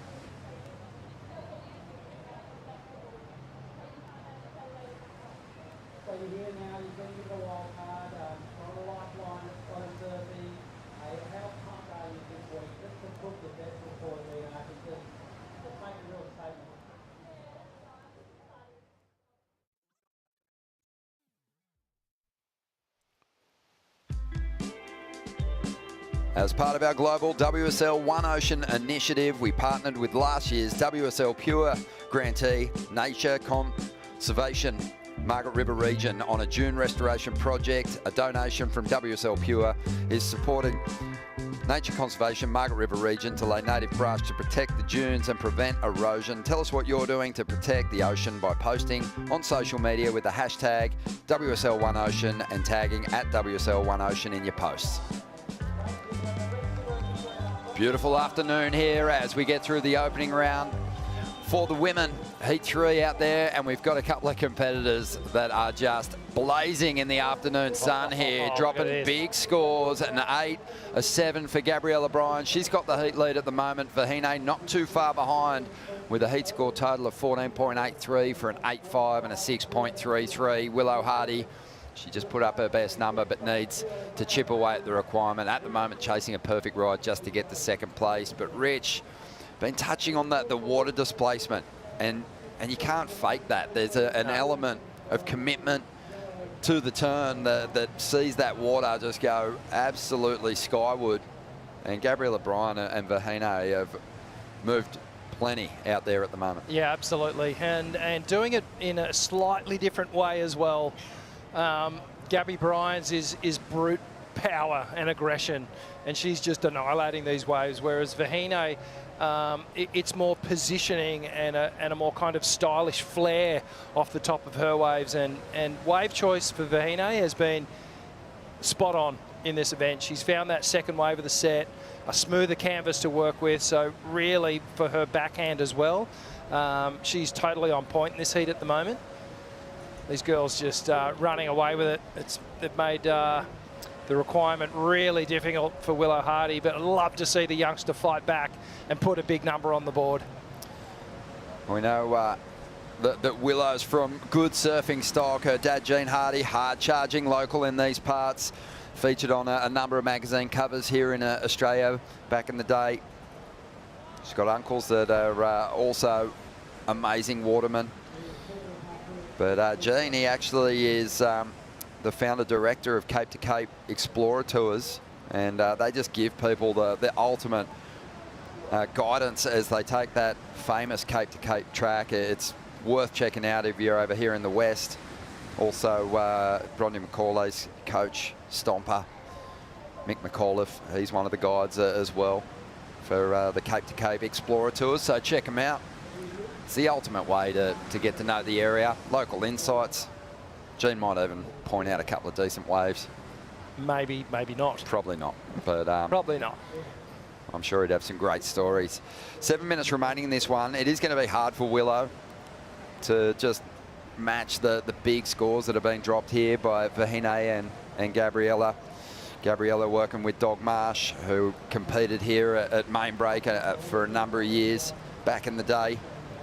And Vahine, we know she wears that French flag on her shoulder, represents French Polynesia. She's from Huahine, and she's done a lot of work in the recent years with the great Hira Teranatufa, who's done a lot of coaching with her, and also Jeremy Flores, who helped her to a big championship tour win. Yeah, I think Barton did some coaching with Vahine at some point as well. Yeah, she's a sponge, Rich. She's always looking to tap into some expert knowledge. 6 minutes to go here. And AJ McCord, she's set herself up on the famous steps here at Margaret River. I was catching up with Gabriella Bryan earlier today, and I asked her, how does it feel to be wearing that color yellow here in Australia? And she said she has to remind herself that yellow is just a color, because when she first got it, there was a lot of pressure, she said, that came with wearing that yellow jersey, and she felt like at Burleigh Heads she was spread a little bit thin, and so she's really excited to be back here at Margaret River, a place where obviously she has some great memories from winning. And so now for her, she said she has to remind herself, hey, even though the jersey color has changed, it's just a reward for everything that I've been doing. So don't change anything, just keep doing it in a different color. So, so good to hear that. And I think our observation, you know, sometimes we're paying so much attention to that colour and the potential weight, Rich, of that jersey and the extra pressure that comes with retaining the yellow jersey. But for Gabriella Bryan, you know, she has been feeling it. She recognises that. But she's washed off any expectations and pressure, it seems, in this heat by just dropping huge scores. Yeah, absolutely. Just bring it back to basics and do what you've done so well throughout this year. And, you know, what you've done so well to win this event in the past. And that's just leaning into that big power game that she has. And that's her point of difference as well. I don't think there's a woman on tour that can match her for power at the moment. And really, if she can just harness that and compete well and minimise the mistakes, then there's no reason why she can't keep that all the way to the end of the season. Yeah, it's a really good point. I think you're spot on. And it's a nice bit of real estate to own, isn't it? Just having a more powerful act than anyone else on the CT. It means that, you know, even without a full high-risk move, you know, that no one is going to sort of challenge you for those big individual turns, which means that, you know, you don't need to lean into progression. Not that she can't set those fins free, but, you know, she's just given a big open face, much like Carissa Moore, who just dominated on big open face right-handers in particular. Gabriella would be, you know, near unstoppable. Yeah, no, totally agree. And she's obviously working really closely with Matt Biolis. They've got something special going there in terms of the equipment. Working with Richard Dogmarsh, so all the little points have been covered.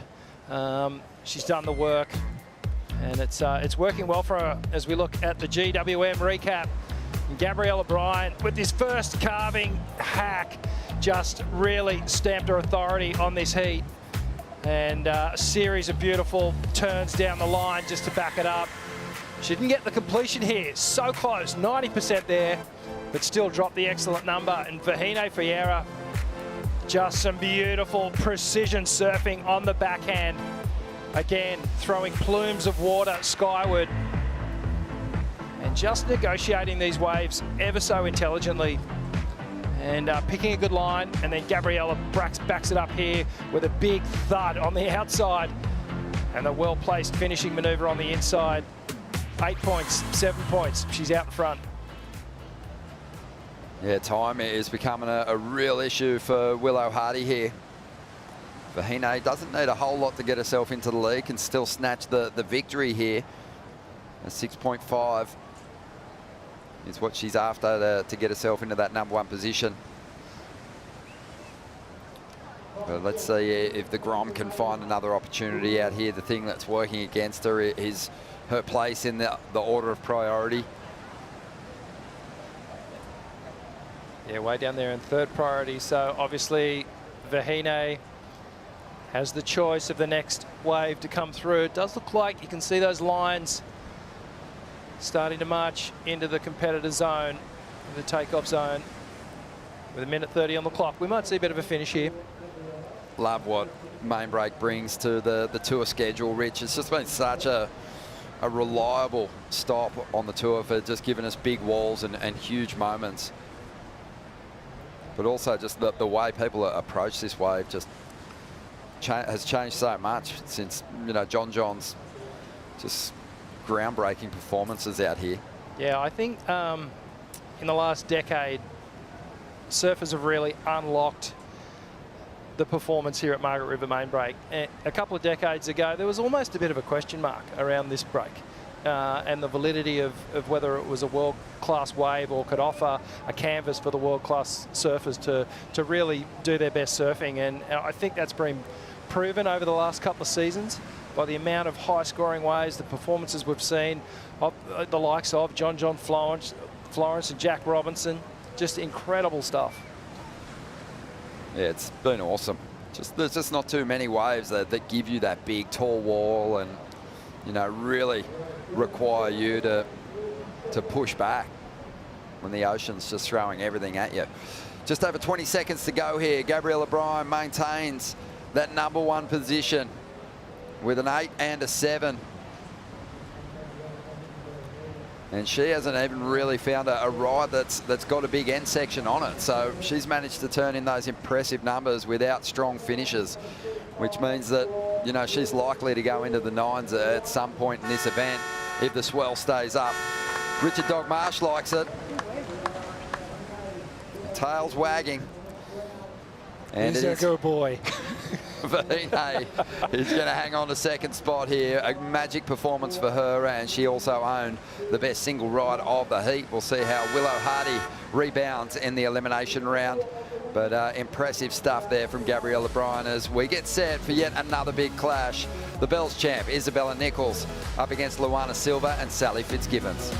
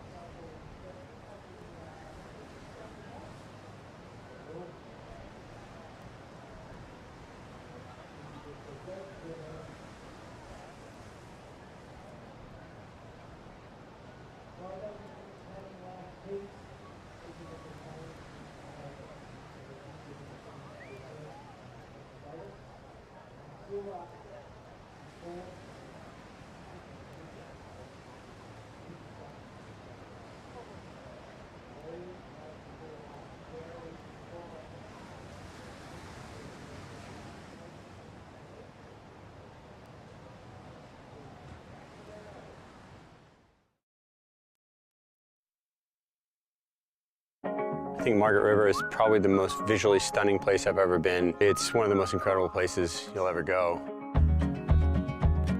Something like 100 wineries here. Personally, my favorite is Lewin. I've been coming here for over a decade now. Once you've learned about the wines and then you learn about the art in the bottles, it's really encapsulating the whole meal and what you're getting here. This is a lifestyle place and you just feel really part of it. The goat knows. This is a special part of the world. If you haven't been, come on down. West is best, they say. Heat number 4, it features someone who loves this location. Isabella Nichols broke through for a massive result here just a couple of years back. And she is out there in the red jersey, the Bells champion, up against Luana Silva, who represents Brazil. She's out there in the blue jersey. Sally Fitzgibbons, the veteran, another former winner here in the West, is going to be in the white. And these three competitors have all had a final. One of them's had a victory this year on the GWM Aussie Treble, but they're tracking pretty well. Sally Fitzgibbons needs a huge result to save her place on the women's rankings and get above that cut line, or just to ensure that she finishes in the top 14 to keep a place on the CT. She's been cut a couple of years in a row now. Yeah, and we've talked about it over the last couple of events. There's no one that will fight harder. There's no one that will get put down and will get back up again. And Sal's that woman. She has that determination. Former champion out here, so she knows how to surf this wave, and she's given herself a chance. A great result over at Burleigh Heads. So she's coming into this event with some momentum. But you're right. She needs to climb right to the top of the podium here if she wants to see herself secured on tour next year. 26 minutes to go. Yeah, I thought Sal's run through the contest was incredible. She overcame some of her toughest rivals on her road through to the final. But it felt like, just the possibility of a fairy tale. She was maybe reaching for the trophy a little early. She was a bit nervous in the final. And Betty Lou Sakura Johnson was on point and ready for that moment. Yeah. Yeah, no, the progression of Betty Lou has been great to watch as well. She's hit all the right markers, I think, over the last season and a half. Improvement in surfing has been there. We've seen her start to unlock some more explosive maneuvers that I think she has. For sure. I enjoyed Sally Sally's acceptance speech for that runner-up position on the Gold Coast, though. Just emotional. Just said she's in it. She loves competing. And yeah, she'll give it a real dig here, but real positive turnaround in her results this season through the Australian Aussie Treble there. A quarterfinal down at Bells Beach, the second place finish at Snapper. Where will she factor in here at stop number 7? We're going to find out, but right now we're going to see Luana Silva just continue to flex her strong rail work. Over here in the West, man, she's been impressive, a massive run of events for Luana. Doing some great free surfing around the contest as well. That's what sort of put her on everyone's radar as a potential threat. Committed to that final section, coming into contact with the reef, clearly checking herself for scratches. But jumping 2 spots, getting inside the top 10 with that quarterfinal finish at Burleigh in a 9th position. Yeah, so, you know, coming prior to that off the 2nd place finish at Bells Beach. Beautiful looking wave here for Luana. Nice clean carve to start off this wave. And again, beautiful little carving hack, and then a nice tap to finish off. I'm going to call that one a make. She basically ran out of water there. Great angle here. Love this. You can see her coming from behind that section. Beautiful pathway that she carves. Nice tight angles, nice pivoting turns up high on the wave face, and that aerial view really giving you perspective on this rock shelf that just exposes itself at the end of the wave. Lulu just checking a hand there. Well, the judges aren't hovering above the lineup, but I think it'd be pretty cruel not to call that complete. There's nowhere to go. She rides out in front of it. Yeah, I'll have to call that one a mate. Interesting matchup, this one, Ron. All of these women, very similar weapons. That big forehand open face carve on display. Sal perhaps with just a little bit more flair that she likes to tap into at the right moment. But again, 2 former champions in the one heat here. Yeah, I think for me with the front side carves, Luana Silva, she holds that line from the top of the wall right down into the bottom of the face better than the other 2. Like you said, they've all kind of got that turn. Sally Fitzgibbon sort of tends to do her big front side carve with a tighter radius, finishes up in the top half of the wave generally. And Isabella Nichols, I think her snaps in the pocket are the moves that have kind of collected her best results. But like you said, similar kind of weapons, but it just feels like Luana is one of those competitors who's starting to gather up some confidence. No doubt about it. You know, you feel like she was hamstrung before by what was between the ears. You know, the surfing was there, and sometimes that confidence unlocks another couple of levels. And that's clearly been evident in the last few events. Realising a bit of a dream at Bells, making it all the way to the final. With each one of her post-heat interviews, you could see her just, the dream was becoming a reality for her. And the surfing got better, and she's carried it through to the Gold Coast. And all indications at the start of this heat is that she's bringing it to West Oz in a big way.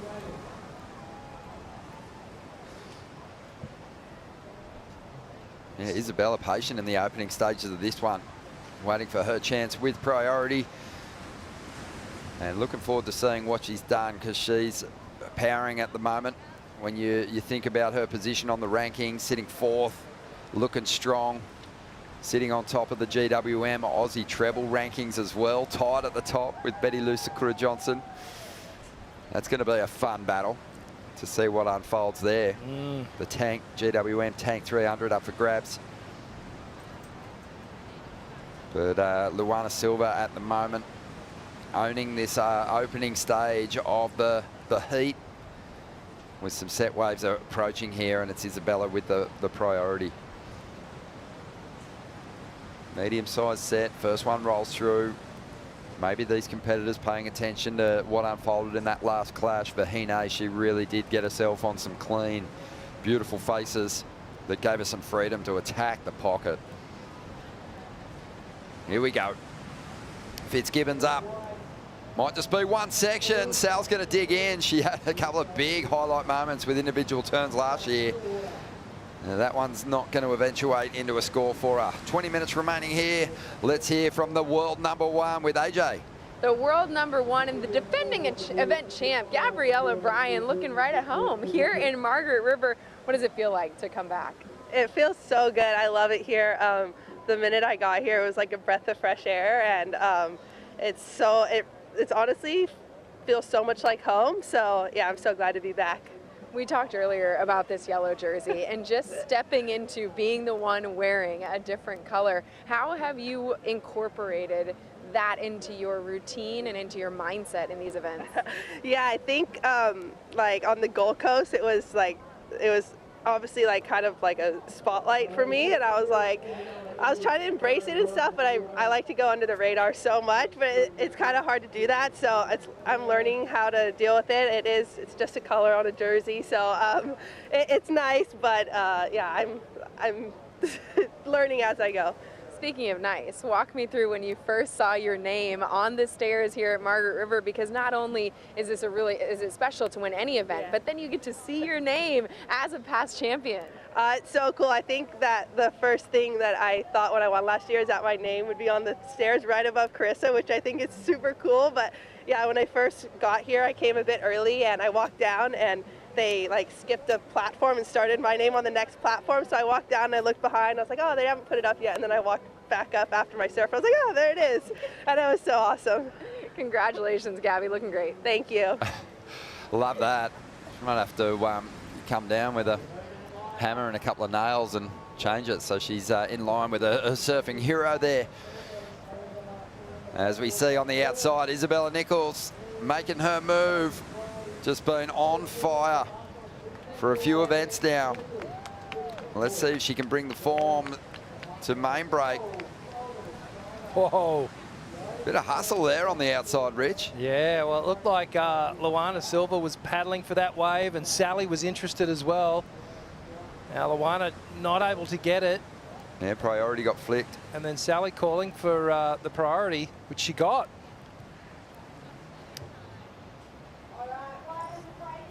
So a little mistake there from Luana Silva. But Sally needs to get going.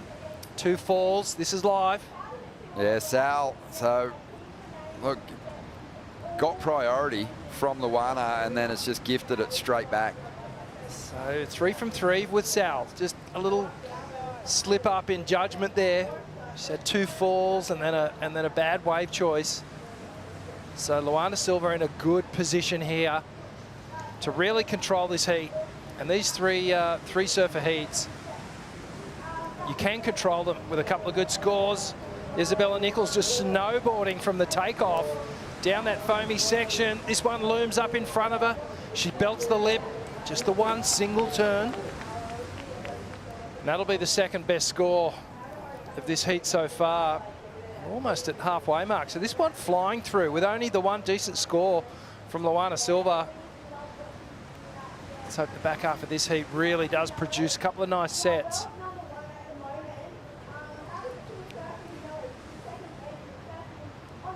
Bumpy conditions now, that northerly wind was on the charts and it has picked up as per predicted. Just makes things a little difficult because the wave breaks up. There's often big kind of ruts, speed bumps on the wave face. And really it's the second wave of the set when conditions are like this that sort of puts the iron on the canvas, smoothing things out a little bit. Looks like we've got an attempt here from Luana Silva. Yeah, so it's really worked in her favour with that priority, and she gets on the attack. That first section makes great use of that. Cutting back, looking for a solid finish here, and does well to project out over that converging water on the inside. A clean finish for Silva, and she'll have the 2 best numbers of the heat so far. And just thinking about these three, we're in a run of events on this championship tour schedule, Rich, where surfers with a really strong forehand that often turn in their best results as regular footers, they really need to make this run of events count. Luana's doing it. Isabella has also extracting some great results out of this run of rights, and Sally too.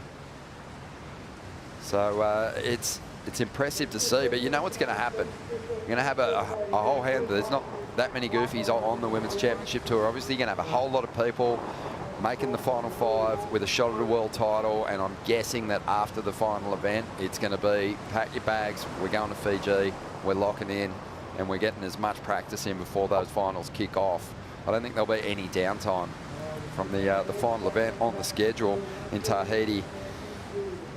It's not a lot of time anyway, but it'll be a direct flight, I'd say, to Cloudbreak for anyone who's in contention. Yeah, if you haven't done the time at Cloudbreak, you need to get over there, because it is as perfect as that wave is. There are different moods, different tides, different wave directions that you need to figure out. Different sections of the wave, when it gets bigger, there's an outside shelf that you need to really get to know intimately if you want to tame that wave. But you know, looking at the ratings, Caroline and Erin, you know, they're the goofies that are really going to be eyeing off this final 5, and they've got work to do. They sure do. Getting the work done out there at the moment is Luana Silva, 7.27 for that last ride. Couples beautifully with the 6.5 opener. She's well out in front.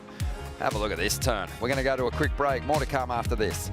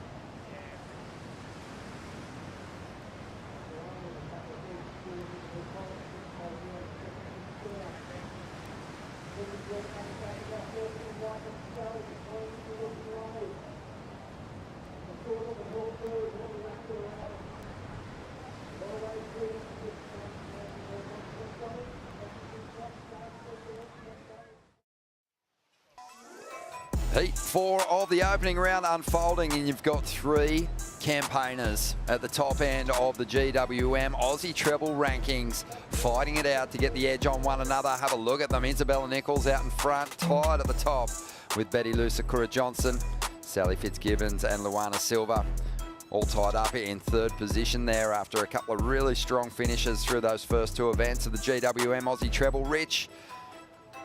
3 of them in this heat alone, just battling for the keys.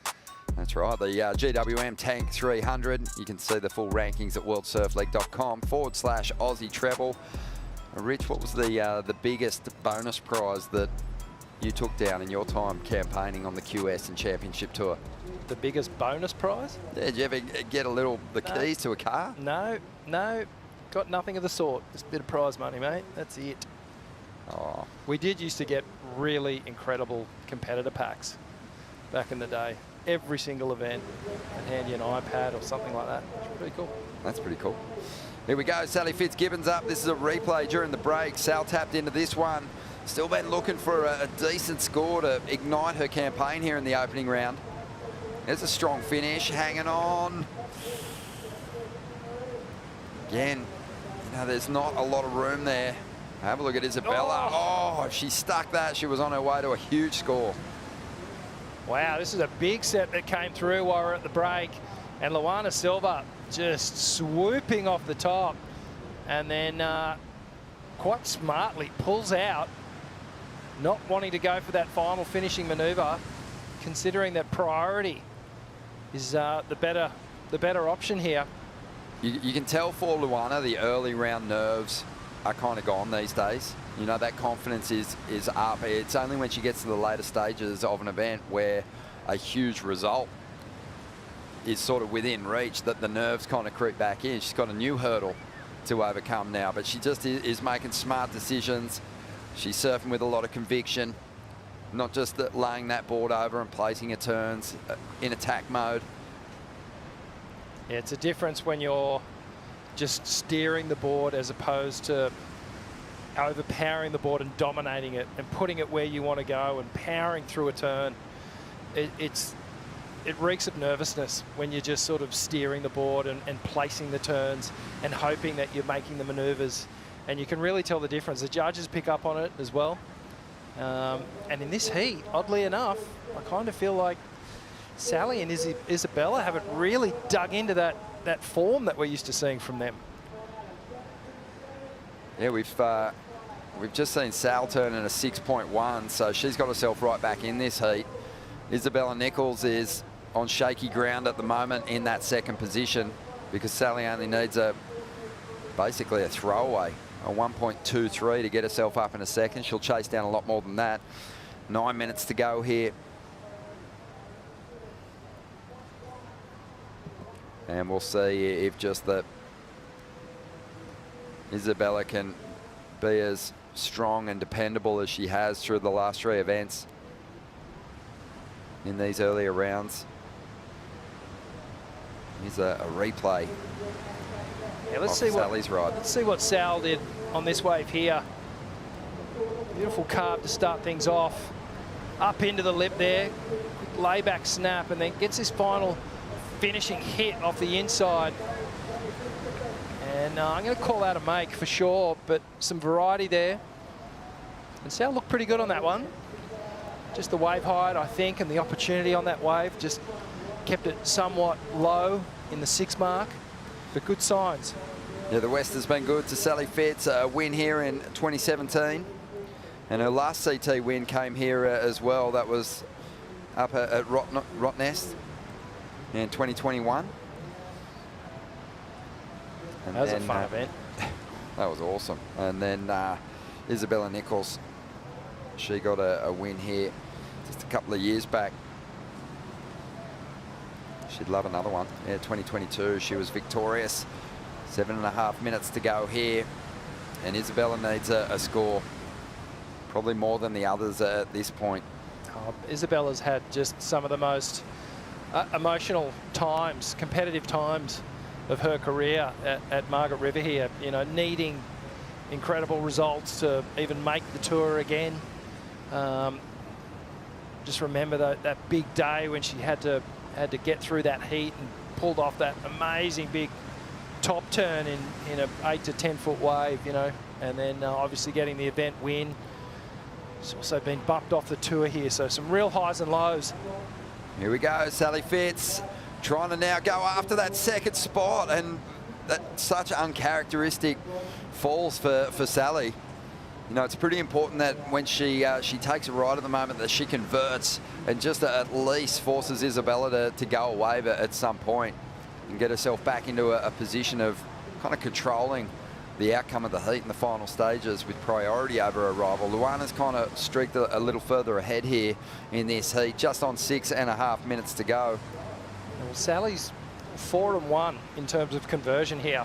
Just the one score and a couple of falls along the way. And Luana Silva, she's converted on her first 2 rides, and even the third one looked good and pulled out, so has been in total control of all of her waves. Yeah, well, these competitors waiting for their opportunity on a set wave. Let's take our moment now to catch up with Kaipo. Fat Boy Bikes. That's right. You want to explore WA? There's no better way than on a Fat Boy electric bike, full suspension. And check this out, the new accessory. You got your surfboard rack right here. Go on the beach, on the dirt road, anywhere. Fat Boy, you need one. And you can get one. All you got to do is scan the QR code, enter yourself with a chance to win this Fat Boy Scrambler. Remember, like I said, whether it's sand, dirt, grass, gravel, or the road, Fat Boy. Eats it up, yeah. Yeah, Kives. Wonder if he'll pick us up from the winery on Monday on that thing. Here we go, 5 minutes remaining. Sally Fitz chasing hard. I mean, no one loses in this round, but for surfers that are below the cut line or hang just around that cut mark, you know, this is a really crucial heat. The pressure would really build if you found yourself in the elimination round. So Sally Fitzgibbons fighting hard just to get herself out of third spot here and just hasn't been able to convert. She's actually down in third at the moment and is kind of lucky that Isabella hasn't really put anything substantial on the board and solidified that second place. And with only 4.5 minutes to go, this is going to be a real battle, feels like, for that second place score there. Have a look at this. This is what you're seeing here is basically Isabella conceding the victory and going after Sally Fitzgibbons to protect this second spot, limit Sally's opportunities and get some control back, get into a bit of a head-to-head chess battle here. Yeah, I think they've both conceded that Luana is on a bit of a tear here. So here's a replay. Oh. That's a better turn from Isabella Nichols, but just the one section. And this was Sally outside, a late takeoff. Takes a moment to steady the board and find some form, and just a little turn, little hit on the inside. Really bumpy, hard section to negotiate. Yeah, it looked like she was blindfolded by her hair too at that point. Didn't look like she could actually even see where she was going. So time is a major factor here. 3.5 minutes to go. Isabella takes a ride and isn't able to even throw down one turn. So hands that second priority over to Sally Fitzgibbons now, who will likely get a shot at chasing just a 2.13 in the final stages here. Yeah, that's nothing. A 2.13, it's one manoeuvre. It's one carve on the open face and the job will be done, but it's whether Isabella is going to increase her score line. If you're Sally, you're not surfing for a 2. She needs to stay in the mindset, the headspace of, I'm in attack mode, surf the wave to its potential, don't overcook it, bank a good score. Yeah, fascinating. You know, so often is the case. You've got Luana Silva, who's put together the 2 best rides, but the story is really about what's happening here between Isabella and Sally. 2 good mates who both got cut at this event last year and hit the Challenger Series together.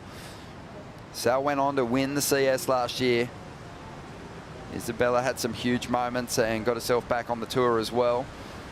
But you could just see the stress level. Sally Fitzgibbons, kind of bizarre to see her head on a swivel and just kind of desperately seeking out an opportunity. Sal has the advantage of a 6 here. And if she can turn in just a 4, obviously Isabella's got a pretty decent wave to chase down in the final stages. It's actually a really weird position to be in as a competitor. With 2 minutes on the clock, you're needing a 2. Do you try and scrap and go for a 2, or do you be patient and wait for something and just put the nail in the coffin, solidify that second place and make it really, really difficult? And Isabella's a player in this situation too, because she's got first priority. Absolutely. So she can, almost if there's limited opportunities, she might, just by way of wanting to shut this heat out, she might kind of close down. She might need to, she might actually close down the opportunity for Sal. Yeah, I think you meant to say Luana then. She's out in front with priority in the perfect power position. She's controlled this heat from start to finish, and it's literally coming down to the clock, and if we're going to see another set here. Yeah, there's not going to be any charity work from Luana out there. Oh, I can almost, I'm just sort of casting my eye out to sea. There is a little bump coming, so it'll be decision time here. All right, Rich, let's move to the edge of our seats. All right, let's do this. 55 seconds to go here. Sally Fitzgibbons. The first one. Only needs a 2.13, and she's going to get sold on this one by Isabella. Drives out onto the open face. It's just going to be the one section. It's a decent turn from Sally as she looks out the back. 2.13 is what she needs. 35 seconds remaining. But she got the one turn. She did one pretty good turn. Nice face carve. Wasn't a huge section, but it was a quality turn. 20 seconds to go. Numbers coming through. It looks like it'll get her into Just second place. enough. 2.57. Isabella now after a 4.35. Remember, we said that Sal would have the benefit of that 6, so the requirement of a 4.35 now with just on 5 seconds remaining. So Luana didn't take it. This is what Isabella needs. Grinds through the carve. Needs more. Finds a section. Lays into it. And just still just chasing opportunity down the line as this one comes onto the inside. It's a combination of 2 turns. What kind of credit is she going to get for it? A 4.35 is what she needs. You got to go back to her 3.9. I know it was 2 turns. The 3.9 I felt that she had earlier had a much stronger turn on it. Yeah. Let's have a look at the replay here. So she takes off, wider section, just a carve down, comes onto this inside section. Great turn to finish off. You've got to give it credit for that final finishing hit.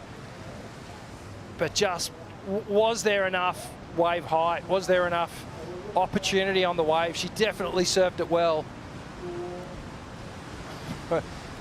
For such a scrappy affair, it's been certainly entertaining, to say the least. Oh, it's been a pleasure, Rich.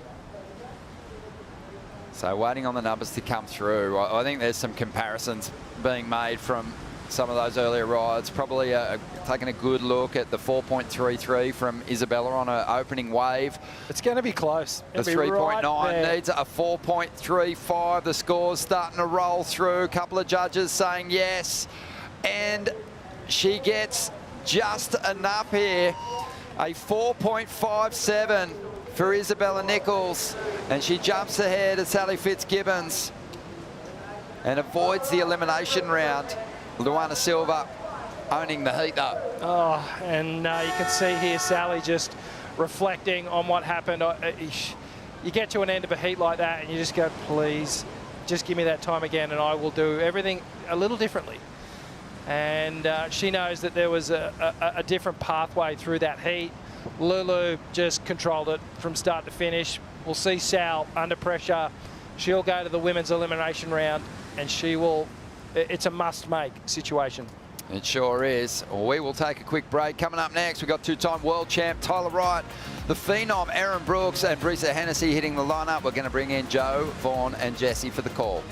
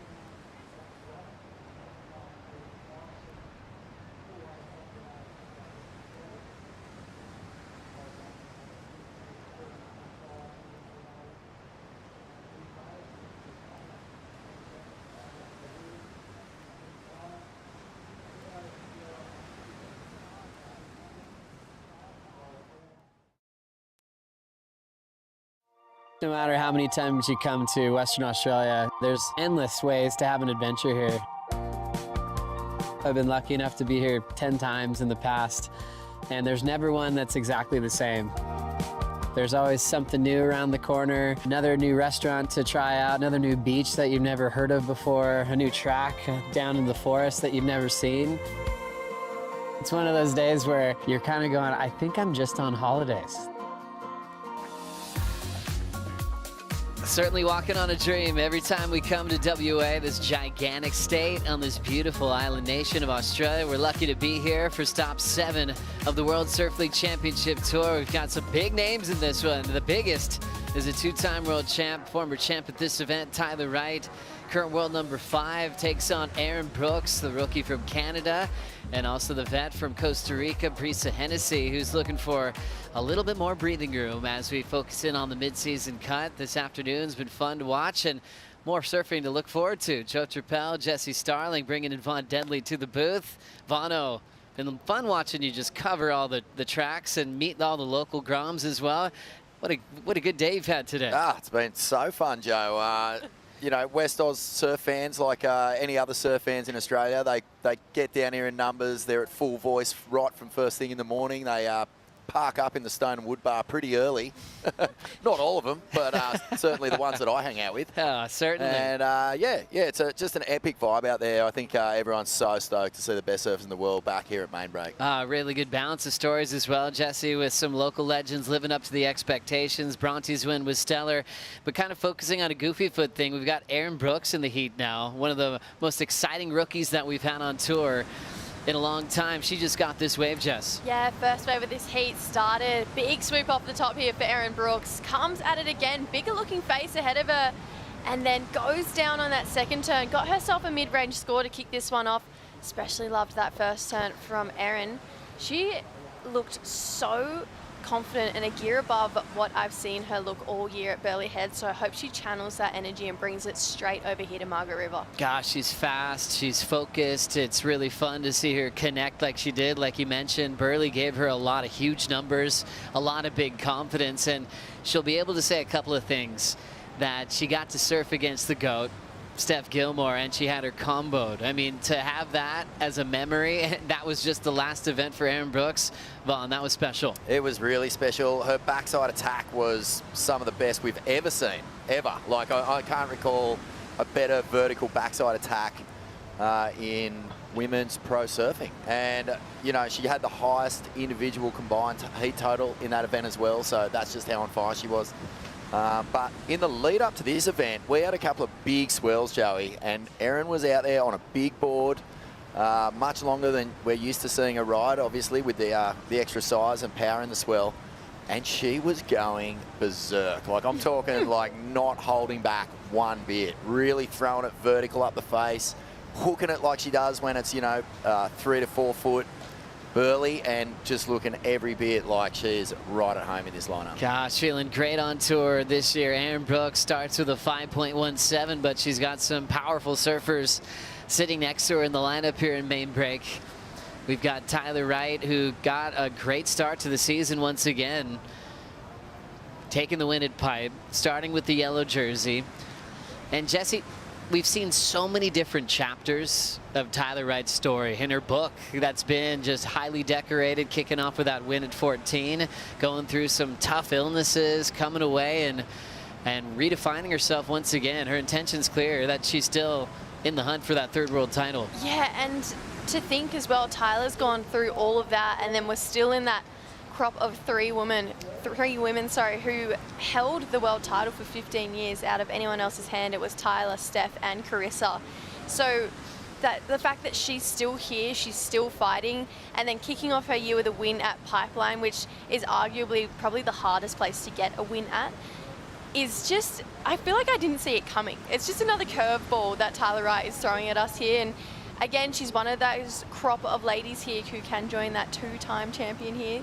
That lovely list that I mentioned earlier with Wendy Botha and Pam Burridge, and she definitely would want to do so and add to her accolades here on what has been an amazing journey of Tyler Wright. Gosh, Wendy Botha, Pam Burridge, Carissa Moore, going back to back at this event. There's so many great stories. Tyler in a couple of those finals with Riss in those back-to-back seasons where she was in the world title race.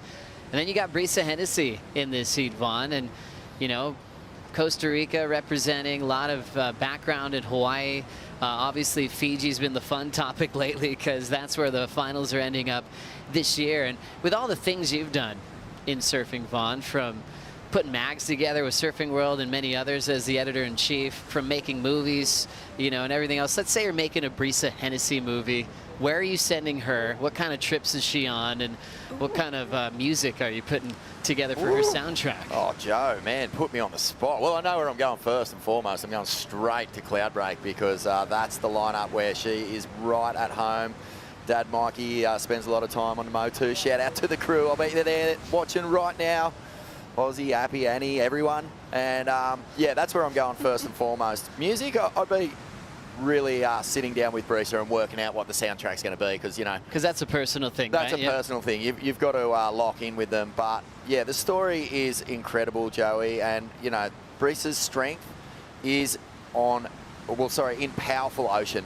You know, one of the highlight manoeuvres of this year happened at Bells. And she just absolutely KO'd the bowl with this big snap in a real crucial situation to get through a really tight heat. It was one of the turns of the season, and I thought, yes, there it is. That's the firing gun she needs to get her season back on track because she's not performing as well as she knows she can. But, you know, as we've seen with Philippe, you know, you surf one good heat, you get one good moment, and all of a sudden you can build on that. I really want to get like a wave pool event where we could really measure the power of one single major turn, like at a slingshot wave where everyone's just laying the rail over. And putting in that list, you're putting Brisa Hennessy, you're putting Tyler Wright, you're putting Gabby Bryan. Then you could finally decide this is the most powerful surfer on tour with the water displacement. You know, a lot of times we focus on airs in the pools. You know, what if just rail for rail, one section going 100 miles an hour into it? Surely we can make this happen. That is a brilliant idea, not only just to finally figure out who's the most powerful surfer, but I feel like a lot of coaches probably listening in just now have gone, wow, Joe has just come up with the future of power surfing. Well, it's always the benchmark, right? It's something that never goes out of style when you have it. It's just so respected by the core lords in the world and obviously by judges, and we love it. And Brisa's been able to turn some big moments in her career by showing sometimes one major move on the open face. And we were just reflecting on a moment that was really tough for Sally Fitzgibbons when she had yellow at the season finale, which was Honolulu Bay, and Brisa was just a wild card, just going surfing. And we saw what she could do on rail and upset Sally's world title race that year. Yeah, that was a hard moment for Australians to watch. Sally it looked for all money. She was going to put together a really strong world title run that year, but, you know, that's the danger. When you're a high seed, you come up against phenomenal surfers like Brisa Hennessy, and she just absolutely, like, pretty much suffocated her out of that heat. Little wave popping up here. They're all paddling over as we do have another potential opportunity. Priority is not decided between Tyler and Brisa. It's whoever goes deeper, they let it go through. Let's hear from Luana Silva with AJ.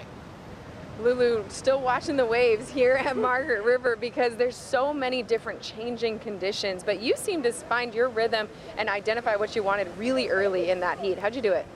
Yeah, I'm really grateful that I came away with that one. It's been a while since I've gotten a round one heat win. I've been telling myself for a while, like, come on, just get it together in your first heat. It'll feel much better than going to the elimination round. But I just tried to stick to my strengths. I talked heat strategy before with Leandro, and we were just saying which waves are better to be on, and I just wanted a quick start, and the game plan went really well. It went really well, but your board took a few hits in the middle of that. Show us the damage. Yeah, I got a few inches off. It's not that bad, but we'll fix the nose later this week if we have a lay day or something, but it's nothing bad. Yeah, this board is really good. Thanks to everyone at Sharp Eye Australia too for all the magic boards.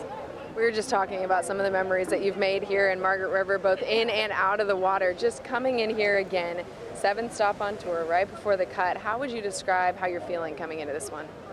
Yeah, it's been a tricky one. I've been having a lot of questions lately saying, what's your favorite memory coming here? I think just last year, after the last 2 years, after being cut and the losses and just the heartbreaks, it's really hard to come back and with an open mindset, but I have an amazing team, amazing family that backs me. And I think my favorite moment last year was just having fun with my mom and friends and just enjoying West Oz and all its beauty. Even if I lost, even if I had a heartbreak, it was just taking in all the beauty that this place has.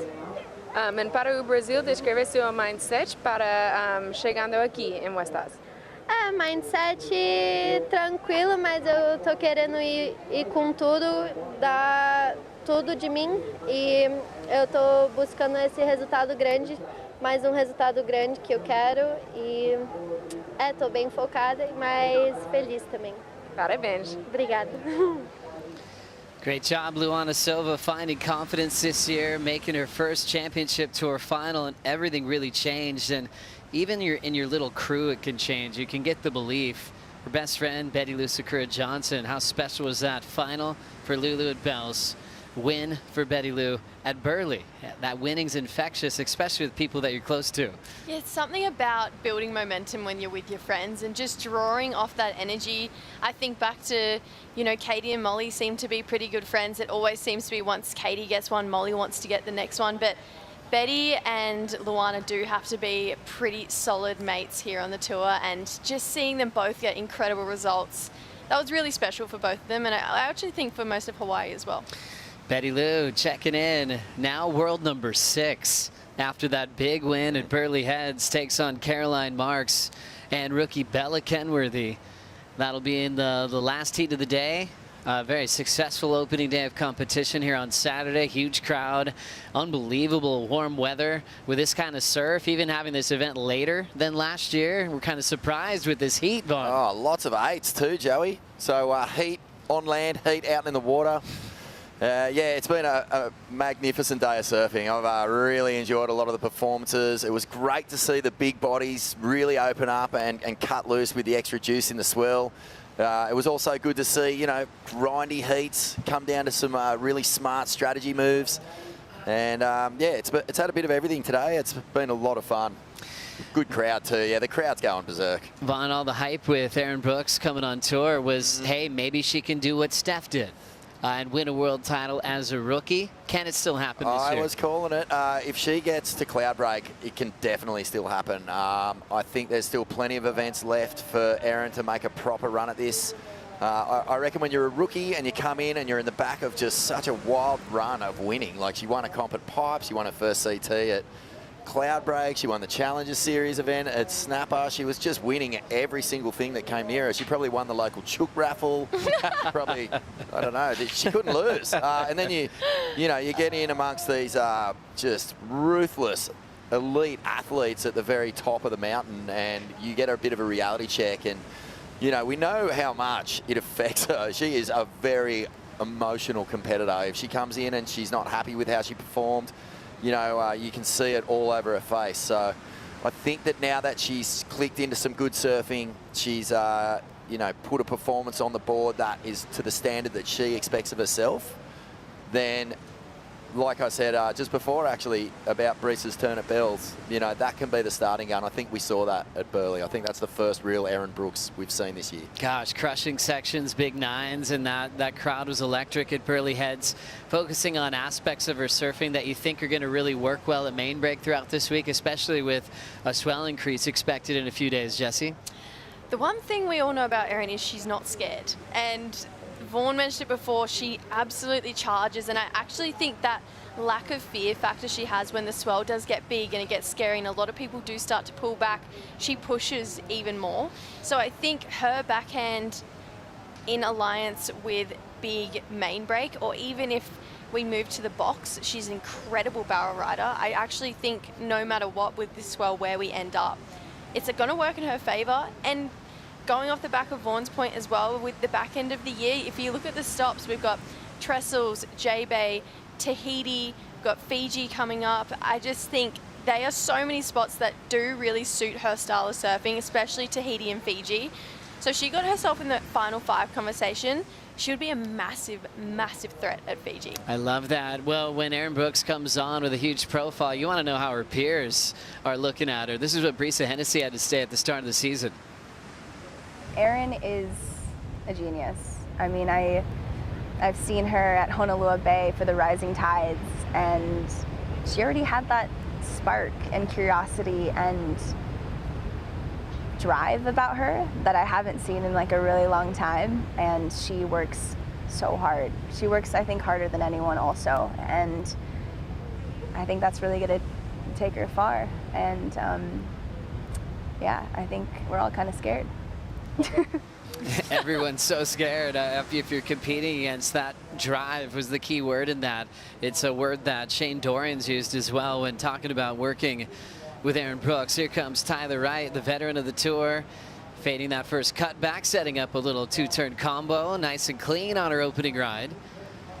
She'll step off, and now we've got a comparable to the 517 Vaughn. This has been an incredibly slow heat. I actually just realised we've only got 11.5 minutes to go, and there's one wave on the board from Aaron Brooks. But Tyler, you know, that shows her just class. You know, she's like, I better get going here, and there's a fair bit of wind, there's a bit of lump on the face, but she puts in a nice turn and gets the combination to the finish. No real fireworks there, but, you know, when you are a two-time world champ with numerous CT wins, more than I can remember, then you know how to get the heats done, whether it's pumping or not. Yeah, well, Tyler Wright as well has the most excellent wave scores here out of anyone. She has 29 excellent wave scores here at Margaret River. 29. Wow, that is insane. And that's a long history of this event, winning this event almost a decade ago, 2016 champ of this event, Tyler Wright. And also runner-up in the past in some big finals out here. Definitely made a statement at the moment. Tyler's waiting for her first score to be locked in. Aaron Brooks, 517, and Brisa waiting to get things started. Only 10:30 on the clock left as everyone's hunting bright yellow. We'll be right back.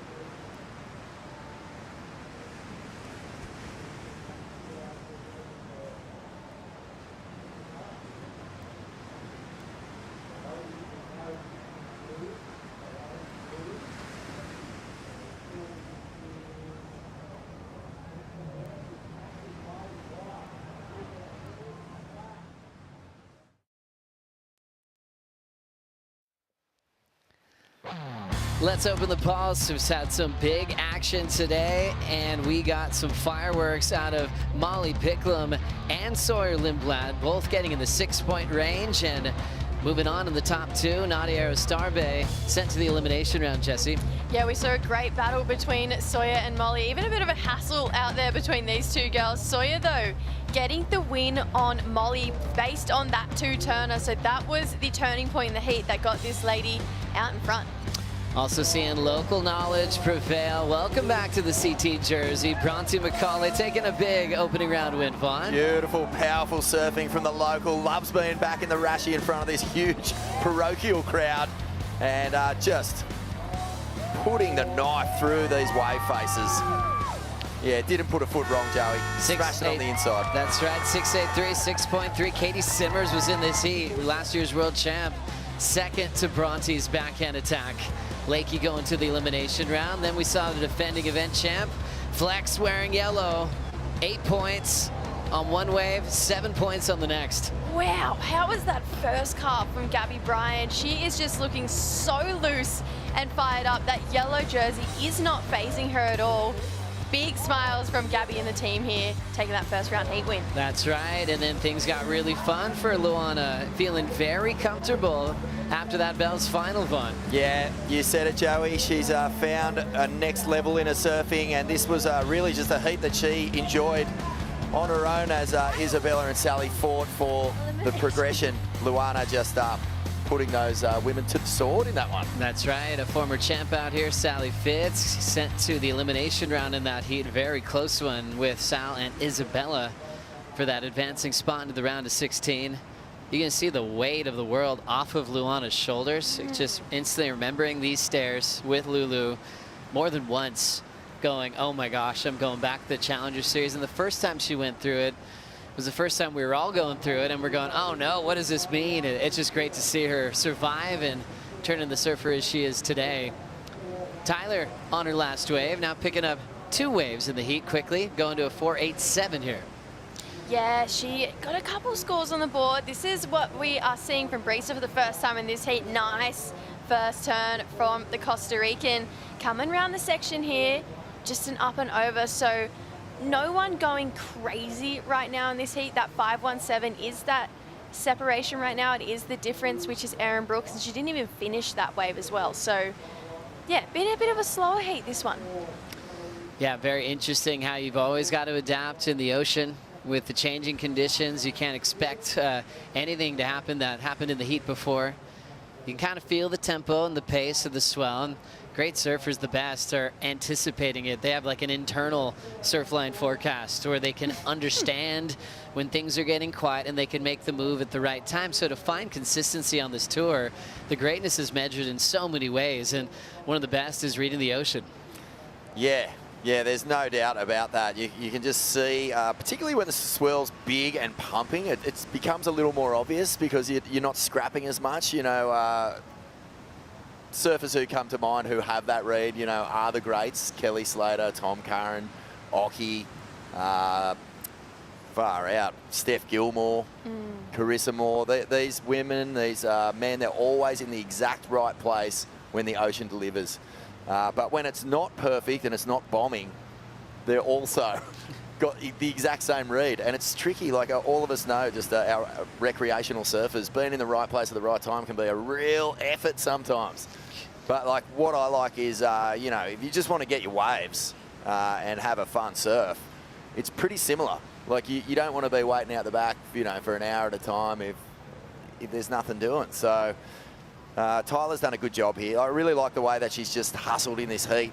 That last wave just had a little bit more sting in the first turn as well. The judges recognising that, giving it a 4.87. So it looks like Erin Brooks needs a little update on time and on scores. She'll hear she has a 5.17. She can ask for that as many times as she wants. And they'll continue to reiterate it. Different type of setting. Jesse, you're on the call on the tower at Burleigh, where pretty much the fans could talk to the surfers almost in the lineup. Here it's a big playing field. They're really far out there. It's kind of easy for surfers that don't like big crowds and the attention to kind of get lost out there and almost pretend they're on a free surf. Yeah, it's a very unique arena that we have here at Margaret River. You don't really understand how far out they are until you see it in person. They are miles out to sea, and yeah, like you mentioned at Burleigh, we're all really tucked into this little corner, and the beach was packed and everyone was cheering and yelling, and the surfers were definitely feeding off it. But I think even if we had that many people here, you probably still couldn't hear them out the back. You were so far out.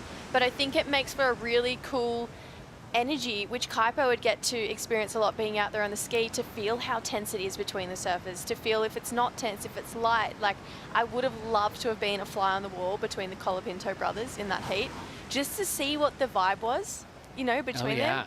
Are they talking at dinner tonight? There's some energy, and gosh, and even in that paddle battle that we had with Mikey McDonough and Joao Chianca earlier, that was so intense and exciting. 3 minutes to go here. That first wave drifting underneath. Priorities with Erin Brooks. She still only has one wave, but she's in second. And Brisa is so close in that third spot. This is the most interesting heat of the day as far as lack of waves, and it's anyone's here to win. Nice bottom turn and getting a little stuck, but she'll recover, Erin Brooks. Then a lightning fast attacking like a cobra on the end section, but she can't pick it up. So she'll have an incomplete score for her backup. And now Tyler, just with that amazing, clean, veteran-type line, is just taking it nice and easy. Has a little bow. Going, well, how about that one? We'll see if that fits into the top 2. Careful jumping off like that in that little part of the reef. Goodness. How cool was that takeoff, though? It was the full, like, prone out, just straight into the compression and just drove straight out of it. That was old school. Love that. Really cool. So Tyler being really smart and Erin making things interesting. She went for like the superhuman attack finish, but falling is leaving the door wide open for Brisa Hennessy. Yeah, you could see she was just super on her toe side rail and just couldn't really recover from it. Let's take a closer look, though, at Tyler Wright. This is the takeoff that Warner loved on this one. Swoops it back in the pocket, that really traditional Tyler Wright type of surfing. Meaty section, may I add. Gets to it, and she liked it. That one obviously felt good for her. Yeah, and then on the wave before that, this is Erin. So, yeah, got hung up a little bit, so it throws her slightly off, but the sting in that cobra bite was legit. Now important ride for Brisa Hennessy, chasing just a 3.24. She's got to pull this one off, and she will right away. So with the fall from Erin Brooks, Brisa only chasing that 3.24 and has some nice connections. Meanwhile, Tyler's last, a big 6.5, makes him a lot of room up in first. Now coming down to this wave, Jesse. Wow, wow, wow. Does not crumble under pressure. Brisa, beautiful opening carve, really talks to the upper body, needs the finish, goes up and over, gets it, claims it. 3.24 is nothing, and you called it, Joe. With that fall, it really did leave the door open, and Brisa saw it and went, cool, I'm coming through. Wow, and that moves right into a second place position for Brisa Hennessy, a 5.77, her best so far, and better than Erin Brooks' 5.17 as her best. So now the rookie Goofy Foot from Canada needs a 5.38 with 15 seconds to go to avoid the elimination round. Wow, Tyler just paddled for that wave as well. Lost priority, so priority switches. Is this wave going to make it in time? Well, it switched at the right time for Erin Brooks to maybe have a chance. She's scratching hard to catch this wave, and she'll surf it like she's up in time just in case. There's the carve to start. Needs a 5.38 late on that section, and she goes down swinging hard. Tyler looking a little confused there. Probably was wondering what would happen with priority, but she'll get an update in a moment. Erin went down looking for the score, so it's looking like Tyler and Brisa safe, moving on to the round of 16. Just, they really flexed the experience muscle in that one. You know, they didn't panic. Tyler just, you saw her stay busy.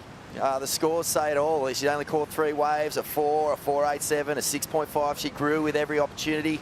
And then Brisa Hennessy, only the 2 waves, but cool as under immense pressure considering where she is on the rankings and with that cut looming like a big scary monster.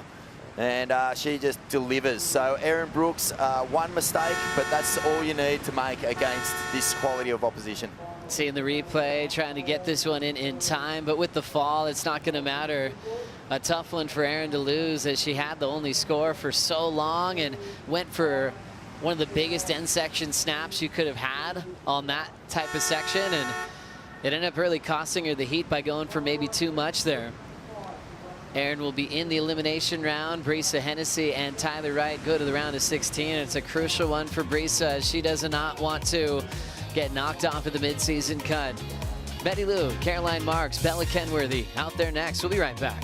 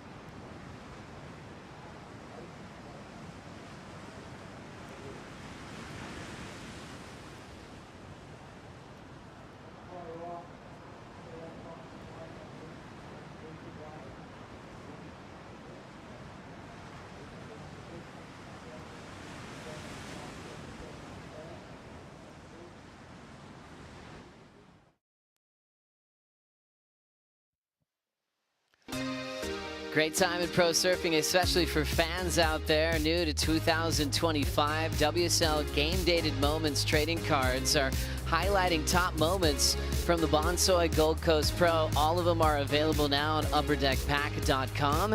The latest release includes cards commemorating Betty Lou's maiden CT victory, Felipe Toledo's breakthrough win, and Julian's sensational showing in his first tour action in nearly 4 years. All 3 cards will be available for purchase until Friday at 3 p.m. Eastern Time. Select packs will be included with a bonus second card, either a silver version or a rare gold version. Collect the next 3 cards of the 2025 CT in that special set. Check back first Friday following each CT event for new cards featuring the world's best surfers. Those are game-dated moments from Upper Deck. Get them now while you can. Really awesome that you can follow along and get those special trading cards. I was a big baseball card and basketball card collector when I was a kid. Still have a lot of them, and now you can get them from your heroes in our favorite sport of surfing. A little carve and stepping off. Betty Lou, Sakura Johnson getting in the mix. Also Caroline Marks during the break. Jesse? Yeah, 2 beautiful turns here from Caroline. This is more like it. Oh, and a third. So Caroline actually getting a 4th. So she just finds one of those waves that we haven't seen in some time that really allows our surfers to just keep teeing off maneuvers right through to that inside section. Caroline found one in the first 5 minutes. It's refreshing. Yeah, especially after the drama of the last tee. That was wild. Bella Kenworthy will now go to pole position with priority. And it's a fun story with Caroline Marks, you know, being the youngest ever to qualify. Jessie Miley Dyer gave her a wild card at Trestles when she was 13. I mean, that was the kind of talent she had. She was ready for the big leagues when most were still trying to figure out amateur heat wins. And, you know, to her full credit, reached her full potential and then some. You know, became a world champion, won an Olympic gold medal, has performed in waves of real truth. And, you know, you see so much pressure heaped on young prodigies, and she has, like, really owned it. And even afforded herself some time off to, you know, like, just process what it all means, figure out who she wants to be, and came back better, stronger, bigger, faster. It's been an awesome journey. She just knows how to win. I think that's the one line you hear from her friends, her sparring partners. It's like she'll just figure it out. You know, going into the big showdown for the Olympic gold medal in Tahiti, you know, Tati's the favorite in those waves, you know, and it was very close decision, but Caroline figured out the waves to win. She had a bigger board. She was kind of point and shooing, steering that board down the line, getting little pits, and she was able to really work the criteria in her favor to get the gold medal, to go on big Today Show appearances. The media was through the roof, and she loved every second of it. She's such the forever Grom, loving every part of her job, Jess. Oh, it's still going as well. I just saw she did a recent shoot with Sports Illustrated, which is one of the biggest mags in the world. How cool is that? So the gift keeps on giving with the Olympic gold medal, but as it should.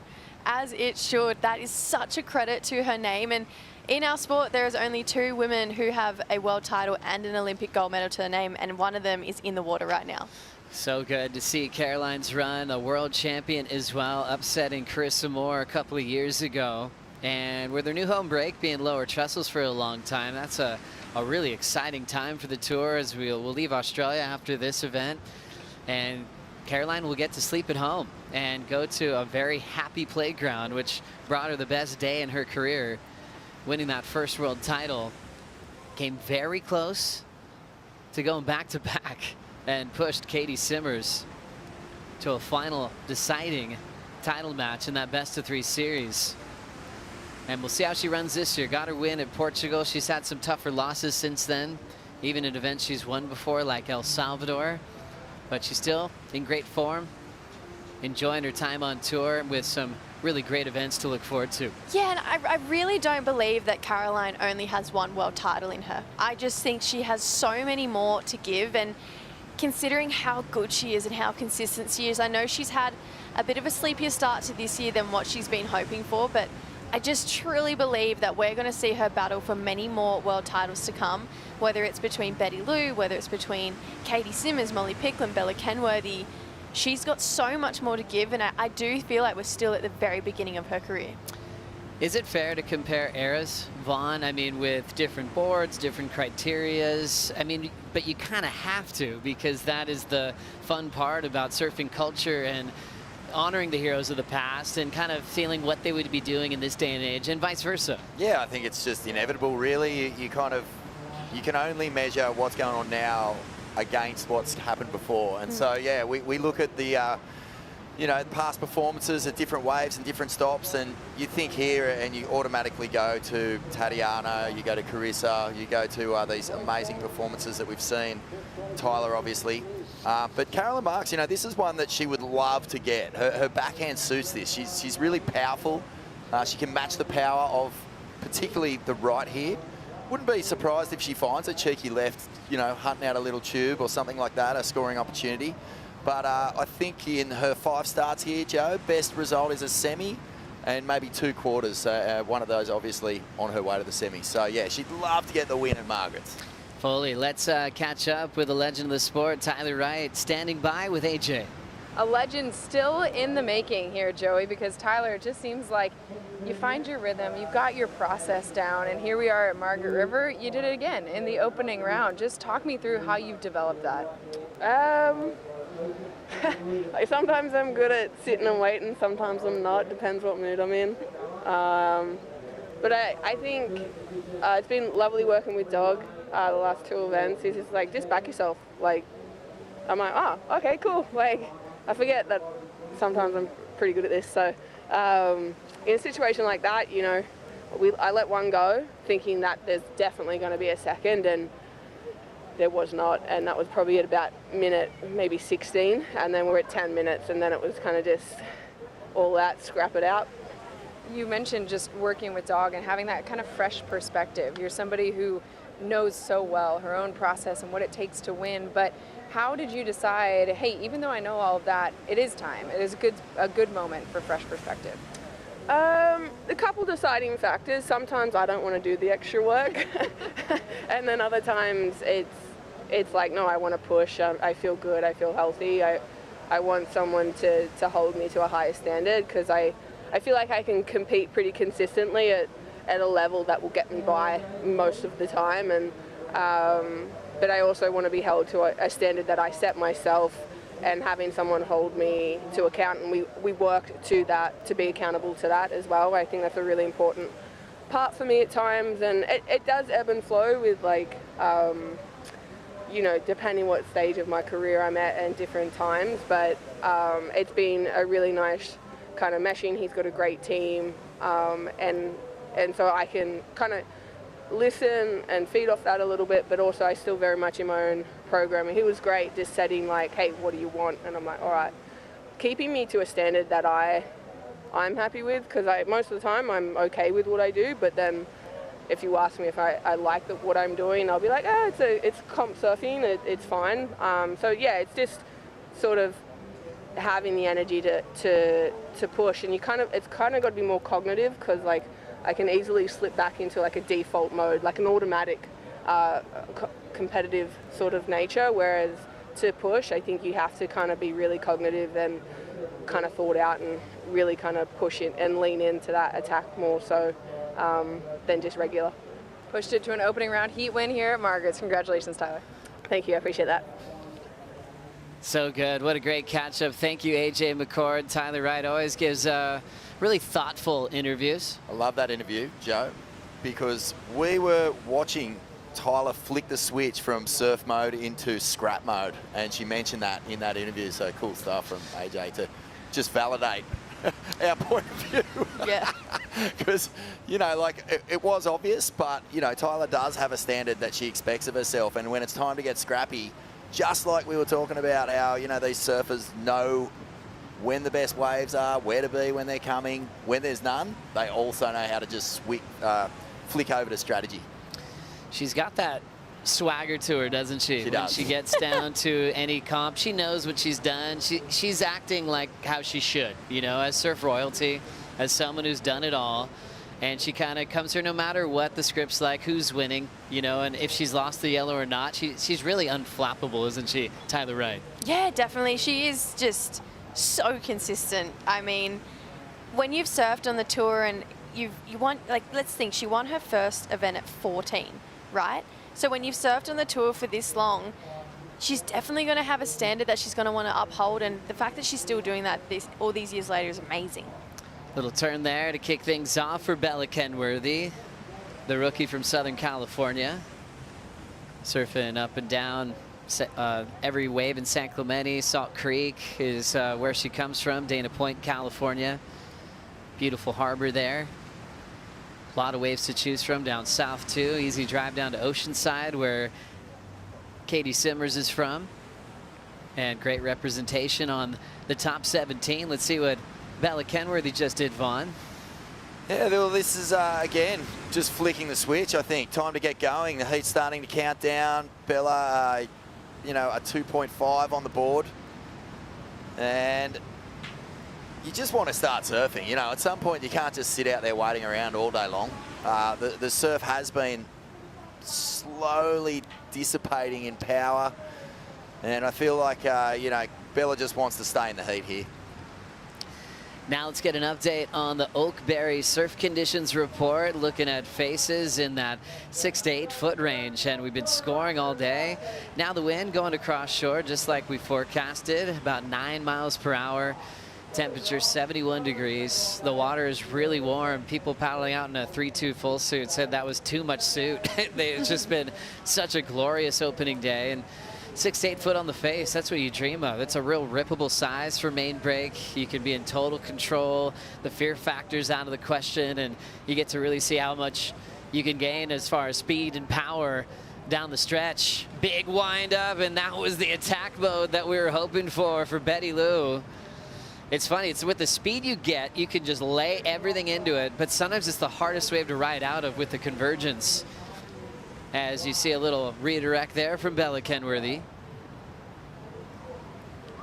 Little drive towards the end of the wave, and she will put down her finish. Surfing with a knee brace most of the season, but man, we've seen some firework heats. My favorite was actually in a loss, unfortunately for Bella, but gained so much points in the heat with Gabby Bryant at Punta Roca. Definitely one of my favorite heats all season as far as high performance was concerned. Bella was great in the pool as well, found a nice flow. As we'll get caught up on some replays here, Vaughn, what'd you see? Just, well, really nice first turn. I like the way that she laid right into it. There was not the most steep section, but I think given what she was playing with there, she really got the most out of it. Not a whole lot on the tail end of that wave, but, you know, on the back of just that little chip shot, that little 2.5, she's just building rhythm. And I think that she'll be feeling a bit better after that one. 15 minutes on the clock. Betty Lou tried to let go of what would have been a gigantic turn. Confidence is just such a beautiful thing to see when someone finds it.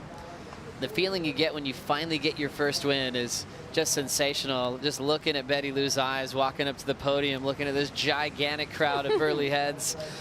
It was just like a moment where she realized she'd finally arrived. Such a special moment in her career as well. I mean, to have been here for so long and to see, you know, the girls that you originally qualified with to get onto the championship tour, being Molly and Katie Simmers, already have so many wins under their belt. There is one of those kind of imposter moments where maybe like, okay, maybe I'm not doing enough, or, you know, I could only imagine thoughts that go through these athletes' heads during all the different phases of their career. But to see Betty Lou finally get her maiden win, it was time. We all knew it was coming. She knew it was coming too, and she didn't just win, you know, she earned it. She had really hard heats all the way through Burley, and watching her stay so composed and do what she does best was really inspiring, actually. And just, I'm so stoked for Betty Lou getting her first win. And you're right, confidence. She looks amazing. I hope she throws another one of those turns and hopefully gets the ride out, because that was exciting. I wonder how the coaches deal with, you know, the extreme high of reaching a lifelong goal like that and then carrying that into the next event without being sort of reckless with that confidence. Because if you think about bells, you know, Jack Robinson, he comes from, you know, a lifelong goal to be an Australian surfer and ring that bell. Straight to Burleigh, gets knocked out first round, you know, worst result of the year. So it does happen a fair bit. I'm pretty sure Cole Hausman experienced something similar off the back of the bell last year as well, came here into a you know, poor result. So it's just something you want to manage without denting the confidence either. Very true. Yeah, that happens all the time in pro surfing. This gorgeous skate continues. Last seed of the day still has 12:50 in it. Join us for a Bonsoy brew break.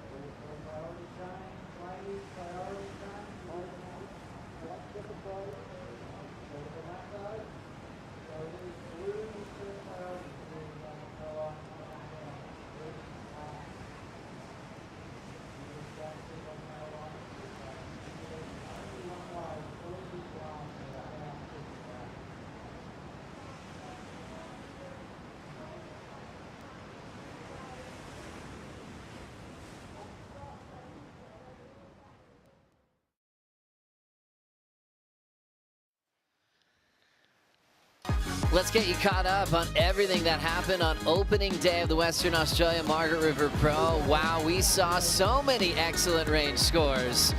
Raining 8s, at least 10 in the opening round. Definitely the highest scoring round with 8s or better that we've seen this season. Connor O'Leary, 8.5. Joao Chianca was just as deadly today. I just love surfing, especially watching these guys just go to town out here at Main Break this morning. Joao, pressure was on and he delivered. That turn there was huge from Joao Chianca.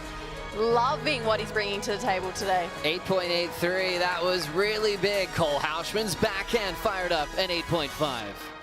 Brutal thuggery from Cole Hausman as he finally clicks with Margaret River Main Break. He'd only had one opportunity before. This time he made it count. Bashes that thing to within an inch of its life and the big claim on the inside. Well, it's got to be the hometown hero that gets the best wave of the day, right? The best excellence score, 8.93 for Jack Robinson. Oh, Jack, we spoke about it this morning. Who is going to challenge him right now? Nobody. Highest wave score of the day for just textbook critical surfing here at Main Break. It's looking like he wants another win in his sights. His childhood friend, Bronte McCauley, back in the CT jersey, and she made it count. Local knowledge, conditions got a little tricky with the north wind. Bronte 6'8", 6'3", and that was a win over Katie Simmers. North wind means nothing. She is at home no matter what the conditions are doing here at Main Break. Defending champ, shining Gabby Bryan looked electric. Big 8-point ride. Oh, Gabby doing her best. A John impression on this one. She is so powerful, drives so hard off that back foot, and is looking extremely comfortable, almost too comfortable in that yellow jersey. What a good time. Number 1 in the world, defending event champ as well. Gabby moving on.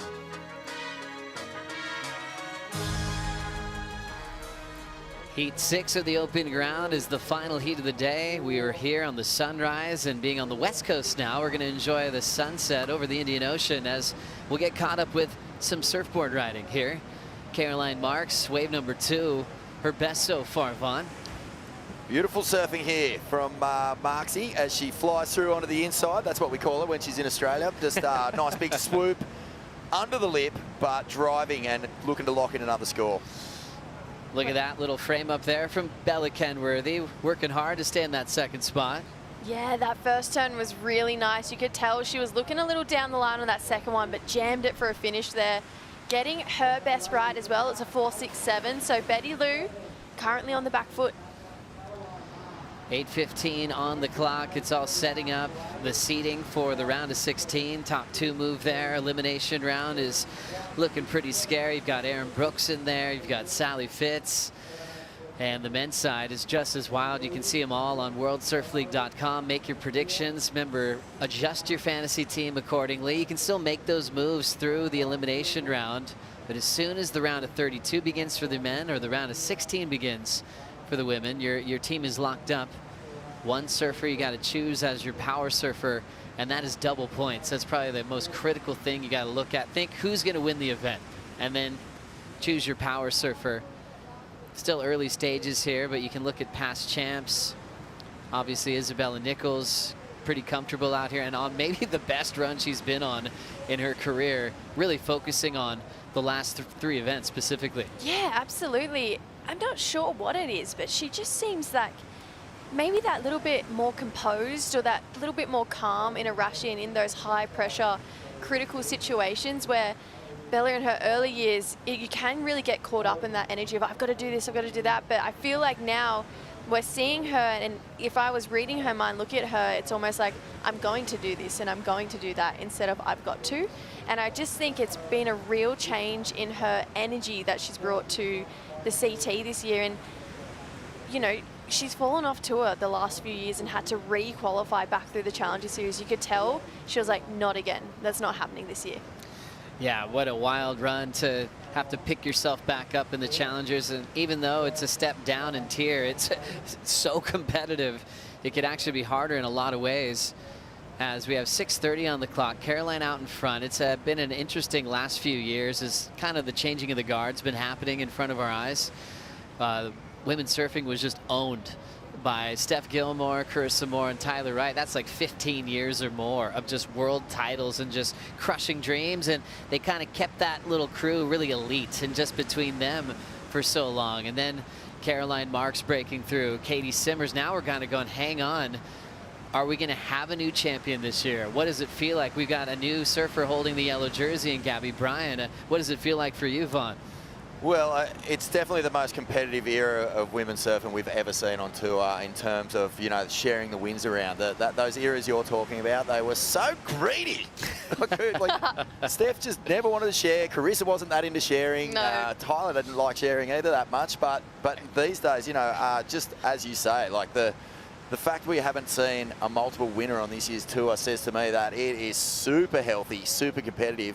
And this next generation are not willing to sit back and cop someone running away with all the trophies. So, yeah, I think it's a great place. It makes every single event must watch because you just don't know who's going to be lifting these awards at the end. And it really was the women tour for so long. You have these eras of dominance from Margot Oberg just owning the tour. You've Frida Zambo with 4, Lisa Anderson with 4 straight.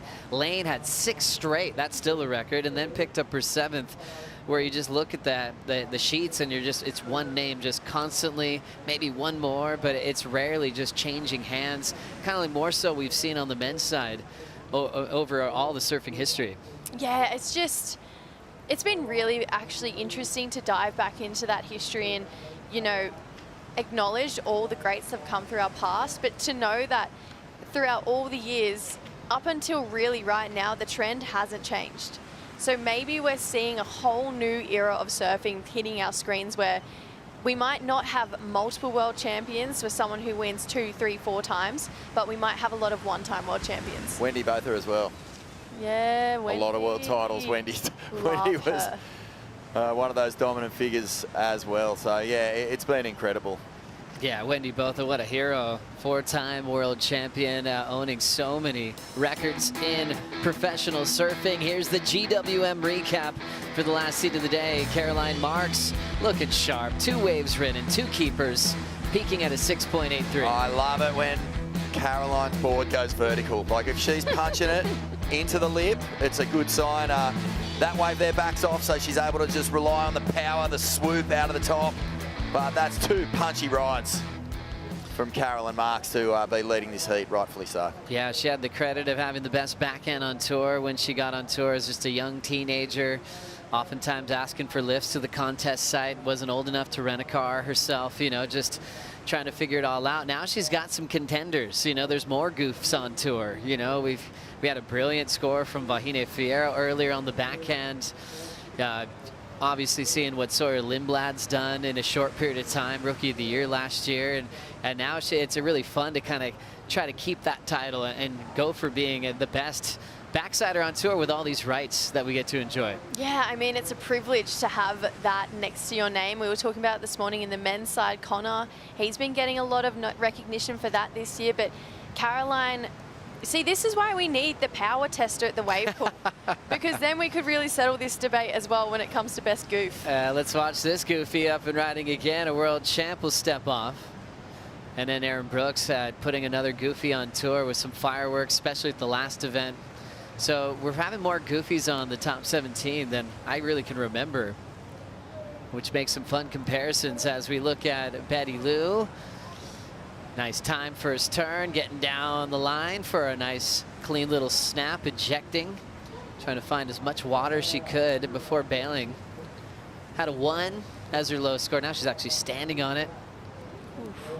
There's been quite a few encounters with this rock shelf over the later half of the day. We've seen quite a few surfers do board changes in there. We've seen a few of them sort of checking different parts of their bodies after collisions with the reef. So it's coming into play, and you know, that's going to factor in when the swell picks up too, because that end section with more swell on it is even more frightening. And then back to Betty Lou's wave here, Jesse. Yeah, really loved this first turn from Betty. Just, that's kind of what we saw from her bring to the table at Burleigh. Got the finish as well, wasn't chasing much. It's a 4.61, so judge is going to have a think about that one. Nice roll in from out the back for Bella Kenworthy. Nice wrap and then laying it down off the top. Nice read there for the rookie on tour. Was in the US Open final last season, joining forces with Reynos Hayes this year. Worked with Carissa Moore's dad in the wave pool. He's been mixing it up a little bit at the different stops this season. And putting that one together, down to a minute, that might be her last chance in the heat. Yeah, well, Betty Lou scraped up to second with a 5.17, so only chasing a 3.68 on this wave from Bella Kenworthy. It was a really nice first carve. This turn, though, best one she's done all heat, lays into it. Had to come through a pretty sucky section as well, so could potentially be the score she's chasing right now. Yeah, I think it's going to go there. I can't imagine why that wouldn't be. That was a real standout moment. Finish, and the first turn was solid too. So that was a crucial exchange with 20 seconds remaining. Reynos has had some brilliant events this year, having the final with Rio and Italo in Abu Dhabi. 10 seconds to go. This set is just a little far out of reach. You're seeing Caroline punch through, and we will run out of time in the day. That was a solid performance from Caroline Marks. Luke Egan is giving her a nice little golf clap from the top. One of the best goofy footers of all time, has been working so hard with Caroline over the years. And now she can release that form even further after the buzzer. You can tell she switched on. Yeah, I'm really stoked. It seems like Carolyn squared up her attack a bit more. You know, she's been maybe a little bit guilty this year of just surfing a little too lateral, but like good signs when she's going straight off the bottom and straight through the lip. So a pretty strong performance there. Big statement. Huge one there. Caroline looking to pick up her second victory of the season. It'll be a big one here for her at Margaret River main break. Looked like she had control from the very start of the matchup. Betty Lou, 3.17, 5.17, ended up dropping down to third, and Bella Kenworthy saved herself on her last score, like Vaughn Deadly called, 4.93 to avoid the elimination round. That was very crucial for the rookie on tour. It was big, and you know, another thing we were talking about during that heat, Joe, was just the fact that you come off a big win, and sometimes you just think it's all going to go exactly how it went from where you came in from your last heat. And for Betty Lou, it was just sort of snuck away from her there.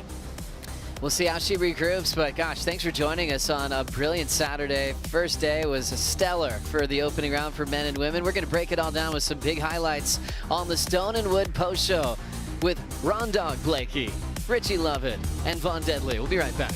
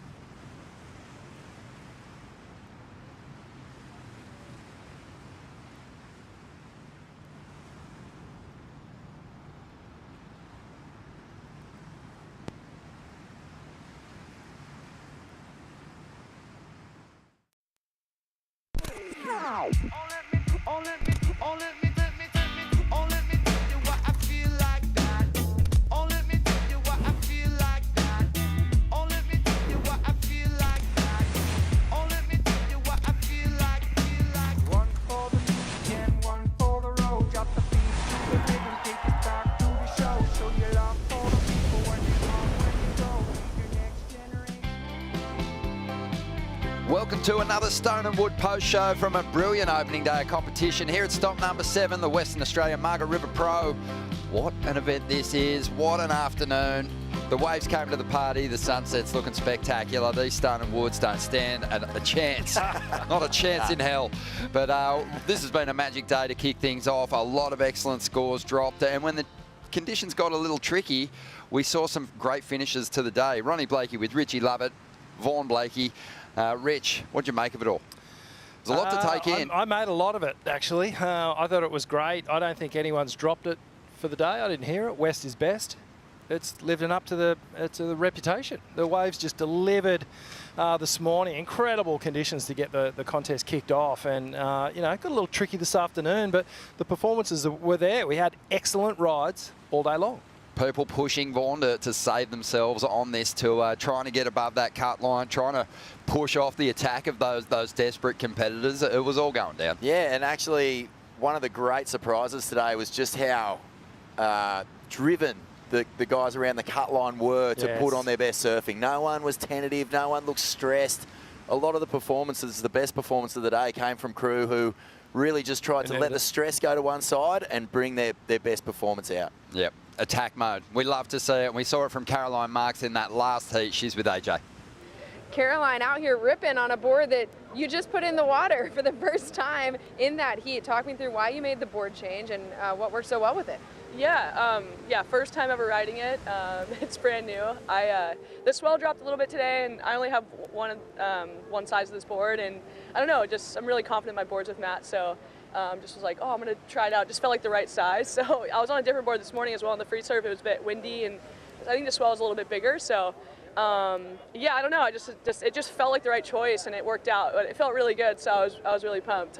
We got to see some incredible power from you in that heat. Just how good does it feel to find a wave where you're feeling like it suits some of your strengths? Yeah, I'm really stoked. You know, since Portugal, I've had a couple like tough heats. You know, like restarts and slow heats. I feel like I haven't even really been able to surf that much, and that's been on me too. You know, I've made some dumb mistakes and stuff that I've needed to work on. So that heat felt really good. I feel like I surfed a really smart heat, and I don't know, I just felt really solid. So I've been having a lot of fun here, so it's, yeah, just all around good vibes. Speaking of a lot of fun, the last year have been a lot of milestones for you, including an Olympic gold medal. And then just recently, the Sports Illustrated issue came out. You were in a class of some incredible female athletes from around the world. Just what has it meant to you to really step into this level of women's sports? Oh, it's incredible. I'm so inspired by all the amazing women around me. It was crazy. Like I got done with all my fittings, and then Jordan Childs walked in. I'm like, oh my gosh, it's like my hero. So it's pretty crazy, and yeah, to see yourself like in a magazine still. I feel like everything's so online now. It's pretty amazing. So I'm really stoked, and the whole Sports Illustrated crew is so amazing to work with, and yeah, I feel really inspired and grateful to work with such amazing people. So yeah, it was an awesome experience. And you're still inspiring the rest of us. Congrats, Caroline. See you in the next one. Thank you.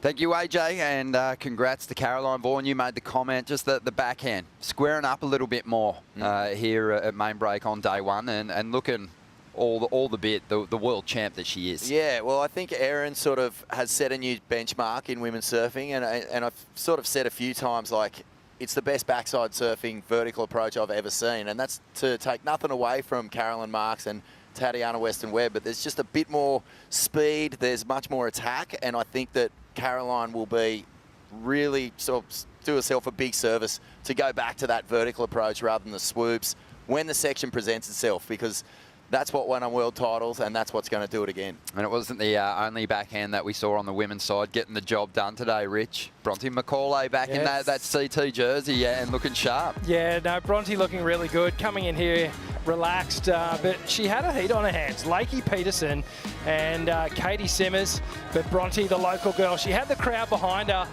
and really surfing pressure-free. She said it's her retirement event, swan song event, and she really stood up. It wasn't the highest scoring heat of the round, but geez, there was some good surfing and it was a great battle. So appreciate when a competitor gives you that transparency so you can get on the train and ride that journey through the event. But instantly what I saw there from Bronte was her ability to really surf around the bowl of the wave, Vaughan, fade back and set up that hit, that great hit that she's got in the pocket. Katie looked great at different stages too. Yeah, she did. I think Bronte's local knowledge just came to the fore. The wind picked up a little bit. It started getting ruffled, but she never put a foot wrong. Every choice she made was on point. But Katie's surfing was very impressive as well. Yeah, no, totally agree. But you know, back to the goofies. Let's pay them. Let's pay them the respect they due. And move on, because we're regular. Quickly, but we're on regular footers.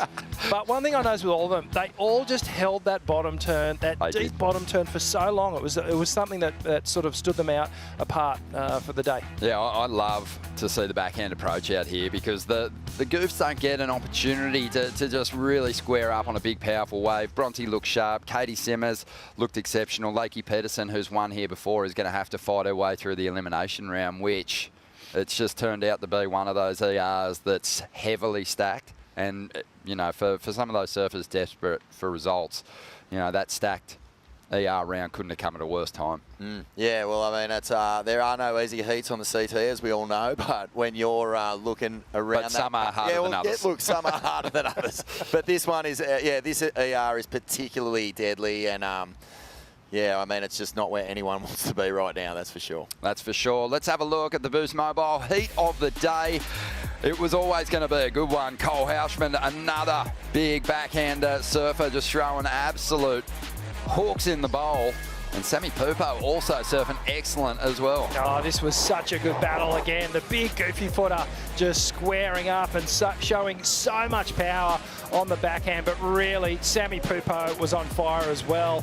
2 excellent numbers and really stepping it up in form, just bringing that real speed, carve, that sizzling approach, that precision off the top, just electrifying. He really turned up the volume. We saw it in moments, Rich, at Burleigh from Sammy, but you know, that was a really complete performance. Both waves going excellent. So much intent. You could see with from start to finish on his waves, he was Mach 10. You know, there was one intention, but geez, this guy was powerful. Undeniable just brutality here from the big man. Just put the ballast on and just swung the weight around. He was just so impressive.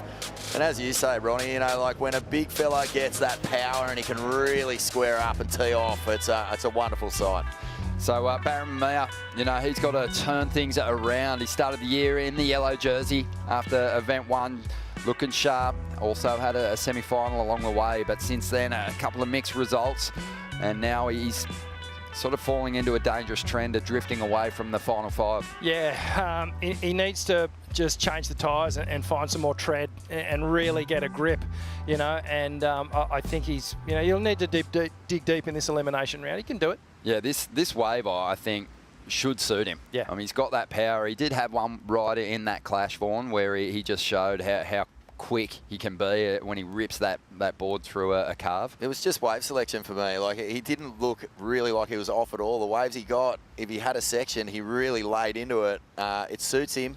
As you say, Rich, I reckon he's got it in him. It just needs the waves. Yeah. Let's have a look at the Surfline forecast. Today was a real treat. To rock up on day 1 and be greeted with such magic conditions was ideal. But what's coming our way, Rich? A big old purple blob is what's coming our way, and that means that there's plenty of swell coming. No, that's a good thing, trust me. We've had 3, 4, 5 days of just incredible waves here over in the west. We arrived yesterday and it was thumping. So what we had today was the residual swell that was left over of that system, and then we've got a new one coming around the Tuesday mark. It'll start filling in Monday night, and Tuesday we should be greeted with a brand new swell. And you can see there Wednesday afternoon, it's going to be up around 15, 20-foot faces, which is solid, no-nonsense Margaret River. Tomorrow, we'll come down and check it out. It's not a guarantee, but it's looking pretty good. Really cool to hear from Kevin Wallace at Surfline throughout the day too, and just get some deeper insights into the Surfline forecast and asking him the big questions. Is there a chance that we could get to the box? He was sort of pretty positive. Yeah, about it. It's a hard one to commit to because obviously you want to get a full day of competition there, and you want to make sure people have a lot of opportunity as well. Yeah, it's one of those really consequential waves. It's no nonsense. Big, one of the heaviest pitch you're ever going to ride, really. But again, it's pretty fickle and kind of works itself out on the tide. So to get a full run day is pretty special. But you know, fingers crossed we get it, because I'd love to see it jump over there just even for a day. It'd be awesome. It would be. Let's have a look at the Hydrolite heats to watch. We mentioned before that some big names got bumped into the elimination round. Have a look at this lineup. Barron Mamiya, Ryan Callanan, and the local boy Jacob Wilcox, who won through in the trials. Yeah, great looking heat here. Well, Chippo, Jacob Wilcox, he had a bit of a shocker today, and he'll be looking to clean that one up. Arkell was in great form today, just a little unlucky with the wave choice again, and as you said, Barron was also surfing really good. That's a tough heat. I mean, the women's elimination rounds are pretty hectic, and this one is no easier. That's a bad night's sleep for all 3 guys, I think. Let's have a look at the Hydrolite heat to watch. On the women's side, it is, like we said, going to be a really tough one. Betty Lou Sakura Johnson coming off a victory at the last event up against Sally Fitzgibbons, who featured in that final as well, and the local Willow Hardy. Must win for Sally. This is it. She'll be facing a trip over to Newcastle to rejoin the Challenger Series if she doesn't get this result. So a lot on the line. Betty Lou just getting a little reminder, it's not always going to go your way after a big win. And Willow Hardy, like, we haven't seen her best at all. She's the local. She's got a lot of crowd support. She's going to bring her best in this next heat. Yeah, Willow and her dad, Jean, just an animal in waves of consequence, and we'll have her well prepped for that exchange, Vorno. I think so, yeah. I've actually been working on a little surf film which Willow has a section on, or in, I should say, and mate, when she tees off, you'll know about it. So, yeah, I think she'll be well primed for that. Yeah, it'll be a fantastic clash. You don't want to miss the elimination round. Let's get into some of the big highlights from today now. The BioGlan Daily Dose, starting at number 5. Rock solid performance here from Cole Houshman, the highest heat total of the day. Yeah, Cole Houshman, just the big, goofy footer, 6'10", I think he is. No, he's not quite that tall, but geez, he surfs big and so powerful on the backhand, just manhandling these waves. He was sort of unstoppable today in this heat against Sammy Pupo. And really, 2 excellent surfers in this heat. Yeah, really looked solid over in El Salvador, but this year sort of struggling to reach the podium and match his performance as a rookie down at Bells Beach, but he's coming to life at the right time. Coming in at number 4, the defending champ Shine, Gabriella Bryan, laid down this big hawk fawn, got herself an excellent score, only 2 turns for an 8. This is the first time where she has just worn the yellow jersey like someone who really owns it. You know, I think that when she got it, a couple of scratchy heats, but this was just in her element. Big, powerful surf, big, powerful off the lips, and every bit looking like the world number 1 at the moment. Yeah, amazing. Rich made the comment that she's really stepped into that role of being the most powerful surfer on the women's tour. You've got to agree with him. Coming in at number 3, Chianca, charging. His equipment just looking alive under his feet, but just in full attack mode. Yeah, I really like Joao out at Margaret River because it irons out a few of the little wiggles that we can see when he's getting desperate. But this last finishing manoeuvre on that wave was something remarkable. That was one of those ones where you were like, there's no way he's going to ride out of this. He's not going to make it, and he did. And he got the score to boot. Bronte McCauley coming in at number 2, local knowledge prevailing. And again, you can just see it. The work around that critical section of the wave, the ability to fade and get vert, really served her well. Crew. Yeah, no, she had numbers on the beach, no surprise there. But what was impressive wasn't just the wave knowledge, it was the power. She just looks like she's really hooking into these bowls and throwing so much spray. Yeah, got rolled across the reef for a trouble. That commitment, something you need here at Margaret River, and something that this guy has got. Coming in at number 1, the hometown hero, lights up the crowd, and they turned out and forced to cheer him on. Oh, just the energy, the shaman, you could feel it, and was in total control through this heat and in perfect sync with the energy here at Margaret River. You had the crowd support and obviously the support of wife Julia there as well. And well, off day 1, kind of looks like the man to beat, doesn't he? Welcome back to the juice. He was feeling every bit of that Indian Ocean out there and just responding to it beautifully. Yeah, well, he you know, a 33rd on the Gold Coast. Who saw that coming for Jack Robinson? He's been so solid, and that's where he's living these days. It just was a major stumble, but he couldn't be heading to a better stop than his home break, where he learned his craft to turn things around and get himself right back up at the top end of the rankings. Yeah, and I think also it's not to be discounted just how loud the crowd is down here when Jack, Bronte and Willow paddle out, and Chippo as well. Like, they are ready to cheer on these local heroes, and because he's going for his 3rd win here, you know, he's the guy. He's number 1. They want to really get in full voice and support him. He'll slurp up that energy. What's it like for being a competitor here at Main Break, Rich? When you're out there, do you hear this crowd? Because we've just come from a venue, Burleigh Heads, where basically when the surfers are finishing off their rides, people can reach out and touch them, and the crowd is extremely audible. Julian Wilson knows that. What's it like here at Main Break? It's not as loud, obviously, because you're not as close, but when there's that offshore wind, you can hear it. You can hear it. And when you hear it, you know it must be loud because it's traveling, you know, a couple of 100 yards to get out to you. So, you know, when you can hear the crowd, you've done something special. But as a competitor, looking back at the headland, it's one of the most picturesque views you're ever going to get as a competitor, and it feels pretty special. So, you know, thank you, Margaret River, for having us again. Yeah, and thank you for getting behind all the competitors today. What a brilliant way to kick off stop number 7. We'll be down here bright and early tomorrow morning, 7:15. A call will be made for a possible 7:30 a.m. start, so tune in nice and early. Right now, though, enjoy today's highlights.